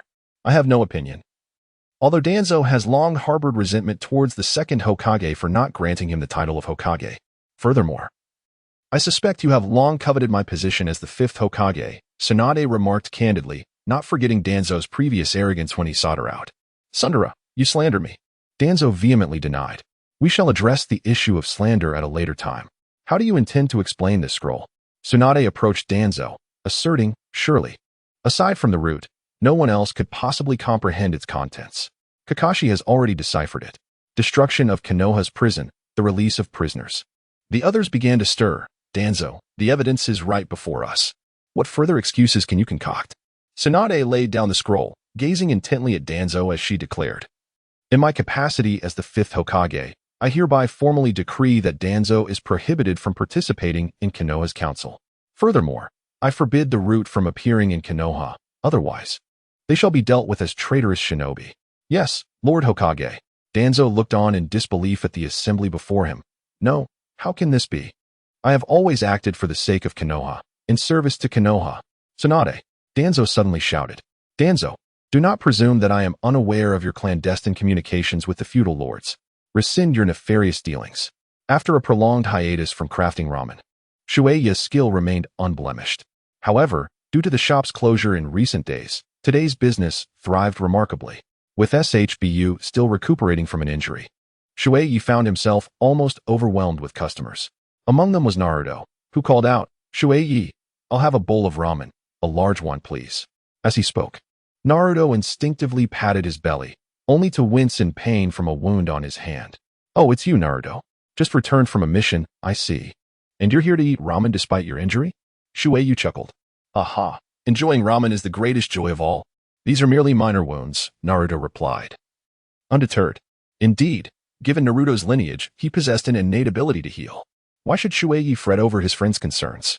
As the patrons gradually dispersed, Shui Ye contemplated inquiring about Danzo's whereabouts from Naruto, yet judging by the latter's foolish demeanor, he doubted he would glean any useful information. Perhaps he should consider utilizing the special card he had recently acquired right here with Naruto. Shui cast a fleeting glance at Naruto, who was indulging heartily in his meal. However, he had recently sold only a meager number of ramen bowls, and his collection of Zhan Zhan cards was scant. It seemed prudent to gather a few more before proceeding. After all, he was quite exceptional. Suddenly, a notification chimed. He had successfully sold a bowl of ramen and earned 10 Zhan Zhan cards. The ensuing days were somewhat monotonous. However, Shui had managed to glean some information regarding Danzo from certain ninjas of the Leaf Village. The root division had been decimated, and Danzo's authority had been rendered ineffectual. Yet, he had not been expelled from Konoha. This situation left Shui feeling rather disdainful for some time, pondering the old man's cunning methods of distancing himself from Orochimaru. During this period, Shui had sold a considerable amount of ramen, and his stock of Zhan Zhan cards had increased. It was time to devise a plan to extract the full potential of the Uzumaki bloodline from Naruto. With that, he could stride confidently through the shinobi world, chuckling to himself in delight. The night was beautifully tranquil, yet Yamamoto Kaichi approached with a solemn expression. Uncle Yamamoto, is something amiss? Shui greeted him with a smile. News had arrived from other branches. Due to the considerable distance, certain ramen shops were beginning to experience difficulties. Complaints ranged from the flavor being off to inadequate portions, and even allegations of spoiled ramen. What? How could such issues arise? Everything was perfectly fine before. Shui exclaimed with astonishment. Yamamoto Kaichi sighed. It seems that some may be envious, as there are indeed cases of malicious slander. However, given the vast distances between us and other countries, our ability to exert control is severely limited. Our reach does not extend to them, and thus, management issues cannot be swiftly communicated back to us. Listening to Yamamoto Kaichi, Shui bowed his head, realizing this was a consideration he had overlooked. After all, he was still a novice, unafraid of challenges. He hadn't anticipated such a setback would come so swiftly. Uncle Yamamoto, do you have any good solutions? He pondered. Currently, we need a strategy to consolidate the strength of our branches. At the very least, we cannot afford to be oblivious to problems affecting us as the main establishment. Very well, I shall entrust this matter to you, Uncle Yamamoto. Yamamoto Kaichi nodded slightly. That poses no problem. We can dispatch a few ninjas to investigate. However, I recommend that you accompany them, as you are ultimately the decision maker. A first-hand visit will yield greater insights than merely hearing reports from others. But if I leave this branch, there will be no one to prepare the ramen, Shui protested. Chanpu can remain here. Shui Ye set down the spoon in his hand. Although Sister Chanpu's injuries had nearly healed, he pondered whether she could manage such a large establishment alone. Uncle Shan, I will give serious thought to the issues you raised. I shall reflect on them and provide you with a response by tomorrow. Very well. And please, do prepare a serving of ramen for me as well. That evening, Shui Ye sat in his home, gazing at the moon above while listening to the gentle sound of water flowing over the rocks of the garden. He found himself lost in contemplation. With fame comes controversy. He had not anticipated that running a business would be fraught with challenges. What should he do? In the stillness of the night, Shui pondered deeply, contemplating the futility of personally visiting those ramen shops to rectify the issues at hand. Yet, how long could such corrections endure? Once he departed, would not the same problems resurface? This approach merely addresses the symptoms rather than the root cause. And no matter how tirelessly he worked, it could not be sustained. Alas, what a vexing predicament it is. Shui Ye reclined on the grassy knoll beside the artificial hill, gazing vacantly at the stars encircling the moon. It is curious how the stars remain perpetually diminutive while the moon looms large. Yet, there is one truth. Both rely on the sun's radiance to shine. Ah, I comprehend now. With a sudden burst of inspiration, Shui Ye sprang to his feet and exclaimed, I am indeed a genius. Ha ha. At the crack of dawn the following day, Shui Ye sought out Uncle Hai in the mountains. Uncle Hai, he declared, I have conceived of a plan. You see, we are the flagship store of the ramen shop, are we not? We could recruit ramen chefs, providing them with unified training and standardizing their roles. Chapter 59, The Concept of Unity. Please elaborate. Shui Ye unfurled the meticulously prepared paper for elucidation. Uncle Yamashita, in our previous endeavors, we were solely focused on proliferating our branches, neglecting the aspect of quality. Now, we can establish a uniform standard. By implementing my recent proposal, regardless of how many branches we open in the future, we will always have our own personnel present. In the event of any issues, we can swiftly notify one another using ninjutsu, thus eliminating the problem of delayed information. Yamashita, observing Shui Ye, who appeared to be of a similar age to his own child, was struck with astonishment. Shui Ye, your ideas are commendable. Please continue. Indeed, Uncle Yamashita. Shui Ye replied, I have another notion. We could source the raw materials for our ramen from our facilities, ensuring consistent transportation and distribution. This way, we can avoid issues related to taste and quality. Yamashita listened intently, noting that while Shui Ye might seem a bit whimsical, he approached tasks with the same earnestness as Naruto. Most of what you propose is sound. However, there is a critical point to consider. With the proliferation of ramen shops, if all raw materials are transported from our location, complications may arise. The logistics for those branches situated farther away will become increasingly complex. Not to mention the potential for unforeseen circumstances during transit. Shui Ye was momentarily taken aback. He had not contemplated the matter so deeply. He recognized that this young lad lacked such meticulous thoughts, and furthermore, the unique terrain of the land of sand was ill-suited for long-distance transportation. Upon hearing this, Shui Ye felt dejected. The solution he had painstakingly devised was doused with cold water, an unpleasant sensation indeed. In the mountains, Hai smiled gently, do not lose heart. The method you proposed earlier is still feasible. Besides, as a child, your mind should be vibrant and agile. Konoha requires fresh blood. Yes, thank you, Uncle Yamashiro. Shui Ye replied. The two engaged in light conversation for a while before Shui Ye rose to take his leave. Upon arriving at the ramen shop, he found several customers already present. He had no choice but to set aside his plans and begin preparing ramen. Shangpu also arrived. Having grown weary of her lengthy rest, observing Shui Ye, she changed into her work attire and joined him in the kitchen. Sister Shangpu, why aren't you resting more at home? Shui Ye asked, swiftly taking the spoon from her hand, signaling her to sit and relax. I've been resting for quite some time. I'm cooped up at home, and Dad won't let me go out. I'm nearly bored to the point of illness, she complained. Your injury is quite severe, especially on your back. You shouldn't be doing this kind of work. Shui Ye insisted. Shangpu pouted. You're just worried I'll be a hindrance. Dislike having a girl slow you down. No, not at all, Shui Ye exclaimed, raising his hands in surrender, yet he failed to notice the spoon still in his grasp, causing a few drops of seasoning to fall onto his head, which elicited a laugh from Shangpu. Water Knight felt embarrassed and wanted to wipe it off, but could not find the right spot, resulting in a complete mess. Allow me to assist you, Shangpu said with a smile. After cleaning the sauce off Water Knight's head, Shangpu remarked, Water Knight, just let me handle it. After all, there is not much to do at home. Shui Ye had no choice but to compromise. Very well, but I shall undertake the primary tasks while you handle the garnishes. All right, Shangpu replied cheerfully. Throughout the morning, a considerable amount of ramen had been sold, and Shui Ye had accumulated a notable number of dipping carts. Seizing this moment of respite, Shui Ye began to ponder the words of the elder from the mountains. He was the strategist of Konoha, and his statements were unlikely to be as straightforward as they seemed. Particularly, the final remark lingered in his mind. If you wish to pursue these plans, you must first seek an audience with Lady Tsunade, for such a grand endeavor requires the support of Konoha to come to fruition. For some reason, Shui Ye felt as though the elder was alluding to something deeper. Was he concerned that Shui Ye's growing influence might overshadow Konoha? Shui Ye, what are you contemplating? Shangpu's face suddenly loomed before him, startling Shui Ye. Oh, nothing. Just a bit tired and taking a moment to rest. You're not being truthful. I saw you lost in thought. You must have been pondering something significant.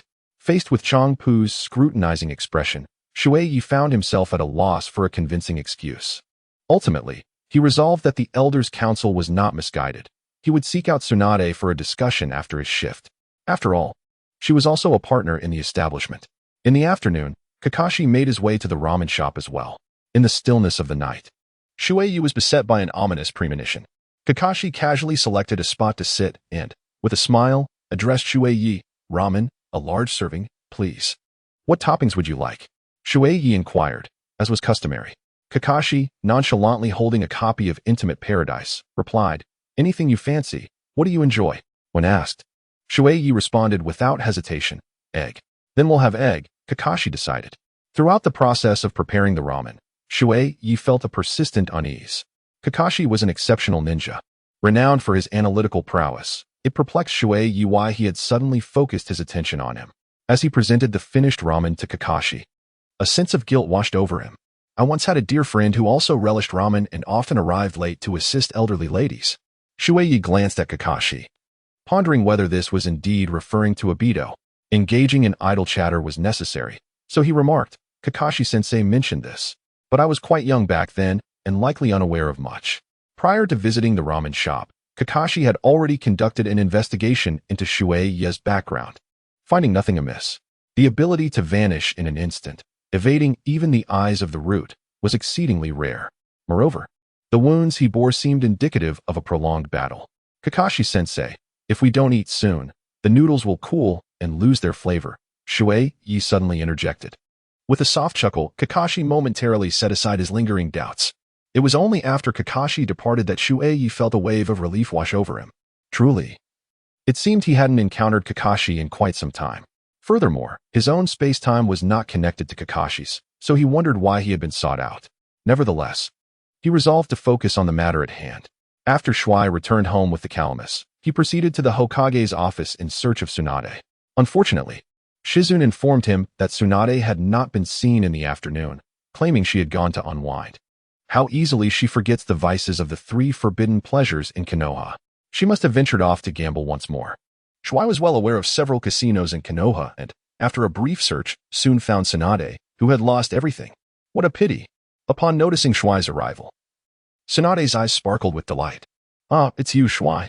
It has been quite a while. How is business at the ramen shop? Shui Ye cast a glance at Tsunade, who immediately broached the subject of money, as if he were merely a fool to be taken advantage of. Angered, he chose to ignore her. Chapter 60. Wasn't it said that one must inevitably lose when gambling? Tsunade, now intent on acquiring funds, softened her tone slightly. Shui Ye, I am also a shareholder of the branch. What is the dividend for this month? I was kidnapped and injured. I have only just been discharged from the hospital. What dividends could there possibly be? None. Shui cast a sidelong glance at Tsunade, his hands raised in a gesture of feigned helplessness, indicating his lack of funds. You little rascal, do not presume that I am unaware. The branches in other nations have not been deprived of their coin, have they? He retorted. What? Alas. My injuries have yet to fully heal. My head aches, my body is sore, and every part of me is in pain. Shui decided to play the fool, hoping to evade responsibility. As the pinnacle of medical ninjutsu, Tsunade recognized his charade and feigned seriousness as she declared, since you are injured, allow me to attend to your wounds. With that, she began to stretch her limbs, her fists cracking ominously. This was not a healing gesture. It resembled the prelude to a brawl. Recalling Tsunade's immense strength, Shui immediately faltered. Ah ha ha, I suddenly feel quite well. Lady Tsunade, let us go. I shall treat you to some grilled meat, and we can sit down for a proper discussion. Seeing his willingness to comply, Tsunade smiled and replied, very well. Let us proceed. The service at the barbecue restaurant was commendable, and as Shui watched the succulent pieces of meat sizzling on the grill, he felt a pang of hunger. Tsunade even ordered some sake. While Shui had no aversion to drinking, he knew the importance of addressing serious matters. Lady Tsunade, there is a matter of great significance that I must discuss with you. As they indulged in the grilled meat and sipped their drinks, Tsunade's complexion soon took on a rosy hue. Speak, I am listening. Shui Ye conveyed his thoughts to Tsunade, then inquired, what do you think, Lady Tsunade? The plan is indeed commendable, yet its execution appears rather cumbersome, she replied. It is indeed troublesome, but to address the challenges ahead, this is the only viable course of action. Although the initial phase demands considerable manpower and resources, the subsequent phase will allow us to reap the rewards effortlessly. Isn't that quite appealing? With a slight belch, Tsunade remarked, I have no objections, but I do have one condition. Anticipating difficulties, Shui Ye clenched his teeth and asked, what is the condition? Rest assured, you little rascal, I merely wish to add a few individuals to the list of masters you are seeking. Furthermore, given the substantial training volume, it is essential to have a supervising master. I will find someone to assist you. Shui Ye remarked. Is this not a blatant attempt to have someone monitor us, while simultaneously placing a spy from Konoha among the 5 great nations? Do they truly perceive him as a mere child? What's wrong? Do you disagree? Tsunade inched closer, a wave of alcohol-laden breath enveloping the air. Shui Ye expressed his disdain and reluctantly replied, Fine, fine, I will heed your words. What a good child you are. I shall bring him to you tomorrow. For now, let us partake in a meal. After a rather disheartened dinner of grilled meat, Shui Ye returned to his abode. It appeared that tonight would require careful deliberation, how to select individuals, how to arrange training, and who would conduct the training, all necessitating thorough contemplation. Meanwhile, in the Hokage's office, Tsunade had regained consciousness. Several elite Umbu members knelt by her desk, with one leading figure kneeling at the forefront. Do you understand what I have just conveyed? Yes, Hokage-sama. Very well, you may leave. You, however, remain. Understood. Tsunade addressed the individual before her. Here are your identity and background. You shall henceforth remain by Shui Ye's side under this guise, assisting in his training. Should he exhibit any irregularities, you are to monitor him. But your true self must remain concealed. Hokage-sama, do you mean? The child, Shui Ye, harbors many mysteries, yet I discern no threat to Konoha from him. However, it is prudent to have a safeguard in place. Akiyama, you shall serve as that safeguard. I understand, Hokage-sama. I will ensure the mission is accomplished. Tsunade rose from her seat, gazing out at the brightly lit scenery and thoughtfully remarked, Akiyama, remember this name. As for the affairs of the Umbu, set them aside for the time being. Although Akiyama felt somewhat perplexed, he had faith that the Hokage's directives were infallible. Once everyone had departed, Tsunade focused on the report presented by Yamashiro Kai, resting her hands on the desk as she fell into deep contemplation. The report prominently detailed suggestions regarding the incidents at Shui Ye's ramen shop and other related matters. Shui Ye spent the entire night drafting plans.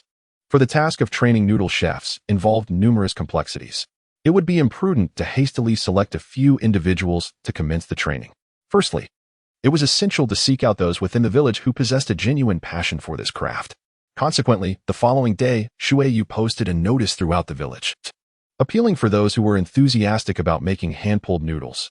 However, the response was disheartening, as very few came forth to register. Just as Shui Ye was pondering this puzzling situation, an individual clad in a delicate lavender garment leisurely entered the noodle shop, holding the notice in hand and stating, "I have come to apply."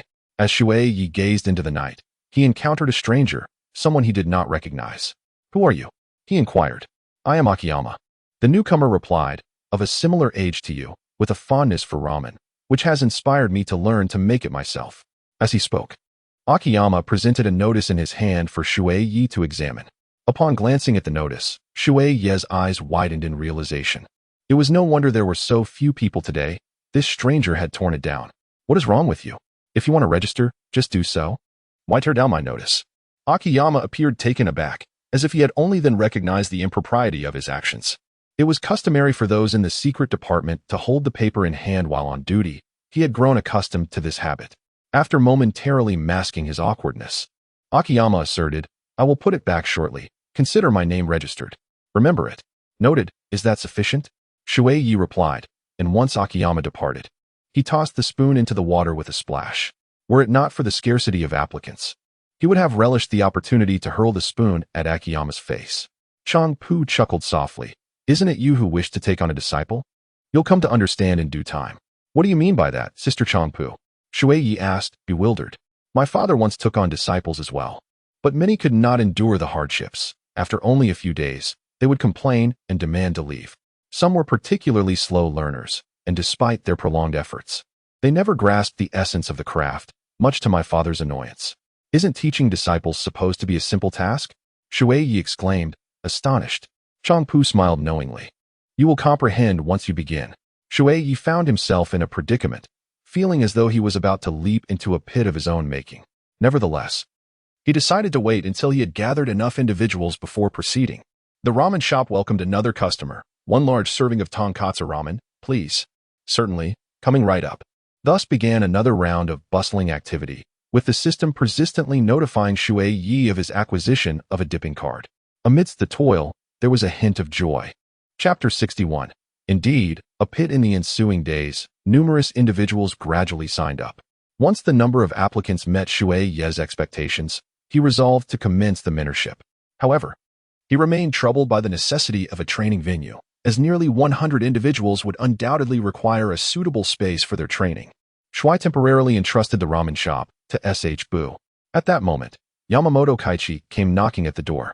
"Uncle Yamamoto, have you come to indulge in some ramen?" Shui inquired with enthusiasm. "I bring you good news. After all, the Akid clan is one of your shareholders," Yamamoto Kaichi replied with a smile. Shui, with a playful twinkle in his eyes, remarked, "Well, dear sir, do share your thoughts. I have matters to attend to shortly." "You seem increasingly occupied," Shui replied Yamashita Hachichi. "Our clan possesses numerous properties within Konoha. Should you require any, feel free to make use of them." "That would be splendid. As I have been quite troubled by this matter," Shui expressed. Yamashita Hachichi then produced several addresses and handed them to Shui, observing the childlike smile on Shui's face. Yamashita Hachichi chuckled softly, hoping that this young one might contribute significantly to Konoha. Shui, armed with the address, ventured to inspect the site. Indeed, it was a testament to one of the most prestigious clans in Konoha. Such an expansive area would undoubtedly suffice for training. However, it had been long abandoned, requiring thorough renovation. Without hesitation, Shui envisioned the transformations needed and swiftly drafted the blueprints. Subsequently, he sought the assistance of several ninjas within Konoha. In just a few days, the new training ground was established. Observing the revitalized space, Shui nodded in satisfaction. Yet, this place remained nameless. Shui Ye pondered for a moment and swiftly conceived an exquisite name, the Master Ramen Chef Training Academy. The following day, he gathered the enrollees at the training base, embarking on the most fundamental of teachings. It is worth mentioning that Shui Ye himself possessed limited knowledge of the art of noodle pulling. He relied solely on his own techniques to instruct others. The initial lesson focused on the intricacies of dough preparation. By the end of the day, Only a small fraction of the participants grasped the concept, while the majority remained utterly bewildered. Some even managed to knead the dough into bizarre shapes, prompting Shui Ye to shake his head in dismay. However, the first to enroll, Akiyama, demonstrated remarkable aptitude, already mastering about 70 to 80% of the technique. Shui Ye cast a few glances at him and remarked, "Your technique is quite commendable. Do you also cook at home?" Gazing at the dough before him, Chiu Yuan remained silent. The tasks of the umbu were numerous, and he had unexpectedly found himself with leisure time these past few days.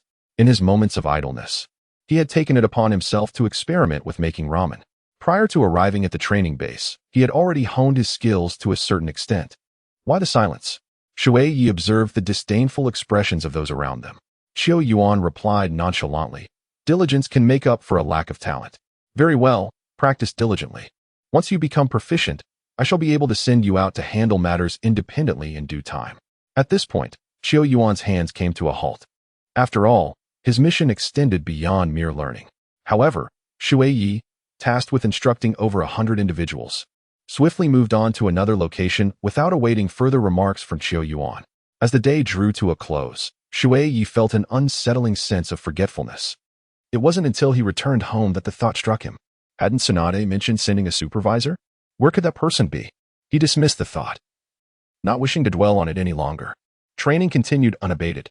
Shui Ye spent his days either in the ramen shop or at the training base overseeing activities. To save time and effort, he selected individuals with strong learning abilities from this training group, assigning them to assist those who struggled.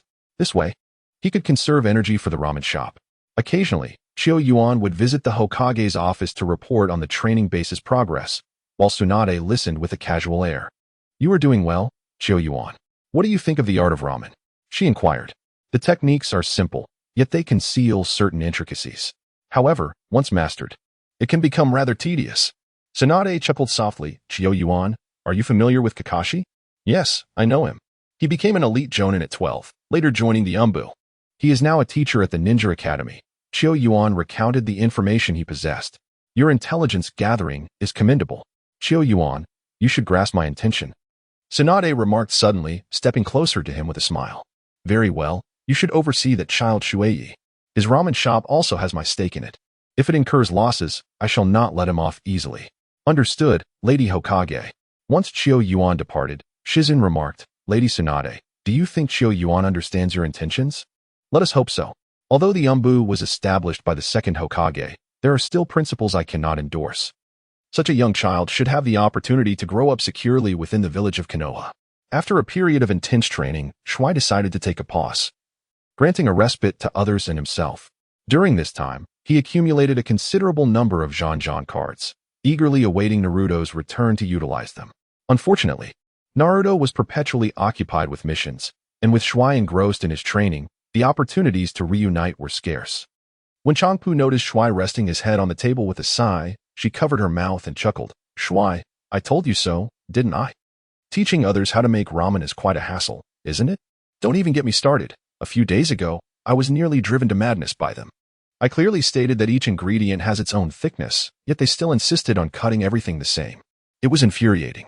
Shui Ye grew increasingly agitated, even finding the chopstick holder before him displeasing. "Haha, I knew it. Teaching takes time. Being a teacher is no easy task." "Indeed," he replied. "I'll have a bowl of ramen." Suddenly, Tian stormed into the ramen shop, her anger palpable. Shui Ye, observing her fury, inquired, "What has happened to provoke such ire?" "Bang! Why is it that I was the only one left behind?" Tian exclaimed, fuming. "What do you mean you were left behind?" Shui Ye asked while preparing the noodles. "It is utterly unfair, Lord Hokage. We are all from the same graduating class. Everyone else has received missions. Even Xiao Li and Niji went. Why am I the only one left out?" Listening to Tian's grievances, Shui Ye began to realize the implications. This was indeed a prelude to the events of Naruto, Shippuden. After the Konoha 12 undertook their missions, each returned with their own aspirations, subsequently commencing their training. Shui Ye was quite exhilarated, for the Shippuden arc was indeed the most exhilarating aspect of Naruto. "Do not be upset. When girls are angry, they age more quickly," she advised. "You could just rest in the village." Tian shot her a sidelong glance and retorted, "Can that truly be the same?" Chapter 62. Initial success, the training was steadily progressing on the right track. With approximately 10 individuals now capable of independently crafting a bowl of ramen that closely resembled the delightful taste of Ichiraku. Shui Ye expressed a degree of dissatisfaction with the current situation, for the sheer number of branches was insufficient. Nonetheless, having some personnel was better than none at all. He decided to deploy them to the more troubled branches, addressing the issues previously raised by Uncle Sean. Before they departed, Shui Ye convened a small meeting, gathering everyone together. Remember, your objective is to resolve the issues at hand. Are you all familiar with the conditions at each branch? Yes, Master Shui Ye, they replied in unison. Good. It is imperative that you maintain communication with me.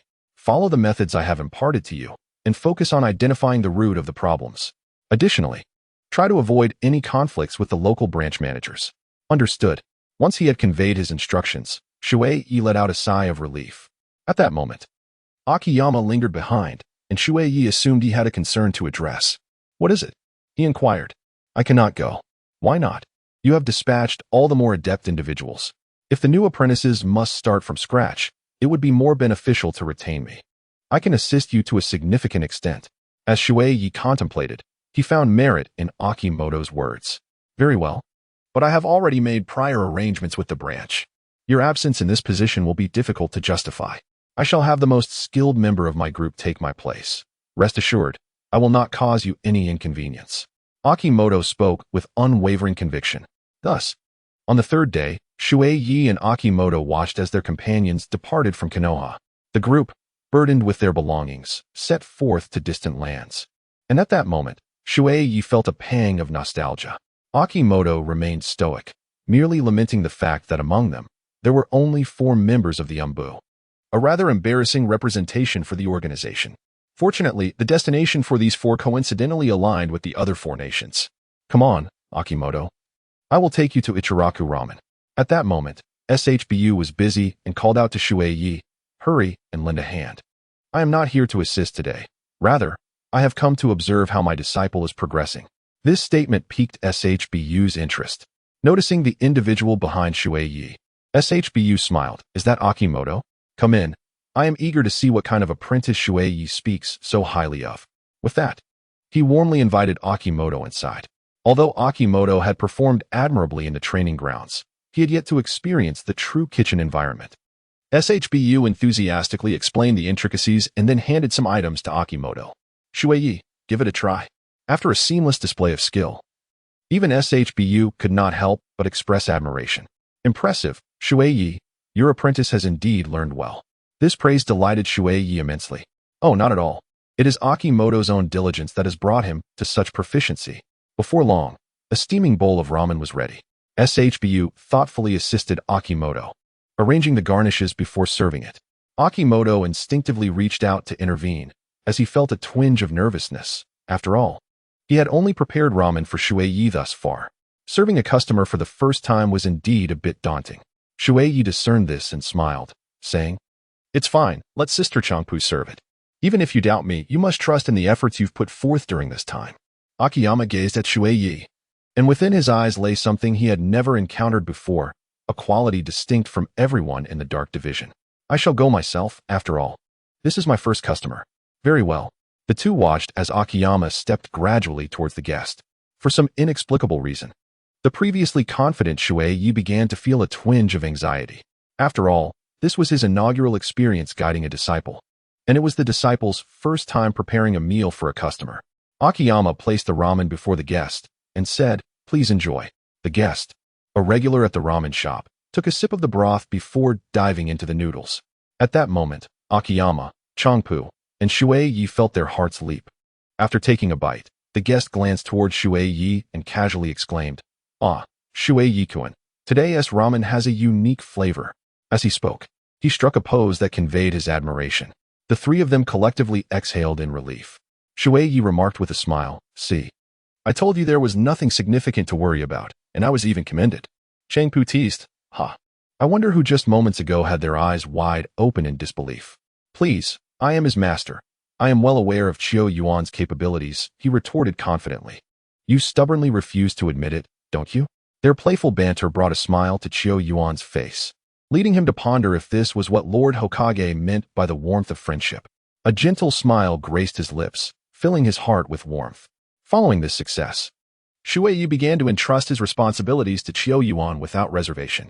Gradually, Chiyo Yuan gained recognition at the Ichiraku Ramen shop, as many patrons sought him out, given that his cooking style closely resembled Shui Ye's. Today, Shui Ye arrived at the ramen shop shortly after leaving the training base, and upon seeing Chiyo Yuan diligently working in the kitchen, he felt a wave of satisfaction. Soon, he would proudly declare, "This is the apprentice I have trained." Just as Shui Ye was reveling in his thoughts, the system unexpectedly chimed in. Ding. Task: assist Gaara in vanquishing enemies. Task reward: special streak card, which can enhance success rate by 5%. Upon seeing this, Shui Ye's eyes sparkled with excitement. He had never encountered such a high success rate before. Excellent. With this, along with other opportunities, he might just be able to acquire a bit more of Naruto's lineage. It appeared to be a double blessing indeed. Shui Ye contemplated for a moment the location of the impending confrontation with the enemy, which was not far from Konoha. Nonetheless, it was essential to provide some instructions. Sister Changpu, the individuals dispatched during this period should be sending back reports. I require time to organize the information. Rest assured, with Akiyama assisting you, you can proceed without worry, she replied. Hihi, I am immensely grateful. Akiyama, do your utmost. Once all matters were addressed, Shui Ye strode away confidently while Akiyama, who had remained silent, gazed after Shui Ye's retreating figure, his expression contemplative and deep, lost in thought. That night, Shui Ye donned a suit for nocturnal endeavors, employing various items to obscure her silhouette as she departed from the village of Konoha. Meanwhile, in the Akiyama residence, Akiyama lay on his bed, reflecting on Shui Ye's words. According to the intelligence he had received, the individuals who had ventured to the branch store were merely beginning their tasks. It seemed improbable that news would return so swiftly. Why would Shui Ye deceive him? Suddenly, Akiyama sat up abruptly. Chapter 63. Such matters must be left to Naruto on the silent streets. A shadow darted swiftly towards Shui Ye's home. Akiyama surveyed the towering walls and then the adjacent tree, leaping effortlessly to the rooftop. As he cautiously walked along the roof, he peered through a narrow gap, discovering that the lights within were still aglow, with Shui Ye seated beside a table laden with numerous documents, evidently engaged in research. Akiyama slowly lowered the tile. This was unexpected. Had he merely allowed his suspicions to cloud his judgment? After a period of reflection, Akiyama resolved to change his vantage point for further observation. He executed a swift maneuver, hanging upside down from the eaves. After monitoring the situation for a while and confirming that all appeared normal within, Akiyama quietly departed. Shui Ye hastened through the night, finally arriving at the battlefield where Gaara was engaged in combat. The battle had escalated to a fervent intensity. It appeared that both sides had expended a considerable amount of chakra, and Gaara bore significant injuries. Nearby, Temari and Kankuro also bore the marks of the conflict. At that moment, the enemy launched another assault. Shui Ye donned his mask and stepped in to intercept the attack aimed at Gaara. Temari and Kankuro looked on, astonished. Had reinforcements from Konoha arrived? Shui Ye remained silent, merely beginning to weave hand signs, ninjutsu, enchantment, chain-binding technique, having subdued the minion before him. He executed a swift chidori, toppling the foe. Next, the formidable B0SS awaited. Calculating the arrival of Naruto, Shui Ye swiftly dispatched another adversary on Gaara's behalf. Yet, the system stubbornly refrained from notifying him of task completion, leaving him unable to depart directly. He gazed at the approaching enemies once more. Shui Ye, weary of employing ninjutsu, simply hurled a kunai instead. However, this action inflicted little significant harm upon the adversary. Handori gazed at the individual before her, utilizing a form of ninjutsu, and inquired, "Who on earth are you?" "I have not heard of any Konoha ninja who does not don a forehead protector." The night was shrouded in darkness, and the journey had been too hurried, leaving no time for preparation. Nevertheless, my purpose here is to aid you all. Handball wished to express more, yet Kanjiro interjected, "Sister, let us first focus on the adversaries at hand." Very well then. As I harnessed the wind release, gale palm, I calculated the time, sensing that the other formidable ninjas from Konoha were swiftly approaching. The tranquil night withdrew from the battlefield. Yet the recent maneuver executed by Shumaru felt quite promising. He pondered when he might have the opportunity to perfect it. Soon, the Konoha ninja joined the fray. Naruto arrived as well, while Shui concealed himself in the shadows, vexed by the system's failure to notify him of mission completion. Could it be that he was required to assist Gaara in vanquishing a formidable adversary? Such a thought was indeed exasperating. Gaara found himself under assault from the enemy's water attacks, and circumstances appeared dire until Lee made his timely entrance. With a swift Konoha whirlwind, Naruto also arrived on the scene, swiftly incapacitating the foe. Alas, this particular enemy proved remarkably resilient, and Naruto's efforts did not yield significant damage. After a long night, Shui Ye felt fatigued and decided to take a brief respite. Meanwhile, Mai Xiaoqiang officially joined the fray, marking the commencement of a true battle. After a refreshing slumber, Shui Ye awoke to witness the conflict nearing its conclusion. At that moment, it was a one-on-one showdown against the formidable boss. With Gaara on the verge of exhausting his chakra, Naruto was eager to assist, but was restrained by Temari. We must place our trust in Gaara. During this time, the system persistently alerted Shui Ye. Task: aid Gaara in vanquishing the adversary. With a sense of resignation, Shui Ye realized that the system was unlikely to assign him any simple tasks. It was indeed presenting him with a formidable challenge. The thought of venturing out and risking exposure filled him with dread. What should he do? He glanced at Naruto not far away, along with others from Konoha. Suddenly, his gaze fell upon Gaara, who was still engaged in battle. With no other options, Shui Ye could only cautiously maneuver to position himself behind the enemy. Currently, Gaara was devoid of chakra. Perhaps it would suffice to transfer just a modicum of chakra to him. However, Shui Ye lamented the unfortunate truth that only Naruto and the Nine Tails possessed the ability to facilitate such a transfer. As a mere novice, he doubted his own capabilities. Frantic and anxious, he watched helplessly as Gaara came under attack, feeling like an ant on a hot skillet. Then, he noticed Kanjiro beside him, a glimmer of hope ignited within him. Shui contemplated his puppet. Currently, Gaara possessed scant chakra. Perhaps he could be utilized as a vessel. By employing chakra threads, Shui could imbue his own chakra onto Gaara, thereby delivering a potentially lethal strike to their adversaries. Nonetheless, to captivate someone as formidable as Gaara, a distraction was imperative. Suddenly, the technique of earth release, earth flow wall manifested, conjuring a massive wall that arose on the battlefield, encircling the enemy. The onlookers were taken aback by the spectacle. Under the cover of night, Shui Ye seized the moment, the secret technique of puppet performance. The chakra threads traversed the earthen barrier, reaching Gaara. The final assault was about to commence. Gaara concentrated his chakra, only to discover an unfamiliar surge of power within him. A spear of the guardian crane was hurled forward. Without waiting for the enemy's response, the onslaught continued. Sandstorm burial. As the adversary fell, the system abruptly announced, mission accomplished, reward obtained, a card enhancing success rate by 5%. Satisfied with the system's notification, Shui Ye retracted the chakra threads. At that moment, Kanjiro gazed at a fleeting thread in the sky. What was that? Temari glanced over but saw nothing amiss. Is everything all right? Perhaps the battle has exhausted you? Kanjiro shook his head. He could not be mistaken. That had been the chakra thread employed solely by a puppet master. Yet, was there another puppet master on the battlefield besides him? Gaara! Naruto suddenly shouted. Not far away, Gaara collapsed abruptly, lying flat. Sakura hurried to check on him. Kanjiro, too preoccupied with the chakra threads, rushed over. It's nothing serious, just chakra exhaustion. He merely needs to rest. Upon hearing Sakura's words, everyone let out a collective sigh of relief. As Shui Ye returned to Konohamaru, night had already fallen. Just as he was about to open the door, he noticed a shadowy figure perched upon a tree beside his home. Since the incident of his abduction, his vigilance had considerably heightened. However, the figure seemed oblivious to Shui Ye's presence, observing the interior of the house for a while before departing. The distance rendered it impossible for Shui Ye to discern the identity of the individual, yet he felt a sense of relief for having left a shadow clone behind. Otherwise, the situation could have turned dire. Upon entering his room, Shui Ye dispelled the shadow clone and took a seat at the table. Naruto was expected to return to the village the following day, undoubtedly eager to indulge in ramen. The accumulation of his dipping cards would finally serve its purpose. Early the next morning, Shui Ye made his way to the ramen shop, coincidentally encountering Akiyama as she opened the door. Was everything all right while I was away? He inquired with a cheerful smile. Akiyama merely glanced up at him before turning her attention back to her task. Nothing significant occurred. It seems SHBU-san burned her hand yesterday. Oh, is it serious? What is the situation?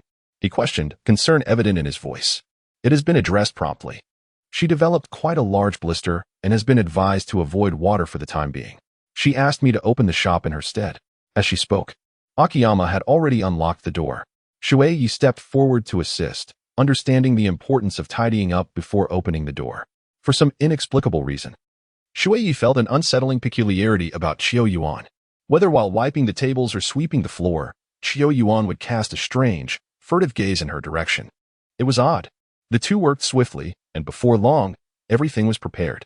In the absence of Chanpu, Chiyo Yuan took the initiative to undertake her responsibilities, clearing the trash and preparing the ingredients, among other tasks. With that, Shui Ye found herself at leisure, staring blankly at the entrance. Naruto should be returning shortly. Boss. One order of extra spicy ramen, please. That familiar voice belonged to Gaara and Temari. Shui greeted with a smile. It's you, Gaara. Are you craving that special ramen again? 3 servings, please. Understood. As Shui observed Kankuro's pained expression, a sense of joy blossomed within him. At that moment, Akamoto leaned in closer, prompting Shui to recall, "Oh right, you haven't seen me prepare this type of ramen, have you? What I previously taught you were merely the basics. This is my newly developed specialty, turkey ramen. Why don't you give it a try?"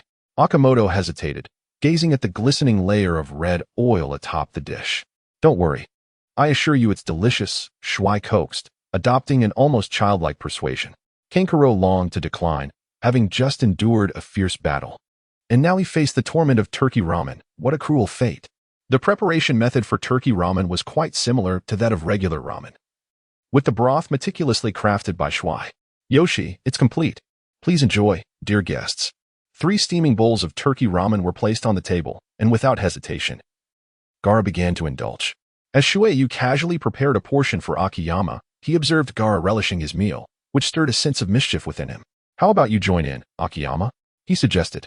"All right then," Akiyama replied, prompting Shui Ye to grin with increasing delight.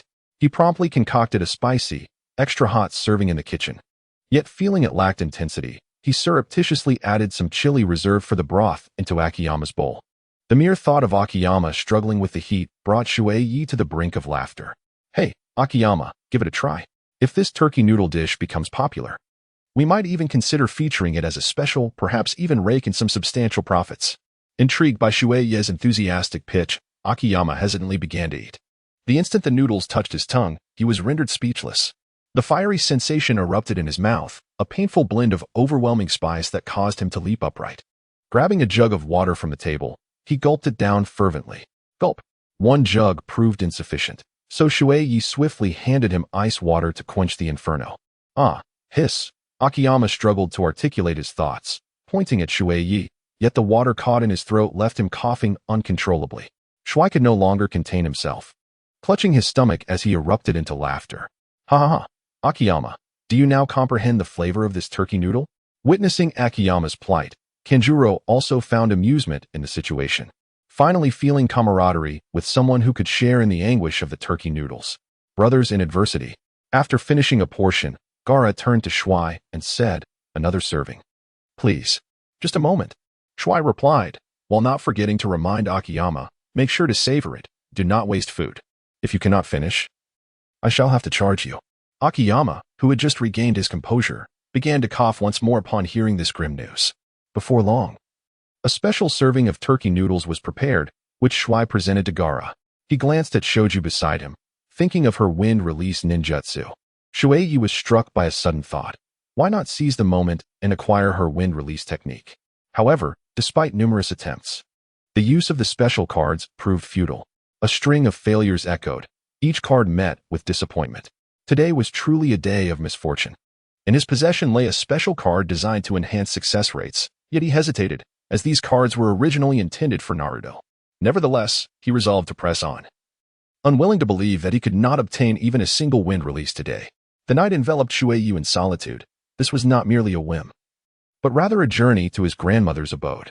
With the successful use of a particularly enchanting card, he acquired the wind release. Gale Dance, vs. Tears streamed down Shui Ye's face as he reveled in his triumph. Was it truly easy for him to attain a mere wind release? Upon turning around, he was taken aback to find Chunin silently observing him, having appeared at his side without his notice. "Goodness, how do you walk without making a sound? You could frighten someone to death." Shui Ye lamented, seeking solace for his fragile little heart. You were simply too absorbed. I came over as soon as I finished my spicy turkey noodles, Chiyuan replied, her lips flushed from the heat of the dish. Her eyes were also tinged red, clearly having been put through the paces by the fiery noodles. Shui chuckled softly. Hee, wasn't I just pondering how to introduce a new ramen dish? Come. Sit here and tell me what it tastes like. As he took a sip, he detected a hint of spiciness and noticed a red object in the bowl. Unsure of what it was, he absent-mindedly consumed it. What? You ate that thing? My heavens, are you all right?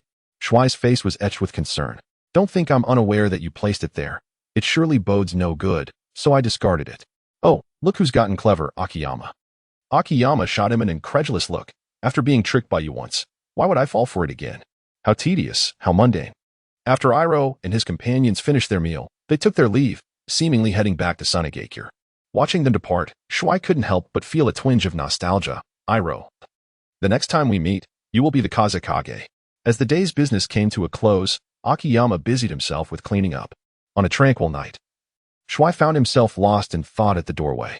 Akiyoto, you have been training for quite some time now, yet I have yet to hear anything about your family. Do share, he urged. There is not much to tell. My parents perished in the Great Ninja War, Akiyoto replied. That resonates closely with my own experience. At this juncture, Akiyoto paused momentarily before continuing. If there is no one at your home, might I be permitted to stay with you? Pardon? Could you repeat that? I suggested that since we both reside alone, it would be more practical to live together. This way, I could significantly reduce my expenses. Chapter 65. I trust you, Naruto. Shueyu promptly tightened his clothing, casting a vigilant glance at Shioyuan. What are your intentions? I assure you, I possess no peculiar hobbies. I am a quintessential man. What thoughts occupy your mind? I am merely seeking convenience. Besides, did you not ask me to oversee matters at the training base? This arrangement would afford us more time together, allowing for ample discussion regarding training. Really? Shioyuan, already weary of rolling her eyes, retorted, Of course it is true. Even so, I must contemplate this further. I cherish my tranquil living environment. If you move in, what semblance of privacy will I retain? What privacy does a man require? Do you harbor some clandestine affairs? Shuani, he had previously failed to recognize how troublesome Akiyama could be. This matter could be addressed later. For now, he needed to contemplate it further. Hurry up and clean, as I wish to retire early tonight, for I must attend the training base tomorrow. Noticing Shuini's change of subject, Akiyama chose to remain silent. This issue was inherently complex, and even an ordinary person would hesitate to acquiesce. However, during the day, the expression on Shuini's face seemed more indicative of a strategy being formulated rather than mere distraction. If he could constantly observe him, he would surely uncover the truth. Upon returning to his own home, Shuini finally felt a sense of relaxation. Yet, Akiyama's words lingered uneasily in his mind. Forget it, I shan't dwell on it any longer. Instead, I shall attempt the jutsu I just learned today. Wind release is a technique of expansive destructive potential, and it is unwise to practice it within the confines of my home. Shui Ye contemplated for a moment and decided to practice at a nearby park. The journey was unexpectedly tranquil. He initially thought he would encounter no one. Yet to his surprise, he spotted Naruto still immersed in his training. Ah, Naruto, how diligent you are, Shui Ye exclaimed. Ah, Shui Ye, what brings you here at this late hour? Naruto replied, looking up with a smile. As Shui Ye approached, he noticed the dust clinging to Naruto, a clear indication of the prolonged effort he had invested in his practice. I couldn't sleep tonight, so I thought I would take a stroll, Shui Ye explained. Naruto grinned. I see, Shui Ye. Tomorrow, I shall embark on a journey with the pervy sage for training. Then shouldn't you take the opportunity to rest tonight? I cannot afford to rest, Shui Ye. It's a rare chance for a formidable ninja like the pervy sage to take me under his wing. I must not squander it. I need to strive even harder to uphold my ninja way. Shui settled into the adjacent chair, exclaiming, Naruto, your determination is truly commendable. This is nothing, Naruto replied. For I am destined to become Hokage. I believe in you, Shui blurted out. Naruto was taken aback. Throughout his journey, few had ever believed he could achieve the title of Hokage, often dismissing his aspirations as mere folly. Yet, here was Brother Shui, affirming his faith in him. Really? Brother Shui, you believe in me? Of course. You are Naruto, after all. Pursue your ninja way, and when you return from your training, I shall treat you to a generous serving of ramen. Wow, that's fantastic. Thank you, Brother Shui. Observing Naruto's jubilant leaps, Shui couldn't help but smile. The following day, Shui initially planned to visit the training base, but he did not wish to miss Naruto's farewell to Iruka. Thus, he dispatched Akiyama early to oversee the ramen shop. Before long, Iruka arrived with Naruto in tow. Brother Shui, 2 bowls of ramen, with all the toppings. Iruka's face twitched slightly. Naruto, you little rascal. Very well. Please wait a moment, Shui responded. He swiftly prepared the ramen, personally serving it to Iruka and Naruto. With hands clasped in prayer, Naruto silently offered thanks before diving into his meal. During the ensuing moments, Iruka imparted numerous pieces of advice to Naruto. He urged him to learn diligently under Jiraiya, for he was one of the legendary Sannin of Konoha, and cautioned him against acting impulsively. Furthermore, he emphasized the importance of regular meals, discouraging laziness, and reminding him to prioritize safety even during his rest. The advice flowed like a parent bidding farewell to a child embarking on a journey. Shui Ye shook his head. For Naruto, Iruka had long been regarded as a parental figure. Soon enough, Naruto finished his ramen and dashed away, cheerfully calling out to Iruka, "Thank you for the ramen." "Iruka-sensei, goodbye. You rascal, make sure to train hard." Shui Ye mused, acknowledging Naruto's relentless efforts. In the distance, he seemed to notice a hint of redness in Iruka's eyes. "Of course, he is my acknowledged student, Uzumaki Naruto." He chuckled. Not long after bidding farewell to Naruto, Changpu suddenly arrived, prompting Shui Ye to set aside his tasks at once. "Sister Changpu, what brings you here? Has your hand healed any better?" "Oh, come now. I'm not that fragile. I've been helping my father at the ramen shop since childhood. Burns are quite common. I applied ointment yesterday, and look, it's already much improved." Shui Ye approached to take a closer look. The blisters on the wound had subsided somewhat, yet the surrounding area remained inflamed. "It is best not to expose it to water, so you may simply sit here and watch me." I understand. You are quite verbose. A customer has arrived, so you should go inside and prepare the noodles." With a lingering glance of concern at Changpu, Shui Ye returned to the kitchen to begin making the ramen. Fortunately, there were not many customers, and Shui Ye managed to cope.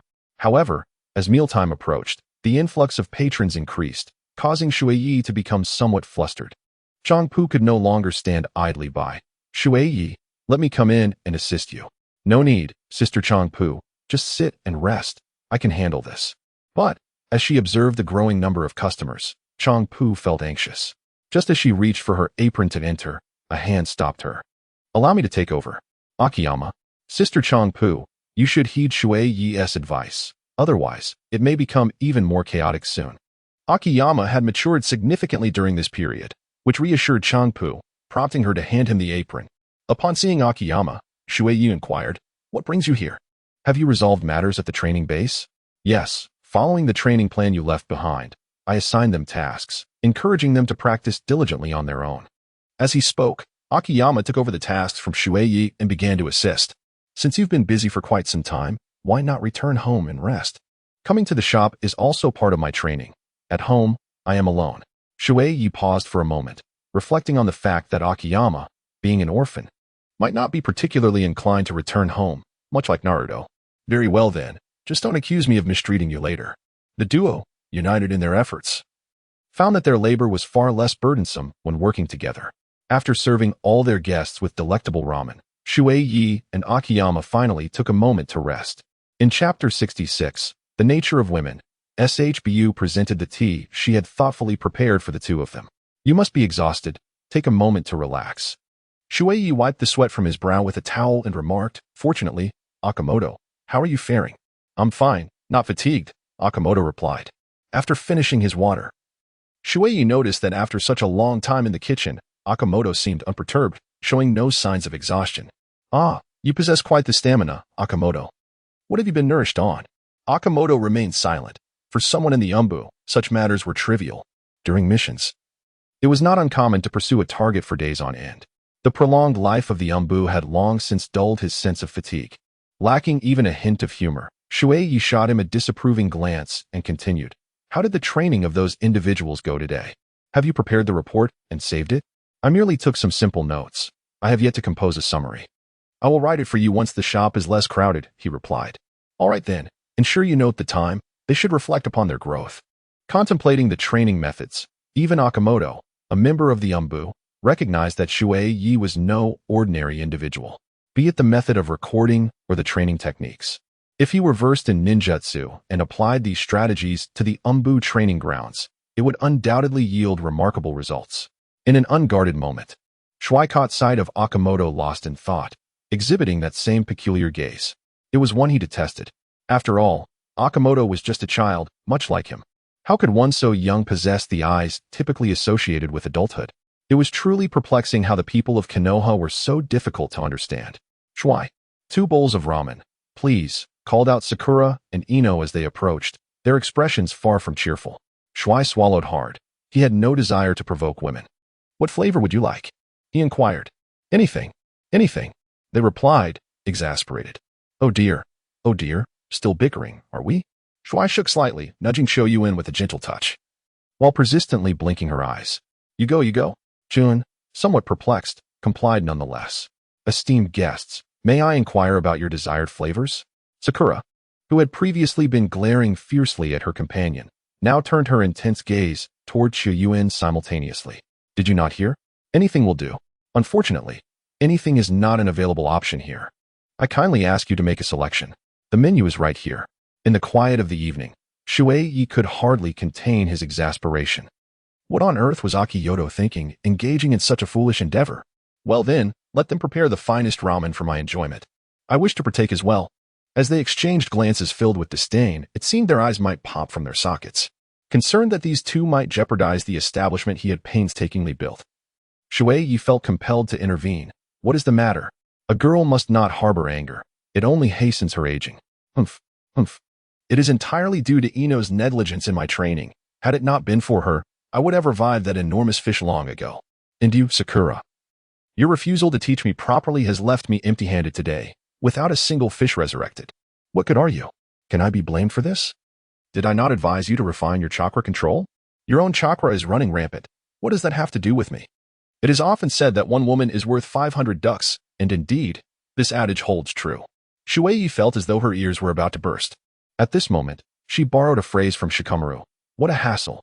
Fortunately, Akiyama was quick on his feet, bringing forth 2 bowls of ramen in no time. Please enjoy, he said.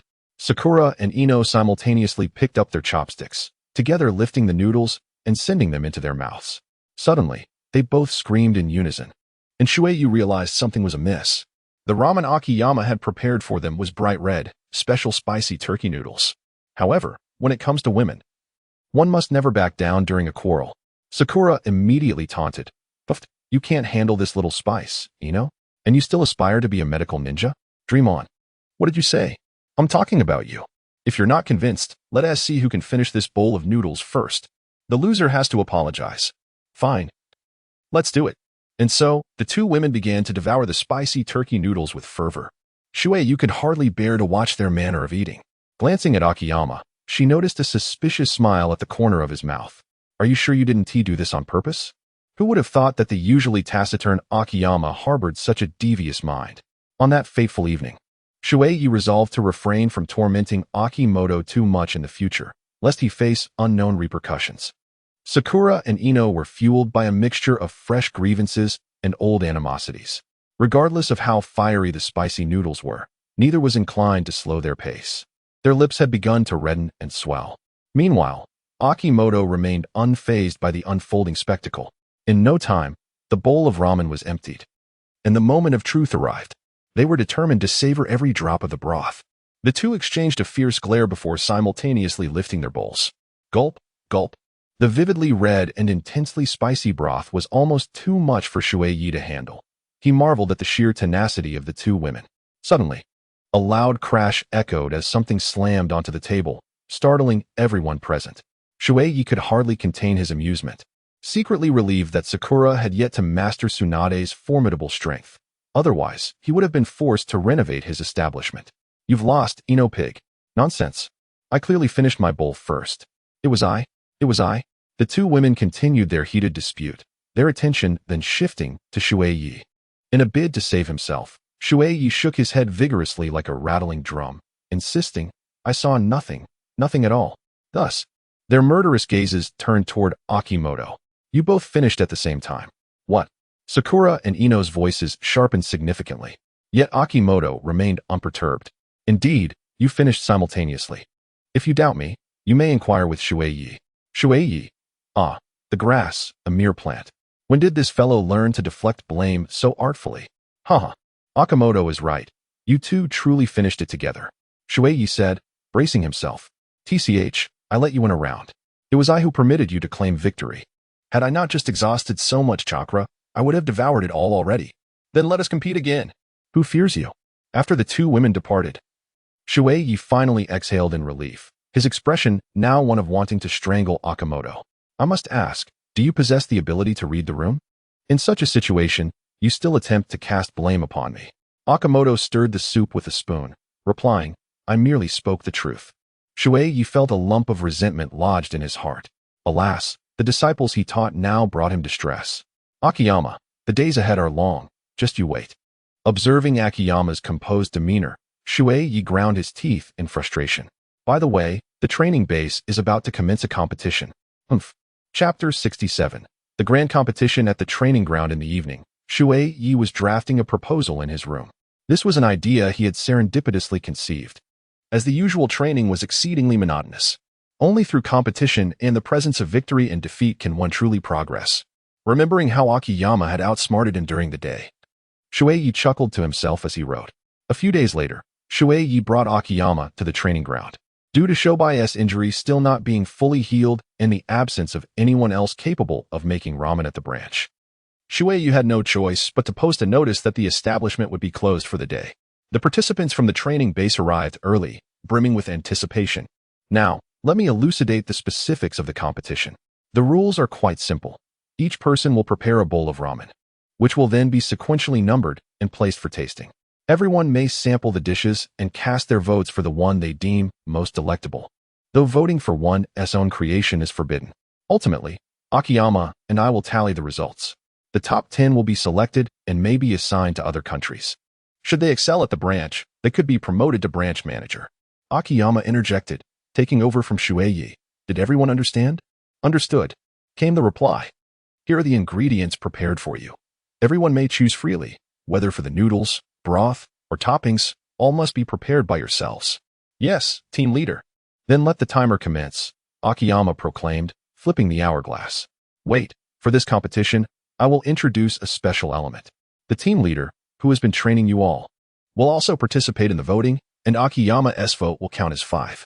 Upon hearing this, the crowd erupted in astonishment. With this rule, Akiyama could essentially determine who would enter the top 10. Moreover, who among the villagers did not know that Ichiraku Ramen had expanded across the 4 great nations?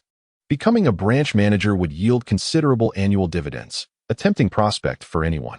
However, during regular training, Akiyama was exceedingly stern. Anyone failing to complete their tasks or making mistakes would hear his critique without mercy. Behind closed doors, many had spoken ill of Akiyama. Yet now, in a twist of fate, their very fortunes lay in his hands. Some faces began to sour with despair. Shui Ye sat languidly on the adjacent chair, observing and casually recording the circumstances of the participants.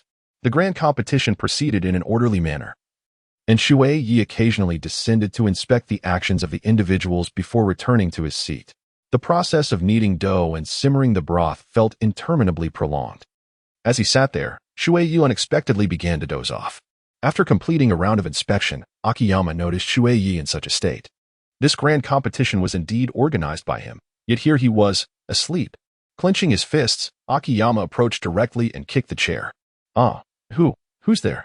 He exclaimed, casting a disdainful glance at Shui Ye. Are you going to rise and observe the fruits of your training? Shui Ye, with bleary eyes, cast a glance at the people below and then at Akiyama. Isn't it still incomplete? Why did you kick me? My foot slipped. If it weren't for the disciples below, Shui Ye would have truly wanted to throw the water beside him onto Akiyama's face. Why must I be involved in this as well? Shui Ye stretched languidly and remarked. My training of them was merely foundational. In truth, you can be considered their second mentor. I trust that the decisions you make will be devoid of bias. Your faith in me is commendable, yet do you not fear that I might select based on my personal preferences? There are many here who could take offense, came the reply. If I have misjudged someone, then so be it. At worst, I shall lose a talented ramen chef. Besides, this grand competition is not a one-time affair. Shui Ye shrugged and reclined comfortably once more. This air of leisure led Akiyama to question whether he was indeed the host of this significant contest. Nevertheless, despite this leader's reluctance to engage, Akiyama was determined to fulfill his duties. While the participants prepared ramen below, Akiyama resumed his note-taking. Each ramen apprentice was assigned a unique number, allowing him to document the issues encountered by each apprentice without the burden of memorizing their intricate names. For Akiyama of the Umbu, recording information posed no challenge. This assertion was, in fact, Shui Ye's own. As time passed, the culinary competition approached its conclusion. Akiyama found it necessary to awaken Shui Ye. Otherwise, there would be no one to oversee the proceedings. Upon reaching the chair, he discovered that Shui Ye had vanished. Looking further, Akiyama soon spotted him weaving among the apprentices, finally displaying a semblance of responsibility. However, it wasn't long before Akiyama sensed something amiss. In the place where the water knight lingers, most individuals dwell in the shadows. Could it be that he has uncovered something? The pen in Akiyama's grasp tightened, and his heartbeat began to quicken. Ah, Akiyama, there you are. The time is nearing. Have you prepared the tickets? Suddenly, the enlarged face of Shui appeared before Akamoto, startling him. What are you daydreaming about? He inquired. It's nothing. I just went downstairs for a stroll and came across a few individuals who performed quite commendably. You should recall them. Number 15, number 89, number 99. Please retrieve their previous training records for me to review. Oh, very well, Akamoto replied nonchalantly. The first two numbers belonged to members of the Shadow Division. Was it mere coincidence or something else? Noticing Akamoto's lack of action, Shui took the paper from his hands. Grumbling, honestly, must I do everything myself? Observing Shui diligently perusing the report, an inexplicable tension began to rise within Akamoto. Stop just standing there. Come over and assist with the analysis. Ah yes. The two engaged in earnest discussion. Below, some individuals had already prepared a bowl of ramen, awaiting the lid to be placed atop it for tasting. Upon seeing the two hosts conversing, a sense of anticipation surged among them. After all, the decisions made by these two would shape their futures. A few moved closer, eager to discern their conversation. Others began to speculate. Do you think Master Akamoto is discussing how to allocate scores with Master Shui? I don't think their expressions suggest that. By the way, aren't you on good terms with Master Akamoto? Why not go and ask him? How could I dare? With so many people watching, it's too intimidating. He holds the decisive vote. Aren't you curious whom he will cast it for? Curious, yes, but I wouldn't dare to inquire. Akamoto, what do you think? Not much. As the founder of the base, why isn't it your responsibility to handle such matters? Chapter 68. Offending others is certainly a task for someone else. Hee. During this time, you've become even more acquainted with them, haven't you? Wouldn't you agree, Akamoto? Shui, with a charming demeanor, continued to persuade Akiyama. Look at your remarkable abilities. You've mastered the art of ramen quite impressively. Surely, this endeavor will eventually fall upon your capable hands, won't it? Before Akiyama could utter any words of refusal, Shui gently nudged him. Just consider our camaraderie. This task is meant for you. Hurry along. Time is of the essence. After uttering this, Shui glanced at the hourglass and proclaimed loudly to the assembly. Time's up. Please seal your creations. All participants in the culinary competition, step outside, as we will soon commence the tasting.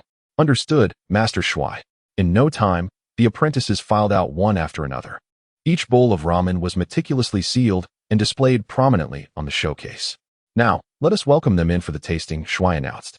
The apprentices, armed with chopsticks and plates, entered one by one. Oh, a word of caution. The ramen you crafted has been numbered, and the tags you hold must not be used for your own voting. Of course, the identifiers have been concealed, and you will only see them after the tasting concludes. With a playful tone, Shui added, I have prepared a surprise for you all shortly. Now, let the tasting begin. Akiyama, you should join as well. Resignedly, Akiyama took his chopsticks and remarked, remember this. Initially, the apprentices ambled through the tasting process casually, but Akiyama's presence altered the atmosphere dramatically. The tasting, in essence, was a leisurely stroll where they sampled whichever bowl of ramen appealed to their eyes, taking a bite and then placing their tags beside the bowl they deemed most delectable. There were no stringent rules dictating the number of servings one must taste. As long as they selected the dish they found most exquisite, that sufficed. Thus, it was entirely possible for some to taste merely a couple of bowls before casting their votes. This meant Akiyama could vote at his discretion, his choice potentially determining another's fate. Many had halted, their gazes fixated on Akiyama's every move. At that moment, Shui rang the bell. My dear apprentices, While there are no restrictions on the number of servings to taste, a time limit is in place. Once the time elapses, any uncast votes will be considered as forfeit. Do not dawdle. With that, Shui jingled the bell once more and cast a flirtatious glance at Akiyama. Indifferent to Shui's antics, Akiyama made his way directly to the bowls he had been informed about earlier, beginning to sample each with earnest focus. After tasting one bowl, he moved on to the next. It became apparent to those watching that the two masters were conspiring. The tasting might merely be a facade, with the outcomes predetermined. "Master Shui, I have a question," boldly declared one of the apprentices, voicing what many were likely pondering. Shui Ye gazed down at the individuals below, observing that many bore expressions of discontent. Since Master Shui Ye was aware of this, I inquired as to why Captain Akiyama exclusively approached a specific ramen stall. Why not sample each one individually? He possessed 5 votes, which seemed rather inequitable to the others. I had already contemplated this matter. Thus, he was permitted only one opportunity to utilize his 5 votes. Even should his preferences be biased, it would not significantly impact the majority. The individual fell silent, yet a hint of imbalance lingered in his eyes. "You have posed a question, and I shall take this opportunity to unveil the final surprise." With that, Shui Ye produced a substantial stack of papers. These documents had been preserved since your arrival at this training facility, and each individual possessed their own exclusive report. It chronicled all the changes you have undergone during this period. The apprentices were taken aback. They had never envisioned that merely studying the art of ramen could yield such an abundance of documentation.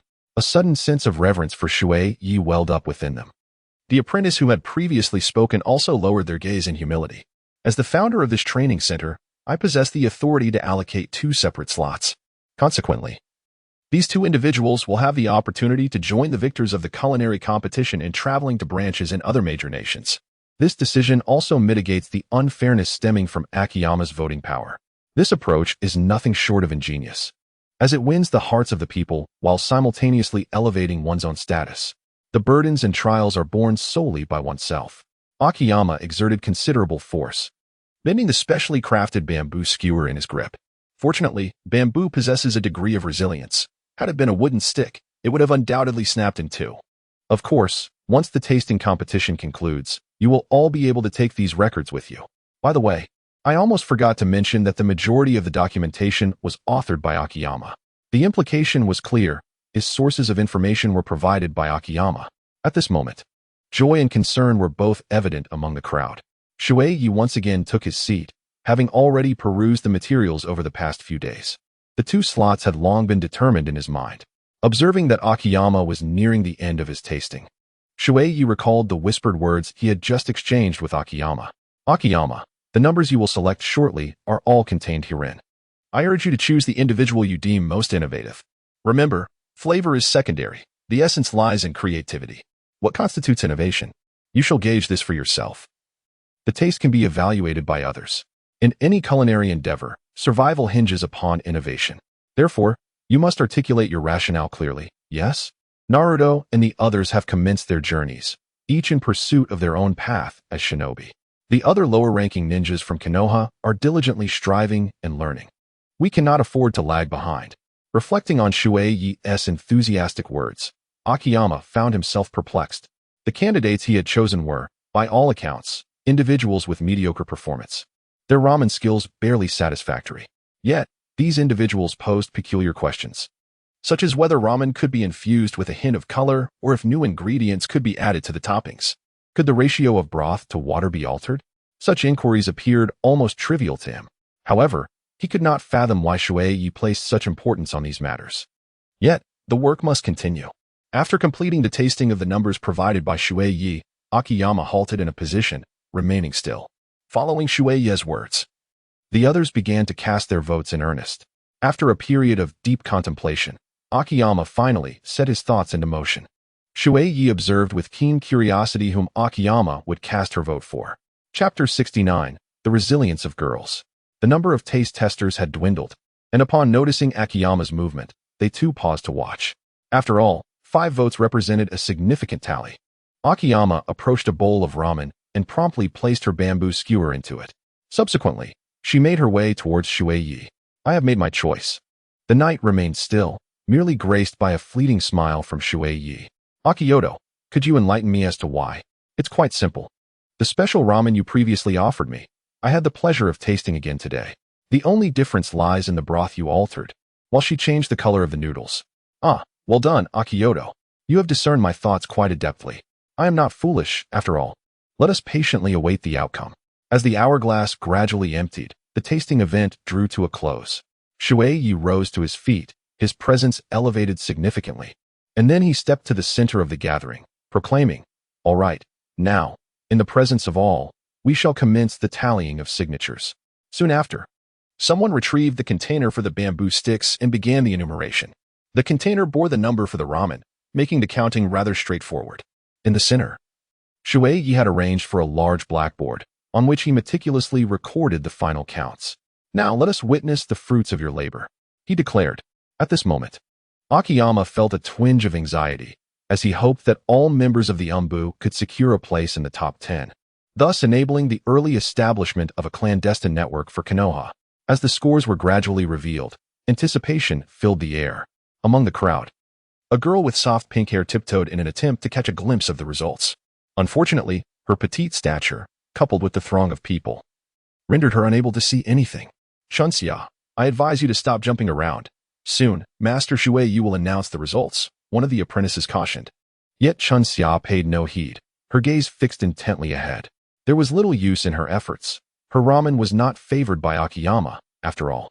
Moreover, if she wished to learn ramen, she should focus solely on that and refrain from asking irrelevant questions. Indeed, what business does a girl have with ramen? She would be better off returning to play with windmills. Upon hearing this, Chunxia ceased her movements, her eyes vacant as she stared at the backs of those in front of her. Was her endeavor truly misguided? The tally was nearing completion. Shui Ye positioned himself at the forefront and remarked, "Do hurry. I can see they are growing impatient." "It is ready, Master Shui Ye," replied the statistician. Gazing upon the records on the blackboard, Shui Ye noticed the 5 indicator and smiled with satisfaction. Indeed, Akiyama had chosen that young lady. "Very well, my beloved disciples. Allow me to unveil the fruits of our labor." As Shui Ye turned, the full view of the grand blackboard was revealed. The crowd below erupted with excitement, surging forward in a frenzy, their eyes nearly glued to the surface of the board. The numbers of those who had entered the top 10 were clearly encircled, easily discernible at a glance. The chosen ones naturally leaped in joy, while those overlooked hung their heads in despair. Suddenly, a voice emerged from the throng, exclaiming, "Master Shui Ye, this is unjust. Chunxia's performance has been lacking. Why should she receive those 5 votes?"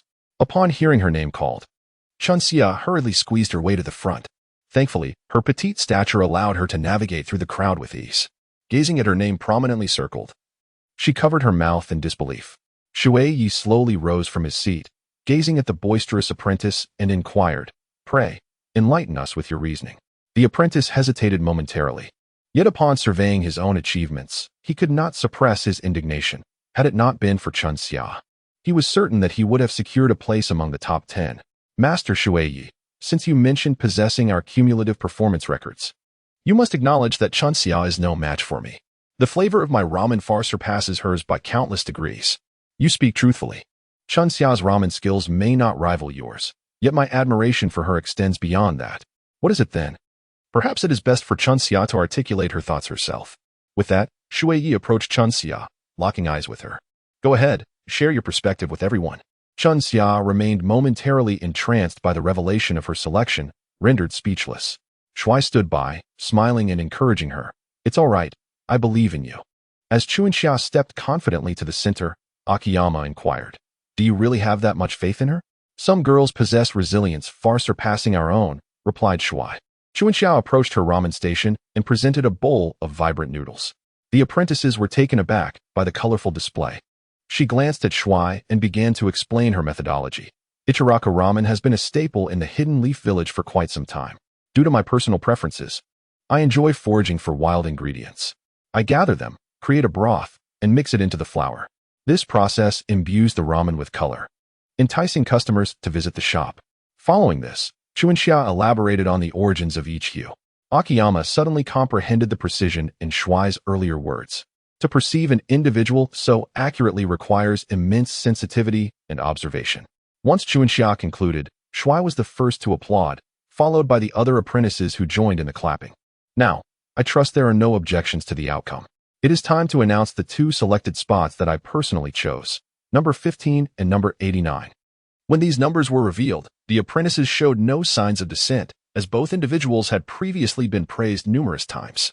Being apprentices, they had sampled each other's skills and recognized that these two were indeed among the best. However, they were puzzled as to why these two had not made it into the top 10 during the voting.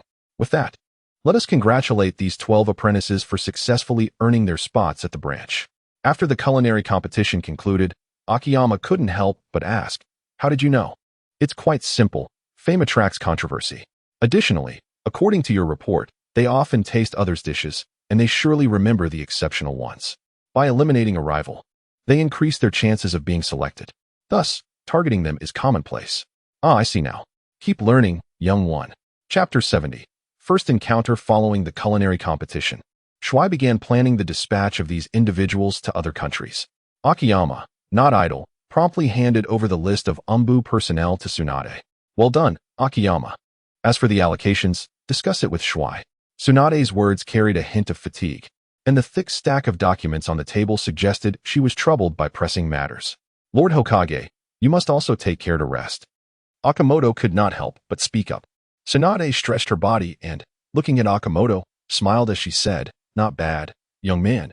You've learned how to console others." No, Akamoto was reluctant to admit. Tsunade, not wishing to press him, simply remarked, "If you say so. I have reviewed the report you submitted earlier. From now on, the matter of the Umbu entering the branch will be under your full management. Just provide me with a report of your activities each month." Akamoto felt a surge of disbelief. Was he truly to make decisions regarding such crucial intelligence operations alone? Lord Hokage, am I truly capable of this? I have faith in you, Akamoto. That child, Mizuya, possesses an extraordinary power, one you may have already sensed. By the way, training is also one of your responsibilities. So do not forget that. Yes, Lord Hokage. Recently preoccupied with matters concerning the training base, Mizuya had neglected to practice ninjutsu.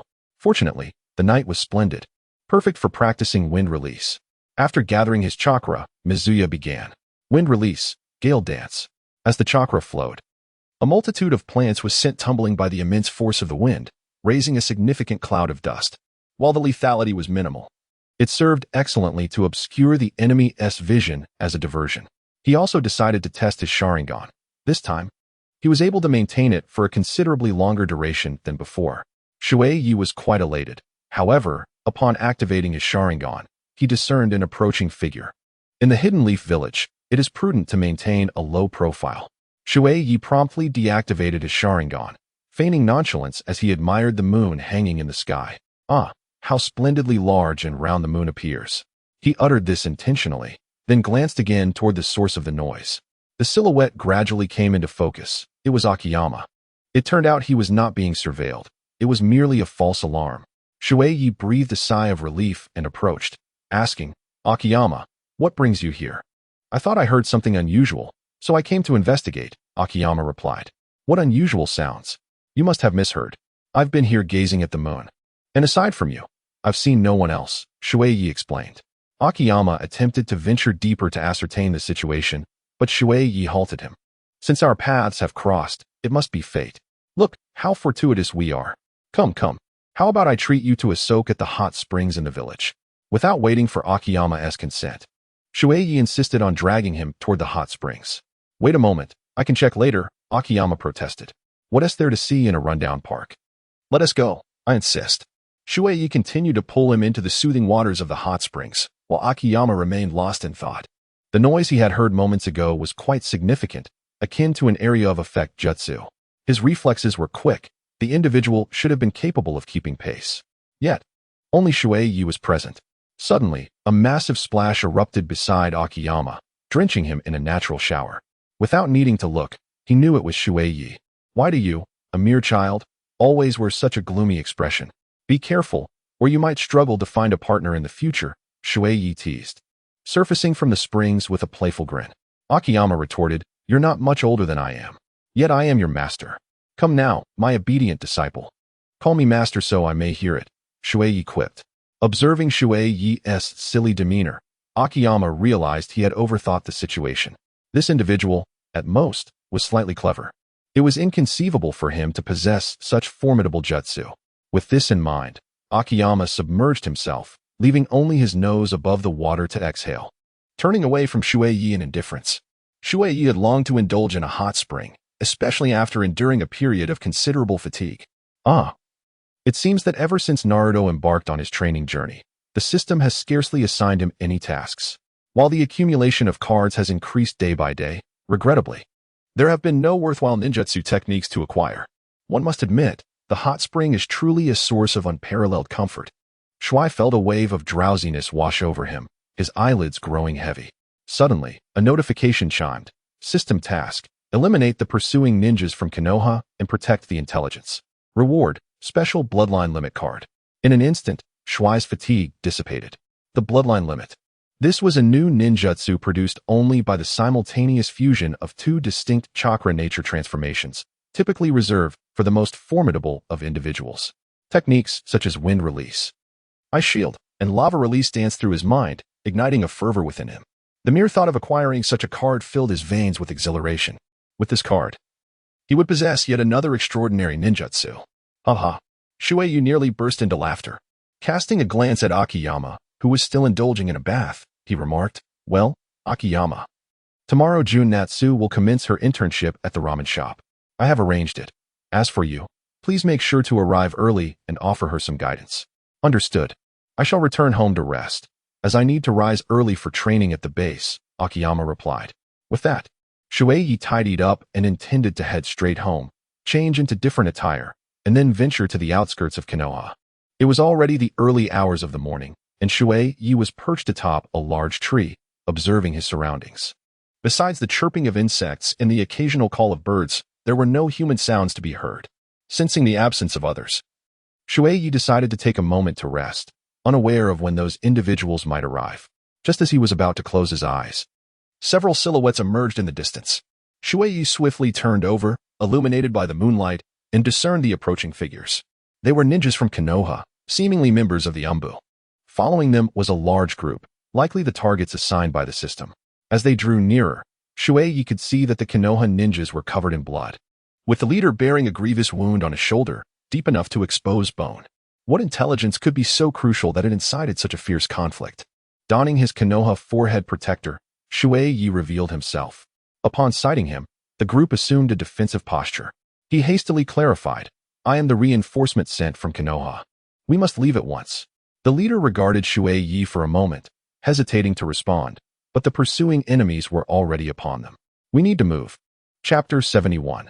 The pursuers. Given the circumstances, the leader reluctantly placed his trust in Shui Ye. Despite enduring pain in his shoulder, he stated, "The pursuers are from the Hidden Rain village. One of them possesses a bloodline limit related to ice. I understand. You must expedite the delivery of the intelligence," Shui Ye urged, then pivoted, using a kunai to deflect an enemy's shuriken. The leader cast a glance at Shui Ye, then led his team away without looking back. "I will go to Konoha for reinforcements," he declared, though Shui Ye did not hear him, as the enemy's assault had commenced. He was compelled to shield the Umbu members while guarding against ambushes, finding himself momentarily overwhelmed. After a brief skirmish, Shui Ye and the opposition found themselves in a confined clearing. The enemy's forehead protectors were slashed, unmistakably marking them as rogue ninjas. Given their origins from the Rain Village, it was difficult not to associate them with a notorious organization. "Who are you? Why are you pursuing the ninjas of Konoha?" Shui Ye demanded. However, the assailants were uninterested in dialogue, simultaneously forming hand seals. "Ice release, crystal mirror." Water Knight muttered a curse under his breath. It was precisely this situation that had led Naruto and Sasuke to their downfall.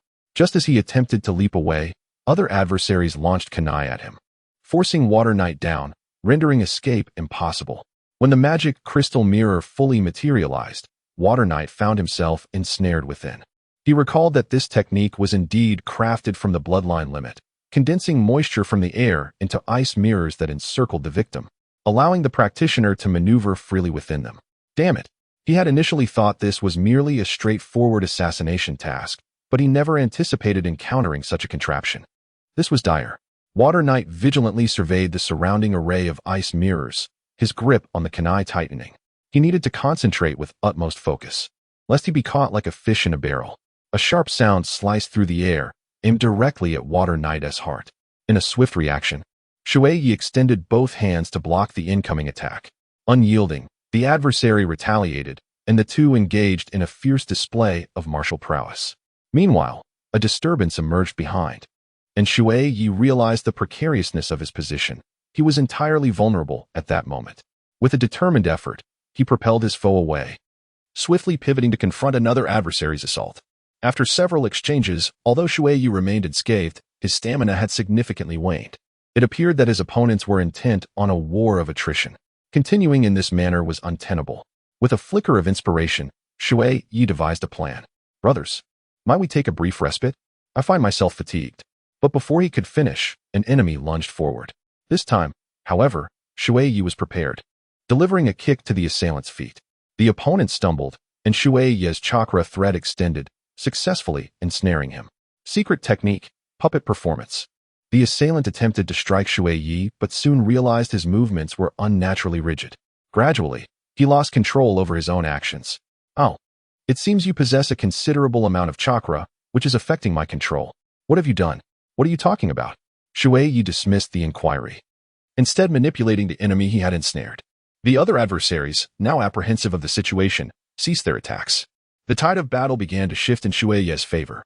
Now that we have a moment to converse, reveal to me the identity of your leader. Why do you seek to assault the ninjas of Konoha?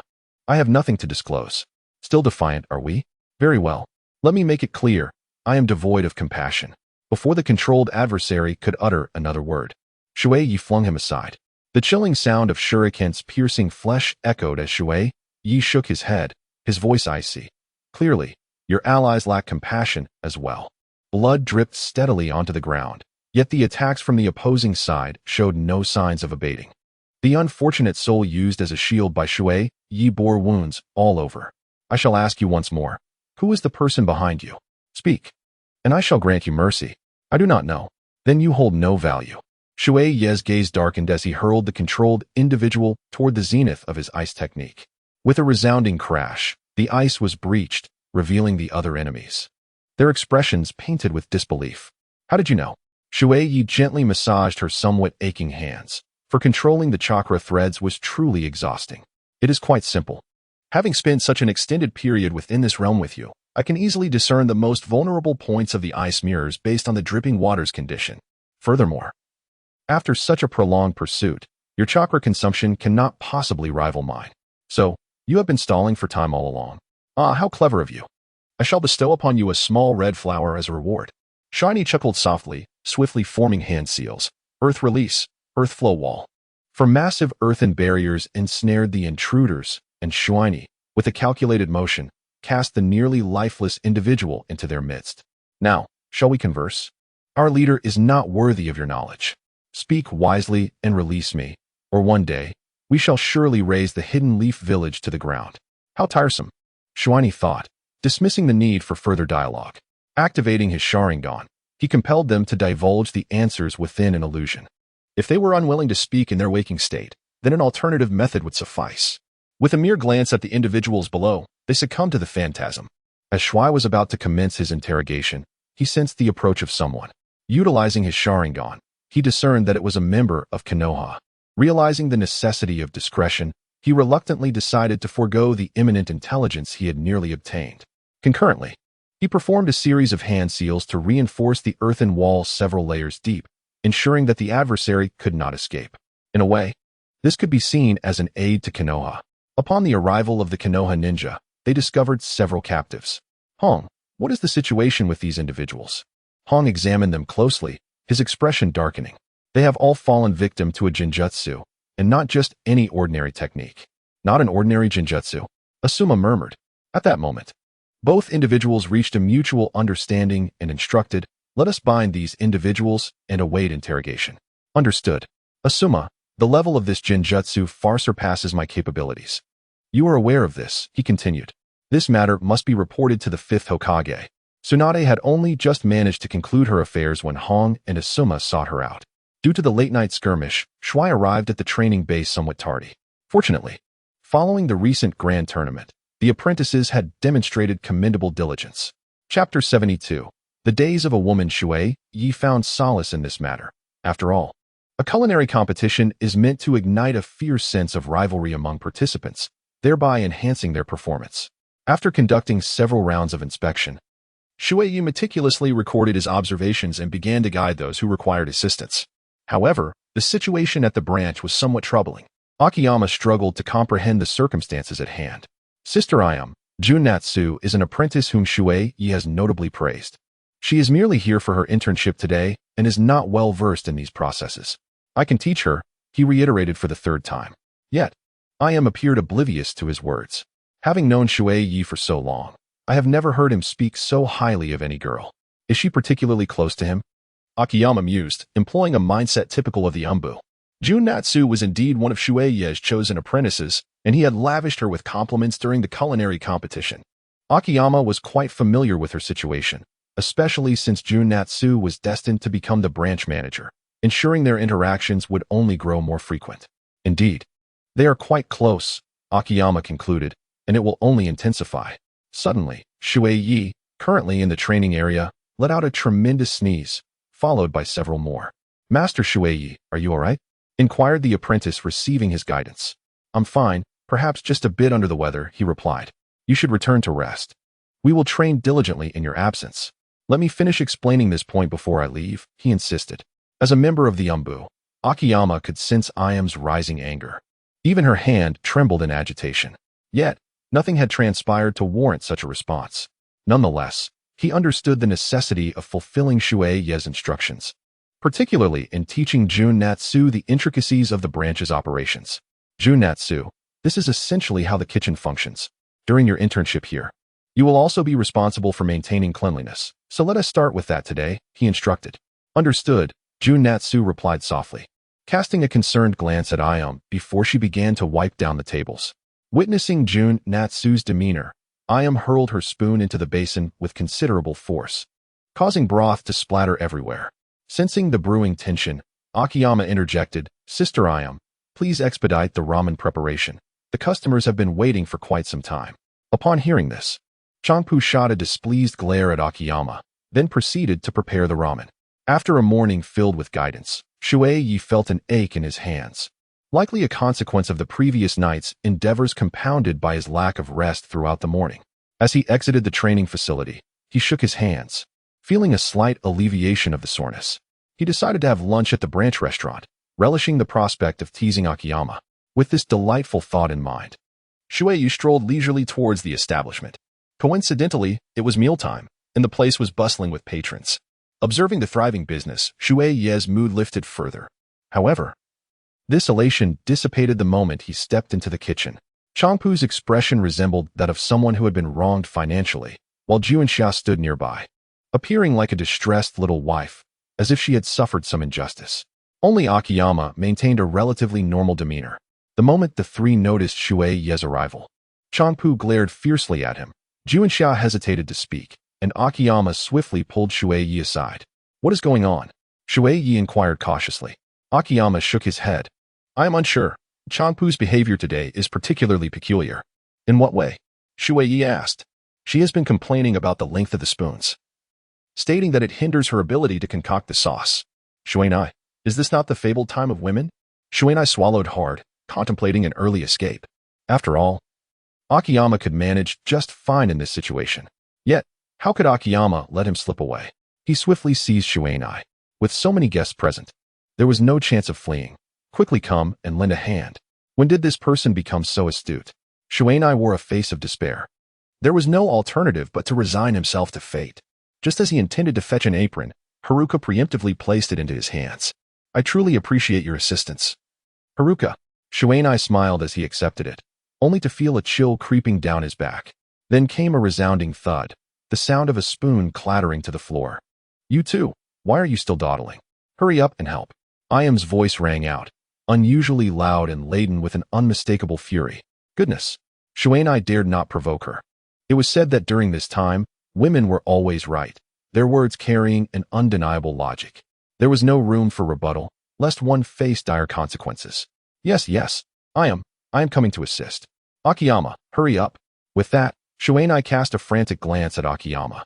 With the addition of Shui Ye and Akiyama, their efficiency markedly increased. In no time, they had prepared all the ramen ordered by the guests, finally earning a moment's respite.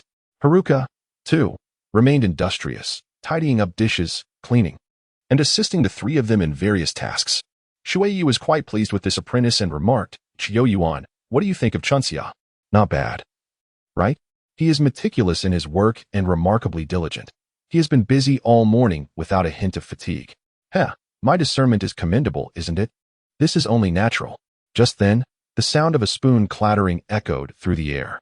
Despite the interruption, the conversation between Chiyo Yuan and Shui Ye continued, and Shui Ye could distinctly sense the chill emanating from Changpu's direction. Goodness, he hasn't uttered anything peculiar. Did he provoke her again? As an intern, Chunxia naturally stepped forward to retrieve the spoon. "I'll just wash this," he said. "That would be a bother for you, Chunxia. I could handle these tasks myself." Shui Ye began, but was met with a sharp glare from Changpu. Perhaps it was best for him to remain silent. When the guests had mostly departed, it was time for the kitchen staff to take their meal. Shui Ye had no desire to linger in the kitchen any longer, so he whispered to Chiyo Yuan, "Please prepare a bowl of ramen for me. Consider it my lunch." With the kitchen not overly busy at the moment, Chiyo Yuan nodded in agreement. Eager to escape this place of turmoil, Shui Ye hastily made his way to a seat situated far from the kitchen. He also fetched a glass of icy water to drink, releasing a long sigh of relief. He contemplated whether he should refrain from visiting the branch for the next few days. As Chunxia was tidying up, he noticed Shui Ye sitting alone, sipping water. After finishing his cleaning, Chunxia couldn't help but approach him, saying, "Master Shui Ye, there is a question I have longed to ask you." He wished to inquire why you were chosen, but in truth, that question would be better directed to Chiyo Yuan. He was the one who selected you. I merely presented the list to him. However, it was you who encouraged me to take the stage at that moment. I had never felt so valued before. Master Shui Ye. Shui Ye smiled gently and said, "Chunxia, this is your talent." Chapter 73. Chunxia is extraordinary. Chunxia lowered her head and replied, "I have no special abilities. If it weren't for Master Shui Ye, I would never have realized that I could excel at something.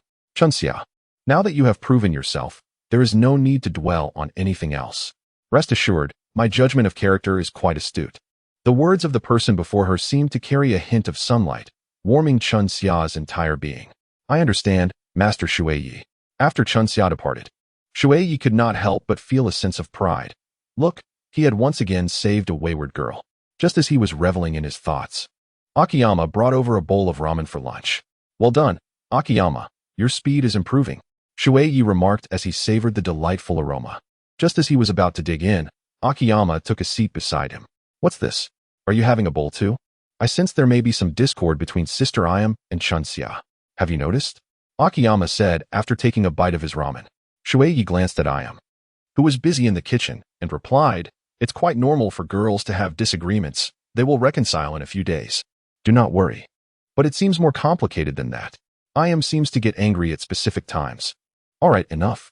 Shui Ye set down his spoon and spoke to Akiyama with earnestness. "You are still young and do not fully comprehend the nature of women. Trust me. In a few days, everything will be fine. I assure you, their bond will be stronger than yours." With that, Shui Ye resumed his meal, leaving Akiyama with little else to say. However, the fact that Chunxia was to be transferred to another branch warranted further investigation, as her profile was rather vague on the selected list.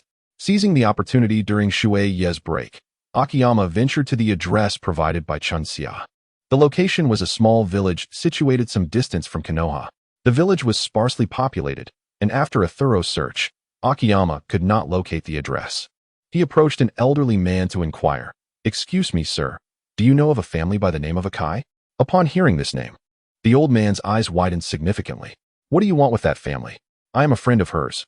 I heard she was ill, so I stopped by to check on her," Akiyama fabricated. The elderly man visibly relaxed upon hearing this and earnestly advised, "Young man, you are from out of town. So let me warn you, it is best not to seek that family. They are cursed, and all of them perished long ago, leaving only a solitary girl. If there is indeed only a solitary girl left, that must be Chunxia. Orphaned, such individuals are most susceptible to influence. It seems my visit was not in vain. Is it possible that the address she provided me is incorrect?" The elderly man cast a glance and sighed, saying, A few years ago, a landslide occurred here, burying this place long ago. Even that solitary girl has vanished without a trace. Young man, I advise you against going there. Those people are ill-fated.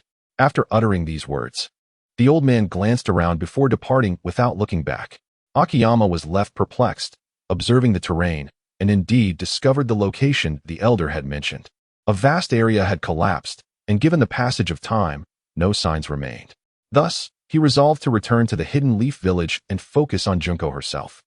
During these days, Shui had been avoiding Ayam out of fear, concocting every excuse to train at the base. Consequently, Akiyama had more opportunities to interact with Junko.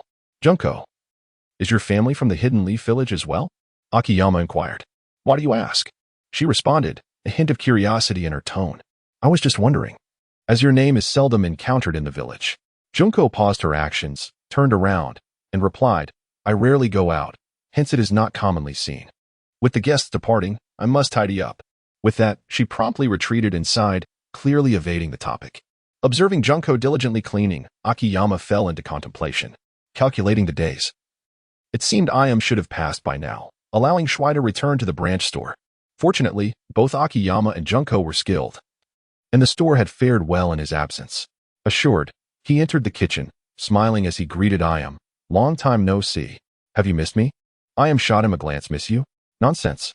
Akiyama mentioned Junko hasn't been in today. Did you send her away? Disappeared? Shui exclaimed in surprise. I haven't called for her. I've been at the training base with them this whole time. How could I have summoned her? What?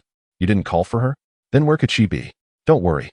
Junko has been with Akiyama. Just ask him, and you'll know. Ask him what? He claims to be unaware and has gone out searching for her. Calm down. I'll inquire with the other apprentices. Perhaps she merely fell ill and couldn't come.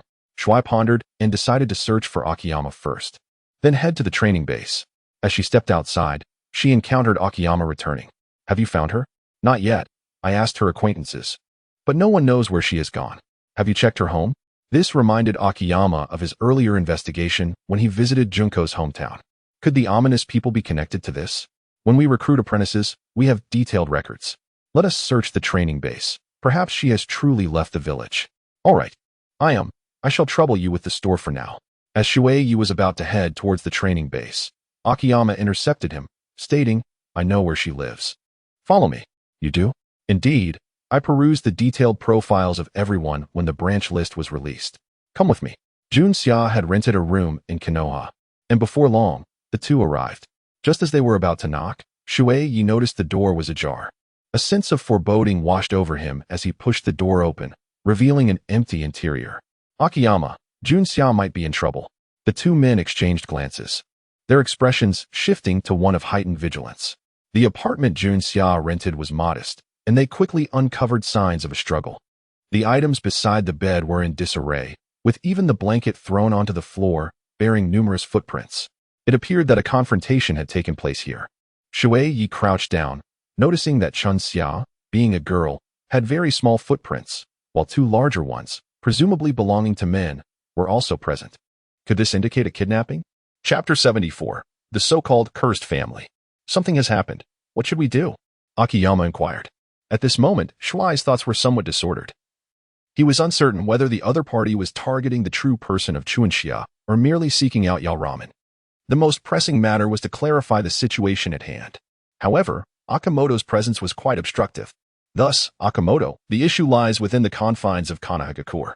You should issue a mission requesting assistance from the ninjas. That would be far more efficient than the two of us searching individually. Very well, I shall proceed at once. After watching Akamoto depart, Shui resolved to head directly to the training base, where the most comprehensive records of Chunxia should be maintained. That would be the quickest course of action. Moving swiftly, Shui soon located the preserved documents, only to discover that they had been tampered with.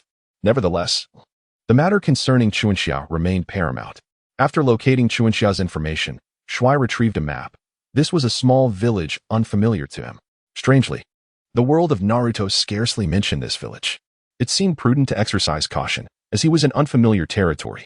Shui noted the precise location before departing from Konohamaru and making his way towards Chunxia's village. Upon arrival, he discreetly observed the surroundings and then changed his attire to masquerade as a wandering merchant. As he entered the village, he noticed that the inhabitants wore peculiar expressions. as if they were gripped by some fear. Perhaps this was connected to Chunin. It appeared necessary to seek out someone to gather more information. Shui Ye entered a quaint little inn and called out, "Is anyone here? I wish to secure a room." Shortly thereafter, an elderly woman emerged, casting a glance at him and inquired, "Young man, are you alone?" "Indeed, I am a merchant, visiting this village to procure goods. However, I found myself unsuccessful in my endeavors, and as dusk approaches, I chanced upon your village and thought to spend the night here." "Ah, I see. Then please, follow me upstairs, young man." The old woman, carrying a kerosene lamp, ascended the creaky staircase, which perhaps had suffered from years of neglect. As they climbed, the stairs emitted a series of groans, causing Shui Ye to worry that he might lose his footing. Upon reaching the second floor, the old woman led him to room 208. After opening the door, she advised, "Young man, this will be your room." Shui Ye cast a glance around. The surroundings were relatively tidy, and he expressed his gratitude, saying, "Thank you." Once the old woman departed, Shui Ye leaned against the window, immersed in profound contemplation. The individuals who had abducted Chun Xia must have had a specific motive. There were no traces of blood at the scene, indicating they did not seek Chun Xia's life. But what could their intentions be? The more he pondered, the greater his headache grew. If their aim was indeed purposeful, then at the very least, Chun Xia was safe for the time being. This thought provided Shui Ye with a modicum of relief. As twilight approached, he mused that darkness might facilitate his actions. He gazed longingly at the setting sun, wishing for time to hasten. Akiyama, after issuing the mission, hastened towards Chun Xia's village. It was not difficult to connect the dots. Shortly after he began his investigation in the village, Chun Xia had vanished, presumably kidnapped. Coincidentally, upon arriving at the village, Akiyama also encountered the small inn. The old woman led him up to the second floor. When night fell, Shui Ye donned his mask, preparing to leap into the night, when a knock at the door interrupted him. Reluctantly, he removed his mask to answer. It was the old woman. "Is there something you need?" he inquired.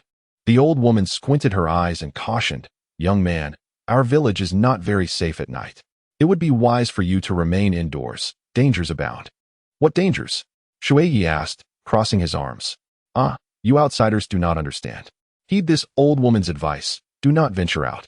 There have been travelers, much like yourselves, who were driven by curiosity, only to be startled and flee in a panic the next day." Sensing an underlying tension, Shui Ye replied, "Very well, I shall remain inside. It is late. You should also get some rest, grandmother." "That is good to hear," she replied, as she slowly descended the stairs, carrying her oil lamp. Once the door was closed, Shui Ye took a deep breath. After a moment's hesitation, he resolved to explore on his own. If anything untoward occurred, he would simply flee. Moreover, he had requested Akiyama to seek out the ninjas of Konoha, so he would not be alone in any confrontation. With determination, Shui Ye opened the window and ventured into the depths of the village. Throughout his wanderings, he encountered very few people. Every household had its doors firmly shut, affirming the old woman's warnings. After exploring several circles, Shui Ye found nothing amiss. Furthermore, he could not locate the address listed for Chun Xia. All he saw was a stretch of mountains. Oddly enough, he wondered if he had mistakenly sought the wrong location. As Shui began to reminisce, he confirmed that he had not erred in his search. He ascended a robust tree located on the hillside, for one must elevate oneself to gain a broader perspective. Fortunately, the moonlight this evening was splendid. Standing atop the tree, Shui beheld the entirety of the village beneath him. It was at this moment that he discerned something amiss. The outline of the village resembled a colossal circular sheet of paper, violently torn asunder from the center. The manner of the tear was strikingly precise, indicating that it was a deliberate act. Suddenly, the surroundings darkened. Shui looked up to find the moon obscured by a bank of clouds. It was then that faint glimmers of light unexpectedly emerged from the direction of the Chunin family's abode. Shui was somewhat perplexed. It was peculiar that nothing had occurred when he had visited that area earlier. Why, then, did a luminous glow suddenly manifest? The flickering light resembled the glisten of a mirror's reflection. He felt compelled to investigate. Leaping down from the tree, Shui made his way towards Chunin's home when he sensed the presence of another individual approaching. Consequently, he slowed his breathing and concealed himself in the shadows. The arrival of this person must be for a specific reason. Unbeknownst to him, the newcomer continued onward, oblivious to Chunin's presence, as he stealthily observed the figure's silhouette. which struck him as oddly familiar. Moreover, the direction in which this individual was heading led straight to Chuanxia's residence. Could it be that he was part of the group responsible for abducting Chuanxia? Shui Ye stealthily trailed behind him, keeping a considerable distance for fear of being discovered. Soon, the individual reached a location and abruptly halted, concealing himself within a patch of grass. Just as Shui Ye pondered this strange behavior, he was startled by the sound of incantations. Following the source of the sound, he beheld a group of people clad in white garments, encircling an object while performing various gestures with their hands. It appeared they were engaged in some form of ritualistic worship. At the center of the group lay a large object, shrouded in white cloth. At that moment, the individuals raised their hands, their bodies quivering incessantly. A faint glimmer of light emerged from their palms, reminiscent of the illumination Shui Ye had just noticed. Chapter 75. The first encounter. It seemed that the earlier light originated from these individuals' hands. But what could be the reason? Was it a form of ninjutsu capable of self-illumination? At this juncture, the ritual appeared to reach its conclusion, as one person dressed in white stepped forward to the center. Speaking in an incomprehensible tongue, he began to form hand seals, seemingly completing a specific ninjutsu.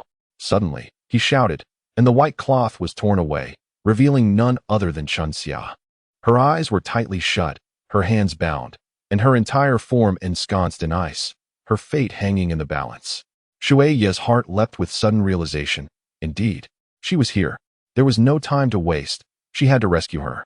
Shui Ye formed seals with her hands. Earth release, earth flow wall, and fire release. Great fireball technique. Two distinct attacks manifested between the white-clad figures, momentarily stunning everyone present, including Shui Ye and Qiu Yuan. Qiu Yuan had not anticipated the presence of others in this location, and judging by the circumstances, it appeared they had also come to save Junxia. The earth flow wall completely shielded Junxia, while the fire technique struck directly at the leader among the white-clad figures. Upon witnessing this unexpected turn of events, the remaining figures in white rose to their feet. One group advanced to assess the condition of their leader, while another group cast a vigilant gaze upon Shui Ye and Qiu Yuan. "Who are you?" they demanded. Shui Ye remained silent, observing the individual who wielded the art of fire release. To his knowledge, aside from the Uchiha clan, only the Sarutobi clan possessed such a skill. Could it be that this person hailed from the Sarutobi lineage? At that moment, Akiyama stepped forward and addressed the man in white, stating, "I am a ninja from Konoha. How dare you abduct the children of our village? Do you seek to oppose us?" Upon hearing this familiar voice, Shui Ye deduced the identity of the speaker. It was Akiyama. Why had he come here? Had he also tampered with the previous documents? The man in white, upon realizing he was facing a Konoha ninja, displayed a flicker of fear in his eyes, yet quickly retorted, "Akai Junka is a child from our village. What do you mean by abducting a child from Konoha? Nonsense. Junka has been living in our Hidden Leaf village for several years. He is naturally one of us." Absurd. Everyone in our village can attest that Akai Junka was born here. Then let us unseal him from the ice and allow him to speak for himself. Shui Ye interjected suddenly, leaping onto the earthen wall. The man in white clearly panicked at this development, and Akiyama seized the opportunity to jump beside Shui Ye. After careful consideration, Akiyama concluded that this unexpected arrival was an ally rather than an adversary. Regardless of his identity, the paramount objective was to rescue Junka. Eliminate them. We cannot allow them to take the offering. Before his words faded, countless shuriken were launched toward them. Such trivial tactics were beneath Shui Ye's notice. A glance at Akiyama revealed that his agility surpassed even that of Shui Ye. It seemed Akiyama was not to be underestimated. Focusing on the immediate threat, Shui Ye observed that the shuriken were ineffective against him and Akiyama. The man in white, realizing this, began to change his stance and weave hand seals. Ice release. Ice pillars. Suddenly, the ground began to crack, and dozens of ice pillars erupted from the earth, obliterating the earthen wall that Shui Ye had just erected. Shui Ye and Qiu Yuan leaped away, each standing atop the soaring ice pillar. "Bloodline limit. You belong to the Ice Release clan. So what? Since you seek your own demise, I shall oblige." The figure clad in white simultaneously formed seals, unleashing an innumerable barrage of shurikens aimed at Shui Ye and Qiu Yuan. Shui retrieved his kunai for defense. However, after the ice shuriken shattered, it swiftly reformed before his very eyes, returning to the hands of the figure in white. Once again, it was directed towards Shui and his companions. After a brief skirmish, Shui came to a realization. These individuals were likely the same ones who had pursued the Leaf Village ninjas some time ago. It appeared they were concocting a nefarious plot. Hey, don't you possess the ability to use fire techniques? Melting this ice should be a simple task for you, Okamoto remarked while maintaining his defense. But if we melt it, there will be more water, and they will utilize their ice techniques. Wouldn't that merely aid them in their assault? At this rate, our stamina cannot match theirs, Okamoto continued. You've made it this far. You don't only know how to use the earth wall, do you? Damn it. Shui muttered under his breath, acknowledging Okamoto's quick wit. He hesitated to act, fearing exposure. After all, they had spent considerable time together, and what if his techniques were recognized? Indeed, Okamoto was biding his time, awaiting an opportunity for the adversaries to strike. Meanwhile, the figure in white showed no regard for their discourse as the hand signs became increasingly rapid and the number of shurikens multiplied. As Shui Ye momentarily let his guard down, he narrowly avoided being struck by a shuriken. Glancing back at Jun Xia, an ingenious idea struck him. Swiftly deflecting the incoming shuriken, Shui Ye leapt onto the massive ice block imprisoning Jun Xia. With the sound of chirping birds, the ice shattered into countless fragments. Okamoto, noticing the commotion, quickly joined him. Seizing the opportunity, Shui Ye pushed the unconscious Jun Xia towards Okamoto. Without waiting for Okamoto to utter a word, he swiftly formed hand seals, wind release, gale dance. In an instant, the surrounding trees swayed violently in the gusts, along with the sand and debris on the ground, obscuring the figures of Okamoto and Shui Ye from the sight of the white-clad assailants. Satisfied that his objective had been achieved, Shui Ye allowed a faint smile to grace his lips. Activating his Sharingan, he harnessed the power of the gale dance and soon incapacitated all the white-clad figures. As the effects of the wind release began to wane, Shui Ye cast a glance at Okamoto and vanished into the ensuing chaos. When the dust settled, Okamoto could only see the defeated forms of the white-clad assailants. The masked figure had already disappeared. Observing the still weakened Jun Xia in his arms, Okamoto relinquished any thoughts of pursuing that mysterious individual. The following day, in the hospital. So, is she still unconscious? Shui Ye inquired, placing a bouquet of flowers down. Okamoto shook his head. The medical ninja said she was traumatized and had been frozen for an extended period. Her body is unable to cope. It's likely she won't awaken just yet. Sigh, what kind of people would do such a thing to a frail girl? I don't know. It seems the ninjas from Konoha take this very seriously and have said little. If they choose not to speak, then let it be. As long as she is safe. That is what matters. By the way, I brought the mission payment. I can't let you shoulder the expense. With that, Shui Ye produced a bag and handed it to Okamoto. You take good care of Jun Xia while you're here. I'll manage the shop and training grounds. I understand. After leaving the hospital room, Shui Ye gazed through the window at Okamoto, a shadow of deep contemplation in his eyes. Chapter 76. Okamoto, whose side are you on? As he observed the neatly arranged houses of Konoha below, a wave of confusion washed over Shui Ye. Okamoto possessed ninjutsu and exhibited a sharp intellect. By his usual reactions, it was evident he was not an ordinary ninja. This train of thought led Shui Ye to recall his earlier conversation with Tsunade. Looking at Okamoto, he felt an unfamiliar sensation. The individual who had been by his side during this period had likely been orchestrated by someone else. He was a member of the Umbu, and perhaps there were others among those he had chosen for the branch store. A bitter smile crept onto Shui Ye's face. It seemed he had long been under scrutiny. Brother Shui Ye, what are you doing here? Sakura, clutching a pile of documents, happened to pass by. Nothing much. A friend sustained some injuries, so I came to pay a visit. Indeed, I hope your friend is not facing any significant issues. Recently, I have made considerable progress in my medical ninjutsu, so feel free to reach out if you require my assistance. The doctor has assured us that she will awaken soon. Sakura placed the documents on the steps, rubbing her sore arms as she remarked, That is wonderful. I have training duties today, so I must take my leave. Farewell, Brother Shui. Observing Sakura's hurried demeanor, Shui couldn't help but smile, realizing that as a member of Team 7, Sakura was truly putting forth her best effort. In 2 years, she would undoubtedly evolve into a formidable ninja, much like Tsunade. Even if his beloved Sasuke had betrayed the village, Shui felt a weight lift from his shoulders. Regardless of whether Akiyuki was a member of the Umbu, he had consistently remained by Shui's side, assisting him without causing any harm. Akiyuki's intentions were aligned with those of Konoha, and their goals did not conflict. ensuring they would never become adversaries. Why then should he continue to be consumed by such turmoil? Suddenly, clarity washed over him, and Shui realized he was being overly sentimental for a grown man. He vigorously rubbed his face and exited the hospital. That evening, Akiyuki arrived at the Hokage's office to report his findings from the past few days. So, you encountered that individual? Yes, and he seems to be concealing something. Yet, his objective is the same as mine, to rescue Junxia. Shui wished to add that the figure bore a striking resemblance to him, particularly the calluses on his hands, which were eerily similar. Akiyuki, do you have any further discoveries? None. Then that will suffice. Please leave your report here. I will find a way to deal with the remnants of the Ice Release clan. Their audacity to abduct children in Konoha is a blatant provocation. Understood, Lord Hokage. And what of Junxia's heritage? Tsunade paused momentarily. Let her reveal that herself, Akiyuki. I am pleased. Is it because I performed well on my mission? No, Akiyuki. In due time, you will understand. Days later, Junxia gradually awakened to find Shibuki by her side. Startled, she attempted to speak, only to discover that her voice failed her. Junxia, you are awake. For now, please refrain from speaking. The doctor advised you to drink plenty of water upon waking. With that, Shibuki poured a bit of warm water and handed it to Junxia.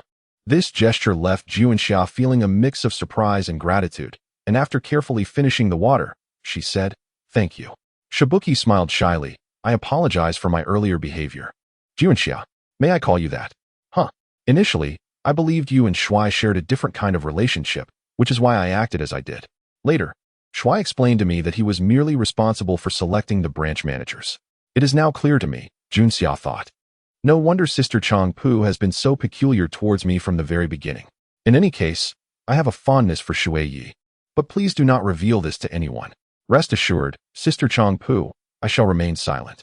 The bond of friendship between the girls swiftly blossomed, particularly after sharing a common secret. Once the branch store concluded its operations for the day, Shui Ye and Xiu Yuan made their way to the hospital to visit Junxia. Upon witnessing the two girls giggling and laughing, Shui Ye nearly mistook the room for another. Hadn't these two previously held disdain for one another? How could they have transformed into such close friends? Xiu Yuan too felt her understanding challenged. As soon as Changpu spotted them, she remarked, "You have arrived. Please take good care of Xiaoxia. I shall head home now as I need to assist at the branch store tomorrow morning." Xiaoxia, Shui, slightly dazed, set down the offering in his hands and inquired, "Junxia, are you and Sister Changpu?" "We are good friends, as Sister Changpu has stated." "Very well, the intricacies of a woman's world elude me. Here is the dinner prepared by Akiyuki. I shall take my leave to rest now. Tomorrow, I must return to the training base. I appreciate your assistance, Master Shui and Captain Akiyuki." After Shui departed, Akiyuki gradually settled beside Junxia. Noticing Akiyuki's demeanor, Junxia sensed there was something to discuss. "Sister Changpu mentioned that you were the one who rescued me. Captain Akiyuki, you are not merely an ordinary villager of Konoha, are you? I am a member of Konoha's guard, part of the Umbu. As for my tasks, I cannot disclose them. My ability to save you was merely due to my prior familiarity with your profile." "I see. Then, you must have learned some things about me, correct?" "Indeed, Akai Junxia. You belong to the Ice Release clan." Upon hearing the term Ice Release, Junxia visibly shuddered, followed by a prolonged silence. The water she held began to emit vapor, and in a short while, the once warm liquid gradually crystallized into ice. Judging by its purity, it was far superior to that which she had previously encountered from her clan. "Captain Akiyuki, you saved me, and for that, I am grateful. However, my identity has long been concealed by Konoha. My parents wish for me to live as a simple ordinary person. Thus, I am reluctant to become involved with the affairs of ninjas." "I understand. Do you know why those individuals sought you?" Junxia offered a bitter smile and replied, "Those are the remaining members of our clan. They hope to exploit my bloodline to awaken the strongest jutsu of the Ice Release clan. They intend to use me for their own purposes, but I refuse to comply, which is why they took me captive. Rest assured, those individuals have been apprehended. You can remain safely in Konoha.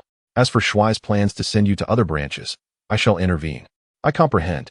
Junxia, this is also to ensure your safety. It is good that you understand." Chapter 77, Li Jun's Blossoming Lotus. In the shadows, Shui Ye concealed himself not far away.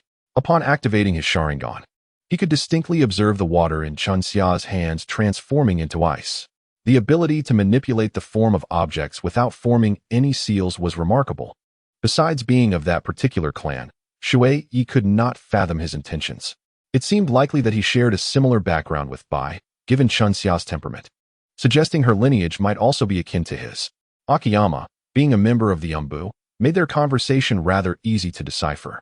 Shui closed his Sharingan, smiled softly, and reclined, gazing at the round moon beneath the night sky. The moonlight tonight is truly exquisite. Naruto has yet to return to Konoha, and it remains a mystery where he has gone to train with Jiraiya. Shui Ye leaned against the counter in the kitchen, lost in thought and somewhat bored. Hey Akiyama, have you and Junxia found those dyed materials on the mountain? Akiyama, busy preparing the sauce, cast a sidelong glance at Shui Ye and replied. Junxia mentioned that those materials grow near her village, and she only discovered them during her childhood excursions to the mountain. After all the effort put into crafting a few small bottles for the culinary competition, it's hardly feasible to mass-produce them as you suggest without exhausting oneself. TCH. It's as if you didn't say anything. There are so few who can appreciate turkey noodles. We can't just promote it outright. A ramen shop can't survive on its laurels forever. It's utterly vexing. Isn't this precisely what the owner should be contemplating? Akiyama remarked matter-of-factly. Furthermore, those who excelled in the competition are already prepared to manage other branches. Feel free to make the decisions. I need to collaborate closely with Junxia. We must perfect this colorful ramen. Business at the ramen shop had been slow lately, and Shui Ye planned to accompany Junxia to her village's vicinity in hopes of discovering the materials. Hey, it seems you two are growing closer. You don't even include me. Placing the prepared sauce beside her, Akiyama coolly replied, of course, especially considering you spend your days idly, doing nothing. Shuini, during this period, he has merely been practicing ninjutsu at home, occasionally rising a tad late. Moreover, his excessive training in ninjutsu has rendered him somewhat listless. As for being idle, that is far from the truth. Boss, a large bowl of ramen, please. At this moment, an even more lethargic figure staggered in. Upon recognizing it was Shaoli, Shuini's spirits lifted. Li Kuan, you are usually the most vibrant person. It is rare to see you like this. Following closely behind Li Kuan was Kai, who appeared equally drained. Naruto and the others have gone off to train, and with Tintin and Niji, they refuse to relent until they have exhausted themselves on the ground. How could I possibly allow myself to fall behind them? Wouldn't you agree, Teacher Kai? At this point, Kai was too fatigued to engage in conversation. His disciples were manageable, engaging in one-on-one sparring, but he had to contend with the simultaneous attacks from his three pupils. Even the usually exuberant Kai found himself devoid of energy to speak. Shui Ye smiled, finding it rare to see the two individuals in such a manner, and said, very well, esteemed guests, I shall prepare 2 servings of ramen for you. While it was Shui Ye who spoke, it was in fact Xiao Yuan who undertook the task. Shui Ye merely added the garnishes, a rather simple endeavor. Soon enough, the ramen was ready. Please enjoy, gentlemen. Shui Ye cheerfully presented the 2 bowls of ramen to Xiao Li and Kai. Upon seeing the ramen, the eyes of both men sparkled with delight, and they began to devour their meals ravenously. As for Kai, Shui Ye couldn't help but recall his impressive skills. However, that particular technique was rather taxing, so perhaps it was best to forego it. Shui Ye shook his head and said, Xiao Yuan, the person delivering the materials will arrive shortly. Please go check at the front and greet them. Very well, you attend to the guests, Xiao Yuan replied before stepping outside. In truth, Shui Ye was reluctant to take this approach, but circumstances left him no choice. Ever since he deduced that Xiao Yuan belonged to the secret division, he could no longer afford to underestimate him. As he attempted to use the Zhan Zhan card, Shui Ye concentrated intently, only to face failure repeatedly. Zhan Zhan card usage unsuccessful. After the 39th failure, Shui Ye rubbed his forehead in exasperation. He truly needed to seek some divine guidance. What abysmal luck he had. Yet, there was no alternative but to persist. After all, he could not simply surrender. Zhan Zhan card usage unsuccessful. Shui Ye suppressed the gloom within him, causing the water in his cup to ripple. As he watched Akiyama about to bring in the goods, he steeled himself, closed his eyes, and used 20 fortune cards all at once. The cards were successfully activated. He obtained a rare lotus blossom. Astonished, Shui Ye felt a surge of excitement, though he had to contain himself as Akiyama entered the room. After bidding farewell to Xiao Li and Kai Huang, Akiyama began to sort through the incoming items. Once a carefree manager, Shui Ye's spirits lifted with the acquisition of a remarkable jutsu, prompting him to assist Akiyama in organizing the goods. Oh, feeling motivated now? Ready to lend a hand? Akiyama quipped. I am the manager, after all. It's only natural for me to contribute. By the way, I plan to accompany you to find the dyeing materials that Junxia mentioned. What do you think? I think you should stay in the shop. You look too delicate for such tasks, Akiyama replied. Delicate? I possess muscle, thank you very much. But whatever, I'm the manager. It's settled then. I will arrange matters at the training base this afternoon. Sister Changpu should be able to manage the shop in my absence. As the manager, your word is law? Akiyama responded, half-heartedly while continuing his organization. 3 days later, Shui Ye, Junxia, and Akiyama set off, each carrying their own packs. If we had a teacher, we would truly be a ninja trio, Shui Ye remarked with a smile. Junxia, having become considerably more cheerful lately, replied, I've never attended a ninja school. I might end up slowing you down. Don't worry, as long as you don't keep asking for breaks, we should be able to find it smoothly. Shui Ye teased Akiyama. You've become increasingly mischievous lately, always opposing me. Do you believe I would dismiss you? Consuming humans in Konoha is against the rules. Akiyama retorted. On a moonlit night, witnessing the two individuals engaged in a playful squabble, Junxia couldn't help but stifle a laugh. Just as they were about to exit the gates of Konoha, Changpu approached, carrying a large bundle of items.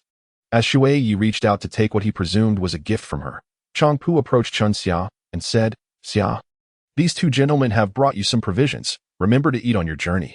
And you, Shui Ye, take good care of Xia. Although he was aware that the bond between the two women had deepened, this level of care was quite extraordinary. They seemed to disregard their own needs entirely.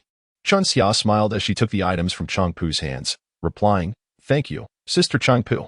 We will return to assist you as soon as we gather the materials. You have worked hard these past few days. Chapter 78. It is indeed Shui Ye's fault. It is Xia who knows how to cherish others. Then you should go and return swiftly.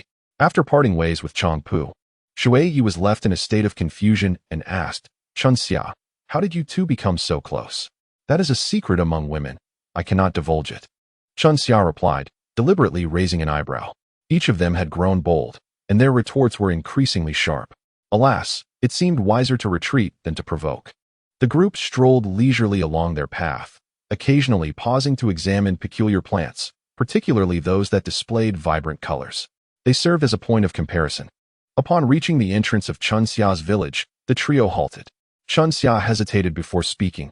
Master Shui Ye, I must wear a veil upon entering. Very well. Shui Ye responded with unexpected swiftness, leaving Chunxia slightly taken aback. Aren't you curious as to why? In this world, there are not always clear answers, he replied. It's nothing of great significance, just wear it. You are one of my esteemed disciples, and wearing a veil will only enhance your beauty. The words of Shui Ye carried a certain empowering force, causing Chunxia to feel a tickle in her eyes, prompting her to reach up and wipe them. Thus, I adorn myself with the veil. Chunxia, being one of those petite girls, appeared almost ethereal once the veil was draped upon her. Truly beautiful, Akiyama. I must forewarn you, do not lay a finger on my disciple. Akiyama gazed at the village, her eyes nearly rolling to the heavens, and retorted, Can your mouth utter anything of substance? The group proceeded to the entrance of the quaint inn they had visited earlier. Shui Ye found himself somewhat perplexed. Akiyama, you, a grown man, are wearing a face cloth. What is this, a competition for beauty with young ladies? Akiyama retorted, and what about you? You are wearing a face cloth as well. Shui Ye chuckled, thinking it inappropriate not to wear one, given that both of them did. He certainly could not divulge that he had previously stayed at this inn for investigation purposes. Naturally, Akiyama could not reveal his identity in front of Shui Ye either. With their respective motives, the two entered the inn together. It was the same old woman as before, who, upon seeing their demeanor, suspected they were there for nefarious purposes. Fortunately, Chunxia stepped in to clarify. Good lady, we are merely travelers seeking to find some colorful flowers to take back. The old woman, still holding a kettle, replied. Oh, I see. However, this village has been somewhat unsettled lately. Just some time ago, several individuals went missing. You must not venture out at night. We understand. Please arrange 3 rooms for us. We shall rest here tonight, Chunxia requested. Very well, follow me. The 3 proceeded to their respective chambers. After placing down their belongings, Chunxia sat by the window, gazing into the distance. Mother, I have returned. After a brief moment of rest, Shui Ye knocked on Akiyama's and Chunxia's doors, intending to explore the surroundings while there was still daylight. After all, the task of gathering the flowers could not be accomplished in just a day or two. Noticing their intention to leave, the old woman expressed her concern, saying, "I wonder why you young folks are always flocking to our little village." "What do you mean by that, good lady?" Chunxia inquired with curiosity. "Before you, 2 young men had come here as well. I wonder what happened to them." Upon hearing this, Shui Ye's heart skipped a beat. Thankfully, he wore a face cloth. Otherwise, he would have had a difficult time explaining himself if recognized. To his surprise, the old woman remarked upon seeing Shui Ye and Akiyama, "You 2 young men bear a striking resemblance to those 2 who came before." The night was enveloped in darkness, and Shui Ye quickly interjected, "Old woman, please refrain from such unfounded remarks. This is my first visit to this village." The old woman mused. "Then it seems my eyes are playing tricks on me. You may proceed, but remember, the mountain to the east is off limits. It harbors an ominous presence." "Understood, understood. Let us embark swiftly." Finally, after much anticipation, Shui Ye felt a sense of relief upon setting off, yet Xiao Yuan discerned a hint of unease in his demeanor. "What troubles you?" "I am not anxious. I am merely eager to procure materials. Surely, Chunxia is well acquainted with this place." And the old woman's words bear no weight. After dismissing the matter, Shui Ye continued, "Let us move forth without delay. Chunxia, recall the locations where you spotted the materials and share them with us." After a moment of contemplation, Chunxia pointed in a direction and declared, "Master Shui Ye, it is in that direction. Let us not tarry. Onward we go." Xiao Yuan, observing Shui Ye's demeanor, Xiao Yuan chose to temporarily set aside her lingering doubts and followed the indicated path. Unbeknownst to them, the direction Chunxia pointed towards was indeed the eastern mountain spoken of by the old woman. The trio walked in silence, pausing intermittently. Yet no matter how far they traveled, Shui Ye felt increasingly distanced from that mountain. During their third rest, both Shui Ye and Xiao Yuan halted simultaneously. After exchanging a glance, Xiao Yuan called out to Chunxia, who was still walking ahead. "What is it, team leader Xiao Yuan?" "It's nothing. We are merely concerned that you, as a young lady, might tire. Let us take a moment to rest." At this moment, Shui Ye removed his face towel and said, "Very well, Akiyama, you all rest here while I take a look around." After saying this, Shui Ye tidied himself up and ventured deeper into the woods. He had previously observed that this place resembled a village shaped like a crescent moon, nestled beside a mountain that loomed over it like dark clouds enveloping the entire settlement. However, the 3 of them had been wandering for quite some time, without reaching even the halfway point of the mountain. It appeared they were ensnared in some predicament they did not understand. The captors of Chunxia should have been apprehended by the Konoha forces. Could it be that there were still some who had evaded capture, intent on pursuing Chunxia? This seemed unlikely, especially since all 3 of them wore face towels. How could they have been recognized and ensnared? Just as Shui Ye was about to continue his investigation among the trees, Akiyama approached him, urging, "Come down quickly. Chunxia has made a new discovery." He could not appear too impressive in front of Akiyama, so Shui Ye slowly descended. "What has Chunxia discovered?" he inquired. "It's a blue plant that resembles grass. You'll see for yourself," Akiyama replied. The plant in question was not far from their campsite, where Chunxia was meticulously examining the leaves. "What do you think? Is it the one you mentioned?" Shui Ye asked with concern. The tips of the plant glistened with an extraordinary blue hue. Upon merely touching it, Chunxia's fingers became instantly stained with the vibrant color. "Isn't this a flower bud?" Shui Ye asked, intrigued. "That's why I said it looks like grass," Chunxia responded. She tore a small piece from the tip, bringing it close to her nose to inhale its scent, exclaiming, "Yes, this blue one is indeed the grass. Master Shui Ye, we have found it." Chapter 79, The Peculiar Mountain. Chunxia joyfully leaped into the air and spontaneously embraced someone. Moments later, she froze in place, realizing she had wrapped her arms around the typically stoic Akiyama. After awkwardly releasing him, Chunxia presented the grass in her hand to Shui Ye, saying, "Master Shui Ye, look at my hand. Isn't it exceptionally blue? This is the grass I used. Due to handling the plant, Chunxia's palm was entirely imbued with a pure blue hue. Akiyama, dig this grass up and preserve it. We shall continue our search upward," Shui Ye instructed.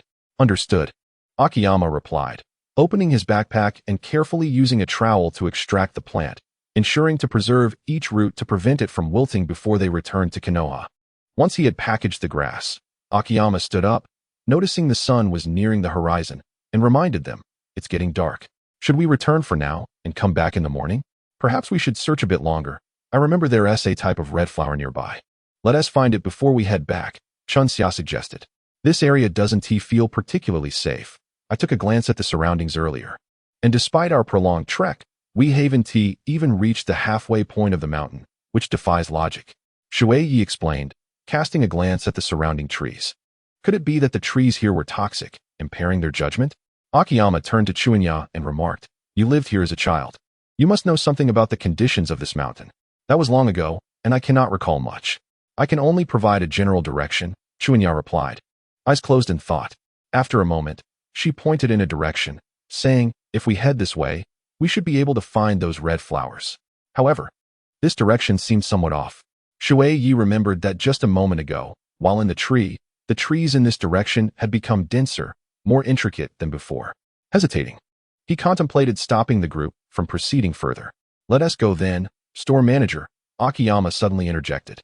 It was unusual for the typically cautious Akiyama to be so agreeable, leaving Shui Ye perplexed. "The sky is darkening. We have been wandering here for quite some time. We have already found one type of flower, and there is no rush.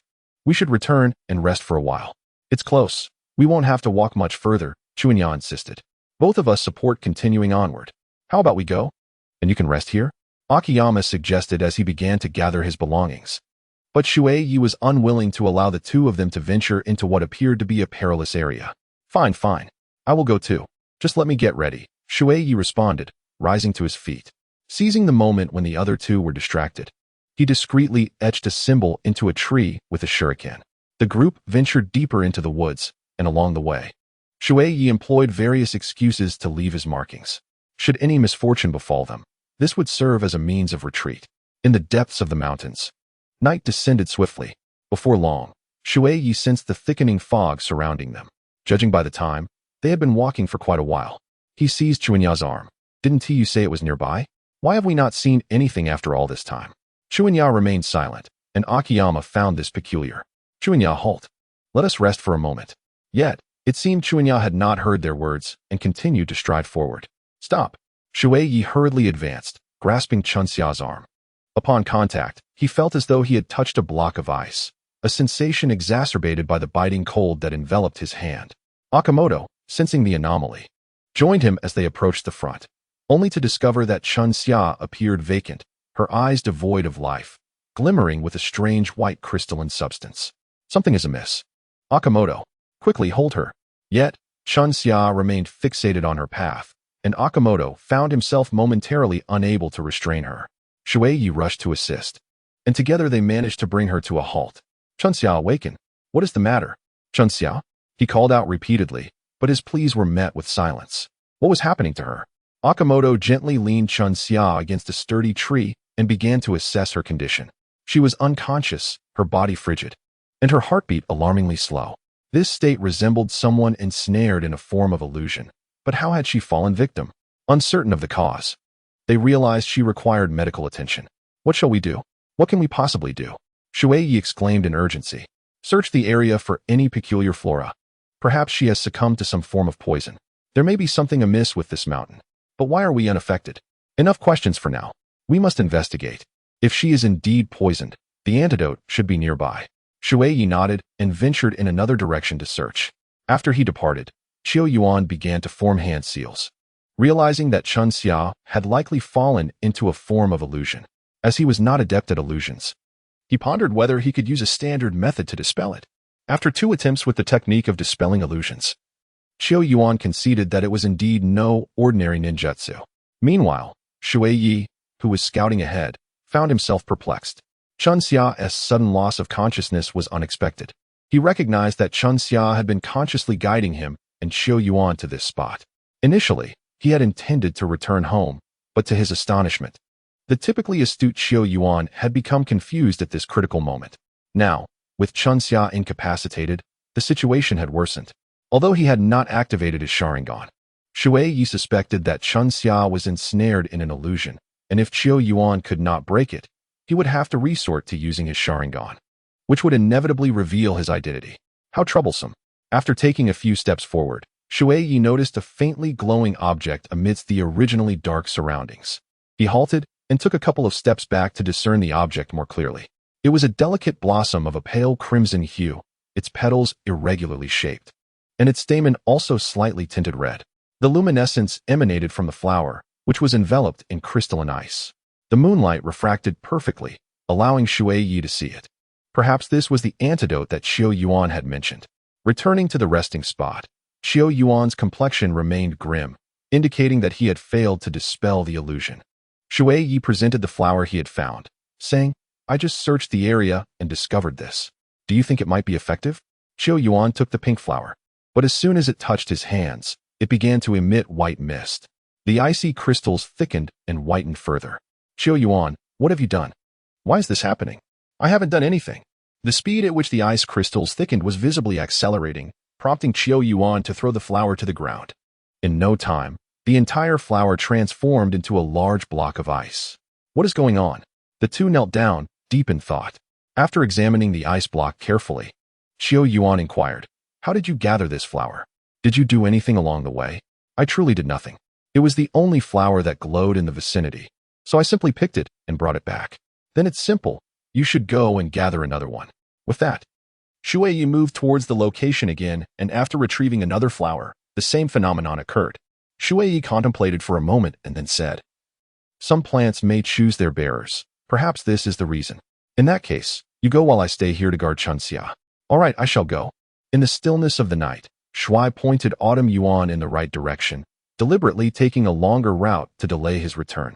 Seizing this moment, he activated his Sharingan to assess Juanxia's condition. Upon entering Juanxia's mental realm, he was met with an expanse of blinding white, followed by a cascade of ice pillars descending from the heavens. Remarkably, Juanxia remained unharmed amidst the chaos. Just as he intended to delve deeper, a wall of ice obstructed his view. Observing the symbols inscribed upon the ice wall, Shui committed them to memory before deactivating his Sharingan. At that moment, Autumn Yuan returned with flowers in hand, mirroring Shui's earlier predicament. The ground was already strewn with large ice blocks. Shui supported his head with his hand and remarked, "Autumn Yuan, what do you suppose is the reason for this? Have you not noticed? The flowers were perfectly fine when we picked them, yet they transformed into ice blocks upon arrival here." With a sudden realization, Shui acknowledged Autumn Yuan's insight. From the moment he plucked the flowers until their arrival, they remained intact, indicating that the root cause lay within this very location. Casting a glance to his side, he continued, "You imply that the issue resides with Juanxia, rather than ourselves." "Precisely. This is beyond our ability to resolve. We must await assistance." "Assistance? What kind of help? Did you call a friend for aid?" "Yes, rest assured. They should arrive in this village by tomorrow." Autumn Yuan's words offered Shui a semblance of reassurance. As a resident of Konohamaru, the reinforcements would likely be formidable, perhaps even the elite 12 ninja. The most pressing concern now was whether Juanxia could endure until dawn. Is Juanxia capable of surviving in this condition? She hails from the Ice Release clan. She should be fine. Given how late it is, traversing the mountain paths poses significant danger. "Let us set up camp here," Autumn Yuan suggested, surveying their surroundings. "You possess considerable knowledge. Ice Release is indeed a formidable ninjutsu, is it not?" Shui replied, feigning innocence. "It is a bloodline limit, akin to the wood release of the first Hokage. Is it truly comparable?" Shui mused inwardly, contemplating the vast difference between conquering lands and merely competing with someone like Naruto, who had yet to prove himself. With a look of disdain, he assembled the tent, placing Juanxia within before commencing his own setup. Noticing the silence from Autumn Yuan's tent, it seemed he had succumbed to slumber. However, Shui found no solace in sleep. He unzipped the tent to check on Juanxia's condition. Her breathing, though slow, remained steady. The symbols he had observed in Juanxia's illusion felt oddly familiar. Yet, time had not permitted deeper contemplation. Now, reflecting on those symbols, they appeared to form a type of seal reminiscent of the Uzumaki clan's sealing techniques. Could it be that Juanxia possessed the bloodline of the Uzumaki? Without hesitation, he decided to test his theory using a sealing card. Shui Ye immediately utilized the Zhan Zhan card. The attempt to use the card failed. However, success followed, granting the ninjutsu, Ice Release, Lingyue Frost Blossom. Yet, there were 25 unsuccessful attempts. Ultimately, another success yielded the ninjutsu, Ice Release, eye of the thousand miles.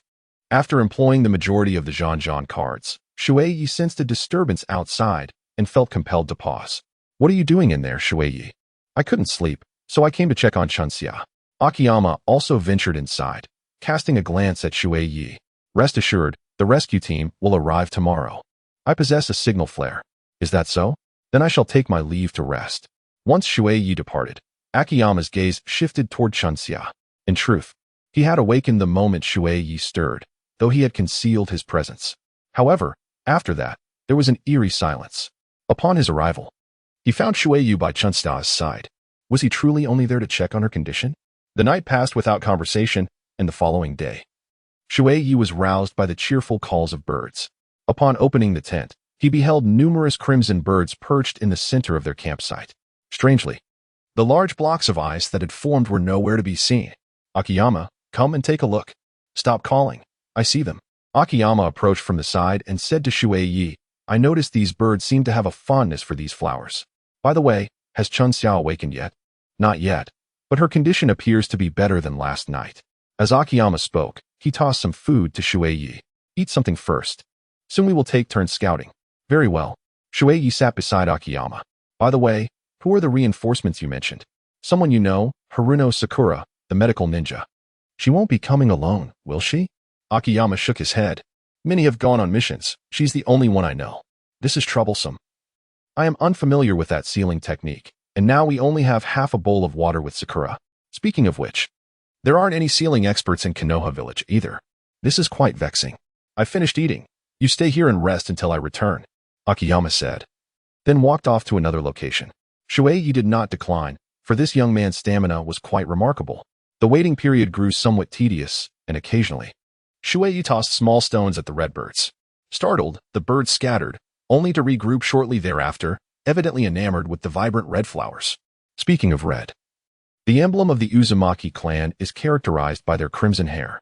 Casting a glance back at Chunxia, Shui Ye felt a twinge of unease. With her delicate pink hair, could there be a connection to the Uzumaki clan? Yet, was she not a practitioner of ice release? The more he pondered, the more convoluted his thoughts became. Fortunately, Akimoto returned, bearing the same kind of red flowers as before. As he approached the camp, it was no surprise that the flowers in Akimoto's hands had once again frozen into ice, though this time, the process was notably slower. It appeared that the rise in daytime temperatures had indeed impeded the freezing. Chapter 81. Reinforcements arrive indeed. You must be weary. Allow me to take the lead in scouting ahead. Do not stray too far. Something feels amiss here. Shui Ye cast a glance at him. With Chunxia in such a state, how could things possibly be right here? Observing the marks she had made the previous night, Shui Ye proceeded in that direction. After traversing a considerable distance, the surrounding flowers began to flourish. It appeared that the raw materials were abundant. Thus, the primary task now was to rescue Chunxia. As she forged ahead, Shui Ye gazed at the sky, orienting herself to ensure she was ascending the mountain. However, after a while of walking with her head bowed, as Shui Ye sensed that he had strayed from his intended path, he quickly ascended a tree, only to realize that he was merely circling in place. He had not ventured far from where he had initially set out.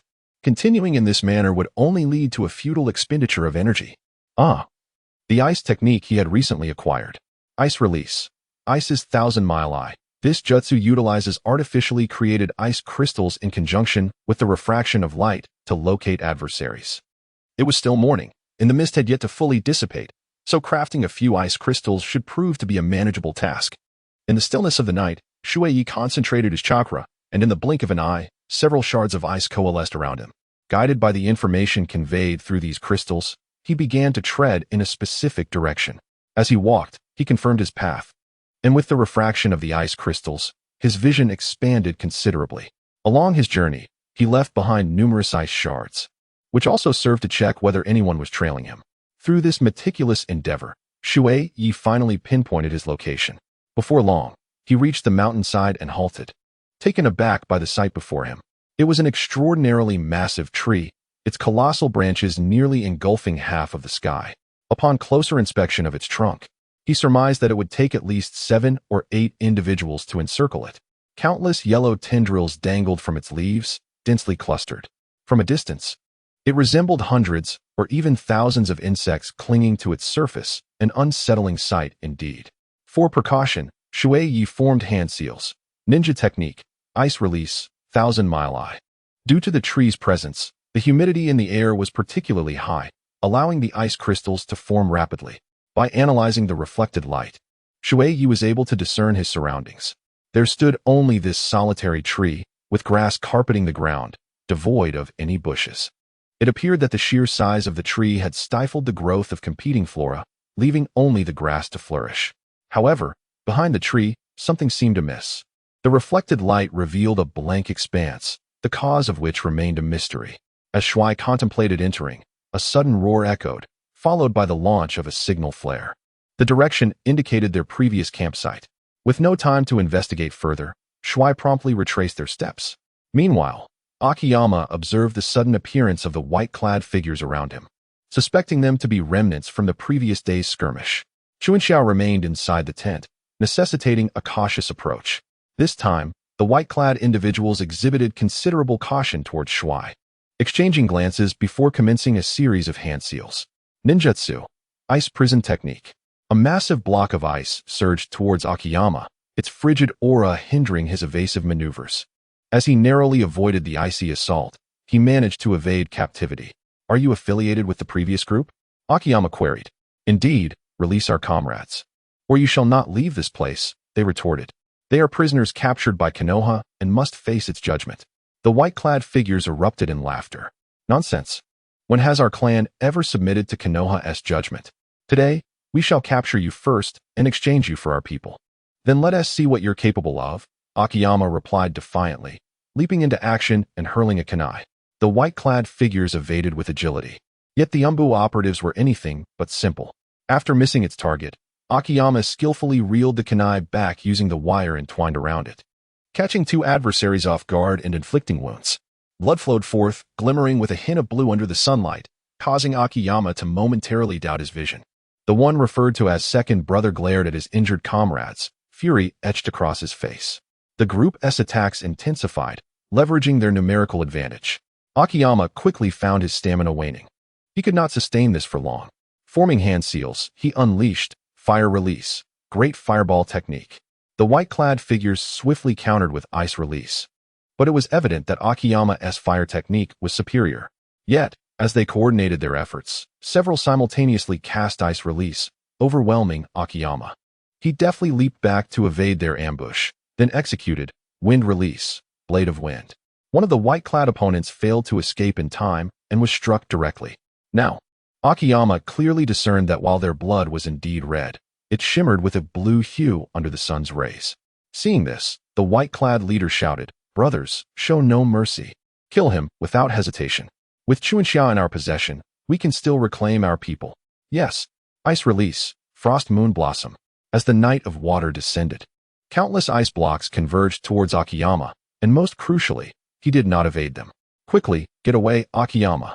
However, Akiyama seemed oblivious to the impending danger and was immediately engulfed by the ice. This is dire. If this jutsu is encased in ice, the practitioner merely needs to utter the word shatter for the individual to be reduced to mere fragments alongside the ice. Just as the figure in white was about to utter those fateful words, Mizui appeared beside them like a wraith, his Sharingan activated in an instant. In the blink of an eye, the white-clad figures fell prey to an illusion. At last, a major disaster had been averted. Mizui exhaled in relief, casting a glance at Akiyama, who remained encased in ice. What to do? I cannot perform a fire technique. At that moment, he sensed a group approaching swiftly. It was likely the reinforcements Akiyama had mentioned. Thus, he feigned a state of urgency. "Sakura, it's you. Hurry, hurry. Akiyama has been trapped. It's utterly terrifying." After surveying the enemy, Sakura inquired, "What is the situation?" Mizui relayed the general circumstances to Sakura, embellishing the tale slightly. "As soon as I arrived, I witnessed the white-clad figures ensnaring Akiyama. They too appeared to be in a daze. You must check on Akiyama." Observing the massive ice block, Sakura concentrated her chakra in her hands. With a resounding crash, the ice shattered into countless pieces, and Akiyama plummeted to the ground. Mizui rushed to support him. TSK, it seems Sakura has begun to master her superhuman strength. As a medical ninja, Sakura swiftly attended to Akiyama. Fortunately, his time encased in ice had been brief. resulting only in mild hypothermia. After administering treatment, Akiyama slowly regained consciousness. "Akiyama, how do you feel?" Mizui inquired hastily. Coughing. Akiyama attempted to speak, but was interrupted by a fit of coughs. Mizui handed him some water from nearby. Chapter 82. The True Identity After Drinking. Akiyama urgently stated. "We must check on Juinxia. Those individuals are targeting her." "It's all right. I just checked on her. She is peacefully sleeping in the tent." Upon hearing Mizui's voice, Akiyama's expression shifted to one of confusion. Just before losing consciousness, he seemed to recall Mizui standing protectively before him. "What about those white-clad figures?" he asked. "They appear to be in a similar state as Juinxia, having succumbed to some form of enchantment, now unconscious," Mizui explained. Akiyama glanced at the individuals. Their expressions vacant and eyes devoid of life, evidently ensnared in a form of illusion. Just then, Sakura, being an illusionist herself, remarked, "Haruno Sakura, you are an illusionist, correct? You should be able to dispel their illusions." Akiyama called her name, causing Sakura to feel a twinge of curiosity. She was not well acquainted with him, having been sent by Master Tsunade to fulfill her task. However, it seems that Akiyama possesses a keen understanding of his predicament. Just as Sakura contemplated employing medical ninjutsu to resolve the situation, Mizuya interjected. "These individuals are quite formidable. Akiyama has already been rendered unconscious by them. I suggest we refrain from dispelling the illusion." Sakura regarded Akiyama as merely an ordinary person. "Not to worry. I am here. I can protect you all.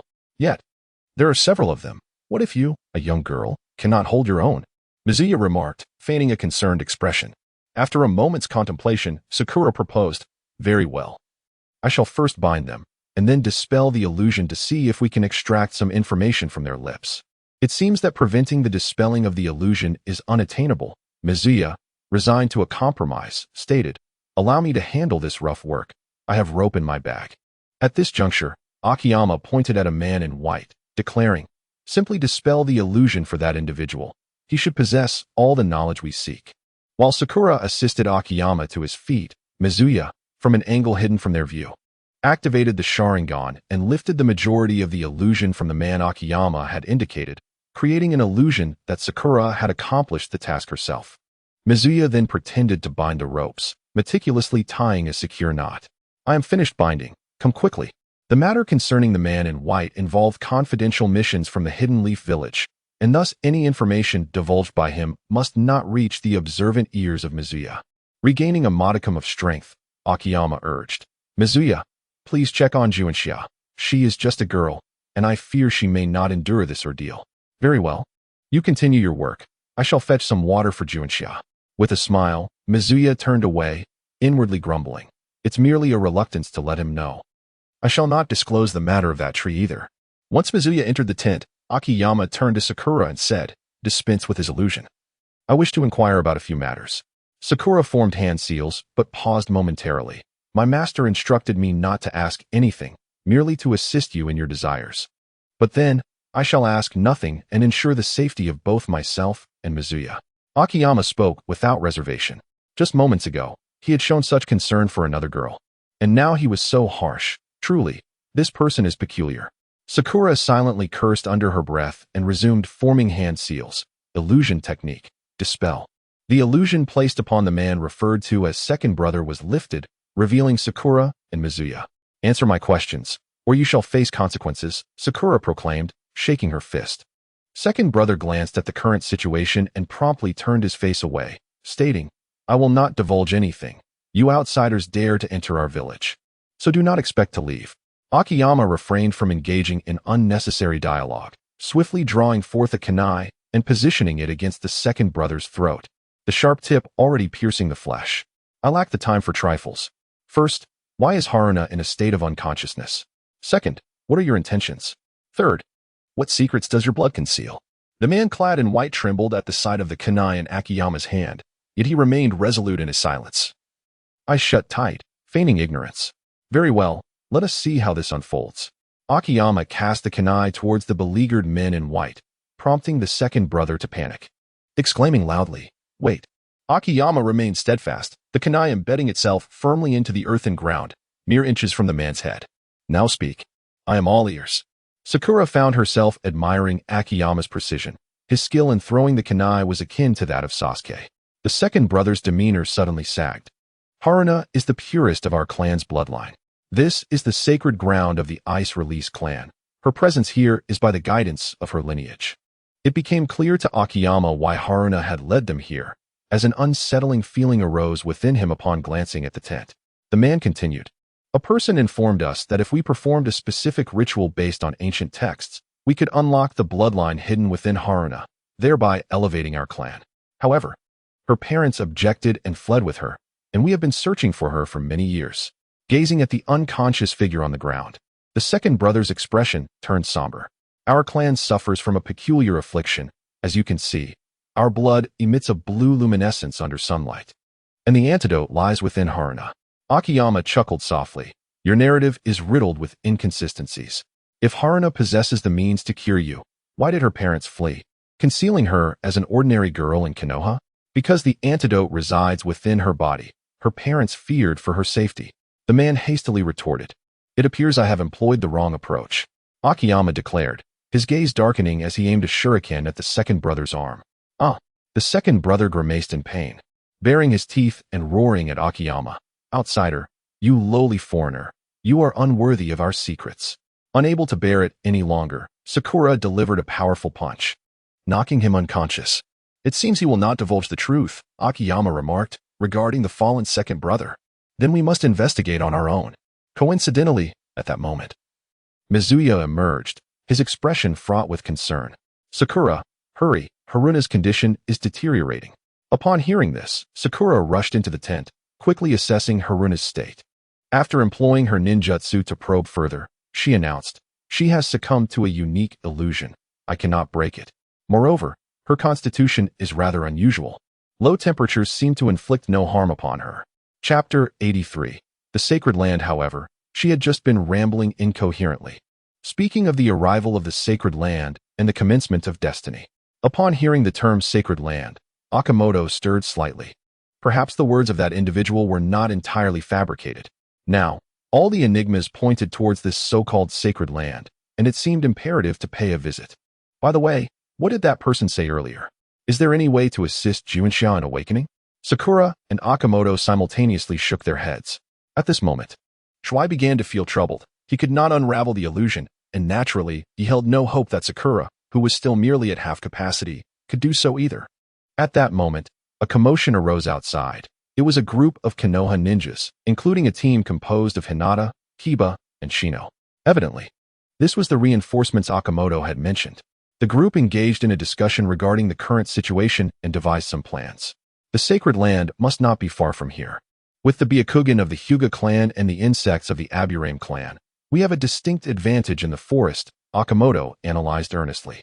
Sakura nodded in agreement, stating, I concur. We need to ascertain the truth before I can report back to my master. At this juncture, Shui, being an ordinary individual with no particular skills, was naturally assigned to accompany the Konoha support team to avoid further dangers. However, he was aware of the preceding circumstances and, after a moment of hesitation, consented to their arrangement. With Hinata's divine Byakugan, these individuals should not find traversing the area where he had almost been ensnared too daunting. The Konoha ninjas carried the individuals ensnared by the illusion one by one, along with Shui, as they descended the mountain. As for Junsha, given her condition, it was unsuitable for her to be moved. Moreover, since it was related to the Sacred Land, they left a Konoha ninja to ensure her safety. Akamoto led Sakura and the others upward, and indeed encountered the miasma that Shui had previously faced. At this moment, Shino observed that there were puddles of water at every location they passed. Look, what is this? Just a puddle. What is so strange about it? Kiba remarked while touching Akamaru. Sakura stepped forward to examine it closely. This appears to be the remnants of a ninjutsu. See, there are many around. At that moment, Akamaru detected a scent and barked several times. Akamaru says someone has been here. Shino suggested, Hinata, could you use your Byakugan to assess the surroundings for any anomalies? Understood. Shino-kun. After meticulously surveying the area, Hinata noticed something unusual and exclaimed, Everyone, there is a white area ahead with a faint flow of chakra. Is it a person? Hinata shook her head. It's not a person, but I cannot ascertain why there is a flow of chakra. Can you discern what it specifically is? It's too distant and unclear, If we get a little closer, I should be able to see it more clearly. Hinata furrowed her brows and spoke. Very well. Let us proceed in the direction she indicated. Akiyama concurred. Fortunately, guided by the Byakugan, the group swiftly arrived at their destination. Before long, they reached the spot where Mizuya had previously glimpsed the colossal tree. Hinata, is this the place? Acknowledging with a nod after activating her Byakugan to confirm the location. Hinata replied affirmatively. It seems this is what they refer to as the sacred ground. Hinata Hyuga, where did you observe the chakra flowing earlier? Akiyama inquired. Hinata pointed in a certain direction, and just as Akiyama was about to venture forth, Sakura restrained him, saying, Your body has only undergone minimal treatment. It would be unwise to take such risks alone. Let Shino and Kiba scout ahead first. Observing the eerie tree, Akiyama remarked, Those individuals are capable of using ice release. And the Oil Woman clan's insects should also be able to gather information, correct? Understanding Akiyama's words, Shino released his insects. Acknowledging that the insects would require some time to return, Sakura suggested, We have been on our feet for quite a while. Let us rest here until Shino's insects bring back news. Shui followed the Konoha ninjas, tracing the markings he had previously left, and swiftly descended the mountain. One of the ninjas inquired, Did you ascend this way? To which another ninja shook his head in response, No. We were guided by the information relayed through insects by Shino Aburame, taking an alternate route. Shui Ye paused, holding a branch in hand. Have you encountered flowers of vibrant colors, such as red or blue? Indeed, there are numerous varieties. I even recall seeing some in purple. Wait, didn't you say you didn't traverse this path? How do you know? This implies that there are multiple routes up the mountain. And both he and Xiao Yuan followed the path, guided by Chunxia. If that is the case, it suggests that Chunxia intentionally chose a perilous route. This is troubling. An incident may occur. Shui Ye gazed at the ninjas and said, Well, now that we have descended the mountain, I shall await them at the inn. You are heading back to Konoha, are you not? One of the ninjas scratched his head and replied, Indeed. The mountain is quite perilous. You should remain here to wait for them. After the ninjas escorted the man in white away, Shui Ye hurriedly ascended the stairs. Having swiftly changed into a new set of gear, as he descended, he encountered the elderly woman. Are the guests departing? She inquired. No, there is a river here. I intend to fish for my meal. I see. But do take care, dear guest. The river is quite deep, she cautioned. Thank you, dear lady, he responded gratefully. As Shui spoke, he strode towards the door, while the old woman gazed at his retreating figure, letting out a deep sigh. It is all retribution, all retribution. Meanwhile, the insects of Shernai had returned, and after a brief exchange, Shernai remarked, It seems that a persistent barrier has been placed behind this great tree. Even my insects cannot penetrate it. Before reaching the barrier, we will encounter an ice wall. An ice wall? Indeed, and its strength is formidable. Shernai retracted his insects and added, It is perilous there. Some of my insects have yet to return. After contemplating the description, Akamoto said, Let us analyze the situation. First, there is a faint chakra flowing within the tree, and behind it lies both an ice wall and a barrier. This stretch is fraught with danger, is it not? Therefore, we shall proceed in 3 separate teams, with Hinata providing me with information from here. I shall handle the ice wall, while the barrier will require powerful offensive ninjutsu. Sakura and Inuzuka Kiba should suffice. The Oil Girl clan's insects are particularly agile, serving as our adaptable assets in the vicinity. Understood. Listening to this strategy, Sakura felt a peculiar sensation, as if this person resembled their teacher, Kakashi. Such analytical prowess was certainly not that of an ordinary ninja. Chapter 84. Reinforcements arrive. Okamoto and his companions commenced their mission. Shui Ye swiftly maneuvered through the forest, guided by the previous markers, until he arrived at the campsite they had established. It did not take long for him to sense something amiss. Was there not supposed to be a guard left here? Why was it so eerily quiet? Gradually approaching the tent, Shui Ye flung it open, only to discover that Chun Xia, who should have been resting peacefully, was nowhere to be found. Beside her, the ninja lay encased in ice. Fortunately, the ice was not particularly thick, and Shui Ye shattered it effortlessly. However, the ninja remained unconscious, unresponsive to any attempts to rouse him. After ensuring the ninja was settled, Shui Ye exited the tent. There was something amiss with Chun Xia. Had she truly fallen victim to an illusion, or had she been abducted once more? Suddenly, the sound of startled birds echoed through the forest. and he turned in the direction of the noise, realizing it was the same location he had reached earlier. It seemed that Xiao Yuan and Sakura had also arrived there. As Shui sought to calm himself, he considered that Sakura was with Yu and Akamaru, while he had Pure Summer's belongings with him. Their dialogue should lead to Pure Summer's swift discovery. It was prudent for him to join them. Meanwhile, Okamoto had finally navigated through to the icy wall before him, employing his fire techniques to melt it away. Observing his mastery of fire techniques, Shino remarked from a distance, few possessed the ability to wield fire techniques.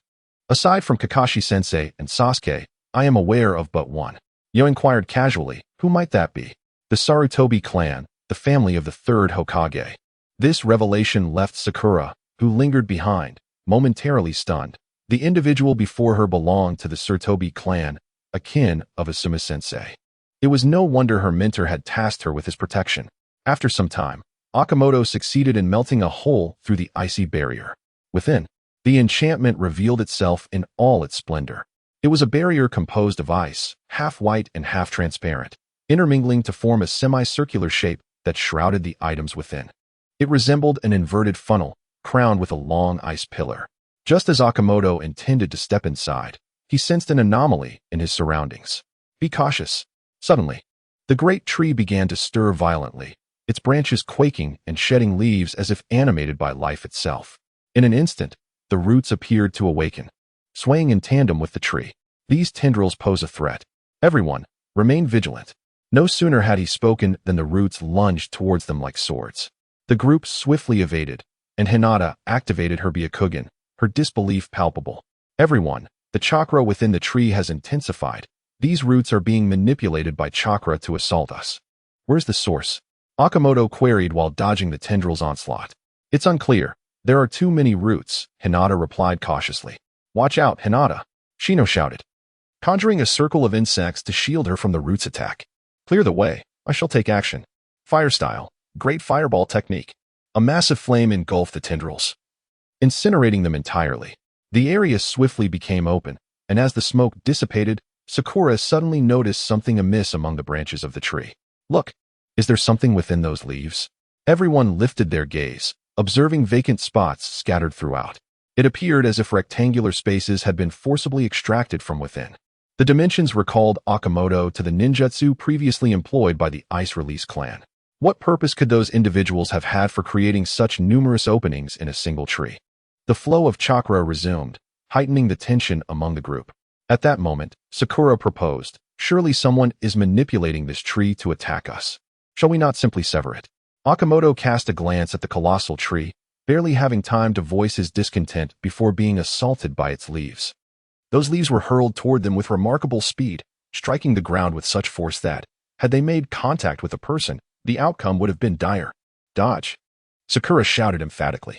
This particular attack was exceptionally swift. Fortunately, Hinata had honed her skills well and utilized ninjutsu to deflect all the leaves. Shino, on the other hand, enveloped himself in a swarm of insects, employing a tooth-for-tooth strategy to counter the assault.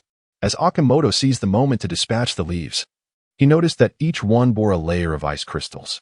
It appeared that a member of the Ice Release clan had coated the leaves with these crystals, enhancing their speed and force to render them sharper than shurikens. Furthermore, the precision with which these numerous attacks were orchestrated indicated that their assailant was no ordinary foe. Seeing that the leaf assault had failed to yield results, the individual behind the attack seemed to grow anxious. The ground beneath their feet began to tremble. We need to ascend the tree. Something beneath the earth is about to emerge, Sakura urged. The group swiftly leapt to the branches above, observing as small stones on the ground began to bounce erratically, signaling that something was about to break through the surface. With a sudden whoosh, white crystalline entities erupted from the earth, hovering momentarily before gradually rearranging themselves to form a single character. Leave. What is this? Shino inquired. It seems that someone is unwilling for us to enter this place, Okamoto deduced. Shui Ye rushed forward, only to discover that a group was under siege upon his arrival. He surveyed the scene, but Pure Summer was nowhere to be found. Fortunately, although the attacks appeared ferocious, they were not directed towards any lethal outcome. The individuals involved remained unscathed, yet they struggled to extricate themselves. Observing from the shadows, Shui Ye realized that his intervention was unnecessary. However, It was essential to identify the one manipulating events from the darkness. Activating his Sharingan, he began his meticulous search. Spotting a hole in the ice wall, he deduced that it was the work of Akiyama and the others. The night draped itself in silence as Shui Ye stealthily approached, yet the initial assault suddenly intensified. Moreover, the strikes shifted towards a lethally perilous angle. What on earth is happening? Akiyama cried out. Have you triggered some sort of mechanism?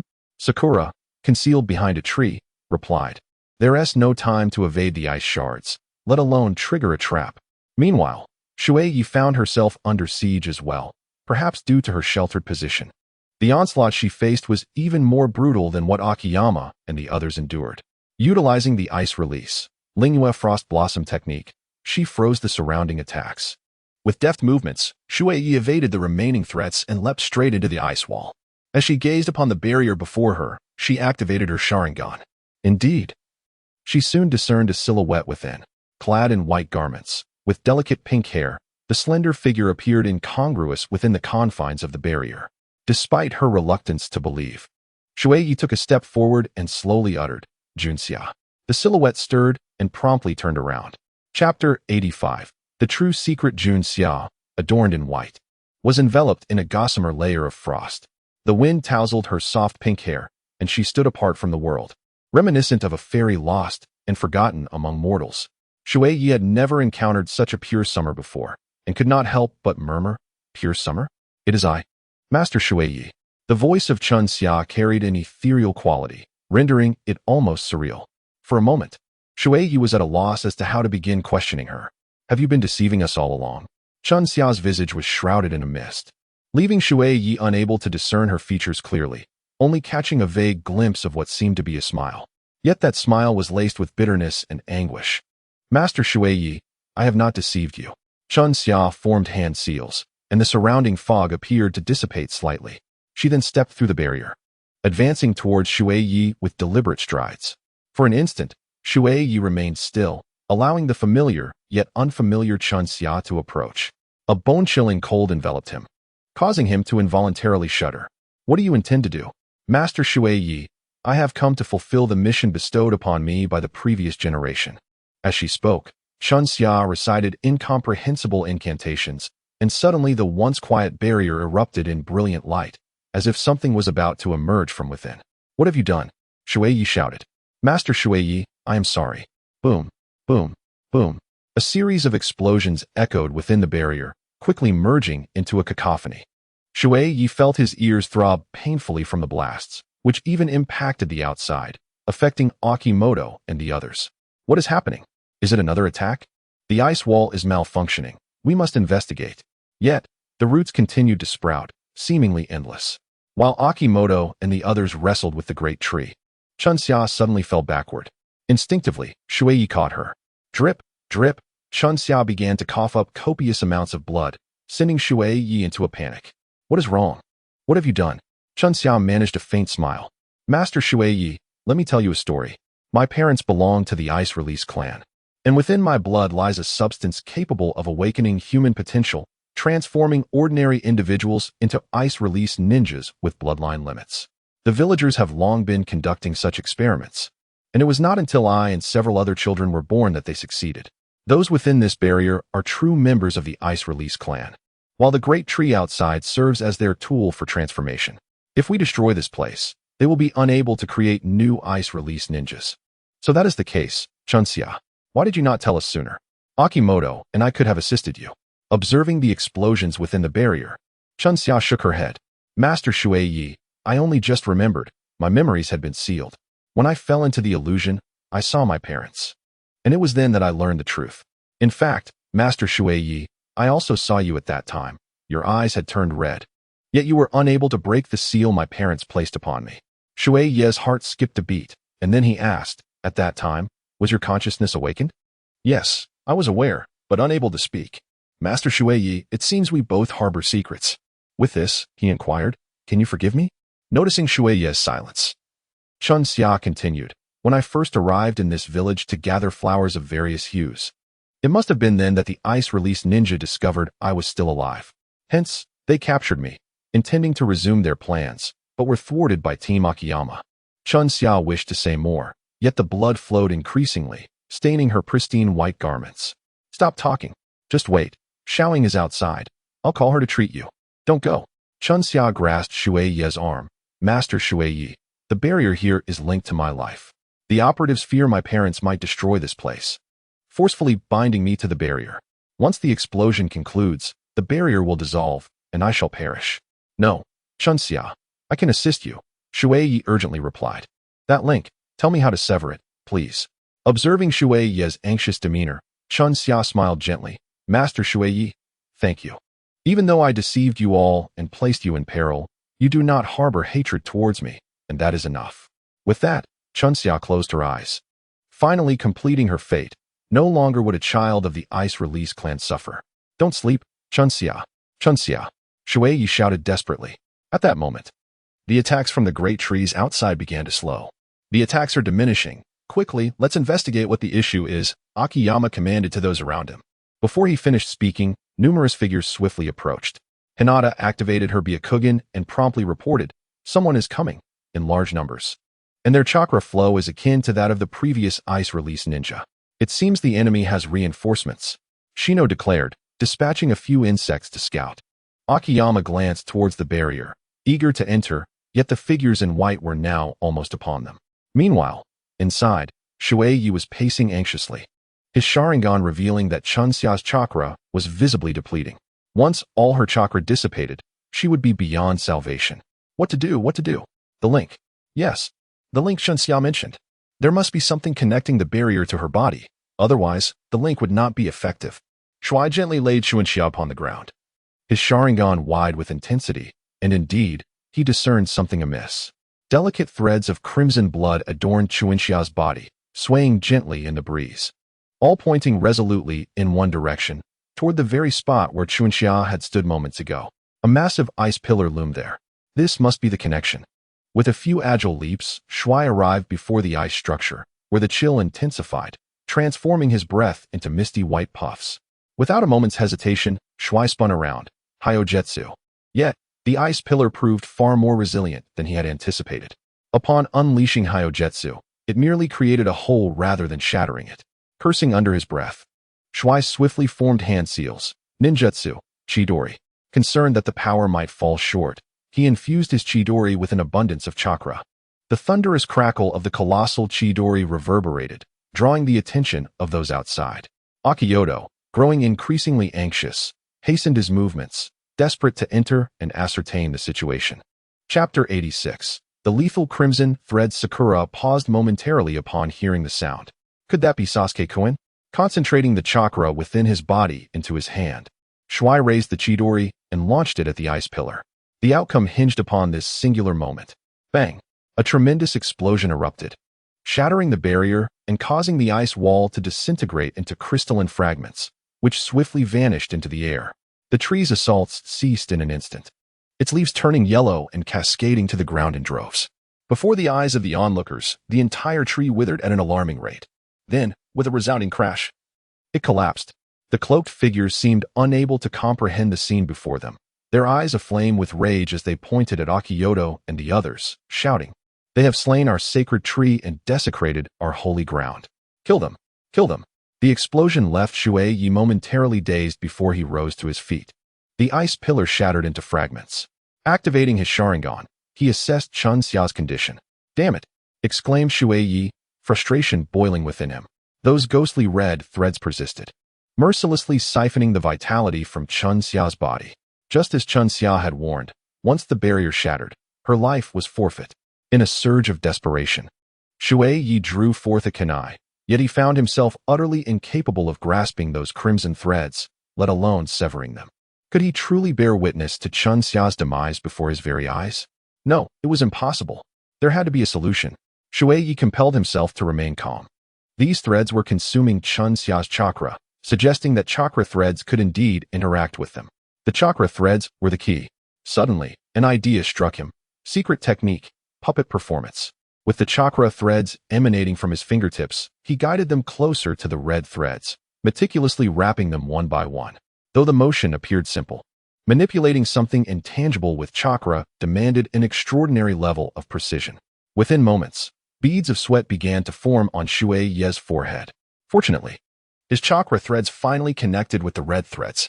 With a determined force, he attempted to sever the link between the crimson strands and Chunxia. As the red threads snapped one by one, Shui Ye exhaled a long sigh of relief. However, just as he believed he could finally relax, he discovered that the red threads were now siphoning his own life force. Though he had detached the link between the red threads and Chunxia, his chakra threads were ensnared by the crimson strands, which seemed to grow stronger, inching up his chakra threads and tightening their grip. Shui Ye struggled to break free, but found it utterly futile. This was a relentless pursuit of death. Who had designed such a malevolent contraption? Shui Ye felt an overwhelming urge to curse their ancestors. Each and every one of them. No wonder Chunxia had been reluctant to divulge a solution. She must have understood that one of them had to perish for this connection to cease. It was you. A venomous voice suddenly resonated from behind him, accompanied by a chilling aura. Shui Ye attempted to evade, but the recent destruction of the ice pillar had drained too much of his chakra, rendering his body heavy and sluggish. He barely managed to dodge, yet still felt the impact of the approaching attack. A slight abrasion marked his shoulder, blood trickling down. Upon seeing the blood, the assailant seemed to go into a frenzy, brandishing a kunai and launching a frenzied assault on Shui Ye. Now wary, Shui Ye skillfully avoided the strikes, gazing at the figure clad in white before him and feeling the chakra threads in his hand. An eerie smile crept across Shui Ye's face as he vanished into thin air. The figure in white stood frozen, bewildered. Where had he gone? You dare to disrupt our plans? You are doomed. There is no escape. My people are everywhere. At that moment, Shui Ye stealthily appeared behind the white-clad figure, channeling her chakra threads towards him. Connection established. The crimson threads seemed to be drawn to the life force of the white-clad man, crawling along Shui Ye's chakra line towards him. At this juncture, Shui Ye released her grip, retracting the chakra that controlled the threads, freeing herself from their entanglement. The white-clad figure remained oblivious, relentlessly attacking Shui Ye. According to Chunxia, once the explosion subsided, the onslaught from outside would soon cease, and lingering here was no longer an option. With swift hand seals, Shui Ye unleashed the ice release, Frost Moonblossom. Upon witnessing the intricate signs formed by Shui Ye, the man in white was taken aback, exclaiming, "Who are you? And how do you possess the jutsu of my ice release clan?" To this, Shui Ye replied, "Perhaps you should inquire with Chunxia's parents." Before the man in white could utter another word, icy blocks rapidly emerged around Shui Ye, encasing the man at an astonishing speed. Just as Shui Ye was about to investigate Chunxia's condition, he sensed an approaching presence. Glancing at Chunxia, who lay quietly to the side, he hesitated momentarily before activating his Sharingan and vanishing from the spot. When Shu Yuan and his companions arrived, they beheld Chunxia resting nearby and the lifeless figure of the man in white frozen solid in ice. Upon returning to the small inn, Shui Ye felt a wave of fatigue wash over him. The elderly woman stood at the entrance, and upon seeing Shui Ye, she approached with a rather peculiar expression. "Young man, how are your injuries?" It was only then that Shui Ye felt a sharp pain in his shoulder, evidently a consequence of the recent struggle with the man in white. "Come here, I have a first aid kit. My elderly wife will tend to your wounds." The old woman's warmth left Shui Ye no room for refusal, and he allowed her to bandage him. The injury was not deep, yet it continued to seep blood, speckled with tiny ice crystals. The aged hands of the old woman paused momentarily before she remarked, "Young man, you should head to the mountains in the east." "Indeed. We shall go there for some amusement," Shui Ye replied, his tone laced with jest. The old woman, feigning intensity, caused him to wince in pain. Ignoring the wisdom of the elders will inevitably lead to misfortune. Who is ignoring it? Ouch, dear lady, be gentle. After expertly dressing Shui Ye's wound, the old woman settled beside him. This injury was sustained in the sacred grounds, wasn't it? The ice crystals from the attack have yet to melt. How did you manage that? The expression on Shui's face froze, for he could hardly fathom that this elderly woman was aware of the secrets surrounding the Ice Release clan. "You need not be astonished. From the very first time you arrived, I have known. The child has returned solely to bring ruin to the sacred land." The old woman gazed far into the distance, her countenance etched with profound sorrow. Subsequently, she recounted a lengthy tale to Shui, revealing that the true culprits behind the calamity were none other than the malevolent Danzo and Orochimaru. Chapter 87. The Truth Initially. This village was merely a sanctuary for ice release ninjas, who lived in tranquility. However, taking advantage of the aftermath of the Ninja World War, Danzo began capturing orphans to establish his root organization, and this village soon fell under his watchful eye. Once targeted, the villagers began to resist. But their efforts were futile against his overwhelming power. At this juncture, the notorious Orochimaru arrived, intrigued by the ice release techniques. He lingered for several months, discovering that the blood of certain individuals could transform ordinary people into formidable ice release ninjas, a method he imparted to the villagers. Thus commenced a vicious cycle. The closest kin of the ice release ninjas were captured and coerced into participating in horrific experiments. This torment persisted until it reached the parents of Haruka, who was forcibly bled and subjected to unspeakable suffering. After a prolonged silence, a rebellion erupted.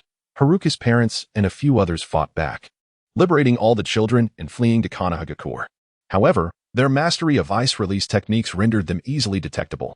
Consequently, the surviving adults, utilizing the sealing techniques of the Uzumaki clan alongside their own ice release abilities, developed a specialized sealing jutsu to suppress the bloodline limits of the children sent to Konoha. They vowed that as long as the children never returned to the village, they could live as ordinary individuals. The cost of this sealing technique, however, was one's life. Tears streamed down the old woman's face as she lamented, "My son and daughter perished in that struggle. They went to Konoha and never returned." Shortly thereafter, I received a letter detailing the entire ordeal. Observing the grief-stricken elderly woman, Shui found himself at a loss for words, managing only to say, "Rest assured, the sacred land has been destroyed. Based on my assessment, that tree should wither as well. I know, I sensed the power within that child upon your second visit. Yet, I must confirm this for myself." As she spoke, the old woman seized a pair of scissors from beside her and plunged them into her own hand. Crimson blood erupted forth, quietly flowing in the fading light of the sunset. "Splendid, splendid," she exclaimed, utterly disregarding the blood streaming from her hand in her fervor. In the obscurity of the night, Shui Ye, perplexed, inquired, what could this possibly mean? The blood of those who had undergone transformation differed fundamentally from that of ordinary individuals, reflecting a faint azure hue beneath the sunlight. Yet now, the blue had vanished, indicating that the sacred tree responsible for our transformation had indeed perished. This revelation brought immense relief. The old woman knelt upon the ground, repeatedly expressing her sentiments. After a while, her emotions settled, and Shui Ye poured her a cup of water. To his astonishment, it turned out that this seemingly ordinary old woman was also one of the transformed beings. It appeared that this village had truly succumbed to madness. "Dear grandmother, may I entrust you with a request?" Shui Ye asked. The old woman, regaining her composure, looked at him and replied, "You wish for me to keep your secret, do you not?" Shui Ye was somewhat astonished and inquired, "How do you know?" The old woman chuckled softly, exuding an air of knowing, and replied, "Having lived for so long, I have learned to see through things. It was evident when you returned alone, injured." Feeling a bit embarrassed, Shui Ye lightly scratched his head and jested, "Then I thank you, dear lady." "Wait a moment, young man," the old woman interjected. "Let me offer a piece of advice. Possessing excessive strength can sometimes harm those around you. Be cautious." Later that evening, Qiu Yuan and Xiao Ying, along with Chun Xia, finally returned to the inn. In the stillness of the night, Shui feigned ignorance, claiming he had spent the entire day asleep in his room without stepping outside. The old woman played along with his charade. During dinner, Sakura furrowed her brows, seemingly troubled by some perplexing matter. "What's the matter, Sakura?" Shino inquired. "It's just that during today's battle, I thought I heard a very familiar sound, like Sasuke's Chidori. It struck me as odd," Sakura replied, delving into her thoughts with earnestness. "In such a chaotic situation, what could you possibly have heard?" "You must have misheard. Sasuke wouldn't come to this little village at this time," Shino remarked. "You're right." Sakura's voice was barely a whisper, and she had scarcely touched her food. In the stillness of the night, Shui Ye was suddenly beset by a pang of guilt. Had he known, he would have refrained from provoking such sorrow in Sakura. "Speaking of which, how's Kulinary faring? She seemed gravely injured, her body stained with blood." Shui Ye deliberately shifted the topic, contemplating whether she had employed some form of overexerted ninjutsu, leading to her bloodshed. Though there appeared to be other reasons that eluded his current medical prowess, he could only stabilize her condition for the time being and wait until they returned to Konoha to reassess. Since there's nothing amiss, why does everyone wear such forlorn expressions? "Cheer up. Upon our return, I shall treat you all to ramen," he declared, intending to lighten the mood. Yet, his efforts were met with silence, leaving him feeling rather awkward. Akiyama remained taciturn, having endured the cold and 2 fierce battles, while Hinata was troubled by the inadequacy of her Byakugan. If only her vision were stronger, she might have discerned the unfolding events. In her mind, she pondered when she would finally be able to catch up to Naruto. Similarly, Kiba and Shino were disheartened. Despite their promises to train diligently, they had failed to fend off even a single tree's assault. Shui Ye felt a sense of helplessness. It seemed he was destined to become a psychological mentor. Truly, you are remarkable, Sakura. With the considerable blood loss that Haruka endured, you managed to restore him to health. Without your intervention, I dare say Okamoto would still be frozen in that icy grip. Observing the improvement in Sakura's countenance, Shui Ye continued, it is all Okamoto's fault. Had he paid more attention at the training base, ensuring that those apprentices mastered the art of ramen making swiftly, I wouldn't have had to travel such a distance personally. Nevertheless, my apprentices are quite diligent. Every endeavor requires a gradual process. After all, who can become a robust figure in a single mouthful? Wouldn't you agree, Okamoto? This discourse seemed to awaken those around them. Okamoto chimed in, all right. I will keep an eye on the training base when I return. Just do that. But be careful not to sneeze into my soup pot. I shall not go. How can that be? Seeing the playful banter between the two, both Sakura and Hinata chuckled, along with Shino and Kiba. At last, they had managed to restore a measure of confidence among the group. Shui Ye suddenly felt an overwhelming sense of grandeur. Had the circumstances permitted, he would have burst into laughter thrice. Upon returning to Konoha, Junxia was taken to the hospital, which greatly alarmed Changpu. Upon their arrival, she reprimanded Shui Ye and Chiu Yuan vehemently, essentially conveying the message that 2 boys failed to adequately care for a girl. Chiu Yuan, having fallen ill himself, managed to escape much of the scolding, leaving Shui Ye to bear the brunt of her ire, enduring several days of disdainful glares. Such injustice. After all, he was the one who had exerted effort. Chapter 88, A Conversation with Junxia. As Shui prepared ramen, a wave of frustration washed over him, only to be interrupted by Changpu's sudden slap on his shoulder. The unexpected pain elicited a sharp gasp from Shui, prompting Changpu to express her concern. Did I hurt you? I didn't hit you that hard. Determined to conceal his injury, Shui quickly masked his expression and responded, I was just teasing you, Sister Changpu. How much strength can a girl like you possibly have? This retort ignited Changpu's irritation, and she shot him a glare before resuming her task of crafting ramen with a stiff expression. At that moment, Sakura and Ino emerged from outside, their faces smeared with dust, evidently having just returned from training. Upon spotting Shui, Sakura greeted him with a smile, Big brother Shui, could you prepare 2 servings of ramen for us? Noticing Sakura's cheerful demeanor, Shui inquired, you seem particularly joyful. Did something good happen? You guessed it right, Big brother Shui. I ran into the psychiatrist treating Haruka at the hospital, and he mentioned that her condition has improved. She should wake up in the next few days. Upon hearing this news, Shui's hands momentarily halted, yet his expression remained impassive as he finished preparing the ramen and handed it to Sakura and Ino. Having just lost to you in the treatment technique, let's have another contest this time. I bet you will finish first, Ino declared confidently. After all, I am your senior. It's only natural for you to lose to me. In response, Ino clenched her fists, her competitive spirit ignited. Let us see about that. The 2 women resumed their playful rivalry, while Shui chose to remain indifferent.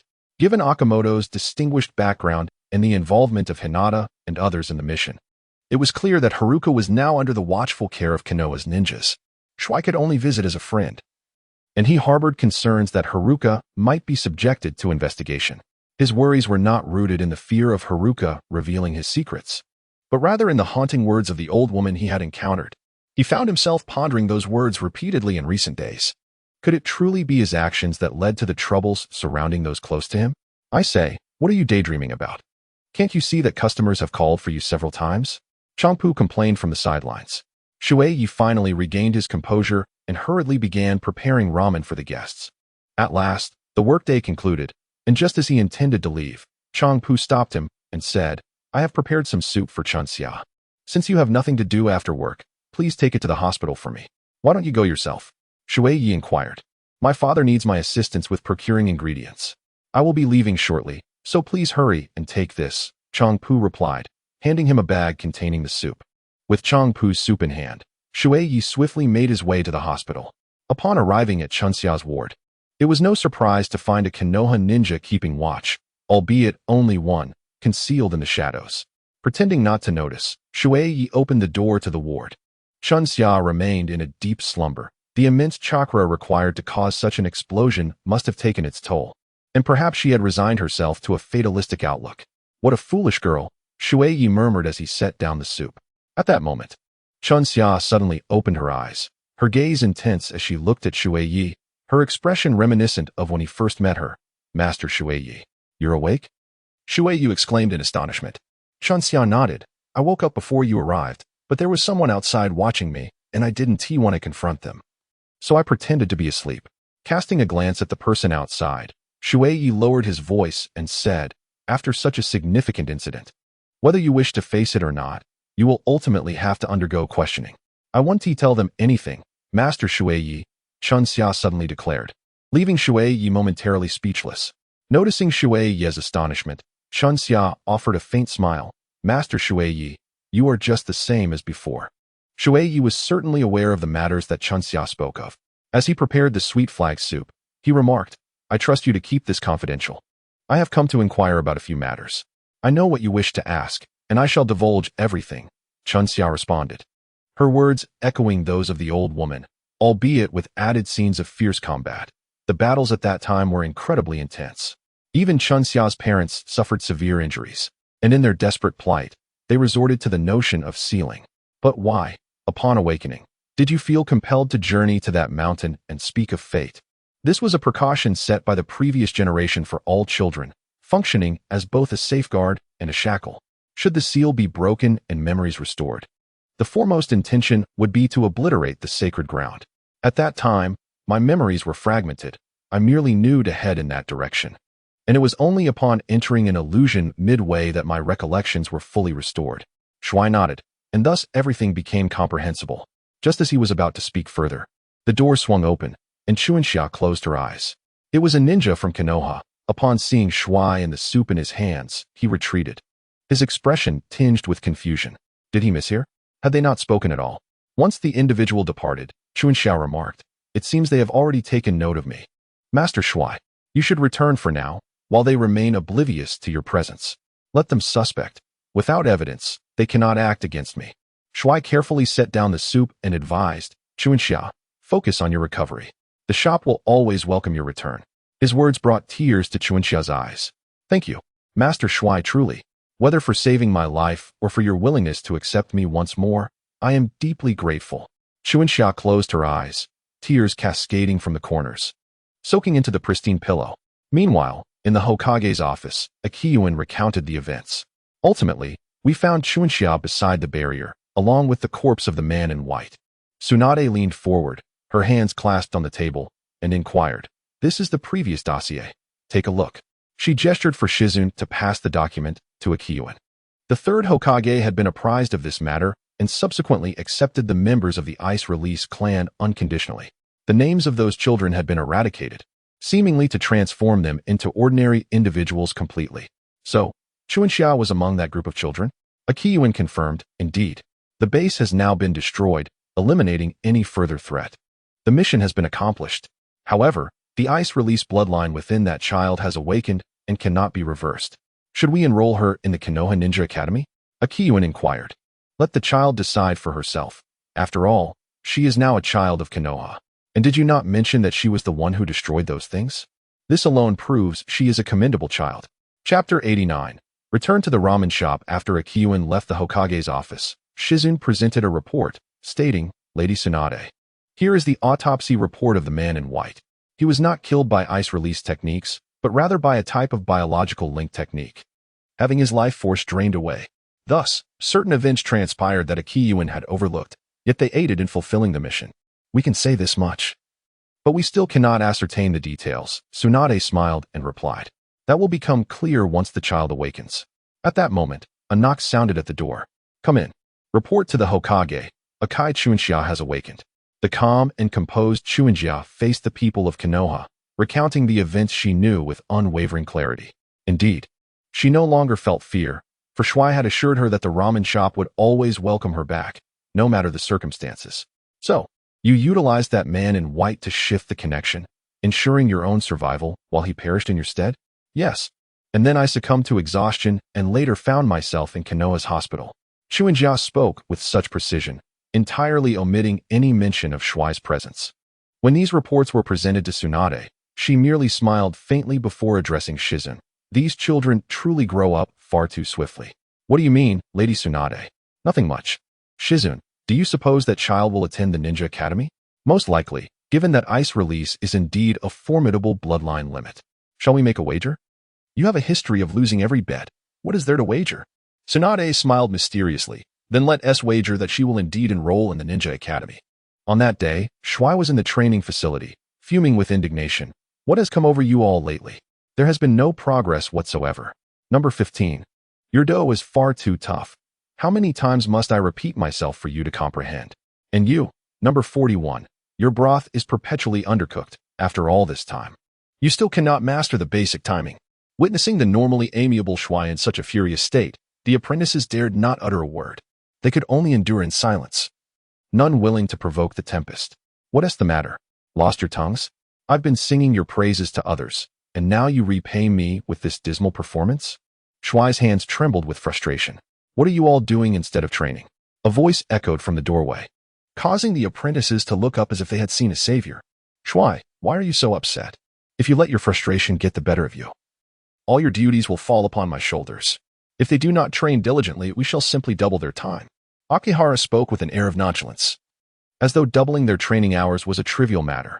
However, the apprentices knew that this was far worse than enduring a few scoldings. Doubling the training time meant nearly no rest. Each day would continue until their bodies ached and their hands trembled, refusing to relent. Moreover, group leader Akihara was like a specter, appearing behind anyone who failed to commit fully. Not only were they subjected to physical torment, but their minds were also kept in a state of perpetual tension. They wished to retract their earlier statements. Akihara was not a savior. He was, unmistakably, another source of calamity. Shui Ye found Akamoto's suggestion quite agreeable and waved his hand, saying, "Let us proceed as you, the leader Akamoto, have proposed. From tomorrow onwards, we shall implement it. For today, this shall suffice." The apprentices, wearing expressions of despair, returned to their respective tasks. Shui Ye turned to Akamoto and inquired, "Have you fully recovered from your illness?" "Almost," Akamoto replied. "I am fit to return to work." "Are you certain?" "In the food industry, it is paramount that employees remain healthy. If you were to pass your illness on to a customer, it would tarnish my reputation," Shui Ye cautioned. Akamoto shot him a glance, retorting, "Shall I procure a medical certificate from Konoha Hospital for you?" "That will not be necessary. I merely mentioned it in passing." Shui Ye replied, "Let us proceed. During your absence, I entrusted the shop to Sister Ayam, and I fear she has been overworked." As the two made their way to the ramen shop, they discovered two figures busily engaged within. "Is that Kyoka?" Akamoto observed closely and nodded. "Indeed it is." Shui Ye found it somewhat incredulous. Logically, with Chunxia's identity exposed, her return should not have been so straightforward. Upon seeing Shui Ye and Chiu Yuan, Chunxia exclaimed, "What are you two doing standing outside? Hurry in and assist Sister Changpu." For a moment, Shui Ye could scarcely believe that she had not merely dreamt the preceding events, as if nothing had transpired at all. "Stop daydreaming and go lend a hand," Chiu Yuan urged. Shui was drawn in by Akiyama, and the four of them collaborated seamlessly, swiftly completing the ramen orders for the shop. Seizing a moment when Akiyama and Ayam were distracted, Shui quietly inquired of Juanxia, "What brings you here?" Juanxia merely chuckled. "Perhaps the fifth Hokage took pity on me. I truly do not know. Nevertheless, I am simply delighted to be here. Nothing else holds any significance." "Are you concealing something from me?" Shui pressed. "I assure you, dear brother, I have nothing hidden this time. If you doubt me, feel free to ask Lord Fifth Hokage. By the way, Akiyama might also have some insights." In the stillness of the night, Shui pondered whether it was appropriate to inquire further. As he observed Changpu and Shuyuan approaching, he decided against asking any more questions. Silence would suffice. After all, everything had returned to its original state, which was a source of collective contentment. Curiosity stirred within him as Changpu asked, "Pure Summer, how did you come by such a name?" Typically, the character for summer is reserved for boys. "Perhaps my parents simply adored the summer season," Pure Summer replied. This remark prompted Shui to recall the ice pillars and seals he had witnessed within Pure Summer's dreamscape. Perhaps her parents harbored the hope that she would transcend the fate of the Ice Escape clan, blossoming into a girl as radiant as summer itself. Fortuitously, this aspiration had been realized through the efforts of many, reclaiming their daughter's luminous future at the cost of life itself. Reflecting on this, Shui felt a sense of relief. The old woman's words held truth, yet he would not permit such occurrences to transpire. He vowed to protect those dear to him. That evening, Shui returned home, leisurely settling onto the steps and gazing at the stars above, lost in thought. It had been quite some time since he had experienced such tranquility. Perhaps it was time to venture out and explore. However, he suspected that Shui Ye would not allow him to escape so easily. Shui Ye reclined into a tranquil slumber, lulled by the gentle caress of the night breeze. Just as he was on the cusp of falling into a deep sleep, a sudden cacophony of footsteps outside the wall jolted him awake. With a swift motion, he rolled over and leapt to the top of a great tree. It was then that he realized he was encircled, the intruders shrouded in masks, their foreheads adorned with the insignia of the rogue ninjas from the Rain Shinobi village. Chapter 90. Testing the Waters with Stones. Upon closer inspection, the markings revealed their allegiance to the defiant ninjas of the Rain village. A sense of suspicion began to stir within Shui Ye's heart. Why would the Rain Shinobi village target him? At that moment, someone below spotted Shui Ye and shouted, "Capture him!" A dozen figures clad in black emerged, surrounding him swiftly. "Who are you?" Shui Ye deliberately raised his voice. The leader of the black-clad men replied, "If you are wise, you will come with us. And if I refuse, then I'm afraid you will regret it." With that, the black figures surged forward, seemingly intent on a swift resolution. Shui Ye considered the situation. After all, this was still the territory of Konoha, and they wouldn't dare to act too recklessly. Thus, all he needed to do was create a commotion to summon the Leaf's guards. As he played a game of hide and seek with them, his mind raced to devise a means by which Konoha's ninjas could be alerted swiftly. Suddenly, inspiration struck. Shui Ye formed hand seals, ninjutsu, ice of the 1,000-mile eye. Fortunately, it was night, and the air was heavy with moisture. Additionally, given that there was a small stream near his home, Shui Ye quickly condensed numerous tiny ice crystals, which sparkled under the moonlight. Before long, the patrolling guards of Konoha noticed something amiss. "There's something glinting over there. Let us go check it out." As the reinforcements approached, Shui Ye decided it was time to cease the game of hide and seek. He activated his Sharingan from the shadows and vanished from sight. The black-clad men were momentarily stunned, but the ninjas of Konoha had already arrived. Upon seeing the mysterious figures, they called out, "We have enemies. Quickly, signal for help." That night, Konoha experienced an unusual unrest, as a large group of rogue ninjas had infiltrated the village, detected by the vigilant guards. As Shui Ye prepared noodles, she listened to the idle chatter of her guests. Gossip, it seemed, was the domain of women, and Changpu, with an air of mystery, remarked, "I saw it too. Though I was far away, there were occasional flashes over there, reminiscent of the reflections from a mirror." At the mere mention of a mirror, Chunxia's hands trembled as she washed the dishes. "Oh, Chunxia, why are you silent? Didn't you hear anything last night?" Changpu inquired. "Not at all. Sister Changpu, I was taking my medication, and it makes me incredibly drowsy. I couldn't hear a thing," Chunxia replied, casting a glance at Shui Ye. What can Shui Ye do? All he can do is gaze at the heavens in silence. The higher-ups of Konoha quickly convened a meeting. It seems that the intruder has extraordinary capabilities to infiltrate Konoha unnoticed. The most alarming aspect is that their intentions remain shrouded in mystery. "Lady Tsunade, we have captured several enemies, yet they refuse to utter a word. Taking advantage of our momentary inattention, they committed suicide, clearly unwilling to divulge any information." One of the shinobi reported. "The ruthlessness of their methods evokes memories of the Hidden Rain village. Shizun, do you recall the matters that Jiraiya was investigating?" Shizun nodded in acknowledgement. "Are you suggesting that they are affiliated with that organization?" "It is merely speculation, yet currently, the only connection to the Hidden Rain village is indeed that organization. However, they have always remained enigmatic, indifferent to external affairs. Why have they suddenly chosen to target Konoha?" Tsunade shook her head. "We possess too little information to ascertain their motives." At that moment, Akiyama entered, sensing Tsunade's troubled demeanor. "Lady Hokage, I have received a report that may shed light on last night's incident." Shizun took the report and handed it to Tsunade. Upon reading it, Tsunade immediately inquired, Where did the incident occur? Before Shizen could respond, Akiyama interjected, Lady Hokage, it was near the 2nd district, close to Shui Ye's residence. Then it appears they were specifically targeting Shui Ye. Indeed, and they showed no intention of concealing their actions. The intelligence I received from the Umbu dispatch to the Hidden Rain village indicates that their ambitions are vast. They have commenced attacks on the branch offices of the Hidden Rain village. Their objective is clearly aimed at Shui Ye. By controlling this primary source, they can gain a share of the spoils. That aligns with my deductions as well. Therefore, I propose that we temporarily safeguard Shui Ye. We cannot afford to be complacent until we uncover more about our adversaries. Tsunade paused in contemplation, then asked, Akiyama, can you handle this matter? Me? Akiyama was taken aback, as his ninjutsu was not suited for protective tasks. Why would Lady Hokage assign this to me? This arrangement is temporary, Akiyama.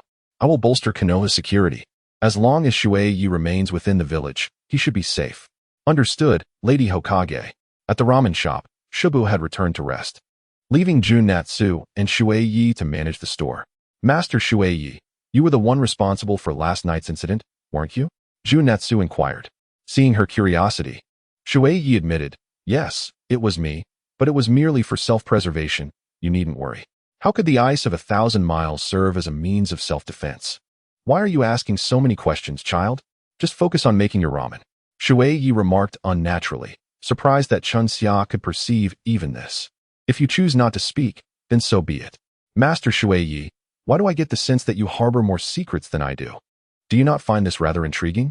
As Shui meticulously arranged the spice box and wiped down the kitchen counter, Akiyama entered, laden with bags. Haruka tugged at Shui's sleeve and remarked, look who has come, that handsome chef.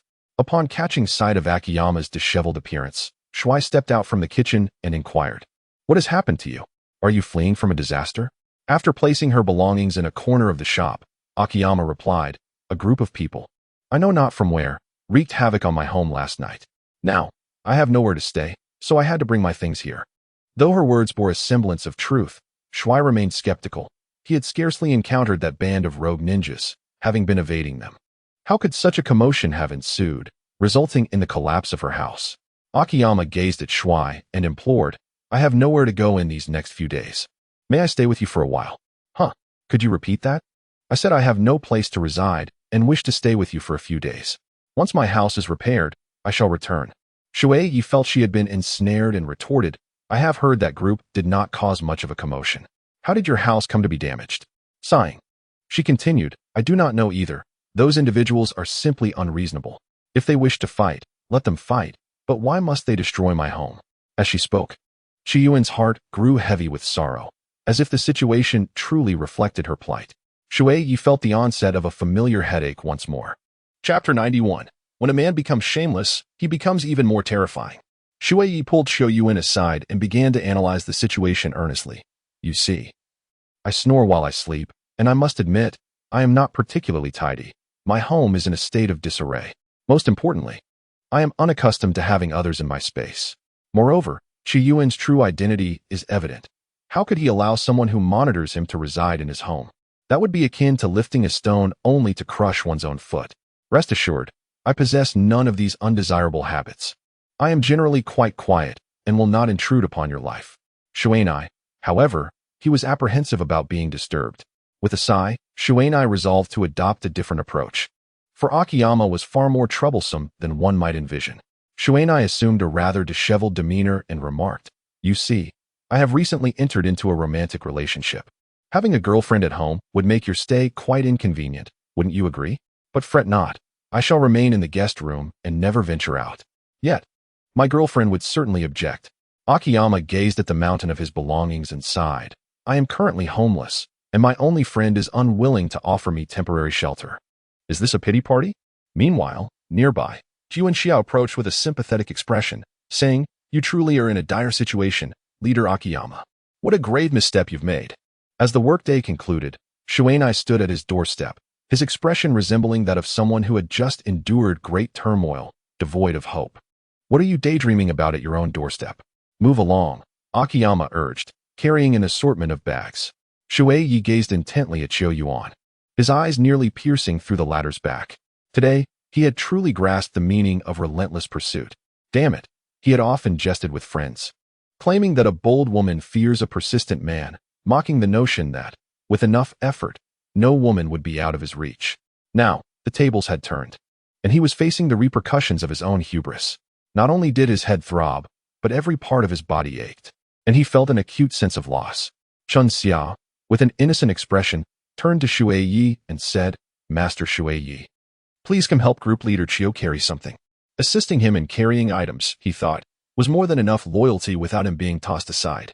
Shui Ye clenched his fists, seething with frustration, yet he could not afford to unleash his anger. He needed to remain composed. As he selected a room, he deliberately surveyed the surroundings and declared, "I shall take this one." Shui Ye, filled with indignation, chuckled bitterly. "Very well. Take your time to tidy up. I shall prepare the meal." With that, he slammed down the items in his hands, venting his dissatisfaction. "Master Shui Ye, I am here to assist." Once the two had departed, Chiyo Yuan began to survey the surroundings.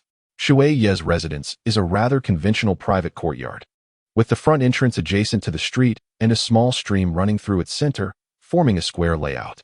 Although he had just observed that the distance from the stream to his bedroom was considerable, he realized that a single leap through the window would allow for swift access to his room. In the event of an unforeseen circumstance, he could respond promptly. Moreover, the surrounding area was relatively open, affording the best vantage point. As Shui Ye was cooking, he deliberately created a cacophony, while Chun Xia, washing vegetables nearby, chuckled and remarked, "Master Shui Ye, why is there such an awkwardness between you and team leader Akiyama?" Shui Ye replied, "You wouldn't understand even if I told you. Don't overthink it." This response displeased Chun Xia, who pouted and retorted, "At least I can perform ninjutsu now. How could I not understand?" With a sigh, he added, "Just focus on cooking." Shui Ye had indeed contemplated this matter. Having to face Akiyama frequently left him uncertain about how long he could maintain the facade. He decided to take it one day at a time. This gathering marked Shui Ye's first invitation, rather, a reluctant invitation, of friends to his home for a meal. Due to the spontaneous nature of the occasion and his lack of enthusiasm, the meal was not particularly lavish. Fortunately, with Chun Xia assisting, it was presentable enough. During the meal, Akiyama remained rather taciturn, while Chun Xia chattered incessantly, inquiring about why there were no flowers planted in the courtyard or if any pets might be kept. Initially, Shui responded occasionally, but soon grew indifferent. Fortunately, the meal concluded swiftly, as the combination of cooking and tidying up had made the evening rather late. Akiyama took it upon himself to escort Haruna back home, leaving Shui resignedly to begin cleaning the house. Exhausted from work, Shui could only vent his frustrations upon the dishes. As he washed, his irritation escalated, and he began to mutter, "What a wretched fate I endure. Being exploited is one thing, but having to deal with Akiyama, that relentless nuisance, is unbearable. I could just crush him." In Konoha, harming others without cause would lead to apprehension and interrogation. Startled by an unexpected voice, Shui dropped the plate he was holding into the sink, splashing water onto his clothes. Akiyama merely remarked, "Remember to change your shirt." Enraged, Shui tossed the rag into the water and stormed back to his room. It was utterly nonsensical for this individual to intrude upon his home, consuming his provisions while leaving him to clean up. Anyone in his position would be incensed. It was remarkable that Shui had tolerated it for so long. That night, silence enveloped the surroundings, occasionally interrupted by fleeting bird calls. As Shui lay in bed, he stared blankly at the ceiling, unable to sleep, too weary even to glance at the messages from the branch office. The day's frustrations lingered, unresolved. It was all due to those rogue ninjas. Harassing an ordinary person like him. How absurd. Yet, it struck him that Rain Village had been struggling for survival amidst the 5 great nations.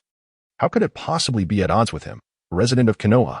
This line of thought led him to suspect that something must be amiss at the branch office.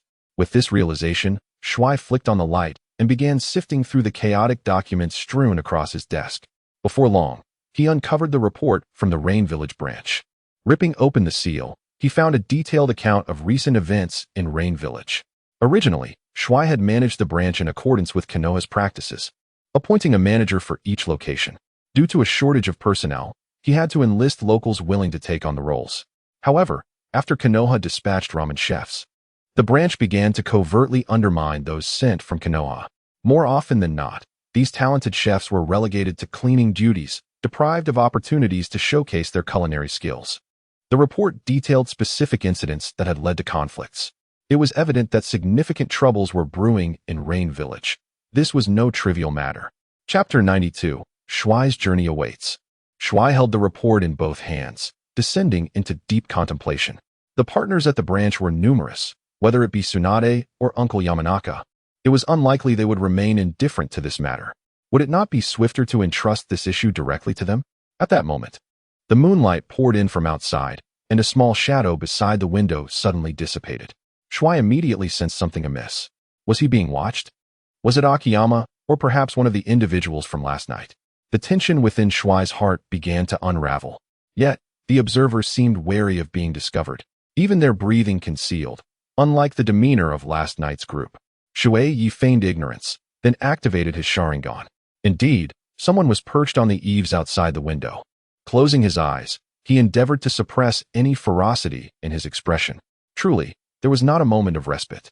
Utilizing the shadow clone technique, he left behind a clone and, harnessing the power of his Sharingan, vanished from his original position. He could no longer endure the incessant disturbances of daily life. Changing into a different outfit to avoid detection by Akiyama, Shui Ye materialized behind him and swiftly hurled several shurikens. As a member of the Umbu, Akiyama deftly evaded the attack. Given that this was his own residence, Shui Ye refrained from using explosive tags and instead engaged Akiyama in close combat. An opportunity to vent his pent-up frustration. The opponent's moves lacked any discernible pattern, and their strikes were non-lethal, wholly uncharacteristic of a true ninja style. After a vigorous exchange, both combatants found their stamina waning. Akiyama confronted Shui Ye, inquiring, "Who are you, and what is your purpose here?" At this moment, Shui Ye wished not to engage in unnecessary conversation with Akimoto and began to weave hand seals, ninja technique, Ice's thousand-mile eye. Large ice crystals gradually formed around the two, capturing their silhouettes within the moonlight. Shui Ye launched another attack towards Akimoto, with the visibility granted by the ice crystals. Shui Ye's assault upon Akimoto grew increasingly swift. Gradually, Akimoto found himself at a disadvantage. Seizing the moment when they momentarily separated, Akimoto seized the opportunity to speak. "Are you of the Ice Release clan? Yet the Holy Land has been destroyed. You should have lost your bloodline limit by now. Or are you one of those children who have regained their memories? Do not let your mind wander during combat." Shui Ye suddenly approached, launching a swift kick that sent Xiao Yuan flying a considerable distance. What a thrill! He had long desired to enact such a retribution. How dare that little rascal inflict such a significant humiliation upon him? That kick had been delivered with genuine force. By the time Xiao Yuan rose to his feet, his assailant had already vanished from sight. Upon peering through the window to assess Shui Ye's condition, he discovered him engrossed in his materials, indicating that he was not there to cause trouble. At that moment, a sharp pain surged through Xiao Yuan's chest. Lifting his shirt, he noticed a dark bruise forming. Clearly, that kick had not been trivial. Once he confirmed that Xiao Yuan was no longer monitoring from outside, Shui Ye dispelled his shadow clone and luxuriated on his bed. It was indeed a perfect time for slumber. The following day, Shui Ye, feeling refreshed, opened the door to find Xiao Yuan seated on the steps nearby. "Oh, up early, are we?"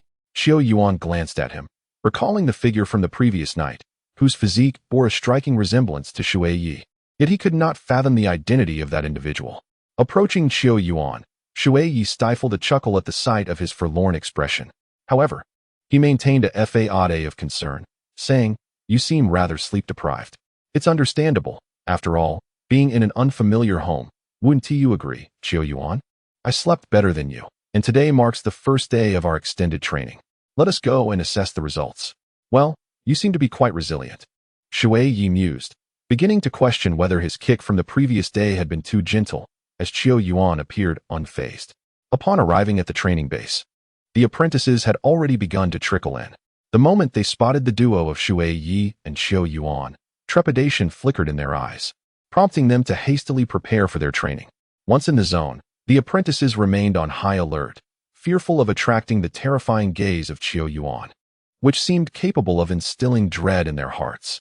Shuai was quite pleased with the situation and remarked, "Everyone performed admirably today. Let us continue to strive." "Indeed, Master Shuai," came the reply.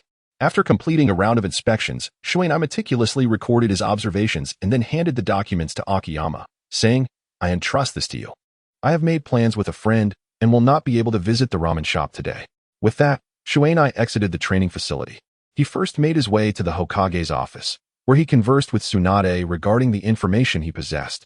Hokage-sama, it is worth mentioning that you hold shares in the branch store, so your assistance is certainly required, Shui Ye stated matter-of-factly. Recalling how Tsunade had managed to secure her position with little to start with, it was high time she contributed.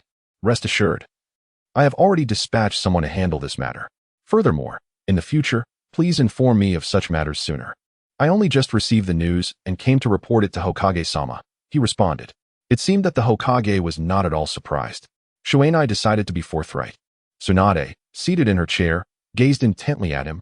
You remember, don't you? Shui Ye certainly had not forgotten when the training facility was established.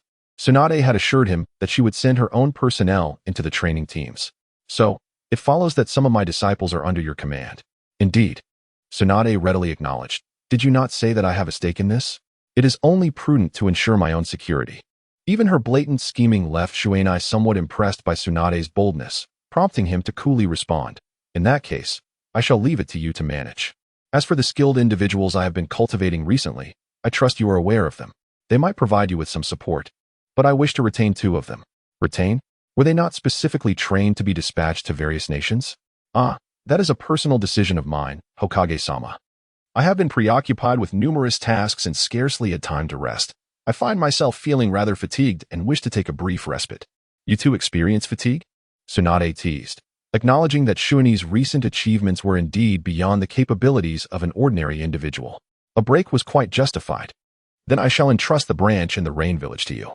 With that, Shui Ye exited the Hokage's office, feeling the sky outside was excessively blue. If only, as he had just suggested, he could simply relinquish all responsibilities. Chapter 93. Arrangements. Recently, the apprentices had distinctly sensed a shift in the training atmosphere. The once affable master Shui Ye seemed to have undergone a peculiar transformation. In terms of training intensity, it surpasses even that of the formidable Okamoto. Previously, I thought Okamoto was inhuman, but now I realize that Mizud is even more relentless. For nearly half a month, Master Mizud has remained at the training base, resting there at night and supervising their training during the day. He has become a shadow of his former self, appearing as though he is fleeing from disaster.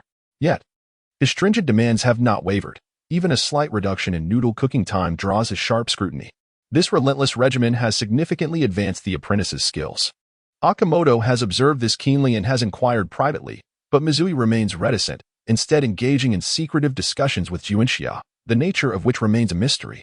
The shop has devolved into a partnership between him and Shobu, alongside those whom Mizui has forcibly retained, who have begun their internships. A subtle premonition has begun to fester within Okamoto. It seems that Mizui is orchestrating something. After half a month, Mizui erupted into laughter within the confines of his room. Juinxia, we have succeeded. Before them lay a steaming bowl of ramen, which Juinxia sampled. Not only did it exude an enhanced vegetal aroma, but it also elevated the essence of umami, and with its vibrant hues, it was a feast for the senses. Master Mizui, you are truly remarkable. You have managed to develop this. Of course, who else would it be? Mizui replied, penning the final entry in a notebook. This was the ultimate recipe for the new style of ramen. The pages were densely inscribed with Mizui's handwriting, detailing the sources of ingredients, the methods of extracting various colored essences, the ratios for blending, and precise cooking durations, all meticulously documented. Gazing at the fruits of his labor over the past month, Mizui closed the notebook and handed it to Juinxia. Juinxia, listen carefully. This is the new recipe. You must safeguard it. Juinxia hastily declined, saying, Master Mizui, what are you saying? This is all your achievement. I merely offered a few suggestions. Ignoring her refusal, Mizui insisted on thrusting the notebook into her hands. Juinxia, I have something vital to undertake and cannot carry this recipe with me, he explained. You must have sensed a shift, haven't you? Indeed, Juinxia had felt something amiss as she observed Mizui's fervent experimentation with the new recipe. Such research could be approached with patience, so why the urgency and reckless abandon? Can you tell me what you intend to do? She inquired. Shui Ye pondered momentarily before speaking. We have opened too many branches. The mountains are high and the emperor is far away. Many of these branches are beyond my control. According to the information they have relayed, the issues in Yurin village are not isolated. They are becoming a norm across other branches. A towering tree attracts the wind. And if I do not personally investigate the situation, these branches could very well fall into the hands of those individuals. At that point, I would be constrained, left at the mercy of others. Chun Xia found Shui Ye's words somewhat perplexing. She sensed he was likely to undertake a perilous endeavor. I am but a novice, utterly inexperienced. How can I possibly introduce a new style of ramen? Master Shui Ye, this is beyond my capabilities. No, he insisted. I must entrust this matter to you for the time being.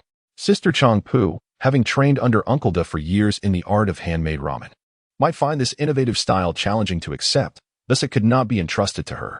Then there was Akiyama, who was sent by Tsunade to monitor him. Should he decide to leave, Akiyama would likely accompany him, making it impossible to keep him behind. Therefore, from the very beginning, he had involved Chun Xia in the experiment. Listen to me. Over this past month, you have been fully engaged. We have essentially completed this recipe together. Aside from myself, you are the most familiar with it. The urgency of the messages from the branches is escalating, and I am running out of time. Chun Xia, you are the one Akiyama and I have chosen. You must believe in yourself. Chun Xia lowered her head, her eyes filled with turmoil. I am afraid. As Shui Ye approached Chun Xia, he gently placed his hand on her shoulder, compelling her gaze to meet his. Chun Xia, do not fear. I assure you, my establishment will always welcome you, no matter the time. These words, uttered once more, stirred something within Chun Xia.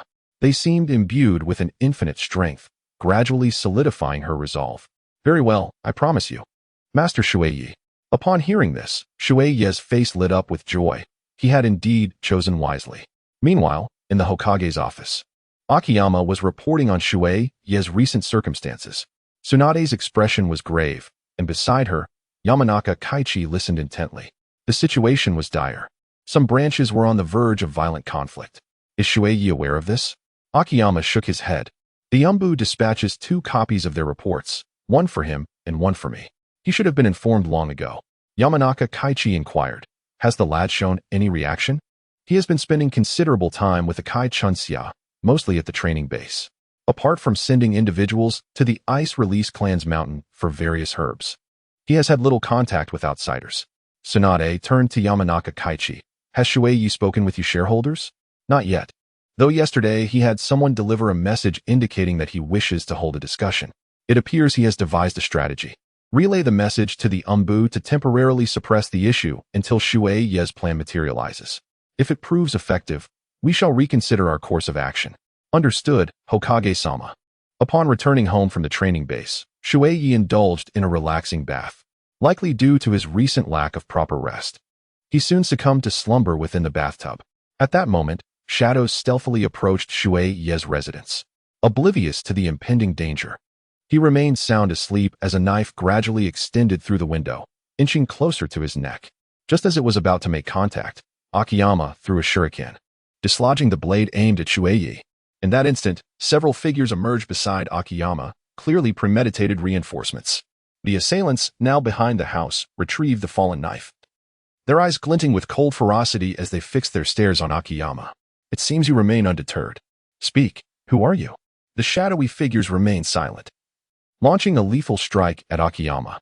The others surged forward, and the 2 factions clashed fiercely, quickly engaging in a tumultuous struggle. Amidst the chaos, Shui Ye slowly opened his eyes. Though still weary, his gaze remained sharp and vigilant. Beneath the frothy surface of the bathtub lay his tightly grasped kunai. Chapter 94. Setting off on a journey. In truth, on the very day Akiyama moved in, Mizuya had already surmised that Akiyama would brazenly take residence in his home, and his surveillance would only intensify with each passing day. Coupled with the assaults from another faction, he found himself besieged on 2 fronts, needing to guard against Akiyama's discovery while simultaneously engaging in a battle of wits with his adversaries. Rather than exhausting himself daily in this relentless struggle, it seemed far more prudent to simply refrain from returning home. This way, he could induce both parties to retreat into their own despair.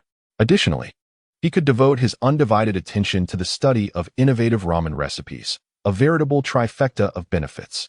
However, he did not anticipate the tenacity of his opponents. As he was marked on the very first day of his return, Akiyama was there to observe him, and thus, he was unlikely to let him perish. Though Mizuya pondered this, he nonetheless retained the kunai for any unforeseen circumstances. Had Akiyama not acted earlier, he would have ensured his own survival first. Now, the assailants outside were quite formidable, and after toiling for over a month, he simply yearned for a relaxing bath. After a refreshing bath, Shui listened intently to the sounds outside, noting that all seemed quiet. It appeared that Akiyama had resolved the situation, thus alleviating the need for his intervention. Wrapping himself in a towel, Shui dried his hair and proceeded to organize the documents on the table, which were necessary for the meeting scheduled for the following day. Meanwhile, Akiyama dispatched his subordinates to tidy up the battlefield before surveying Shui's room, which had already been plunged into darkness. The next day, Shui convened the shareholders in his capacity as the branch manager, necessitating a straightforward assembly to garner support for his recent decisions. The chosen venue was a popular barbecue restaurant in Konoha. Tsunade, Yamanaka Inoichi, and Akimichi Choza were all present. Shui handed out the prepared materials, ensuring each received a copy. Everyone, I have gathered you today to discuss the recent developments. Please take a moment to review the current status of our various branches, Shui began, retrieving his meticulously organized notes. The most pressing matter arises from the situation in the Rain Village, which Lady Tsunade has graciously agreed to address. However, the circumstances at our other branches are equally dire, as reflected in the intelligence you hold, relayed by our dispatched agents. Yamanaka Inoichi examined the information and remarked, the conditions at the branches appear to be far more complex than anticipated, with issues proliferating. Uncle Yamanaka is correct. These challenges, in my view, will only intensify with each passing day. If we do not devise a solution, our position as central leaders may become undermined, making it increasingly difficult to maintain control. Given this, do you have any suggestions? Tsunade inquired, setting aside the stack of documents. All of you possess more experience than I do. I am merely presenting a humble proposal. If there are any inaccuracies in my approach, I welcome your guidance. My suggestion is to appoint an envoy to each branch, accompanying the dispatched personnel to enhance management. After a moment of contemplation, Yamanaka Inoichi responded, I fail to see the merit in this approach. Even if we send someone to mediate disputes, success is not guaranteed and may even exacerbate the situation. Furthermore, this complicates our diplomatic relationships with the 5 great countries. Currently, our rapport with Sunagakure is relatively stable, while the stances of the other nations remain ambiguous and unclear. The establishment of branches, in essence, serves to foster their national development. In times of conflict, envoys should not be harmed. Moreover, we are merely merchants and do not partake in warfare. Tsunade chuckled softly. And what do you perceive the success rate of this plan to be? I believe we have a 70 to 80% chance of success. Should we appoint an envoy? Will that be your decision or mine? Lady Tsunade, I understand your concerns. This envoy must possess significant influence within the branches and must not be rejected by the 5 great countries. Isn't that a description that fits you? Along with the exceptional individuals you have mentored? Shui Ye set down the materials with a smile and remarked, this is precisely my intention, and I plan to personally lead the team. Subsequently, he provided a comprehensive explanation to Tsunade and the others regarding the more serious issues faced by the branch stores, outlining his strategy in detail.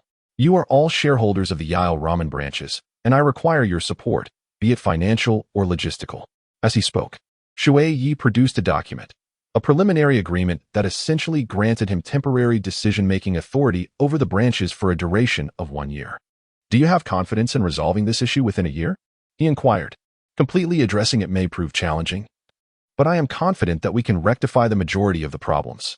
Very well, it is settled then, Tsunade replied, promptly affixing her signature to the agreement. The other 2 exchanged glances with Tsunade, hesitated momentarily, and then signed their names as well. Shui Ye was somewhat astonished. When did Tsunade become so accommodating? Tsunade handed over the signed agreement to Shui Ye and remarked, now you can confidently pursue your endeavors, can't you?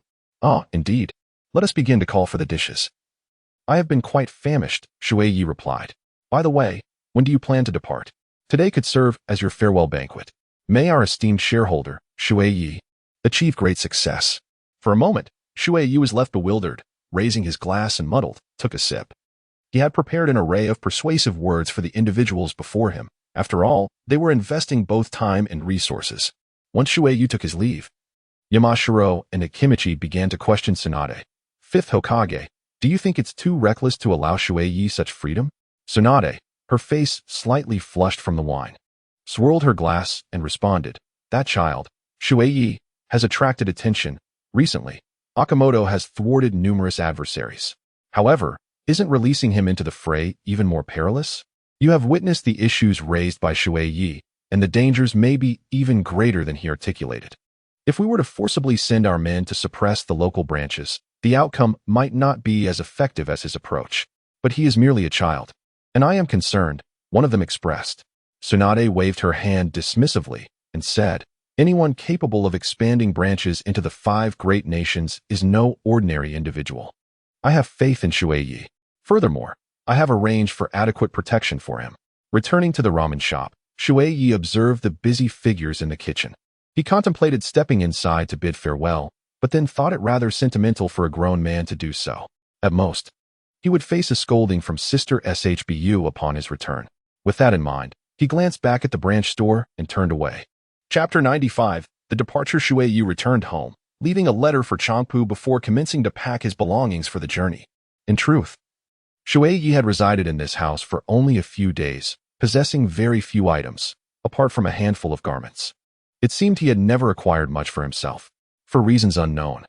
He suddenly recalled what Chunxia had mentioned earlier. Perhaps he could cultivate some flowers and plants in the courtyard ahead, and even keep a small pet in the stream nearby. During leisurely moments, he could play with it, and the thought began to evoke a sense of anticipation for such a life. Just as he finished packing, a knock echoed from outside. Come in, he called. Upon seeing Chiyuan, Shui Ye was surprised yet merely smiled, saying, it seems your news travels faster than I had anticipated. You found out? Found out what? Shui Ye teased, gesturing for him to take a seat. The two men exchanged glances, though Chiyuan's gaze betrayed a hint of unease. You need not act so. Your identity is rather easy to deduce. When Tsunade helped me establish the training base, she informed me of your role. I simply did not inquire further, being somewhat oblivious. Regardless, your presence by my side is solely for my protection, and I bear no ill will towards you. In a moment of candor, Shui Ye spoke boldly, leaving Chiu Yuan momentarily at a loss.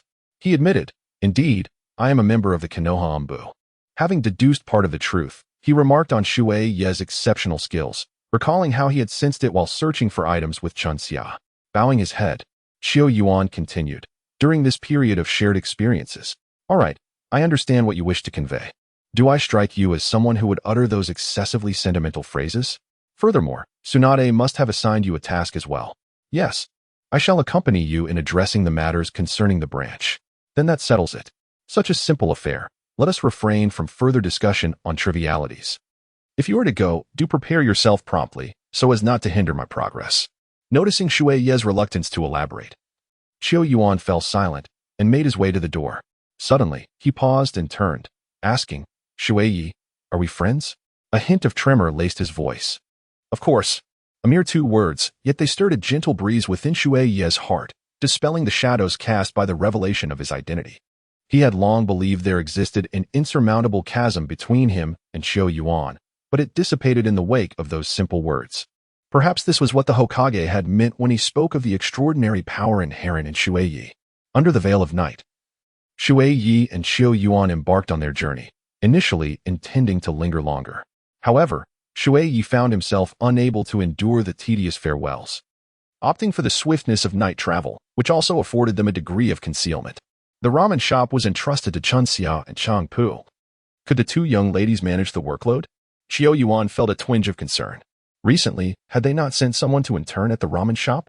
This was precisely the opportunity to put those skills to use, with 2 capable individuals assisting Chunxia, ensuring that she would manage just fine. Besides, I have left behind only the CRME de la CRME. Thus, they set off. Chiu Yuan shouldered his backpack and followed Shui Ye toward the gate. Silence enveloped them as they walked for quite some time, ultimately discovering a modest inn just as dawn approached.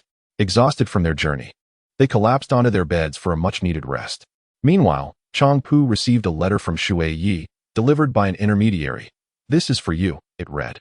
Brother Shui Ye has embarked on a journey and will be away for some time. What? That rascal sneaked away without informing me? Her exclamation startled the patrons present, causing even the ramen to hover forgotten in midair, an amusing spectacle. Chunxia hastily intervened, saying, keep your voice down, Sister Changpu. You're alarming the customers. You should have at least told me. He departed without a word. Just wait until I confront him. It's too late for that now. What do you mean by that? Chunxia released her hold on Changpu, explaining, "Last night, I intended to discuss new ramen recipes with Master Shui Ye. But when I arrived, the house was already empty." Changpu's expression dimmed at the realization that Shui Ye had not only left without informing her, but had also chosen to slip away secretly. Did he truly regard her as insignificant, so much so that he could not even muster a simple farewell? Noticing her distress, Chunxia reassured her, "Do not fret. Sister Changpu, didn't Team Master Shui Ye leave you a letter? Perhaps you should read it first."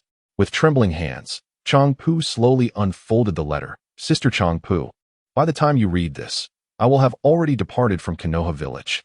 Some troublesome matters have arisen at the branch, and only I can address them. Therefore, I must undertake this journey. However, you know how difficult parting is for someone like me. I couldn't bear to say goodbye in person, and for that, I sincerely apologize. Thank you for your care during this time. I must now entrust the branch to you and Chunxia. Just wait. I'll find something to occupy myself with," Changpu remarked, somewhat testily. Seeing that Changpu was not genuinely angry, Chunxia continued, "That is settled then. Master Shui Ye has also left me a task that requires your assistance, Sister Changpu." After carefully stowing the letter, Changpu inquired, "What task?" After a restful slumber, Shui Ye awoke leisurely and exited his room, only to find Chiu Yuan already indulging in a meal. Shui Ye slowly descended the staircase, saying, "You can sleep a little longer. I am in no haste. If you were not in a hurry, then you would not have set off in the evening." Shui Ye chuckled and remarked, "This little head is quite clever. Let us hasten our meal, for we must continue our journey and reach the first branch location before nightfall. Based on your indicated location and the markings on the map, I believe I can arrive before dusk." However, Akiyama glanced at Shui Ye, appearing utterly helpless, and sighed. "What do you mean by that? Do you find me a burden?" Indeed, Shui Ye recalled that if memory served him correctly, the person in question had inquired yesterday whether he was his friend, and today he was causing trouble. Nonetheless, he decided not to stoop to such levels. After satisfying their hunger, Shui Ye and Akiyama tidied up and set off for their next destination. "With your stamina, how have you trained yourself?" Shui Ye, weary from their long trek, managed to utter. Akiyama remained silent, and it dawned on Shui Ye that this individual belonged to the Umbu, having undergone rigorous training, likely endowing him with physical capabilities far superior to his own. Chapter 96. Injured, I can't go on. I need to catch my breath. Shui Ye collapsed beside a grand tree, panting heavily. The situation at the branch store was urgent, and he had refrained from calling for a halt along the way. Akiyama stood nearby. He couldn't resort to ninjutsu to hasten his escape, which was quite vexing. After sipping a few mouthfuls of water, Shui Ye felt somewhat rejuvenated. At that moment, he discerned a cacophony of sounds approaching from a distance, suggesting that someone was nearing. Akiyama's duty was to ensure Shui Ye's safety, and he immediately assumed a defensive posture. Meanwhile, Shui Ye could only feign ignorance of the imminent danger. Continuing to jest with Akiyama, "What do you say about picking some fruit in the woods? I'm quite hungry." "Silence!" Akiyama suddenly commanded, his hands poised for an attack. As the sounds grew louder, Shui Ye whispered to Akiyama, "Is something amiss? How can I assist you?" Shui surveyed the surroundings, which were perfectly suited for concealment. Akiyama pointed in a direction and said to Shui, "Take the goods and hide over there. Leave this place to me." "All right." With someone taking on the laborious task, Shui felt quite pleased, hoisting the bundle and concealing himself within the thicket. The pursuers had arrived, a group chasing after an individual. Initially, Akiyama presumed them to be enemy ninjas, but upon realizing they were not targeting him, he leapt into a tree. This locale was not far from Mist Shadow Village, and logically, one would expect it to be Mist Ninjas. Observing the figures below, Akiyama found it peculiar. They all donned black masks, suggesting they were part of an enigmatic organization. "Run. Keep running. We are so far from Konoha. Let us see if you can return and fetch help." The masked individuals appeared quite arrogant, threatening the weary escapee, "Come back with us. Do not resist." Upon hearing they were from Konoha, Akiyama parted the leaves for a clearer view. To his dismay, he recognized the pursued individual as one of the first group dispatched by Shui. The person was battered and bloodied, barely holding on. "You lot, if it weren't for Konoha establishing a ramen shop here, you would be unable to sustain yourselves. Now you forget your gratitude and betray your promises. You shall not have a favorable outcome. It seems you are unwilling to cooperate with us." With that, they moved to strike the Konoha individual. Akiyama descended from the treetops, hurling 3 shurikens at the masked assailants. Clearly, They lacked skill, as Akiyama's shuriken struck true, eliciting several cries of anguish. Akiyama helped the individual to his feet, who recognized him immediately. Wait, how did you end up here? We can discuss that later. First, I need to deal with him. The group of masked figures exchanged glances and erupted into laughter. You think you can say that? We have over a dozen here. Even a war of attrition will wear you down. Let us see about that. A few minutes later, Shui emerged from the thicket, observing the writhing, defeated figures on the ground. Akiyama, I did not anticipate your prowess. The leader of the masked group, seeing they could not best Akiyama, ominously declared, You shall regret opposing us. With that, he fled like a frightened dog. Shui Ye jested, Is this all the courage these individuals possess? Yet, upon glimpsing the figures behind Akiyama, Shui Ye's expression shifted dramatically. He hastily approached the tree and inquired, You are one of the original apprentices. How is it that you find yourself here? Upon seeing Shui Ye, the apprentice's eyes welled with tears. Master Shui Ye, is it truly you? Did you come all the way from the Hidden Leaf Village? Indeed, I have perused the letters you sent back. Given the urgency of your situation, I prioritized my arrival here. What has transpired? You are injured? Feeling the genuine concern from Shui Ye, the apprentice weakly replied, Yes. I intended to send you a message yesterday, but before I could do so, I was discovered. The apprentice wished to articulate more, yet his eyes rolled back, and he fainted. Akiyama immediately rushed forward to assess the situation. A deep wound marred the apprentice's abdomen, from which blood continued to seep. The situation was dire. Step aside. Retrieve the medical supplies from the bag. I must attend to his wounds. Shui Ye opened her backpack to assist Akiyama in providing basic treatment to the apprentice. Upon lifting the garment, she felt a pang of compassion. The apprentice's body was marred by numerous wounds, varying in depth and degree of healing. This indicated that he had been injured for some time, and indeed, the discord within the branch had escalated. However, she did not anticipate the severity of the attack. After ensuring the apprentice was settled, the day was nearing dusk. Shui Ye turned to Akiyama and inquired about the apprentice's condition. His blood loss is substantial, and given the extent of his injuries, it would be prudent to refrain from moving him further to prevent exacerbating his wounds. Akiyama surveyed the surrounding area. The underbrush on this mountain is quite lush. There should be some hemostatic herbs nearby. Wait here while I search for them. Very well. As she gazed at the unconscious apprentice, Shui Ye retrieved the letter he had given her earlier and unfolded it. The ink was smeared with splatters of blood, and the handwriting was chaotic, suggesting a situation of great urgency. The letter broadly outlined the circumstances. The apprentice had been targeted by individuals within the establishment, despite his exceptional ramen-making skills surpassing all others. Yet, he was still marginalized, unable to participate in the preparation of ramen or even witness the daily operations of the shop. As the branch manager, he had no authority whatsoever. Eventually, conflicts arose, culminating in those within the shop employing unsavory characters to assault him. It seemed that the group she had encountered earlier was indeed summoned to oppose him. Unfortunately, the letter's contents were abruptly interrupted, leaving it unfinished. Shui Ye carefully tucked away the letter and fell into deep contemplation. The individuals hired were from a minor and disreputable organization, suggesting that they were not affiliated with the Akatsuki, but rather ordinary people harboring grievances against the apprentice. Just then, Akiyama returned with a handful of herbs. You are quite swift, Shui Ye remarked. Akiyama nodded, proceeding to crush the herbs and apply them to the deepest wound, while also offering the apprentice a sip of water. Thankfully, the bleeding gradually subsided, no longer seeping through the bandages. Shui Ye finally felt a sense of relief and turned to Akimoto, saying, It appears that the situation at the branch is far worse than we had anticipated. They dare to harm those I have sent and intercept correspondence, clearly wishing to keep me in the dark about the store's true condition. What do you intend to do? Akimoto inquired. Whatever we decide must wait until this individual regains consciousness. We are not well versed in the circumstances and cannot act recklessly, Shui Ye replied. Chapter 97. Deceived due to the severe injuries sustained by the apprentice, he remained in a deep, unresponsive slumber. Both Shui Ye and Akimoto dared not stray far, mindful of the possibility of their adversaries returning. As the night wore on, Akimoto noticed that the apprentice had begun to run a fever and was murmuring deliriously. If they did not procure some medicine soon, the rising temperature could lead to dire consequences. However, these herbs were not as easily found as the hemostatic remedies, and the time required for such a venture would be considerable. Casting a glance at the peacefully sleeping Shui Ye, Akimoto hesitated. The mission bestowed by Lord Hokage was to ensure Shui Ye's safety, and the apprentice was merely a fleeting acquaintance.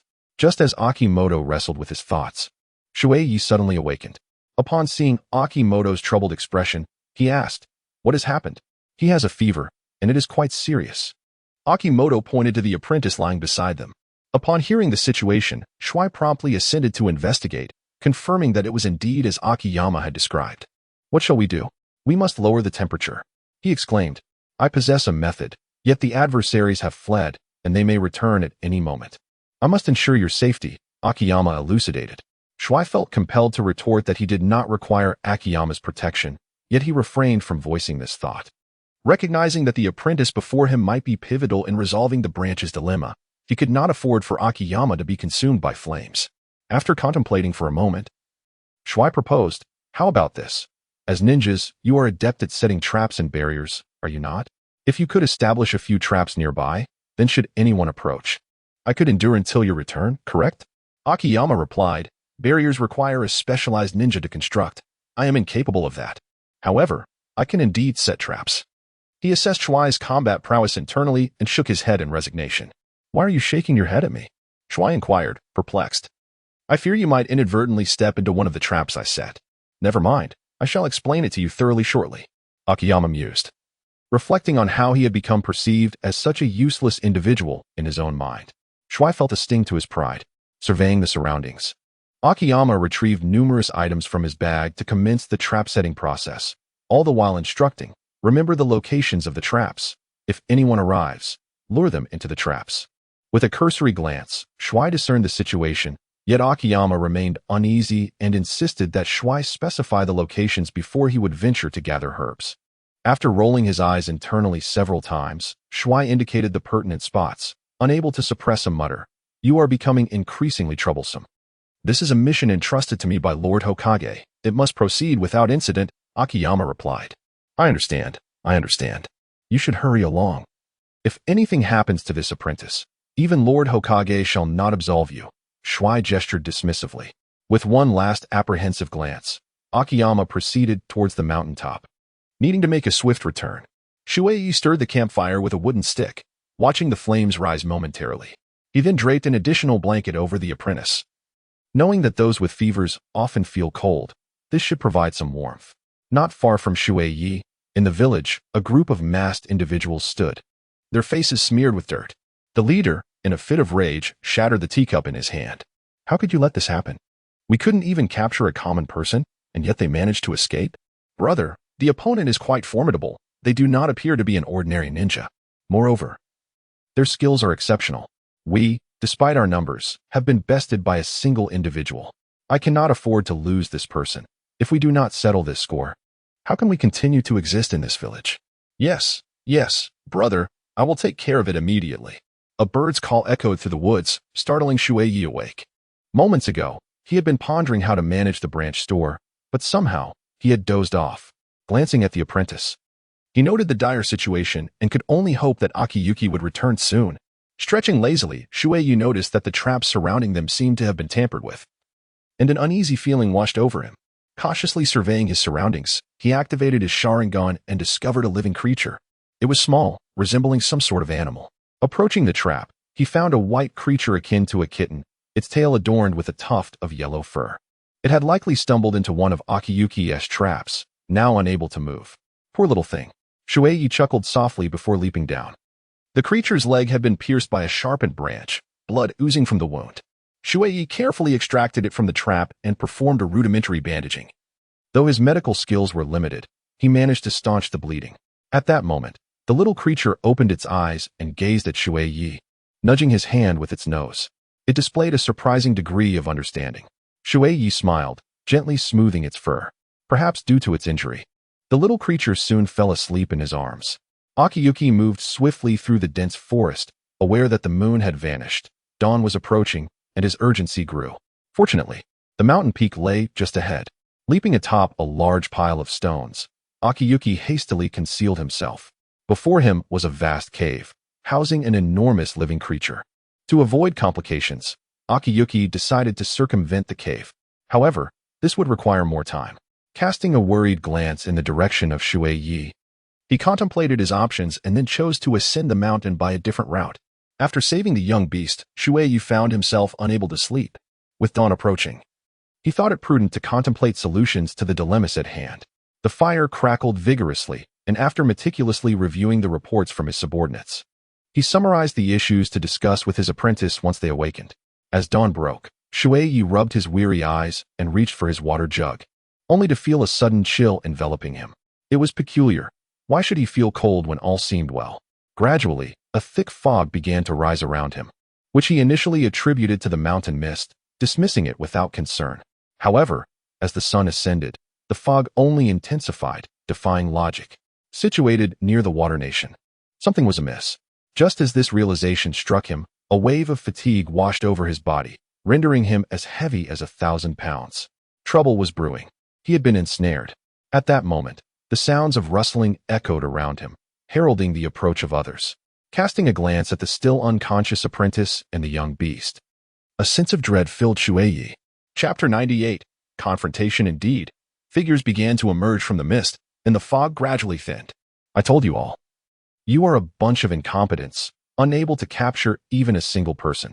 Look, I have succeeded immediately upon my arrival, declared a masked individual stepping forth from the haze. Unmistakably the leader of the organization from the previous day. To his astonishment, such despicable ninjutsu was employed, masking poison within the natural fog, catching him unawares. The apprentice, possessing the most information, could not be left unguarded. Despite his heavy limbs, Shui Ye attempted to activate his Sharingan, which still responded. Utilizing Kamui, he concealed the apprentice and the young beast, then turned his icy gaze upon the intruder. Are you the one who assaulted my subordinate yesterday? The leader accused, pointing at Shui Ye. At that moment, another figure interjected. Boss, it's not him. It must be the one beside him. Wait, where did that person go? What did you say? There was another person?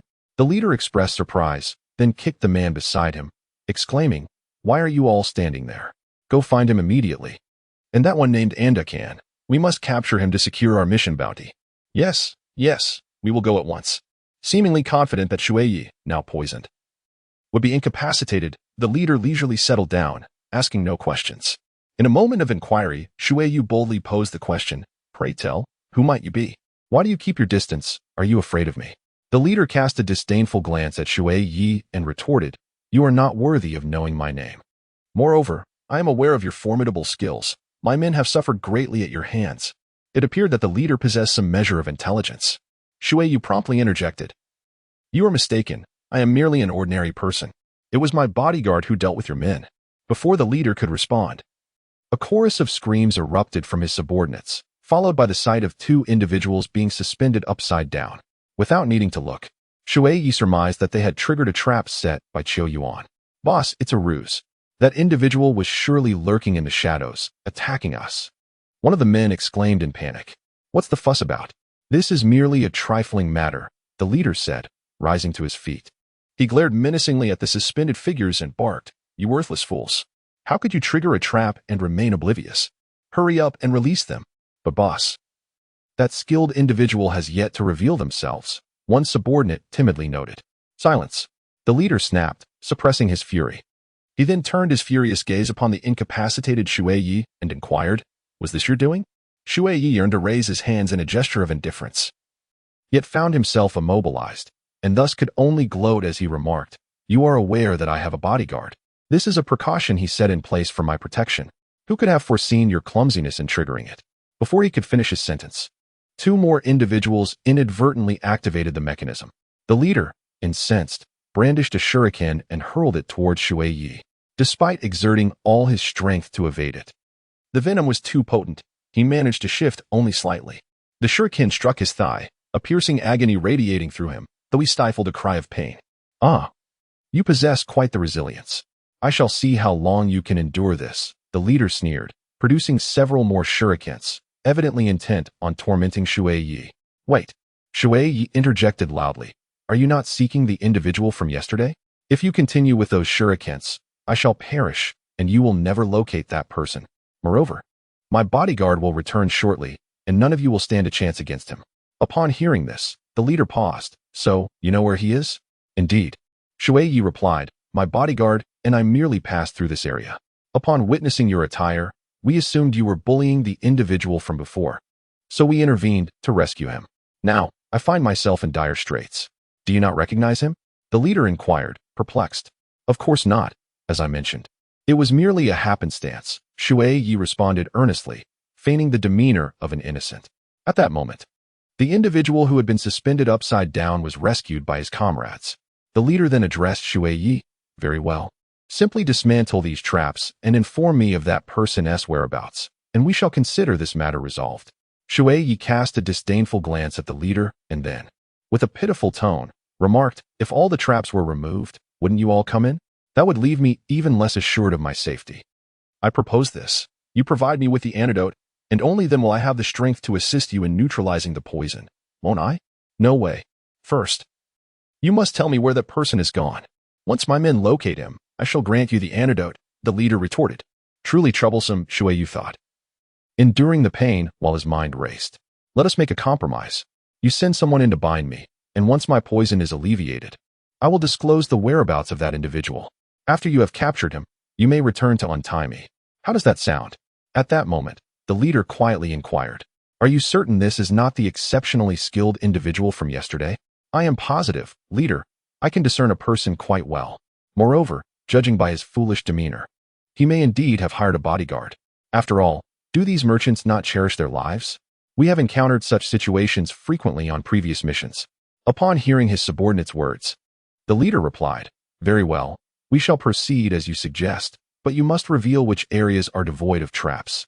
Seeing that he had hooked them, Shui Ye divulged a path and cautioned, remember, not a single misstep, or I shall not be held accountable. The young subordinate gulped nervously and quickly followed Shui Ye's directions until he stood beside him. Faced with merely a poisoned individual, the subordinate inexplicably felt an overwhelming pressure. He shook his head vigorously and glanced at Shui Ye. In that fleeting moment, Shui Ye smiled at him, his eyes gleaming with a sinister light, instantly ensnaring the young man's will. Bind me, but be gentle with the knots, Shui Ye whispered to the entranced subordinate. Like a puppet, the young man complied. Once secured, Shui Ye turned to the leader and inquired, may I now receive the antidote? The leader, still apprehensive, called out to the subordinate beside Shui Ye. Is he bound securely? Shui Ye commanded his subordinate, bind him securely. Upon witnessing this, the leader tossed an antidote towards Shui Ye and instructed his subordinate, administer the antidote. Observing the antidote at his feet, Shui Ye smiled once more. Once the poison was removed, he intended to press these individuals into the ground repeatedly, for he would not answer to any name but Shui Ye. As the potion coursed through his body, he felt the oppressive weight dissipate after a while, though his chakra recovery was somewhat sluggish. Chapter 99. A surfeit of wounded. Can we now disclose the location of that individual? The leader inquired impatiently. Certainly, Shui Ye teased, deliberately holding back information before probing further. I find it rather intriguing. According to your claims, he is merely a noodle chef. Why is it imperative for you to capture him? That is of no concern to you. We are simply being compensated for our services. Then I am even more curious. How much has the other party offered for this chef? That is classified information and does not pertain to you. Enough with the idle chatter. Reveal the whereabouts of the individual. Having restored approximately 70 to 80% of his chakra, Shui Ye flexed his hands. Despite being bound, forming seals presented no challenge. So he addressed the leader, I am willing to offer double the amount. Would that suffice to persuade you to cease your pursuit of him? Do not waste time. I warn you, if you do not divulge the information, I shall pierce your other leg. As Shui Ye seized the opportunity to form hand seals while his opponent spoke, he was abruptly interrupted by the arrival of another. This newcomer charged forth with remarkable speed, dispatching several adversaries in the blink of an eye before landing gracefully before Shui Ye. Noticing Shui Ye's injuries, the masked figure, Akiyuan, delivered a powerful kick that sent one of the thugs sprawling a considerable distance away. Realizing that he could refrain from intervening, Shui Ye relaxed his hands from the seals, intending to speak, only to feel a drop of blood land upon his face. It was then that he discerned Akiyuan panting heavily, blood trickling down from his own body. You're injured? Do not speak. I will handle the situation at hand first. Akiyuan's voice was strained and lacked its usual vigor, and with the blood dripping, Shui Ye quickly deduced the gravity of Akiyuan's wounds. The thugs, upon seeing Akiyuan's arrival, clamored to their leader, Boss, This is the person who injured many of us yesterday. Silence. I can see that without your assistance, the leader retorted, observing that this individual had dispatched several foes with remarkable swiftness, indicating he was not easily dealt with. Had he known better, he would not have released the antidote to the toxins. Without the toxic mist, confronting this individual would be a formidable challenge. Thus, the leader turned to Shui Ye. It seems your bodyguard has returned. Speak quickly. Where is that person? Akiyuan, barely holding on, struggled to comprehend their words and simply urged Shui Ye, listen, my time is limited. Once you defeat them, evacuate swiftly with everyone. Witnessing Akiyuan's unwavering determination despite his wounds, Shui Ye's hands trembled. Could he truly allow him to fight while injured? Before he could resolve his inner turmoil, Akiyuan formed his hand seals, fire release, great fireball technique, and charged into battle, engaging the assailants. The leader barely managed to counter Akiyuan's fire technique, quickly forming his own hand seals, indicating he was employing the techniques of the Mist Ninja Village. Shui Ye hurriedly warned, Akiyuan, he employs poison. Be cautious. Akiyuan hesitated for a mere moment before ruthlessly continuing his assault, forcing the leader to struggle to keep up with his swift and lethal attacks. What are you all doing? Hurry and assist me. The leader bellowed, prompting the other thugs to rush in. The enemy's numbers were overwhelming. After a fierce skirmish, Akiyuan had managed to eliminate 2/3 of their foes, yet the pace of his attacks began to wane. Boss, he seems to be injured. One keen-eyed thug suddenly pointed out, indicating Akiyuan's shoulder. The night was shrouded in darkness, and Water Knight's cries echoed ominously. The leader, suddenly invigorated, exclaimed, Fortune is on my side. He must have been attacked by the beast lurking in the woods. Let us hasten. Gradually, a dense fog began to gather, and Akiyama surveyed the dire situation before him. Outnumbered and outmatched, his only recourse was to flee with Water Knight. He leaped to her side, nearly losing his footing, but she steadied him, her eyes filled with struggle and reluctance. Regrettably, Akiyama was too focused on the enemy to notice her distress. Listen to me. We cannot save that person now. I can only take you away, he declared, forming hand signs. Wind release, wind blade. A ferocious gust of wind erupted, stirring up dust and debris, dispersing the encroaching fog and rendering their adversaries powerless. Let us go. Akiyama tossed several smoke bombs and vanished with Water Knight. Once the smoke cleared, the leader fumed. You useless fools. How could you let them escape? Hurry, pursue them. After gaining some distance, Akiyama glanced back, relieved to see no pursuers. They will soon follow. We must leave the mountains and head to the village, he urged, but before he could finish, he succumbed to unconsciousness. Shui Ye suddenly realized that his hands were sticky and crimson. Upon glancing down, he was horrified to find them covered in blood. Panic surged through him as he hastily tore open Shuyuan's clothing to assess the situation. Countless lacerations marred Shuyuan's body, and 2 ghastly wounds on his arms continued to ooze blood. In his frantic escape, he had neglected to grab his bag, leaving him utterly helpless to tend to Chiu-Yuan's injuries. The thought of anything happening to Chiu-Yuan filled Shui Ye with overwhelming guilt. In desperation, he ripped his own shirt apart to staunch the blood flow from the 2 gaping wounds. Suddenly, he remembered the herbs Chiu-Yuan had gathered for the apprentice the night before. What did they look like? He racked his brain, beads of sweat forming on his forehead. I remember. Shui Ye exclaimed, before placing Chiu-Yuan into his spatial realm. Rest well. I shall return shortly to save you. Fortunately, he had barely taken a few steps when he spotted the very herbs he sought. After hastily gathering a handful, he made his way to the village. Despite its small size, the village boasted numerous inns, and Shui Ye chose a larger establishment to stay in. Once inside his room, he closed the door and released the injured duo along with a wounded beast from his spatial realm. He promptly applied a coagulant to Chiu-Yuan's wounds and checked on the apprentice, who showed no signs of improvement. At that moment, Shui Ye noticed Chiu-Yuan's bag was bulging. Upon opening it, he discovered a type of herb, evidently the medicine for fevers. Without delay, he crushed the herbs, mixed them with a bit of water, and administered the concoction to the apprentice. Recognizing the severity of Chiu-Yuan's injuries, he prepared an additional bowl for him as well. After ensuring everything was in order, Shui Ye finally found a moment to sit down and catch his breath, realizing that caring for others was indeed exhausting. At that instant, the young beast shifted its hind legs, appearing to be in considerable pain.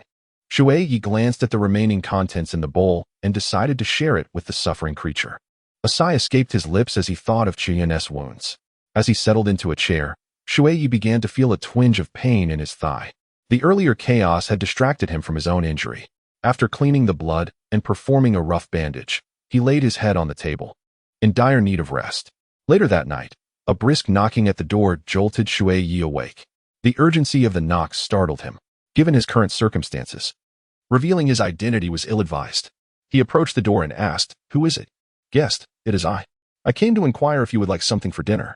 "Oh, it's nothing. I'll go out to eat shortly." "Very well, then allow me to recommend a fine establishment.